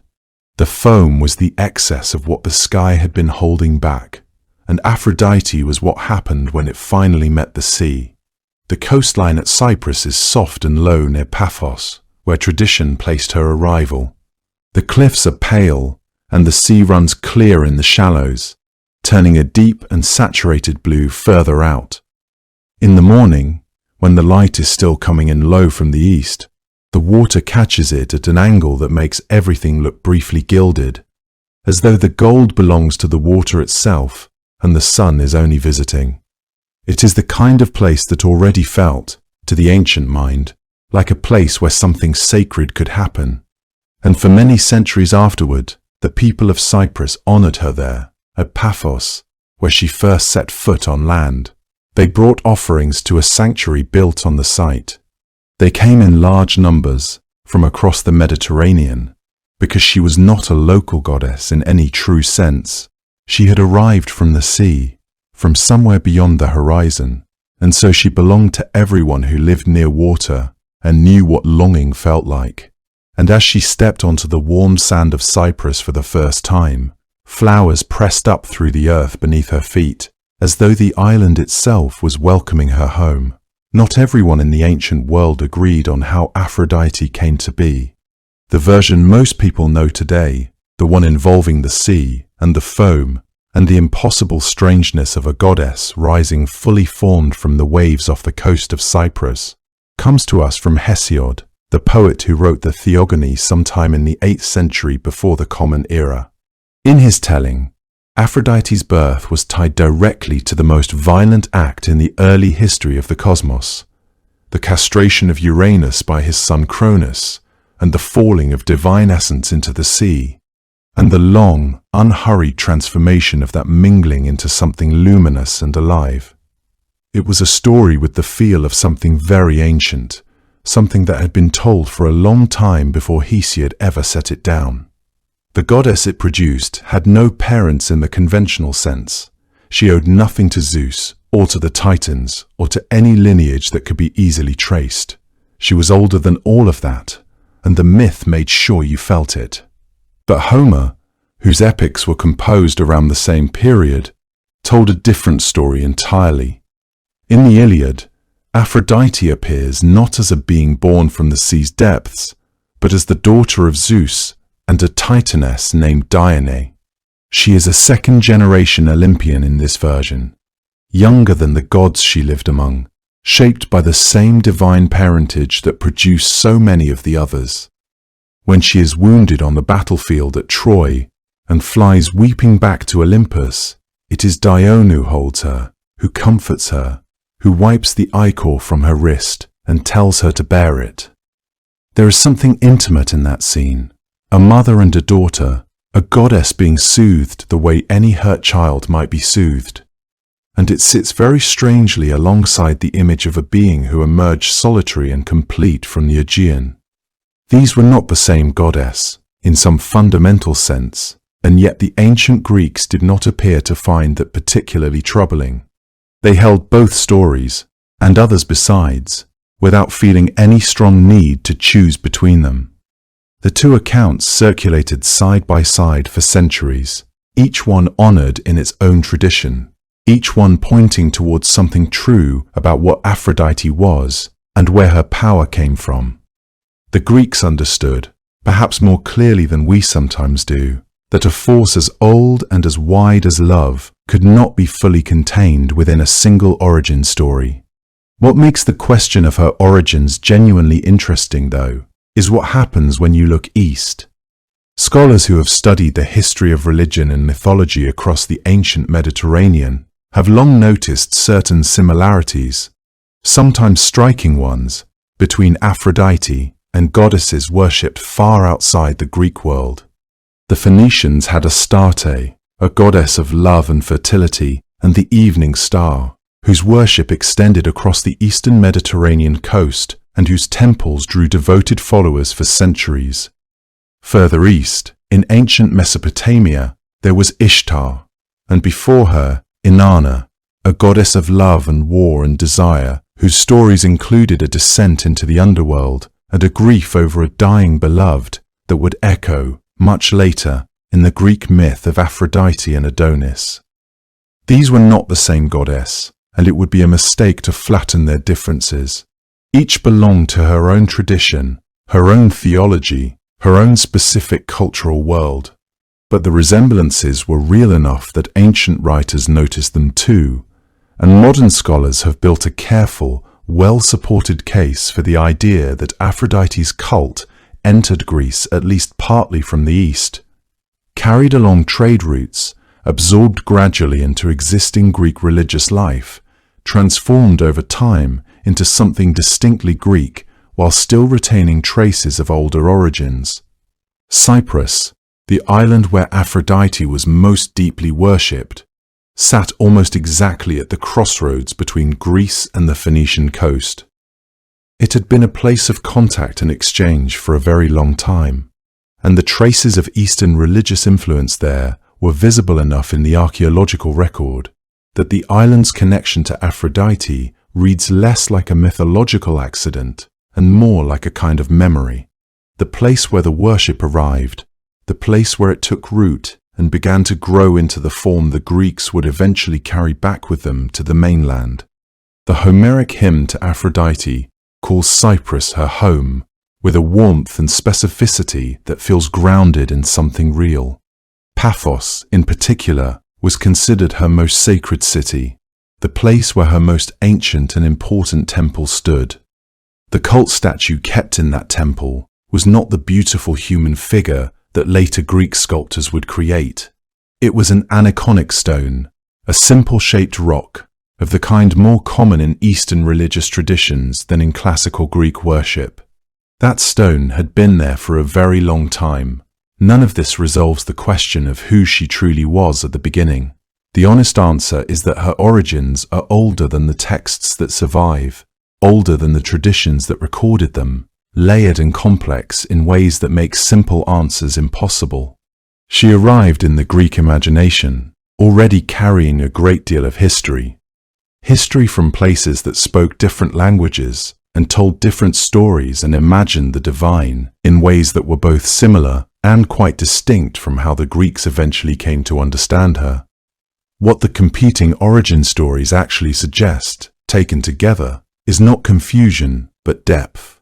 A goddess with two birthplaces, two genealogies, and possible roots in 3 or 4 separate ancient civilizations is not a goddess whose story has been carelessly told.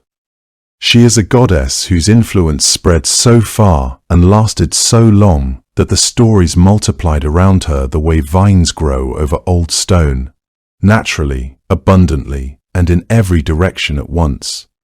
Whatever her true origin, by the time the Greeks built their first temples to her, she was already very old, older perhaps than Greece itself. When Aphrodite finally ascended to Mount Olympus, the effect was immediate and, from Zeus's perspective, deeply inconvenient.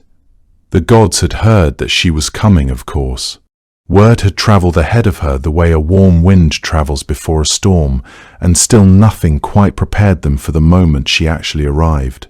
Every god who was present turned toward her at once, and the conversations that had been filling the halls of Olympus simply stopped, the way a stream stops moving when something enormous steps into it. She was, by every account, passed down through the ancient stories, the most beautiful being any of them had ever seen, and these were gods, beings who had watched the sun rise over the first mountains and had seen every creature the world had ever made. Even so, none of them had seen anything like her. She moved through the great hall with a kind of ease that seemed entirely natural, as though she had always belonged there and had only been delayed. The male gods watched her with a hunger that was immediate and undisguised. Hera, by one account, looked on with the particular expression of someone who already understood exactly what kind of trouble this was going to cause. She was not wrong. Within a very short time, it became clear to Zeus that the arrival of Aphrodite on Olympus was going to create the sort of conflict that could destabilize everything he had worked to build. Every god with any ambition at all wanted her for himself, and none of them were inclined to step aside gracefully. They were gods of war and sea and sky, beings who had survived on each generation of cosmic violence and come out on the other side with power they intended to keep. They did not give things up easily, and Aphrodite, standing in the light of Olympus with the sea still faintly luminous in her skin, was not something any of them was prepared to give up. Zeus made a decision, and he made it quickly. He would not allow her to remain unmarried and become the cause of a war among his own household. He would give her to someone. The someone he chose was Hephaestus. It is worth pausing on that choice, because it was a strange one even by Olympian standards, and the ancient Greeks knew it. Hephaestus was the god of fire and the forge, the craftsman of the gods, the maker of their armor and their palaces, and the divine tools they used to shape the world. He was extraordinary in his way. There was no one in heaven or on earth who could match his skill. The weapons he made held their edge through battles that should have destroyed them. The palaces he built on Olympus were finer than anything any mortal hand had ever raised. He had made Achilles his armor, and golden serving maids who moved on their own, and a net so fine it could not be seen, and so strong it could not be broken. His hands were capable of a precision and patience that most beings, divine are mortal, could not even imagine. And yet Hephaestus was not what anyone would have called handsome. He walked with a limp, the result, depending on which version of the story you follow, of either being thrown from Olympus by Zeus in a moment of anger, or by Hera herself, who had rejected him at birth and cast him away. He was broad and dark and rough in the way that a man who works near fire and metal all his life becomes broad and dark and rough, and he carried none of the easy radiance that the other gods seemed to wear like a second skin. He was, in short, the least likely husband anyone on Olympus could have imagined for the most beautiful goddess ever to set foot there. But that was precisely why Zeus chose him. There was no political danger in Hephaestus. He was not the kind of god who would start a war over a slight, or gather allies and challenge the order Zeus had established. He was a maker, not a fighter, and he kept mostly to his forge and his work and his own quiet company. In giving Aphrodite to Hephaestus, Zeus was solving a problem, and if the solution was unfair to both of them, that was not something Zeus spent a great deal of time dwelling on. The decision was made known to both of them, though the manner of the announcement has not been preserved in the accounts that survive. What is clear is that the marriage was not presented as a matter for negotiation or discussion. It was presented as accomplished fact, the way Zeus presented most things he had decided. Hephaestus, for his part, would have had little standing to refuse even if he had wished to. He was not high in the hierarchy of Olympus, and he knew it. Aphrodite's consent was not solicited at all. She had only just arrived on Olympus, had only just begun to understand the scope of her own power, and here already the structure of her life was being determined for her by a god who barely knew her. The marriage would take place. It would be celebrated with all the ritual and formality that such a union demanded. Hephaestus accepted the arrangement with a gratitude that was genuine and a little hard to witness. He had been cast aside once before by a goddess who should have loved him, and here was one of the most radiant beings in all of creation being placed, through no effort of his own, into his keeping. He did not take that lightly. He made her beautiful things. He made her jewelry of a quality that no one else could have made. Fine golden pieces that caught the light and moved with her as though they had been grown rather than forged. He made her a girdle, a delicate, intricate work of gold that held within it a power unlike anything else in the divine world. Whoever saw Aphrodite wearing it was overtaken by a desire so complete it left no room for anything else. He put everything he had into the things he made for her, the way a person pours feeling into words they cannot otherwise say. Aphrodite received these gifts. She wore the jewelry and the girdle. She was never cruel to him by any account that has survived. But she had not been asked whether she wanted this marriage, and she had not pretended that she did. She had come from the sea and the open sky and the warm shore of Cyprus, and now she was a wife in a household she had not chosen, bound to a god who adored her and whom she could not bring herself to love in return. The ancient stories do not spend much time describing how she felt in those early years on Olympus, but they do not need to.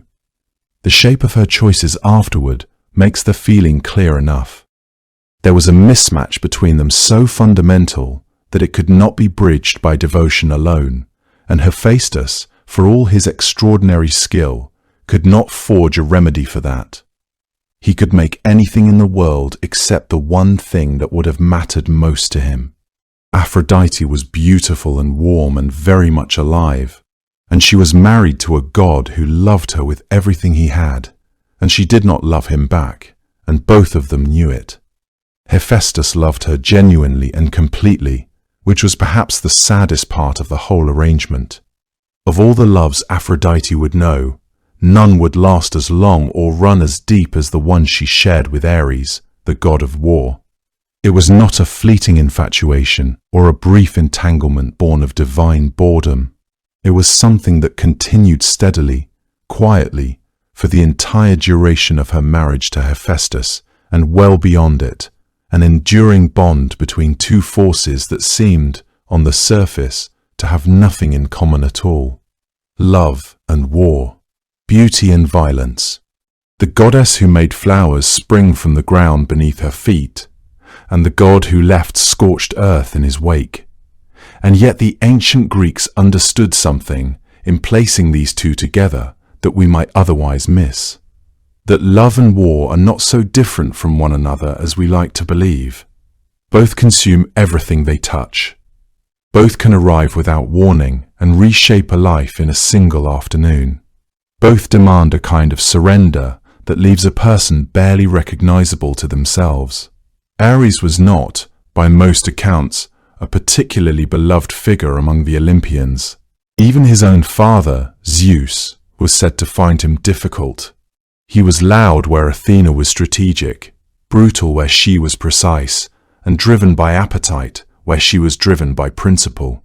The other gods tended to keep a respectful distance from him, not out of admiration exactly, but because his energy was the kind that made a room feel smaller.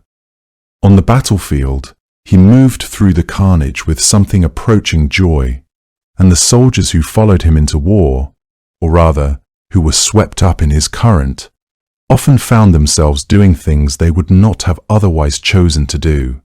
He was not cruelty for its own sake. He was something more elemental than cruelty. He was the raw force of conflict itself, the part of war that exists before strategy and remains after strategy fails. When ancient Greeks made offerings to him, it was less with love and more with the grim practicality of people who understood that certain forces in the world required acknowledgement, whether you admired them or not. And then there was Aphrodite. When Ares was with her, something changed in him that people who only knew him from a distance would not have recognized. She had that quality, described in old texts with a gentleness that feels almost careful, of drawing out in others whatever was softest and most carefully protected in them. Ares, who spoke to the world in the language of iron and fire, seemed to speak to Aphrodite in a different register entirely. He was patient with her. He was attentive in a way that belied his reputation, gentle in the way that very powerful things sometimes become when they finally encounter something they do not want to damage. She truly seemed to move something in him that nothing else reached, and he loved her in a manner that was quieter and more sustained than anyone watching from the outside might have predicted. It is worth pausing on that for a moment, because it is easy to look at a story like this and see only the scandal. But the longevity of what they shared says something more interesting than scandal. The children they had together carry this meaning forward in a way that rewards attention. Eros, whom many ancient traditions counted among their sons, was the god of love itself, the force of desire that moved between all beings. Anteros, his counterpart, represented love returned, the answering warmth that makes desire into something mutual and enduring, rather than a solitary ache. Deimos was dread, and Phobos was fear, and yes, those two were also their children, which the Greeks accepted without discomfort because they understood that love and war both require an intimate familiarity with dread and fear. Love asks things of people that frighten them. It requires exposure, vulnerability, the willingness to be known fully and to remain anyway. The children of Ares and Aphrodite, taken together, form a kind of map of everything that passes through the human heart when it is most intensely alive. Desire, longing, answered love, the fear of loss, the dread of what tenderness makes possible. And then there was Harmonia. She was born from these two unlikely parents, the god of war and the goddess of love, and she embodied peace so completely that her name became the word the Greeks used for balance, for the resolution of opposing forces into something new and whole. There is something almost dreamlike about that, if you let yourself sit with it. Two forces that seem to embody pure opposition, and between them they produce something that neither one could have created alone. The ancient Greeks told this story seriously, and it is worth taking seriously, that peace is not the absence of conflict, but something that grows specifically from the place where opposing energies have been fully expressed, and then, at last, come to rest. Harmonia was eventually given in marriage to Cadmus, the founder of Thebes, and there are long, complex stories attached to what happened next, but those belong to other tellings. What matters here is simply that she existed, and what she represented, and where she came from. Aphrodite loved Ares in the way she loved very few others, without performance, without strategy, without the complicated motivations that seem to color so many of her other relationships. He was terrible and wonderful in equal measure, and she saw both things clearly, and she stayed anyway. She gave him Harmonia, a daughter whose very name meant peace, and that said something about what the two of them were to each other when no one else was watching. It was Apollo who told Hephaestus what was happening in his own house. Apollo had seen the two of them together, Ares slipping through the halls of the forge god's home while Hephaestus was away at his work. Finding Aphrodite there and staying far longer than any guest reasonably should. Apollo was not known for keeping secrets, particularly secrets of this kind.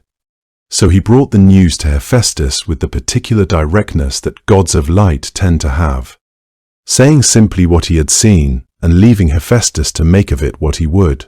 In the story as Homer told it, sung by the bard Demodocus at the court of King Alcinous in the Odyssey, this is where the tale truly begins, not with the affair itself. That had been going on for some time already, but with the moment Hephaestus learned of it. He was a god who worked with his hands, who understood metal and fire and the patient logic of craft. So what he did next was entirely in keeping with who he was. He did not storm across Olympus. He did not make accusations in the open hall or challenge Ares before the assembled gods. Instead, he went to his forge and he began to think, and thinking, for Hephaestus, meant working. What he built was a net. Not a net in any ordinary sense, not something woven from rope or cord that any strong hand could tear through, but a net of the finest bronze chains, worked to a thinness so extreme that the whole thing was nearly invisible, as though it barely existed at all, except as a suggestion of weight in the air. He hung this net over the bed with a precision that matched its construction, draping it so carefully that it lay there looking like nothing, like the air above the sheets had simply grown a little thicker in a way no one would notice, until it was far too late. Then he announced, clearly enough that his words would travel where they needed to, that he was going to Lemnos for a time, Lemnos being the island where his forge burned best, and his work went most easily. He left, or gave every appearance of leaving. In truth, he did not go far at all. He waited, the way a craftsman waits for metal to reach exactly the right temperature, patient and unhurried and certain. This was because he had built the trap, and he understood precisely how it worked, and he had very little doubt it would do what he had made it to do. Ares had heard the announcement, and Ares was not a god who let such openings go by. He came to Aphrodite. She was glad enough to see him. The two of them settled together in the bed that Hephaestus had prepared so carefully. The net came down. It fell around them as softly as a change in the light, and then it was simply there, holding them both against the sheets. Every link closing against every other link as exactly as if they had been made for this single purpose, which, of course, they had been. They could not move. The god of war, who had broken through armies and faced things older and larger than himself without flinching, found that he could not lift his arm against this particular obstacle.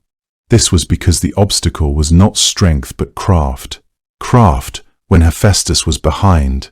T was a force entirely its own. Aphrodite was held just as completely, just as still. There was something almost contemptuous in the difference. The god of war had defeated countless adversaries through the exercise of strength and will, but strength meant nothing against the invisible precision of forged metal.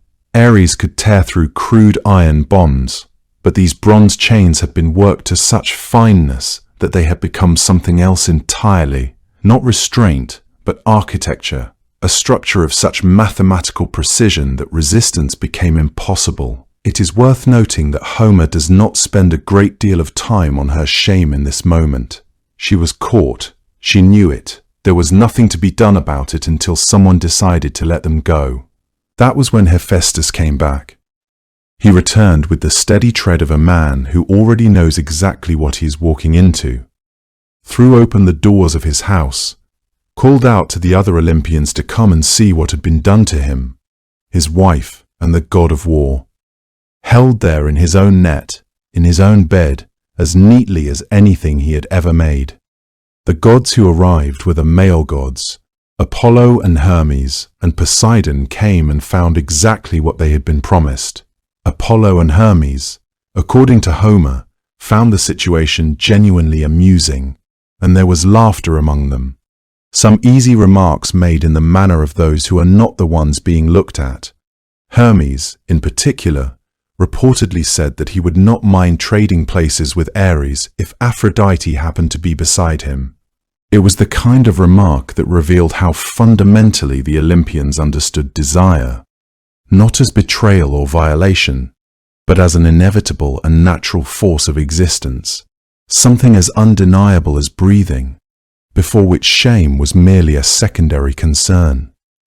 That tells you something about the way the assembled gods understood the scene, less as an occasion for moral seriousness, and more as a comedy that had finally reached the end its logic always promised. Hephaestus was not laughing. He had made something. It had worked. He wanted the gods to see it. They did, and still he stood there with a stillness that was not quite satisfaction. This was because witnessing the humiliation of others rarely gives the humiliated person the thing they actually needed. That was simply for none of it to have happened at all. Poseidon did not laugh with the others. He stood a little apart and looked at the scene with the settled gravity that the god of the sea tended to carry with him. He addressed Hephaestus directly, asking that the two be released. He offered his own word, his personal assurance, that Ares would pay whatever penalty was agreed upon, and that this would not simply evaporate into nothing when everyone went home. Hephaestus was not quick to agree. He said, with the bluntness of a man who had spent a long time working alone and had not learned to soften what he meant, that he did not especially trust the word of gods in matters like these. This was because if Ares were freed and then declined to honor the arrangement, Poseidon would be left holding a promise he might find inconvenient to keep. Poseidon offered his assurance a second time. Hephaestus accepted it, though not with any warmth that anyone present would have called genuine. He loosened the net. The chains fell away as smoothly as they had settled, and Ares and Aphrodite were free. They rose and went their separate directions without ceremony, quickly, without any particular attention paid to Hephaestus, who remained standing in the middle of his own house holding everything he had made and finding that it had returned him very little of what he had lost. What the story shows, in the end, is something the Greeks seemed to understand clearly about cleverness and its limits. Hephaestus had caught a god of war and a goddess of love in a net so fine it was nearly invisible, had demonstrated to every Olympian present that he was the more careful thinker and the more patient craftsman. None of it changed anything that had already happened. None of it gave back what had been taken. The net had worked exactly as designed. The gods had gathered as called. Ares had been briefly held, and Aphrodite briefly still. Then it was over. The world settled back into roughly the shape it had always had, except that the affair was now something everyone knew about openly rather than quietly. That may have been the only outcome Hephaestus had genuinely wanted, to no longer be the one person in all of Olympus who had not been told. Ares went to Thrace. Aphrodite went back to Cyprus. No one mentioned it again, at least not where Hephaestus could hear. Adonis was born from a tree, which is perhaps the most honest way to say that his story began with a punishment. Long before he drew his first breath, before the myrrh tree split open and the infant tumbled into the waiting world, there was a woman named Myrrha, and before her there was her mother, Kencrease, and before Kencrease There was the particular kind of pride that tends to bring divine attention down on the people who carry it. According to the myth, Cenchrese made the mistake of boasting aloud that her daughter Myrrha was more beautiful than Aphrodite herself. It was the sort of claim that mothers make without thinking, born out of love rather than genuine malice, but it reached Aphrodite all the same. The goddess of love and beauty had, over the long course of her life, endured comparisons, competitions, and challenges to her supremacy. The judgment of Paris was only the most famous of them, and she had never learned to take such things quietly. Cenchrese had not meant to start anything. She was simply a mother who thought her daughter was the most beautiful creature she had ever seen, and she said so in the wrong company, in the wrong words. What Aphrodite sent in return was not a simple humiliation or a minor inconvenience. It was something far darker, a desire so wrong and so overwhelming that Myrrha herself could not understand where it had come from or how to make it stop. The punishment was not aimed at Cenchrese at all. It fell entirely on her daughter, who had done nothing to deserve it, and it took the form of an unnatural longing for her own father, Baki, Inje. Different versions of the myth name him differently. Some say Cinyras, king of Cyprus. Others say Theus, king of Assyria. But the essential shape of the story remains the same across its tellings. Myrrha fought the feeling with everything she had. She understood perfectly well what was happening to her, and she was horrified by it, which made it worse, because Aphrodite's punishment did not dull her reason or her conscience. It only overwhelmed them. She wept in private. She avoided her father. She tried by sheer force of will to drive the feeling out of herself, and she could not. A nurse or attendant, noticing her misery, pressed her until she confessed, and what followed was a deception that the myth recounts without flinching. The nurse arranged for Myrrha to come to her father's chambers in total darkness, on nights when the moon was new and the palace was quiet. The king, not knowing who his visitor was, received her. This went on for several nights, until a night when he thought to bring a lamp, and in the sudden light he saw his daughter's face. The horror in that moment was as complete as any horror the myths record. He reached for his sword. Myrrha ran. She ran through the darkness of the palace and out into the open countryside. And she ran for a long time, because her father was behind her, and he intended to kill both her and the child she was already carrying within her. The myth does not spend much time on that chase, but it lingers long enough for you to feel the weight of it. A young woman fleeing through the night, carrying a life she had not chosen, running from a man who had every reason under heaven to be furious and no way to understand that none of what had happened was Myrrha's fault.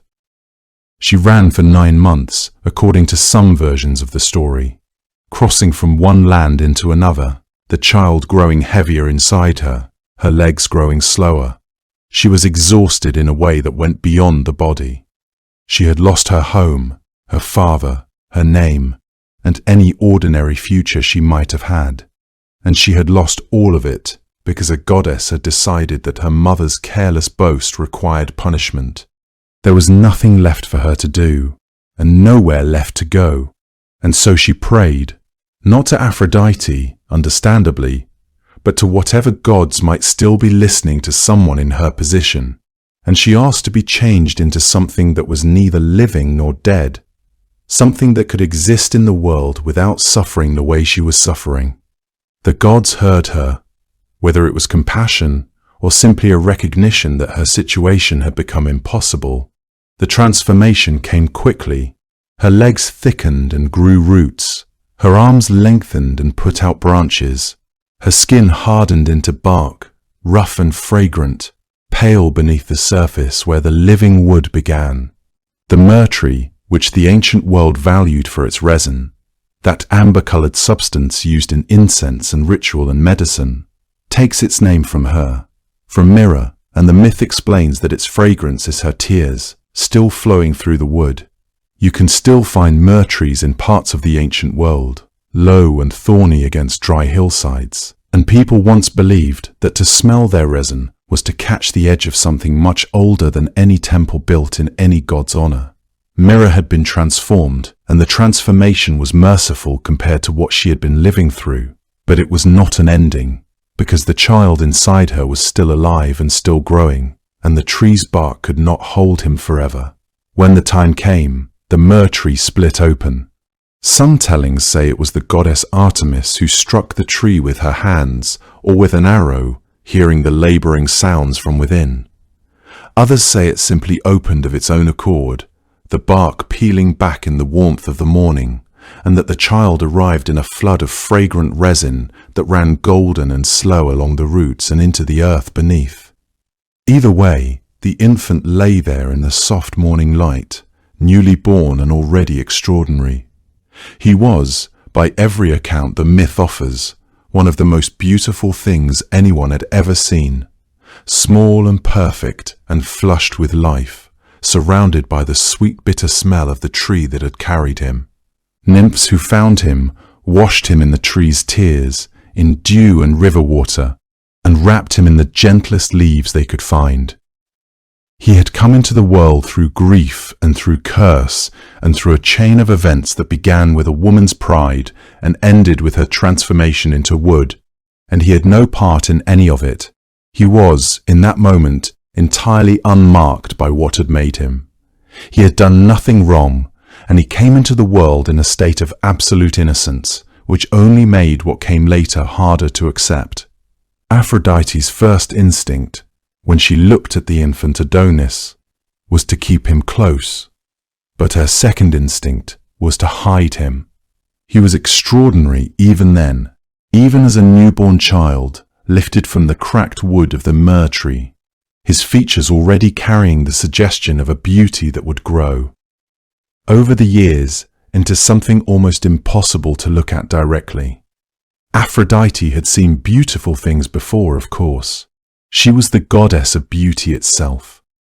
Nothing on earth or on Olympus was unfamiliar to her in that regard.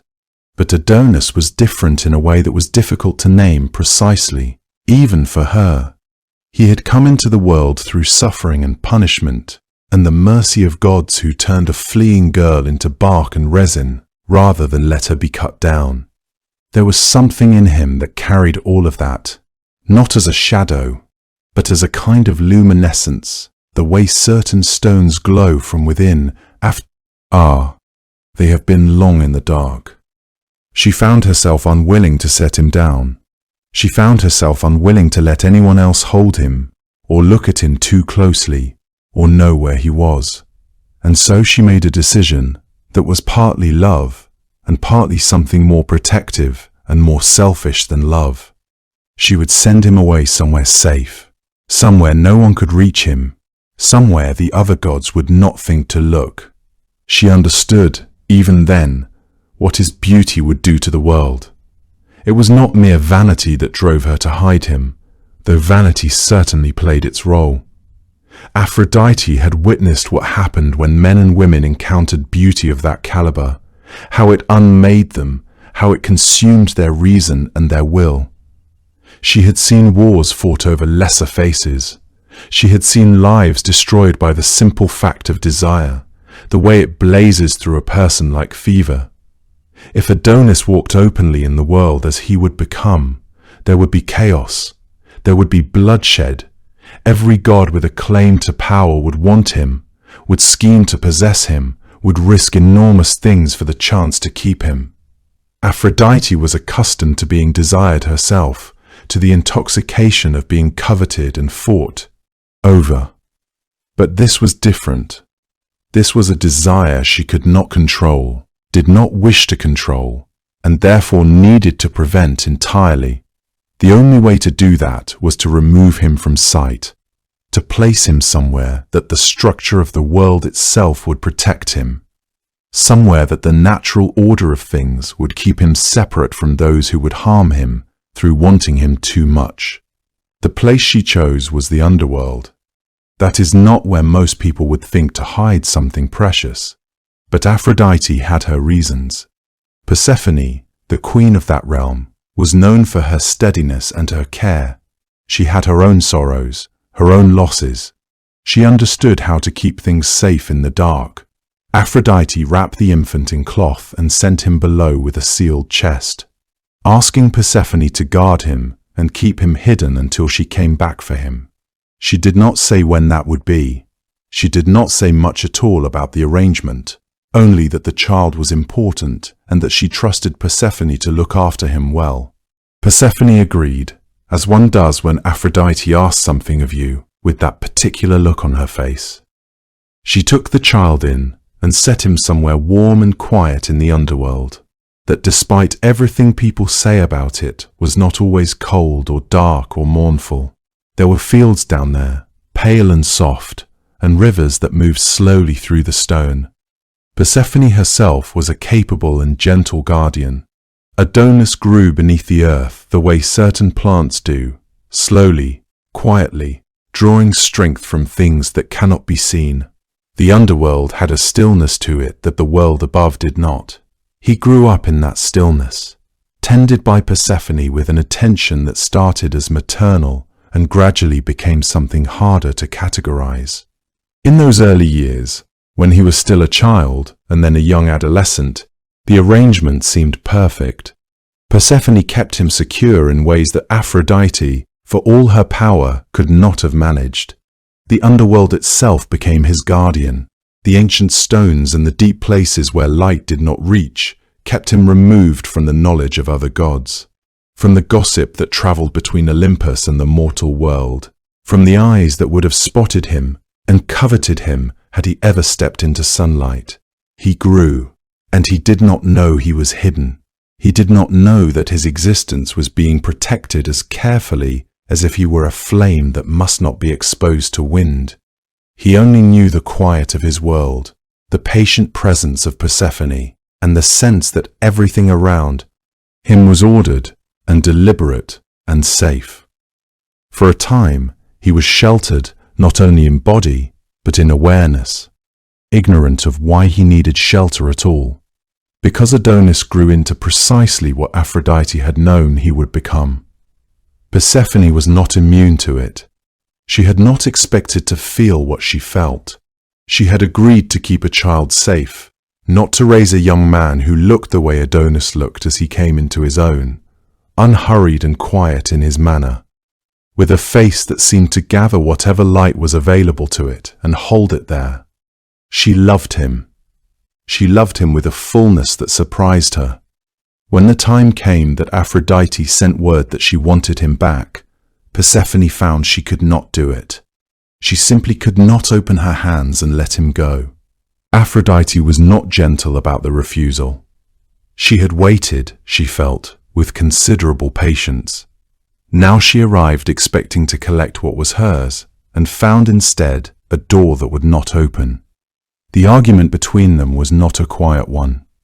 Two goddesses, each with their own understanding of what Adonis belonged to them, each with their own grief and their own love informing every word.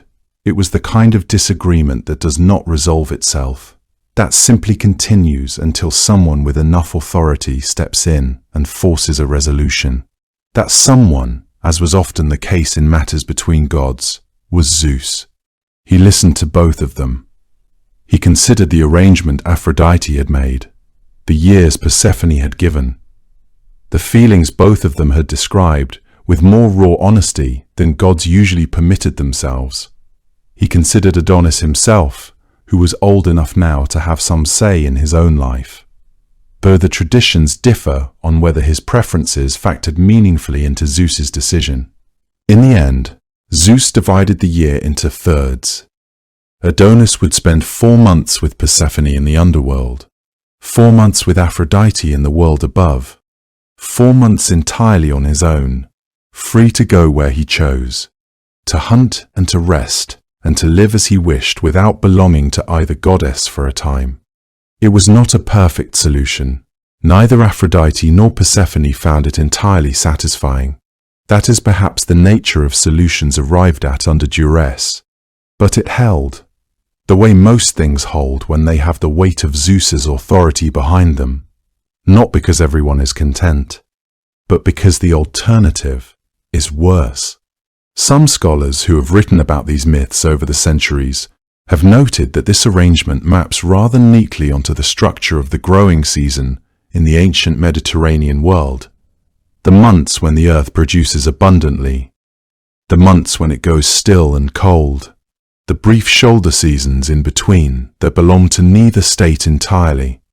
Whether that connection was something the Greeks intended from the beginning, or something they recognized and leaned into over time, is a question no one can fully answer. But it gave the story a kind of weight that kept it alive, that made it feel like more than a domestic disagreement between two jealous goddesses. The ancient Greeks saw in this arrangement something they recognized from the world around them, the way beauty returns and fades and returns again, never quite belonging to any single season. When Adonis grew up, he grew into exactly the kind of person who makes everyone around him quietly afraid on his behalf. There was a brightness to him that seemed to draw attention wherever he went, a quality that had less to do with his appearance than with the way he moved through the world, lightly, confidently, as though difficulty was something that happened to other people. He had spent his earliest years in the quiet and the deep of the underworld, raised in the careful company of Persephone. Then his later childhood in the warmth of Aphrodite's presence, surrounded by beauty, tenderness, the easy abundance of whatever she chose to give him. By the time he was fully grown, he carried both of those worlds in him somehow, the stillness of one and the radiance of the other. He was the kind of young man the old stories describe, with a kind of helpless admiration, as though the tellers themselves could not quite believe what they were saying. But beyond his beauty, that was the thing everyone mentioned first, and the thing that meant the least. Adonis had a spirit that was genuinely his own. He loved the outdoors with the same wholehearted devotion that Aphrodite herself had once admired in Hera tending her orchard, an uncomplicated, joyful relationship with the physical world that required nothing from it but the chance to be inside it. He rose before dawn and walked out into the forests while the light was still grey and soft, his dogs moving quietly through the undergrowth beside him. He knew the terrain of hills and valleys, the way people know the rooms of a house they grew up in. The hunt gave him a sense of purpose and pleasure that nothing else quite matched. He returned to it every morning with the easy happiness of someone who has found the thing they were meant to do. There was something almost mortal about his happiness, though mortal seemed somehow the wrong word for someone descended from gods. Yet he lived with a directness and simplicity that most immortals never achieved. His friends loved him not despite his divine parentage, but because he seemed largely unaware of it. He did not speak of his mother's or his lineage, except when directly asked, and even then with a kind of embarrassed brevity that suggested he would have preferred to discuss anything else. The young men and women of the surrounding lands sought his company, and he gave it freely, with genuine warmth, but without the kind of flattery-seeking that usually accompanies uncommon beauty. He had inherited his mother's grace, but not her vanity, his other mother's dignity, but not her remoteness.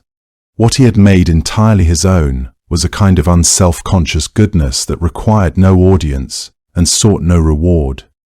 Aphrodite watched him, and the love she felt for him was different from anything she had felt before. It was softer in texture than what she had known with Ares, less like the pull of two powerful forces toward each other, and more like something gentle and continuous, a warmth that did not flare and subside, that simply stayed. She had loved with intensity before, and she had loved with desire. But this felt more careful than either of those things, as if something in her recognized that he was mortal and held him accordingly, the way one holds something irreplaceable. She would set aside the concerns of Olympus and walk with him through the forests and along the meadow edges, not because hunting was her nature, but because being near him was. She wore simple clothes on those mornings, nothing of the gleaming kind that declared her divinity. For those hours, she was content to be just a woman walking alongside someone she loved. She warned him during those walks. with the particular kind of worry that comes from knowing more than the person you love about what the world can do. Any animal that did not run from him, she told him, he should leave alone. The ones that fled, the deer, the hare, the fox, those were his to pursue freely. But the ones that held their ground, the boar, the bear, the lion, these were not afraid of him. Their lack of fear was itself the warning. She had not always been a cautious goddess, and the transformation troubled her in ways she could not quite articulate. Once she would have encouraged him to face any challenge, to prove himself against any opponent. But love had altered something fundamental in her calculus of risk and valor. She found herself imagining scenarios where something could go wrong, and these imaginings had the peculiar power of prophecy. Not because she possessed foresight in any formal sense, but because she understood the vulnerability of mortal things in a way she had never quite grasped before. It was not fear exactly, but a kind of tragic knowledge that sat just beneath her skin. She wanted to keep him in a glass case, which was impossible, and she wanted to let him be free, which was terrifying. So she settled for walking beside him and offering what warnings her love could shape into words. He listened to her with the affectionate attention of someone who has heard something said before and does not quite believe it applies to him. He loved her, and he wanted to reassure her. So he nodded and said what she needed to hear. But somewhere behind his eyes there was the absolute certainty of youth, that nothing terrible was going to happen on a morning that felt this fine. Eventually, there came a morning when Aphrodite was away. The accounts differ on where she had gone. Some say Olympus, others that she had been called to Cyprus, but she was not with him that day. That absence is the detail the myth keeps returning to, as though it matters most. Adonis went out as he always did, with his dogs and his spear, into the green and breathing quiet of the hills. It was the kind of morning that makes a person feel invincible. Cool air, good light, the sound of the dogs working through the brush with purpose. When one of them flushed a boar from its hiding place in the undergrowth, Adonis did what hunters do. He threw his spear. The wound he gave the animal was real, but it was not enough. The boar turned, and it did not flee.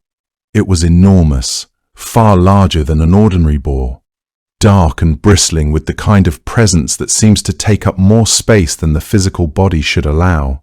Some versions of the story say that Adonis saw, in the instant before it charged, something wrong about the animal, something that looked less like a beast and more like intention, but there was no time for that recognition to become useful. The boar struck him with its tusk in the thigh, a wound that opened deep and fast. Adonis fell onto the forest floor among the leaves and the morning light. The stillness that settled around him then was the kind that does not lift. What happened next exists only in fragments and competing versions. Some say Aphrodite felt the moment of his dying from wherever she was, a sudden absence in the world that was like a chord struck in reverse, draining instead of filling. Others claim she came to him in those final moments, drawn by some invisible thread between them, and held him as the light left his eyes. The oldest tellings offer no comfort. They suggest she arrived only to find him already gone, and her grief in that moment was the kind that remakes the fabric of the world. Ares, according to the oldest tellings of the myth, had been watching for a long time. He had seen what Aphrodite felt for this young man, had understood that it was something he could not compete with, or diminish, or simply outlast. So he had done the only thing that jealousy without limit eventually does. He had taken the shape of a boar in the hills and waited for a morning when she was not there. The boar, some said, was no wild animal at all, but that knowledge came too late to matter. She ran, and the forest cut at her feet, and the roses cut at her feet, and she did not stop. She had heard him, a sound carried on the still morning air that was not quite a cry and not quite a silence, but something in between, the kind of sound that a person makes when the body understands something the mind has not yet accepted. Aphrodite moved through the trees the way only a goddess can move when love has overtaken every other instinct, which is to say, without caution, without thought for herself, without pausing to tend to the thorns that caught at her ankles and drew thin lines of blood across her skin. One of those thorns belonged to a white rose, and where her blood fell across its petals, the flower changed, not gradually, not gently, but all at once, the way grief arrives. The white blooms along that forest path turned red, and according to the old stories, every red rose that has ever opened since then carries something of that morning inside it, the color of a goddess who ran through the dark wood and did not arrive in time. She found him in a clearing where the light came down through the canopy in pale columns, the way light falls in quiet places, and he was lying very still in the soft grass, the wound from the boar already beyond anything she could undo. She knelt beside him and gathered him into her arms, and the birds in the trees above them went quiet, and the forest went quiet, and the only sound for a long while was the wind moving slowly through the leaves overhead. She truly loved him in a way that is rare even among immortals, not with the restless, acquisitive love she sometimes inspired in others, but with something patient and warm and entirely without calculation. Holding him there in that clearing, she did not transform into something distant or divine. She stayed close, and she grieved the way mortals grieve, with her whole body, with a heaviness that did not lift. The transformation she made next was a quiet one. Where his blood had fallen onto the soil around her, she bent forward and touched the earth with her hands, and from those dark spots in the ground there grew flowers, small, fragile, and trembling even in the absence of any wind, as though they had been born already in motion. These were the anemones, the windflowers, named for the way they shiver and sway at the lightest touch of the air. They were the color of the wound, deep red at their centers, their petals so thin that the light passed through them the way it passes through fine cloth. They bloomed quickly and fully, and they did not last. That brevity was part of what she gave them, perhaps intentionally, perhaps because grief itself rarely produces anything that endures for long without changing into something else. The anemone was not meant to be a monument. It was meant to be a reminder, arriving every spring and then letting go before the season had properly settled, so that every year the loss was felt again, freshly, without the dulling that comes from permanence. Some versions of the story say that Adonis's spirit passed down into the earth with his blood, and that the anemones were not merely made in his memory, but were in some sense him, or the part of him that could survive in the world above the underworld's reach. However, as is often the case with these old stories, the truth was more complicated than any single telling could hold. What the myth preserves is the feeling of that morning, the goddess kneeling, the flowers rising, the world continuing on in its ordinary way around a grief that was anything but ordinary. In the days that followed, Aphrodite did something that was rarely done, even by the immortals. She chose to remain human in her sorrow, refusing to transcend it or transform it into something more bearable through divine means. She moved through the world without the usual radiance that defined her, as though her light had dimmed in the presence of genuine loss. The flowers she had created spread across the hillsides and into the valleys, and people who discovered them had no names for them at first, but they called them the flowers of sorrow, recognizing in their trembling petals something that spoke to their own understanding of what it meant to love and lose. Mortals who had never seen a goddess grieve were changed by witnessing it, indirectly through the existence of these delicate blooms. Word of what had happened traveled beyond the forest and into the temples and the homes of men and women who understood that this was no ordinary death, no passing among many, but a wound in the world itself that had opened and been mourned by one of the great powers. The anemone became sacred, not because Aphrodite declared it so, but because people understood that something genuine had been paid for its existence, and that understanding gave the flower a weight that it would carry forward through centuries. The arrangement Zeus had once made. 4 months with Aphrodite, 4 months with Persephone, 4 months belonging to no one, no longer applied in quite the same form, because Adonis was now fully in the underworld, and Persephone had him entirely. Aphrodite, unwilling to accept this as a final answer, appealed again to Zeus, and Zeus, who had watched the whole story unfold with a quiet understanding of what it had cost her, intervened once more. He ruled that Adonis could spend half the year above the ground and half below it, which meant that for a portion of every year the world would have him back, and for the other portion he would be gone again. The ancient Greeks recognized in this the rhythm they saw all around them, the way the earth greens and opens in the warm months and then closes down into itself when the cold arrives, as though mourning something it is waiting to recover.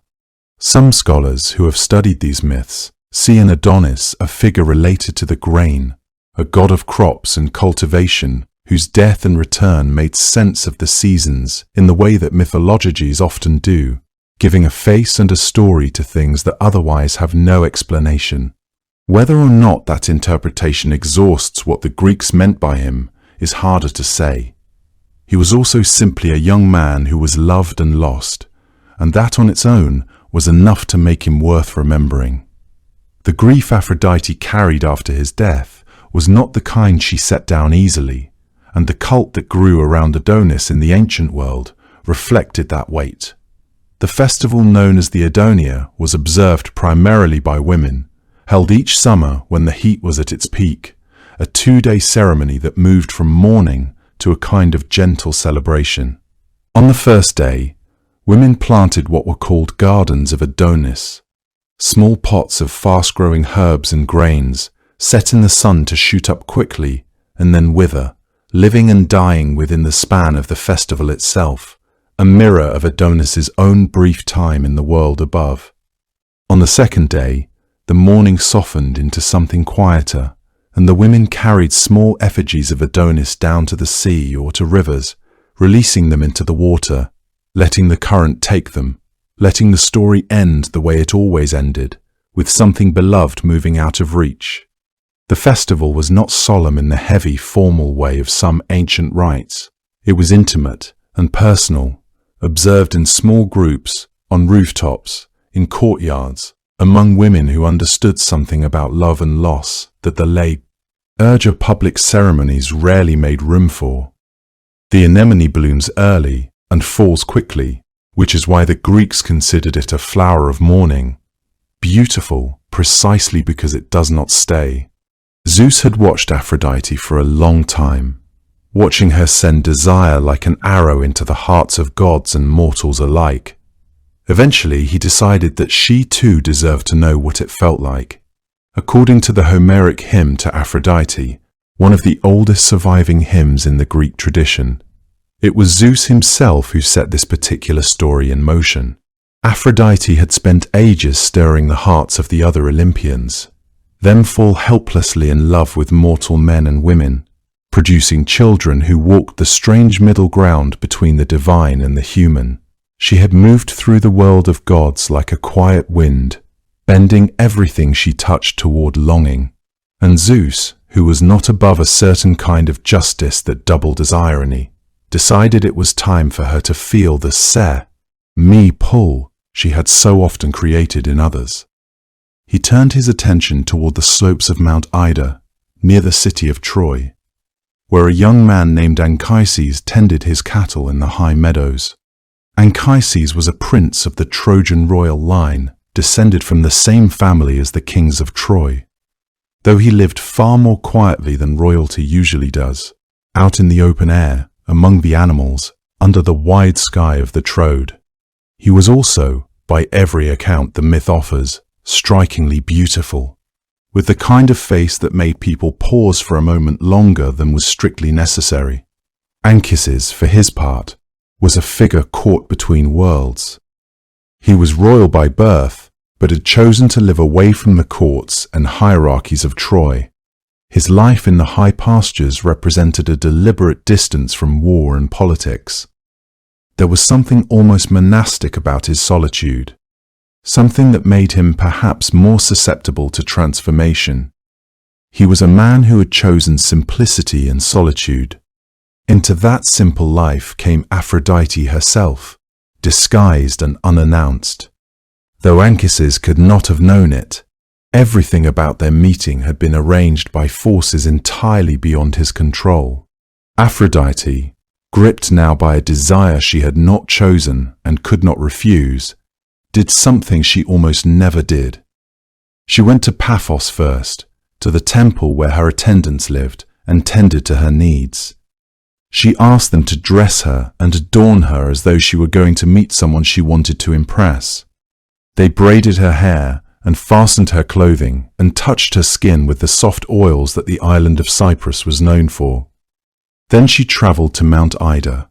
She went not as a goddess but as something else entirely, a young Phrygian princess, mortal in every visible way.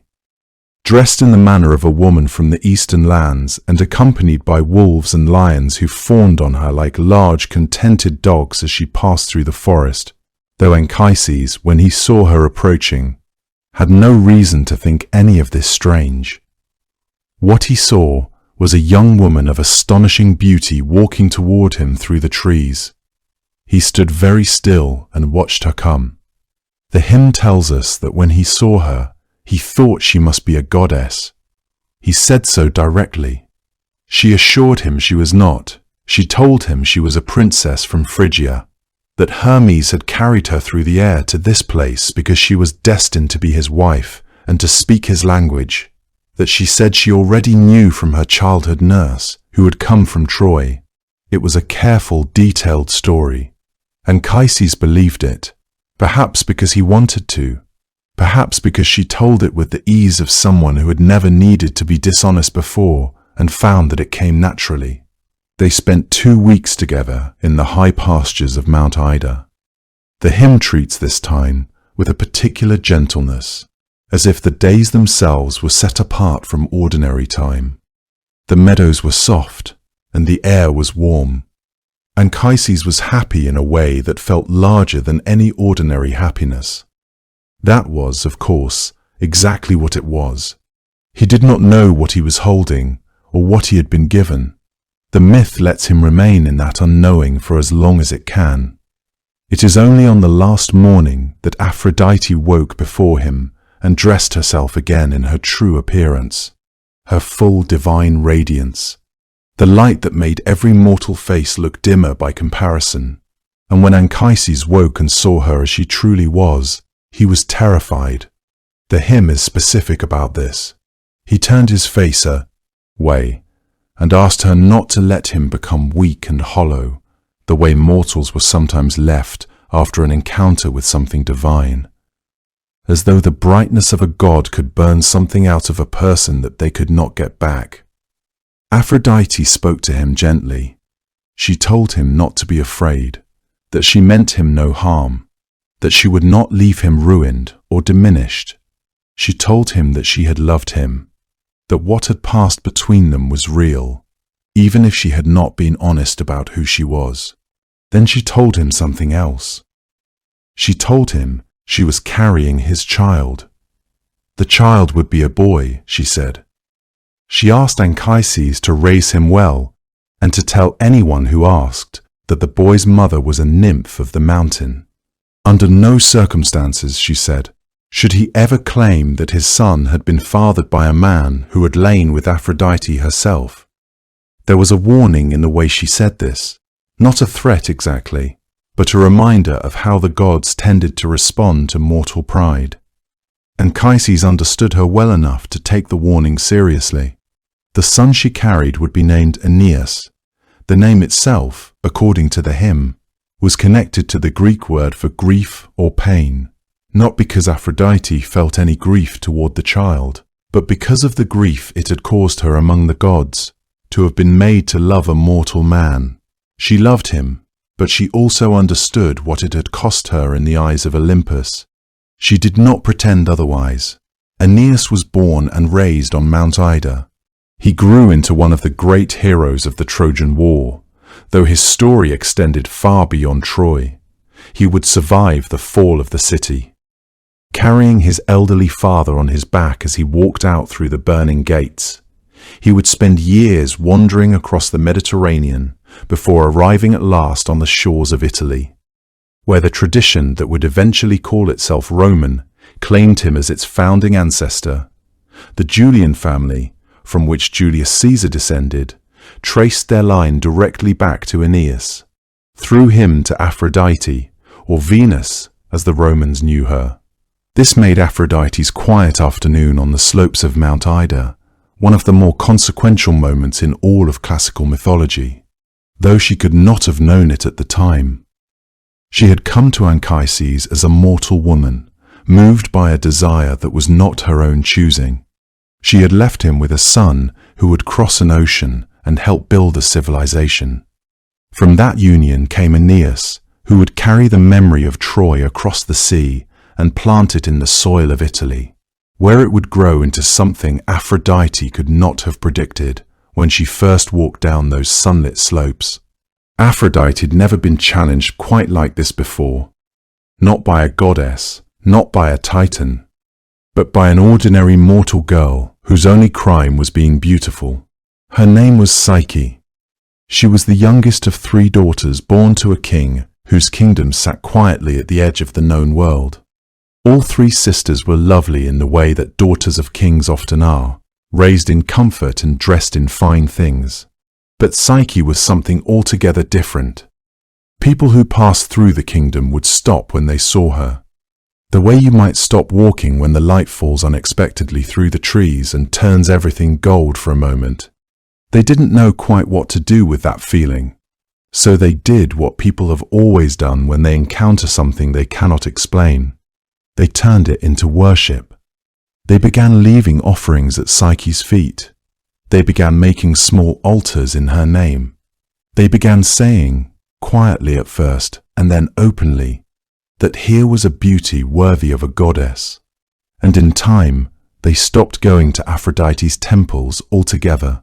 The flowers left to wilt on Aphrodite's altars, the oil that went unlit in her sanctuaries, the empty roads leading to her most beloved shrines. All of this told the goddess something she had not expected to hear. The world, for a brief and foolish moment, had forgotten her. It is hard to overstate how deeply this offended her.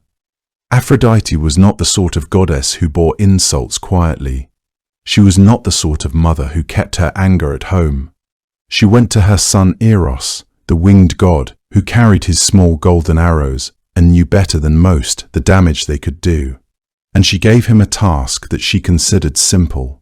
Find this mortal girl, she told him. Make her fall helplessly in love with the most wretched creature you can find. Make her desire something so low and so unlikely that the whole of it becomes a humiliation. Let that humiliation be the answer to the humiliation Psyche has caused me. It was not a kind instruction, but Aphrodite was not feeling particularly kind. Eros, who was dutiful in the way that sons of powerful mothers tend to be, agreed, took up his arrows, went to find the girl. He found her alone. That was part of the strange sadness of Psyche's situation. For all the admiration she received, she was profoundly, quietly lonely. Men looked at her the way they looked at a painting in a temple, with reverence and from a distance. No one had asked for her hand. Her 2 older sisters had both married and moved away into lives of their own, while Psyche remained in her father's house, admired by everyone and chosen by no one. Eros came to her in the night, moving quietly in the darkness above her as she slept. He drew one of his arrows, the gold-tipped kind, the ones that pierce and open, and leaned close to touch her skin with it. What happened next is one of those small moments that myths preserve forever, not because it was dramatic, but because it was entirely ordinary and entirely irreversible. He pricked himself. The arrow caught the skin of his own hand as he reached toward her. Before he could pull away or think clearly about what it meant, he had looked at her face, and that was that. He left without completing the task his mother had sent him to do. Aphrodite's plan had stopped before it began. Meanwhile, Psyche's father, troubled by his daughter's continued loneliness and worried that some divine displeasure might be at work, consulted an oracle. The oracle's answer was cold and strange. Dress your daughter for a funeral. Take her to a high rocky place and leave her there. Her husband, the oracle said, was not a creature of the living world. And so the king, weeping and unwilling, and doing it anyway in the way that fathers do when they believe the gods have spoken, led Psyche up the mountain and left her on a crag of stone in the dark. She waited. A warm wind came, soft and unhurried, and lifted her gently from the rock and carried her down into a valley she had never seen, where a palace stood surrounded by gardens and the kind of deep quiet that suggests long care. The palace was full of every comfort she could imagine. Voices served her without bodies.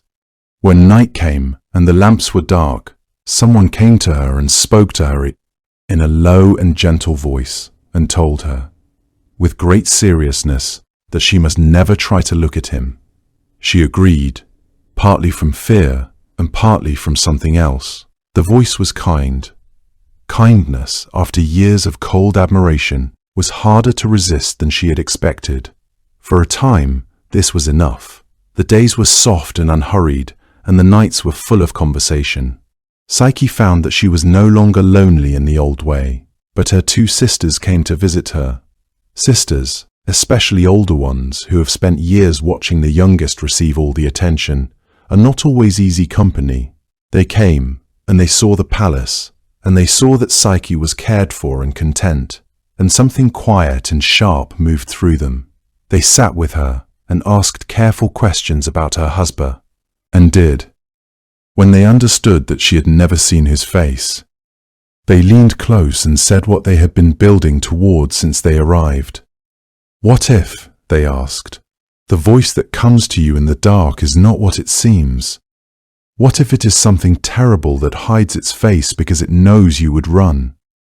The words went into Psyche the way cold air comes through a crack in a wall, slowly and without drama, but changing the temperature of everything.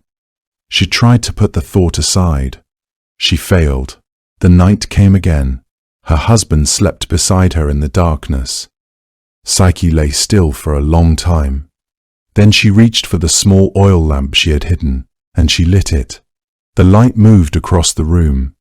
What she saw was not a monster. It was a young man of extraordinary beauty, asleep and early unguarded, with golden wings folded softly behind him, and a bow lying at his side that she recognized immediately. This was because everyone in the world knew what it meant. It was Eros. She understood everything in that single moment, and then a drop of hot oil fell from the lamp onto his shoulder. He woke. He looked at her. He looked at the lamp. He didn't speak for a long moment. When he did, what he said was quiet and final. She had broken the one promise she had made. Now he had to go. He rose from the bed. His wings caught the air. He was gone through the window before she could say anything at all, her holding the lamp in a room that was suddenly just a room. Eros had gone to destroy her. That was the worst possible plan. This was because, instead, he had fallen completely in love with her, and that changed everything. Aphrodite set her 4 tasks, each one designed to be impossible, and each one designed to break Psyche's spirit before it broke her body. Psyche had come to her willingly, which surprised almost everyone who heard the story later, because it would have been so easy to simply run. But Psyche had searched for Eros across a long and lonely stretch of time, wandering from temple to temple, asking for help that no one dared to give her, because no goddess wanted to anger Aphrodite by sheltering the girl she had already decided to destroy. Eventually, Psyche understood that there was only one door left to knock on, and so she knocked on it. She found Aphrodite, and she knelt, and she asked. The goddess looked down at her with the kind of expression that contains everything except sympathy, and She told Psyche that if she truly wished to be reunited with Eros, she would have to prove herself worthy of him. The first task was waiting in the storeroom. Aphrodite had gathered an enormous heap of seeds, lentils, millet, poppy, barley, wheat, and others Psyche could not immediately name, and mixed them all together into a single tremendous pile that rose up in the dim light like a small mountain. "Sort them," Aphrodite said. "Sort them all, and have it finished by morning." Then she left. Psyche stood at the entrance of the storeroom and felt the full weight of what had been asked of her. The pile was too large, the seeds too small and too many, and the night was already well underway. She sank down beside it and sat very still because there was nothing she could think to do. It was then, too, that the ants came. A long, quiet procession of them emerged from the cracks in the floor, working in their patient and methodical way, sorting seed from seed with a precision that no human hands could have matched. By the time the sky outside began to lighten, every variety had been separated into its own neat pile, and Psyche sat among them in the early morning quiet. Aphrodite arrived, looked at what had been done, and her mouth became a thin line. She said nothing about the ants. She simply moved on to the second task. There was a weight to survival that Psyche had not anticipated. With each task completed, she felt not relief, but rather a deepening understanding of what she was caught within. A pattern of impossible demands that would continue so long as she continued to meet them. Aphrodite's silence about the help that had arrived each time was more ominous than anger would have been. The goddess was waiting for something, watching for some sign of weakness or despair that would give her justification for ending this game. Psyche rested only briefly between tasks, eating little, sleeping less, conserving her strength for what would come next. She learned to listen more carefully to the world around her, to notice the subtle offerings that presented themselves in moments of stillness. Each victory seemed only to sharpen the edge of the next demand, yet she did not refuse, and she did not run. Across a certain river, Aphrodite told her, there was a flock of rams with golden fleeces. Their wool shone like sunlight against metal, and Aphrodite wanted some of it, gathered by Psyche's own hand. What she did not mention, though Psyche discovered it soon enough, was that these were not gentle animals. They were enormous and hot-tempered, and prone to charging at anything that came near them, crushing it against the rocky banks. Psyche went to the river and stood at its edge, looking across at the rams moving in the far field, and she understood that if she waded in and approached them directly, she would not survive it. A green reed at the water's edge bent toward her in a soft breath of wind, and she paused, and she listened, because by now she had learned that the world sometimes offered help in the quietest possible forms. The reed told her to wait. In the heat of midday, the rams grew drowsy and moved into the shade, and their aggression cooled along with them. When the afternoon settled deep and still, Psyche crossed the river, and she found tufts of golden wool snagged on every thorn bush and bramble at the field's edge. Wool the rams had left behind without knowing it, enough to fill both her hands. She brought it back to Aphrodite, who accepted it without warmth, turned it over once, and set the third task in front of her. This one was different in character from the first two, because there was nothing in it that felt survivable even in theory. She was to carry a small crystal flask to the source of the river Styx, fill it with the black water there, and bring it back unspilled. The Styx was not an ordinary river. It wound through the underworld, and the water that ran in it was so cold and so strange that it could harm even gods who touched it carelessly.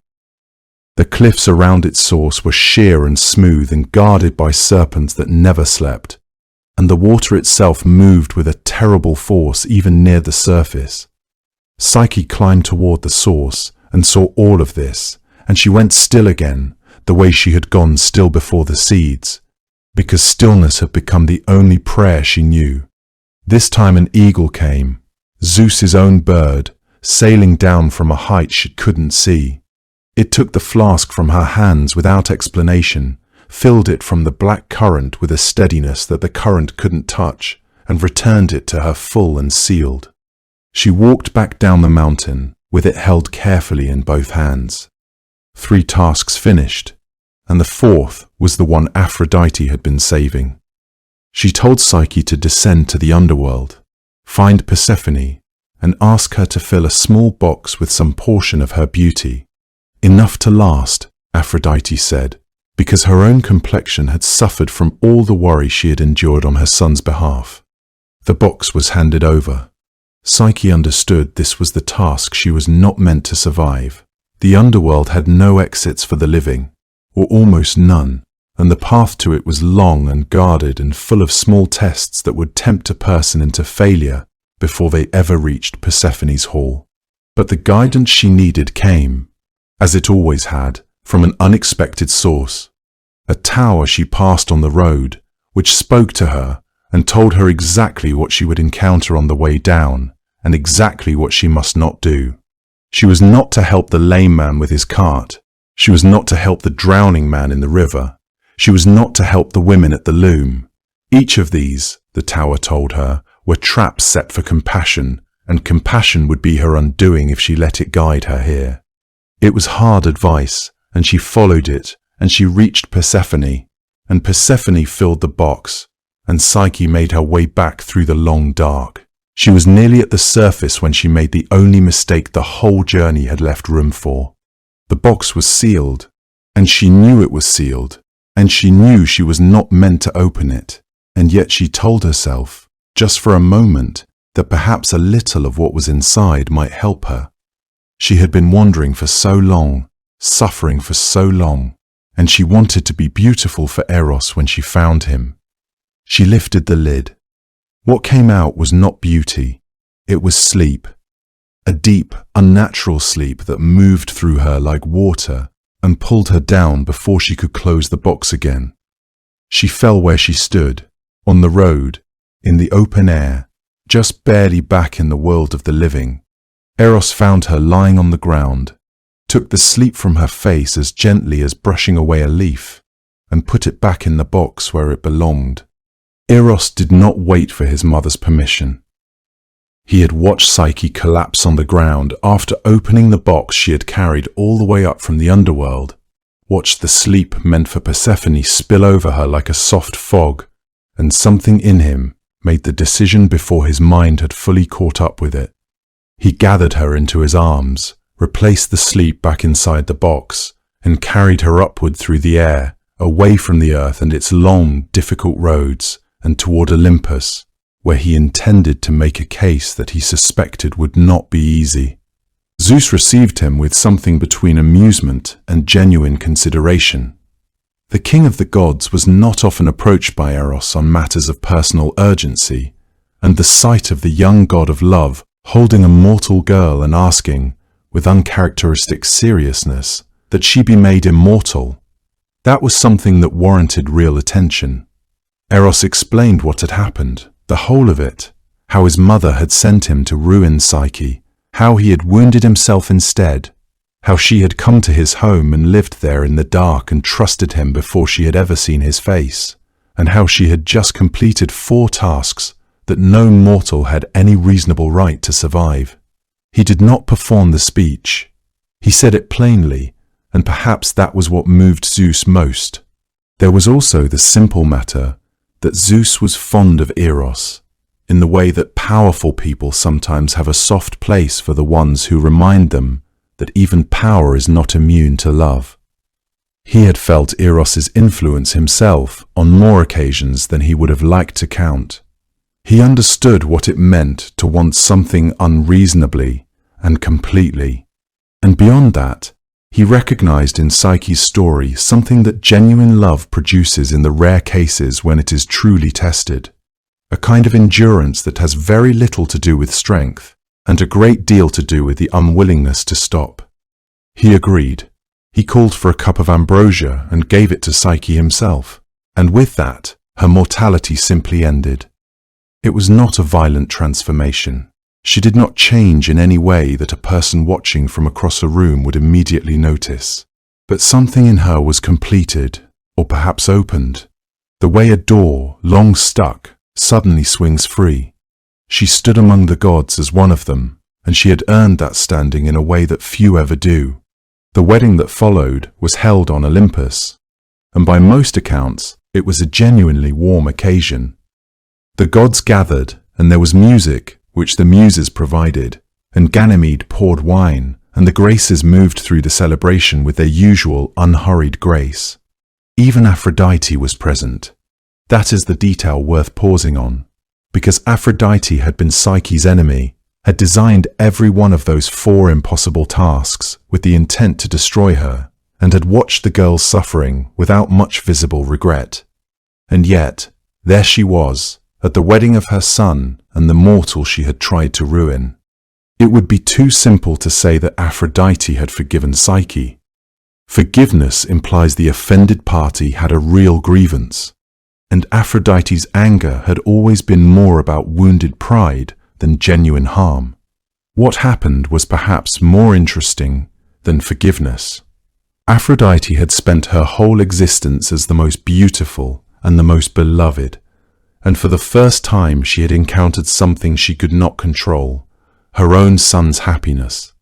She loved Eros. Whatever her flaws, that was real, and Eros was happy. He was happier, it seemed, than she had ever seen him, and the cause of that happiness was Psyche, who had just walked through the underworld and come back and was now standing in Olympus with a cup of ambrosia in her hand and a look on her face that was very quietly triumphant. There is something in the myth that suggests Aphrodite arrived at a kind of peace with this. Not warmth exactly. Ancient sources do not describe the two of them becoming close, but the particular resignation of a person who has fought a thing and lost, and eventually, with some effort, decided that the outcome was not entirely terrible. She had a grandchild in this bargain, eventually. She had a daughter-in-law who had proven herself capable of surviving anything. There are worse things. The Greeks called Psyche's name the same word they used for the soul and for the butterfly, and that doubling was not accidental. The butterfly begins as something earthbound, and then it transforms, and what it becomes has almost nothing visible in common with what it was, and yet it is the same creature, changed. Psyche had been an ordinary mortal girl, so beautiful that it had caused her nothing but trouble, and through love, through the pain of it specifically, through the losing and the searching and the descending into the dark, she had become something else. Something that would not end. The image that remained in the ancient imagination, the one that sculptors returned to across many centuries, was Psyche with wings. Not the wings of a bird, which belonged to a creature at home in the air. Butterfly wings, fragile and briefly folded, and then, without warning, open. There is something quietly accurate about that image, for a myth that is, at its heart, about the transformation that love makes possible when it asks everything of you, and you give it anyway.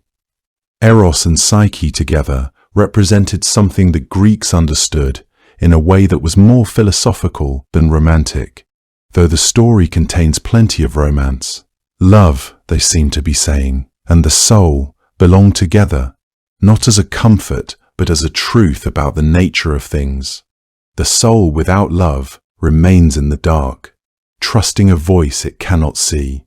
Love without the soul is a force without direction. Brought together at great cost, they become something neither could be alone. And so the soul, having survived every trial love could devise, found it was no longer mortal at all. It started, as so many catastrophes do, with a party and a slight. The wedding of the sea nymph Thetis and the mortal hero Peleus was, by any measure, one of the grandest celebrations the divine world had ever assembled. Gods came down from Olympus and up from the sea, and the feast was laid out across the green slopes of Mount Pelion, with a generosity that only the immortal could afford. There was music and wine, and the particular warmth of an occasion where everyone present knows they are witnessing something memorable. Everyone, that is, except for Eris, the goddess of discord, who had not been invited. Whether this was an oversight or a deliberate choice has never been entirely settled, but the effect was the same either way. Eris arrived uninvited, found the gathering in full celebration, and before she turned to leave, she rolled a single golden apple into the middle of the crowd. On its surface, 3 words had been inscribed, "For the fairest." Then she was gone, and the apple sat there gleaming on the ground, and the party was never quite the same again. Hera saw it and reached for it. Athena saw it and reached for it. You can imagine the silence that followed, the way 3 goddesses of immeasurable power could make even the most festive gathering go very quiet. Each of them believed, without hesitation or doubt, that the apple was hers. Zeus, who was wiser than he sometimes appeared, declined to decide between them. He had lived long enough to know that naming one goddess the most beautiful while standing in a room with the other 2 was not a problem with a good solution. So he sent them elsewhere. He sent them to a young man on the slopes of Mount Ida, near the city of Troy, a shepherd prince named Paris, who was said to possess a clarity of judgment that made him suitable for the task. Whether Zeus truly believed this, or simply wanted the problem far from his own table, is another matter that no one has ever been able to settle. Paris was tending his flock when 3 goddesses appeared before him on the mountainside, each one radiant in a way that the open air and afternoon light made almost unbearable to look at directly. He was given the apple and the task, and must have understood, even then, that there was no way to come out of this well. Still, each goddess made her case, and each case was more than just an argument. It was an offer. Hera stepped forward first, calm and regal, and told him she could give him dominion over kingdoms, wealth and power, enough to make him the most consequential man alive, a ruler whose name would be spoken with reverence from one end of the earth to the other. There was something real in what she offered, not a promise made lightly, but the kind of authority that reshapes the world. Athena came next, and her offer was of a different quality entirely. She promised him skill and wisdom, the ability to move through every battle with a grace that made other men look slow, a mind sharp enough to outthink any enemy he would ever face. Glory was the word she used, the kind that outlasts a man's lifetime and becomes something permanent. Both offers were genuine, and both were extraordinary, and Paris listened to each of them with the careful attention of someone who already knows what he is going to choose. Aphrodite waited until the others had finished. Then she told him, quietly and without any great performance, that she would give him the most beautiful woman in the world. A woman whose beauty, she said, was something you felt before you saw it, something that moved through a room the way warmth moves through a room on a winter evening, present everywhere at once. Her name was Helen, and she was the wife of Menelaus, the king of Sparta. Paris gave the apple to Aphrodite. What followed was never going to be simple, and it wasn't. Paris sailed to Sparta with the blessing of Aphrodite quietly at his back, and Menelaus received him as a guest in the way that hospitality demanded. Whatever happened next, and the ancient accounts vary on whether it was a willing elopement or a taking by force, Helen left Sparta with Paris and sailed with him to Troy, and Menelaus found his house empty. He called in every obligation he was owed. The kings and heroes of Greece, bound by an oath they had all sworn years before, assembled their ships and their armies and crossed the water. What began with a golden apple and an uninvited goddess ended with 10 years of siege, with the walls of Troy finally breached and the great city reduced to ash and memory. Through all of it, Aphrodite remained loyal to the side she had chosen. When Paris faced Menelaus in single combat and was on the verge of losing his life, she wrapped him in a mist and carried him away from the field before the killing blow could fall, depositing him back inside the walls of Troy while Menelaus searched the empty air in fury. She watched over Aeneas, her own son by Anchises, guiding him through the violence with a mother's particular and unwavering attention, shielding him when the battle pressed too close, steering him away from the deaths that would have found him otherwise. Aphrodite had kept her promise to Paris, and in doing so had set in motion 10 years of war, the fall of a city, and a grief that neither gods nor mortals would forget. Every goddess had symbols, but Aphrodite's were unusually intimate, things you could hold in your hand or find washed up on a beach. The dove was perhaps the most familiar of her creatures, a soft and gentle bird that the Greeks associated with tenderness rather than power. That said a great deal about how they understood her. Doves were kept at her temples, allowed to move freely through the sanctuary grounds, cooing softly in the warmth of the afternoon. She was also associated with the sparrow, a small and quick and unremarkable bird in most circumstances, but one the Greeks noticed had a particularly bold and affectionate nature, always hovering close to human life rather than keeping a shy distance. Swans, too, were hers, those slow and luminous birds that move across still water with a grace that seems almost theatrical, as if they know they are being watched.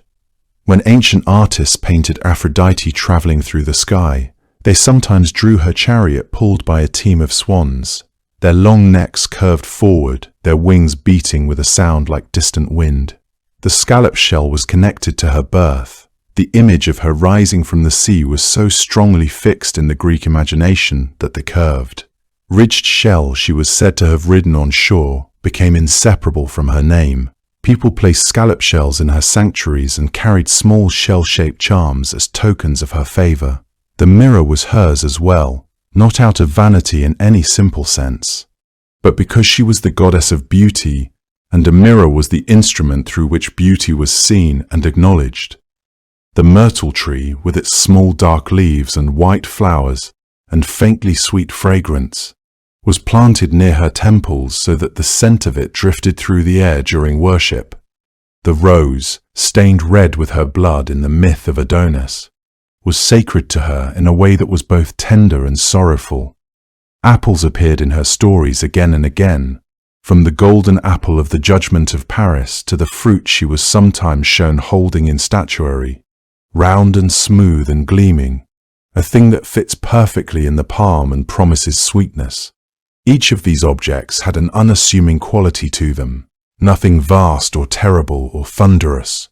That was itself a kind of statement about what she represented. The places where she was most deeply worshipped were scattered across the ancient Greek world, but some held a particular warmth in her mythology and her cult. Cyprus was foremost among them, especially the sanctuary at Paphos on the western coast of the island, where according to tradition she first stepped ashore after rising from the sea. Paphos was one of the oldest and most important centers of her worship anywhere in the Mediterranean. The sanctuary there drew pilgrims from across the Greek world for centuries. Cythera, the island just off the southern coast of the Peloponnese, was another place closely tied to her story. Some accounts said she first came to Cythera before continuing on to Cyprus. The island took pride in that connection. Corinth was a major center of her worship as well, a wealthy and cosmopolitan city where her temple stood on the great rocky hill called the Acrocorinth, looking out over the sea from an enormous height. The worship of Aphrodite at Corinth had a particular character. The hetairai, the educated and independent women who occupied a specific social role in Greek society and who did not live under the same domestic constraints as most women of the time, were among her devoted worshippers there. This was not considered strange or improper in the ancient world. It reflected something genuine about how the Greeks understood her domain. That included desire and beauty in all their complicated human forms, not only the carefully sanctioned kind. The Aphrodisia festivals held in her honor were celebrated in various cities, typically in midsummer, with processions and offerings and a spirit of warmth and celebration rather than solemnity. People brought her roses and myrtle, burned incense whose smoke rose in soft columns through the open roofs of her temples, asked her for help with the deeply personal concerns of daily life, a marriage they hoped would be loving, a child they were hoping for, a heart they were trying to reach. Her cult was not one of distant cosmic mystery. It was immediate and human and practical, concerned with the actual texture of people's emotional lives. The reality of Aphrodite's worship was far removed from any otherworldly transcendence. She demanded no ascetic practices or renunciation of the body. Rather, her followers approached her temples as sacred places where desire could be fully acknowledged without pretense. They brought their offerings not out of fear but hope, asking for blessings on matters of the heart and body. The goddess met them not as a distant judge, but as a presence understanding human longing. Unlike cosmic dramas surrounding other deities, her worship centered on intimate personal concerns. This made her uniquely relevant to the actual lives of people across Greek society. Even the wealthiest citizens could recognize themselves in her stories and sanctuaries. Then there was Cnidus, a city on the southwestern coast of what is now Turkey. That became famous throughout the ancient world for a single object, the statue of Aphrodite, made by the sculptor Praxiteles in the 4th century before the Common Era. It was the first life-size statue of a nude female figure in the Greek tradition. That made it extraordinary and, to some, deeply unsettling. The story went that Praxiteles had offered the people of Kos their choice between two versions of the statue, one clothed, one not, and the people of Kos chose the draped figure, while Cnidus accepted the nude one. Cnidus placed her in an open circular shrine so that she could be seen from every angle. The statue became so celebrated that people traveled from great distances simply to stand in that small room and look at her. Ancient writers described visitors weeping, or standing speechless, or behaving in ways that their hosts found puzzling and that the visitors themselves could not entirely explain afterward. The statue no longer survives, but Roman copies give some sense of what it looked like. A figure caught in a moment of perfect calm, one hand lowered slightly at her side, her expression neither inviting nor remote, but simply present, as if she had always been there and had only just allowed herself to be seen. Her worship was never particularly austere, which suited her perfectly. When Aphrodite appeared on the battlefield at Troy, she was not wearing armor. She carried no spear, wore no helmet, and had made no preparation for the kind of violence that surrounded her on every side. She had come because someone she cared for was in danger, and that had always been reason enough for her. She had always understood her power as something different from the kinds of strength that determined battles. Her domain was the connection between people, the force that could make a man abandon his home or a woman forget her duty. On the battlefield, such things seemed almost laughably irrelevant, yet she had come anyway because love demanded it of her. The war itself had begun, in no small part, because of her. Paris had chosen her above the other goddesses, and she had given him Helen as she promised. And everything that followed from that morning on, Mount Ida had unfolded the way catastrophes tend to unfold, gradually at first, and then all at once. By the time the armies had arranged themselves across the plain of Troy, Aphrodite had a side, and she intended to keep it. The duel between Paris and Menelaus was meant to settle everything cleanly.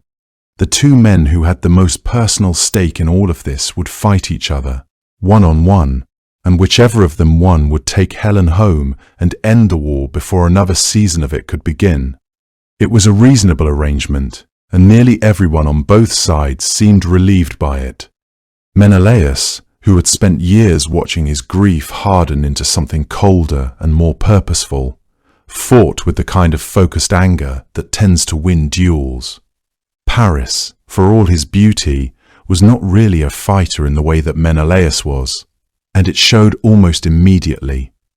When Menelaus had gained the clear upper hand and was dragging Paris backward by the strap of his own helmet, Aphrodite intervened. According to Homer's account in the Iliad, She wrapped Paris in a thick mist. Some translations describe it more like a dense cloud, and lifted him away from the battlefield entirely, setting him down safely in his own fragrant bedroom, back inside the walls of Troy. One moment he had been on the ground with the leather strap cutting into his throat, and the next he was simply gone. Menelaus searched the field for him, turning over bodies and pushing through the crowd, and found nothing. Paris had vanished as completely as if the earth had swallowed him. The violation of the agreed contest was stunning in its completeness. The Greeks were furious. The Trojans were bewildered. Aphrodite went directly to Helen, and in the manner of an older woman she sometimes assumed when moving among mortals, urged her to go to Paris in his room. Helen recognized her. Homer tells us she knew her by the beauty of her throat, the loveliness of her breast, the brightness of her eyes, and there was a sharp, uncomfortable exchange between them, in which Helen resisted, and Aphrodite made clear that resistance was not truly an option. It is one of the few moments in the Iliad where Aphrodite speaks directly, and her voice there is not gentle. She had kept her promise to Paris, and she expected the arrangement to hold. She came back to the battlefield later for different reasons.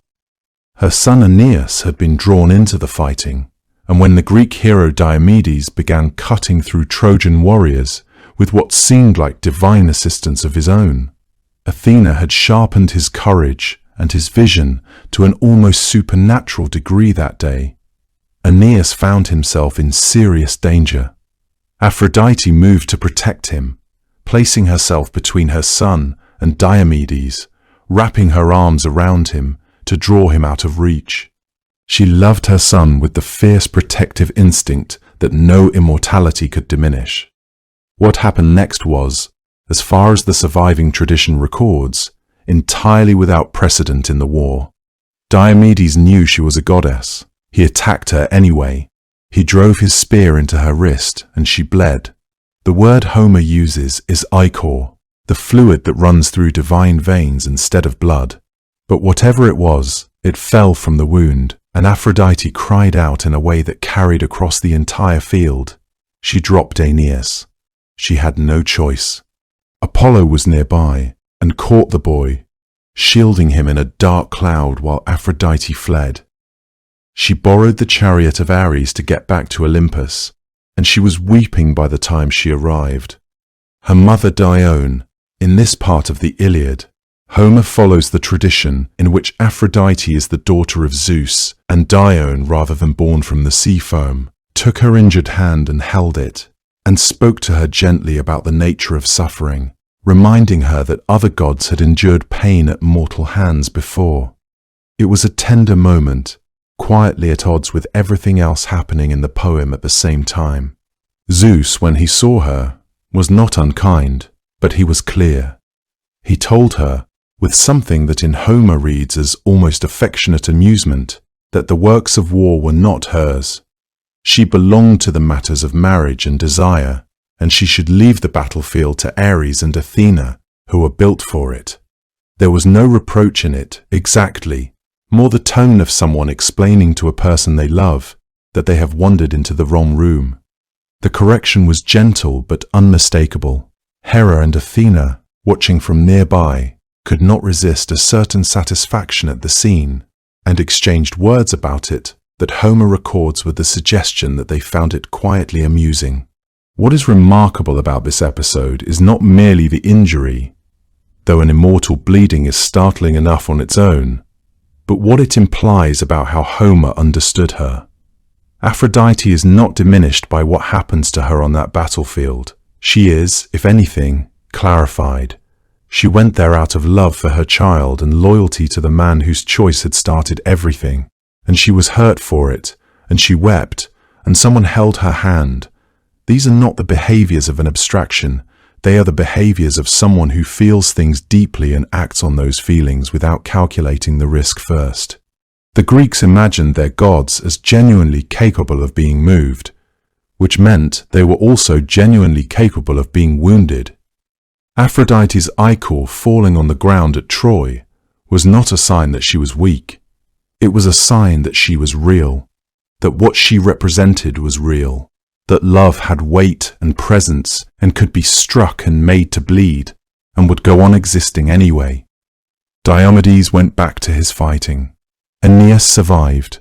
The war continued for another 9 years and ended in ash and fire. And Aphrodite, her wrist healed, went on being what she had always been. She was the goddess of love, and love, Homer seemed to be saying, is a real force in the world, tender and capable of being hurt. Aphrodite rarely intervened in mortal lives out of simple generosity. There was almost always a logic to it, even when that logic was painful. She was not a goddess who wandered through the world looking for people to help, the way a kind stranger might. When she turned her attention toward a mortal woman, it was because something larger was in motion, some arrangement among the gods, or some old debt being settled. And the woman in question simply happened to be standing in the path of it. This is not to say she was indifferent. She was capable of genuine feeling, and some of those she touched, she seemed to care for in her own way. But caring, in Aphrodite's case, did not always mean protecting. Sometimes it meant something closer to using, with the warmest possible intentions. The story of Medea is one of the clearest examples of this. Medea was a princess of Colchis, the daughter of King Aeetes, and a woman of considerable power in her own right. She was a priestess of Hecate, and skilled in the arts that most mortals would have called magic. When Jason arrived in Colchis with his crew of Argonauts, seeking the Golden Fleece, he was asking for something her father had no intention of giving. Aeetes set Jason a series of tasks that were meant to be fatal: yoke a pair of fire-breathing bulls, plough a field with them, sow the earth with dragon's teeth, and then survive the army of warriors that would spring up from the ground. These were not tasks a man could complete on his own, however clever or brave he might be. It was Hera who went to Aphrodite on Jason's behalf. Hera had her own reasons for wanting him to succeed.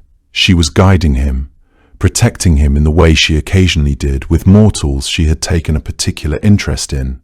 She asked Aphrodite to send Eros to Colchis, to make Medea fall in love with the stranger from across the sea. According to this version of the story, Aphrodite agreed, and Eros did as he was asked.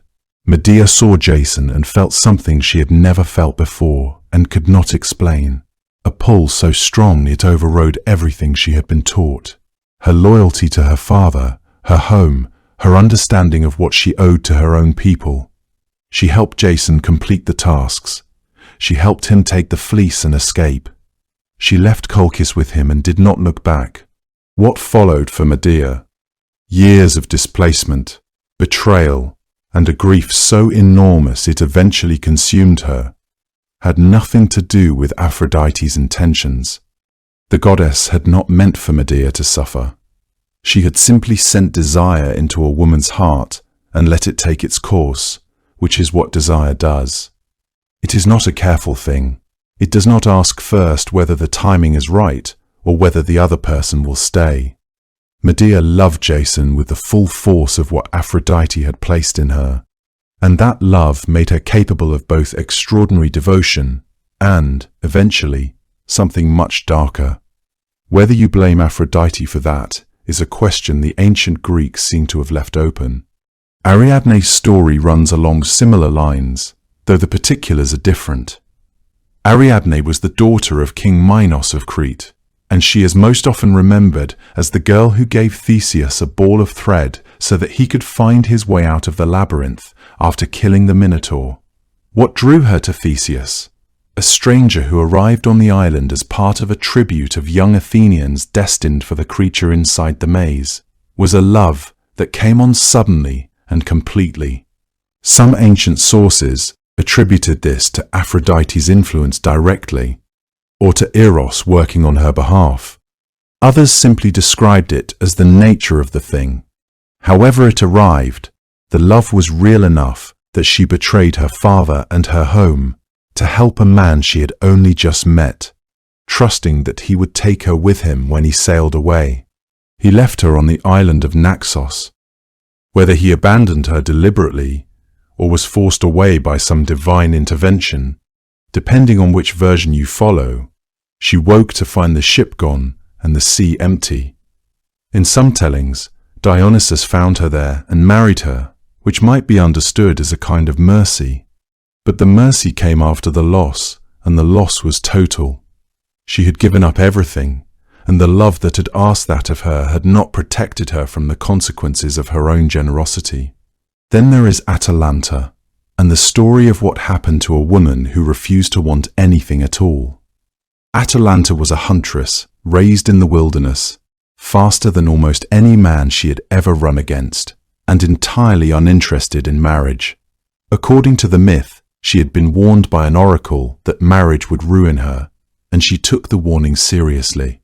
She announced that she would only marry the man who could outrun her in a foot race, knowing that no one could. Any man who tried and failed would be put to death. This was her way of keeping the world at a manageable distance. For a long time it worked. Then a young man named Hippomenes came to race her, carrying 3 golden apples that Aphrodite had given him. They were apples from the garden of the Hesperides, radiant and irresistible, and Hippomenes had gone to the goddess and asked for her help because he genuinely loved Atalanta and could not imagine winning by speed alone. Aphrodite gave him the apples and told him to roll them one at a time across her path when she began to pull ahead of him. The race began, and Atalanta ran the way she always ran, as though the ground itself were helping her. But each time she was about to leave Hippomenes behind, an apple tumbled into her path, golden and gleaming, and she stopped. She stopped for each one. 3 times she slowed, turned, and picked up something that did not belong in a foot race, and those 3 pauses were enough. Hippomenes crossed the line first. Some versions of the story say that what followed was happy, at least for a while, before another complication with a different god brought trouble into their lives. But the race itself, and what it revealed, is what stays with you. Atalanta had built her entire life around refusing desire, and desire found her anyway, dressed up as something she couldn't resist. Something golden and beautiful, lying right in front of her feet. That was Aphrodite's particular genius, if genius is the right word for it. She did not force her way in. She simply placed something beautiful in the path of someone who was running very fast and waited to see what would happen. The golden apples rolled across Atalanta's path, and she stopped to pick them up. And that was that. Desire had found a way in, as it always does. When the Romans took Aphrodite and called her Venus, they did not simply rename her. They made her into something their own history required. Before the Greek influence arrived in full, Venus was already a goddess in Rome, though a quieter and more domestic one than what she would eventually become. She presided over gardens, over the tender work of cultivating things from soil, over the gentle persuasion of nature that makes a seed become something edible and beautiful. She was connected to the kind of grace that softened harshness, the charm that made wild things willing to be tended. When Roman religion began absorbing the Greek tradition more deeply, Venus and Aphrodite were identified with each other so thoroughly that the two became inseparable. Yet Venus was never quite the same goddess as her Greek counterpart.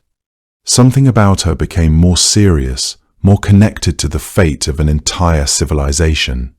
The Greeks had worshipped Aphrodite as a cosmic force of desire, intimate and personal and occasionally dangerous.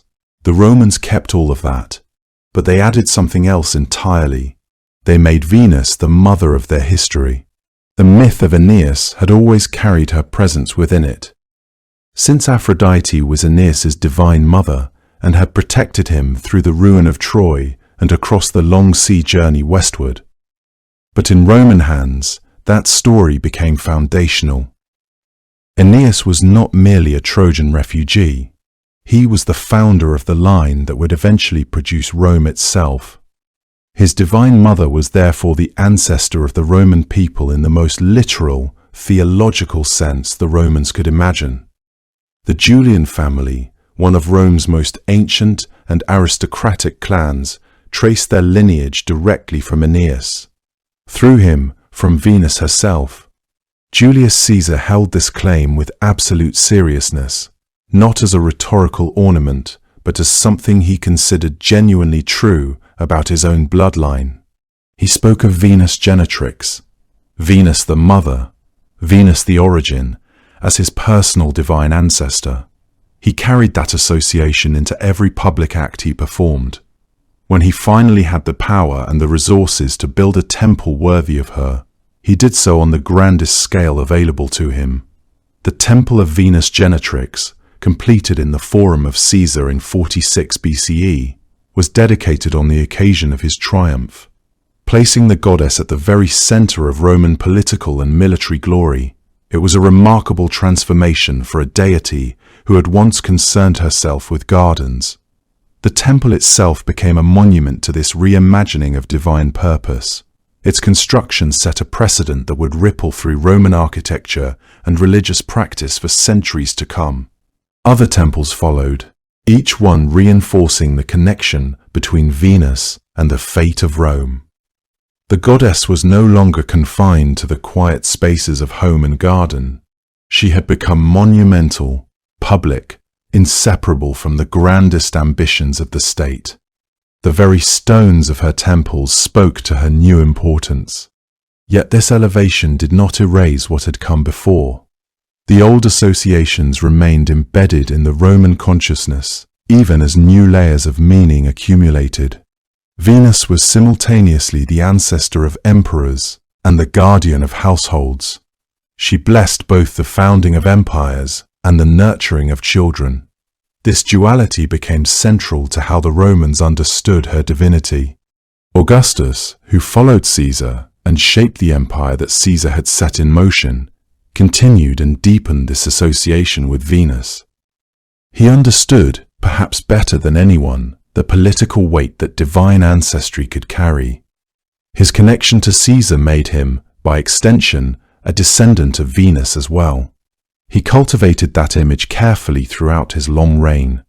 The goddess appeared on coinage, in poetry commissioned from Virgil and Ovid, in the visual language of the Augustan era, with a frequency that made clear she was not simply a religious figure, but a statement about who the Romans were and where they had come from.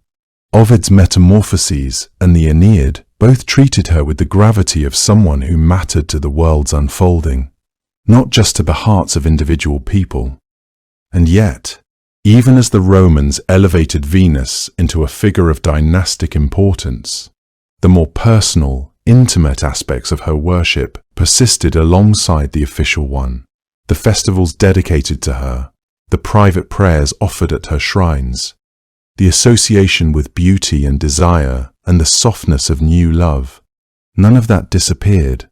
She held both registers at once, the monumental and the tender, without either one diminishing the other. There is also the matter of the Venus de Milo, a marble statue discovered on the Aegean island of Milos in 1820 by a French naval officer and a local farmer, now one of the most recognized works of ancient sculpture in the world. It dates to somewhere around 100 BCE, during the Hellenistic period, depicts a goddess, almost certainly Aphrodite, or Venus, or some merging of the two that the period made natural, in a state of serene and unhurried beauty. Her arms are missing, lost at some point in the centuries between her creation and her rediscovery. That absence has become part of what makes her compelling. She stands as though the world arranged itself around her rather than the other way around.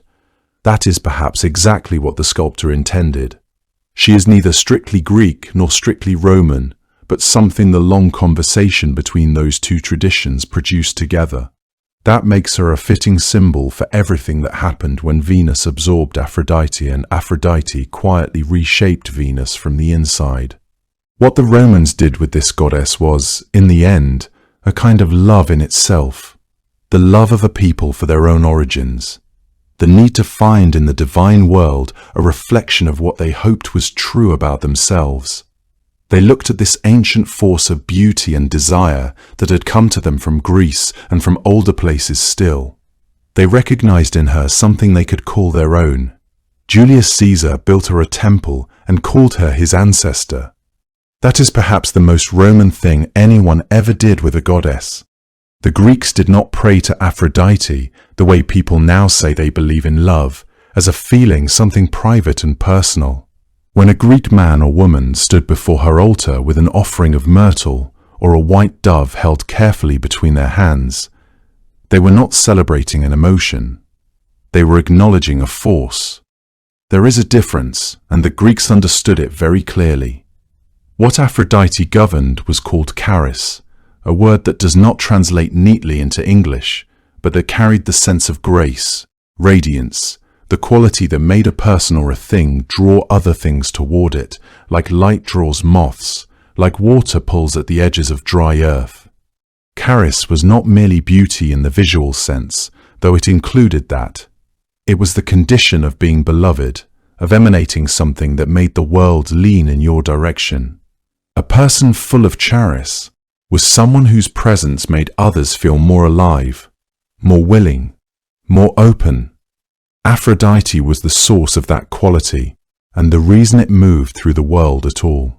Her enchanted girdle, which she wore at her waist and occasionally lent to others, Hera borrowed it once, hoping to rekindle Zeus's attention, was understood as a symbol of this principle made into an object, desire concentrated into something you could almost touch. No one who came near it could remain indifferent. No one who felt its influence could pretend that what was happening to them was simply a matter of personal preference or free choice. The girdle made visible what the Greeks already believed, that desire is not something a person generates from within themselves, but something that arrives from outside, moves through them, and connects them to another. Aphrodite did not cause people to fall in love the way a puppeteer pulls strings. She was the medium through which the force of attraction moved, as water is the medium through which sound travels in the deep ocean. Present everywhere, impossible to locate precisely, and absolutely necessary for the thing to happen at all. This understanding shaped how the Greeks witnessed the world around them. When someone entered a room and heads turned instinctively toward them, they recognized charis at work. Aphrodite's radiance made visible in a mortal form. When two people met and felt an inexplicable pull toward one another, they understood themselves as caught in the current of her power, drawn together by a force larger than preference or choice. This was not fatalism, but rather a way of contextualizing individual experience within the greater patterns of attraction and resonance that flowed through all existence. The acknowledgement of her force did not diminish human will, but rather situated it within the larger movement of connection that moves through the world. The ancient philosophers who thought about her most seriously, Empedocles, among others, saw in Aphrodite something even larger than romantic desire. They saw her as the principle of attraction itself, the force that holds unlike things together, that draws one element toward another, that makes combination and creation possible. Without her, the world would not cohere. Things would remain separate, isolated, each one perfectly itself and perfectly alone. What she governed was the very mechanism by which the universe remained assembled, which is perhaps why her birth, rising from the first waters, from the foam of the sea that had mingled with something older and stranger, felt to the Greeks like an account of how the world itself had come to be capable of love at all. Her children by Ares tell the same story, if you look at them together without flinching. She gave birth to Eros, whose arrows made desire sudden and irresistible, and to Anteros, who governed love returned, the answering pull between two things already drawn toward each other. She gave birth to Harmonia, whose name meant peace, and whose marriage to Cadmus was attended by all the gods, a union that carried a blessing even the greatest of divine weddings rarely received. And she gave birth to Deimos and Phobos, whose names meant terror and fear, Those last two trouble people now, because they seem like they belong to a different story, to their father Ares, rather than their mother Aphrodite. But the Greeks were not confused about this. They understood that love contains fear, the fear of loss, the fear of being truly seen, the fear of wanting something so much that its absence becomes unlivable. They understood that love contains terror, the vertiginous quality of caring deeply about something you cannot control, something mortal, something subject to the same wild forces that govern everything else in the world. Deimos and Phobos were not mistakes or contradictions in Aphrodite's household. They were honest admissions about what desire actually feels like when it is real, when it has weight and consequence and the power to alter the shape of a life. A goddess who gave birth only to sweetness and pleasure would have been a smaller, less truthful goddess than the one the Greeks actually worshipped. The woman who wept over Adonis dying in the leaves, who ran through the forest cutting her feet on roses she had no time to avoid, who ached for a mortal man on the slopes of Mount Ida, even knowing the ache would not last and that she would carry the memory of it quietly for a very long time. That goddess knew what Deimos and Phobos were, because she had felt them herself. The ancient world did not separate these things the way later centuries would try to. Love and suffering and fear and harmony were understood to come from the same source, to flow through the same channel, to belong to the same goddess who rose from the sea one morning before the world had names for any of it, and stood on the warm sand of Cyprus while flowers opened at her feet. She was not a comfort. She was not a guarantee of happiness or safety or good outcomes. She was a power as old as the sky and the water, as indifferent to individual preference as gravity, as pervasive as the tidal pull that moves through everything, whether or not it is observed. The temples and the doves and the myrtle garlands were not requests, they were acknowledgements, the way you acknowledge weather or the coming of spring. You did not ask Aphrodite to visit you. You recognized that she already had, that she always would, that there was nowhere in the world entirely outside her reach. She was older than Olympus, and she would outlast it, because what she governed was not a human emotion, but the force that draws all things toward all other things, which is to say, everything.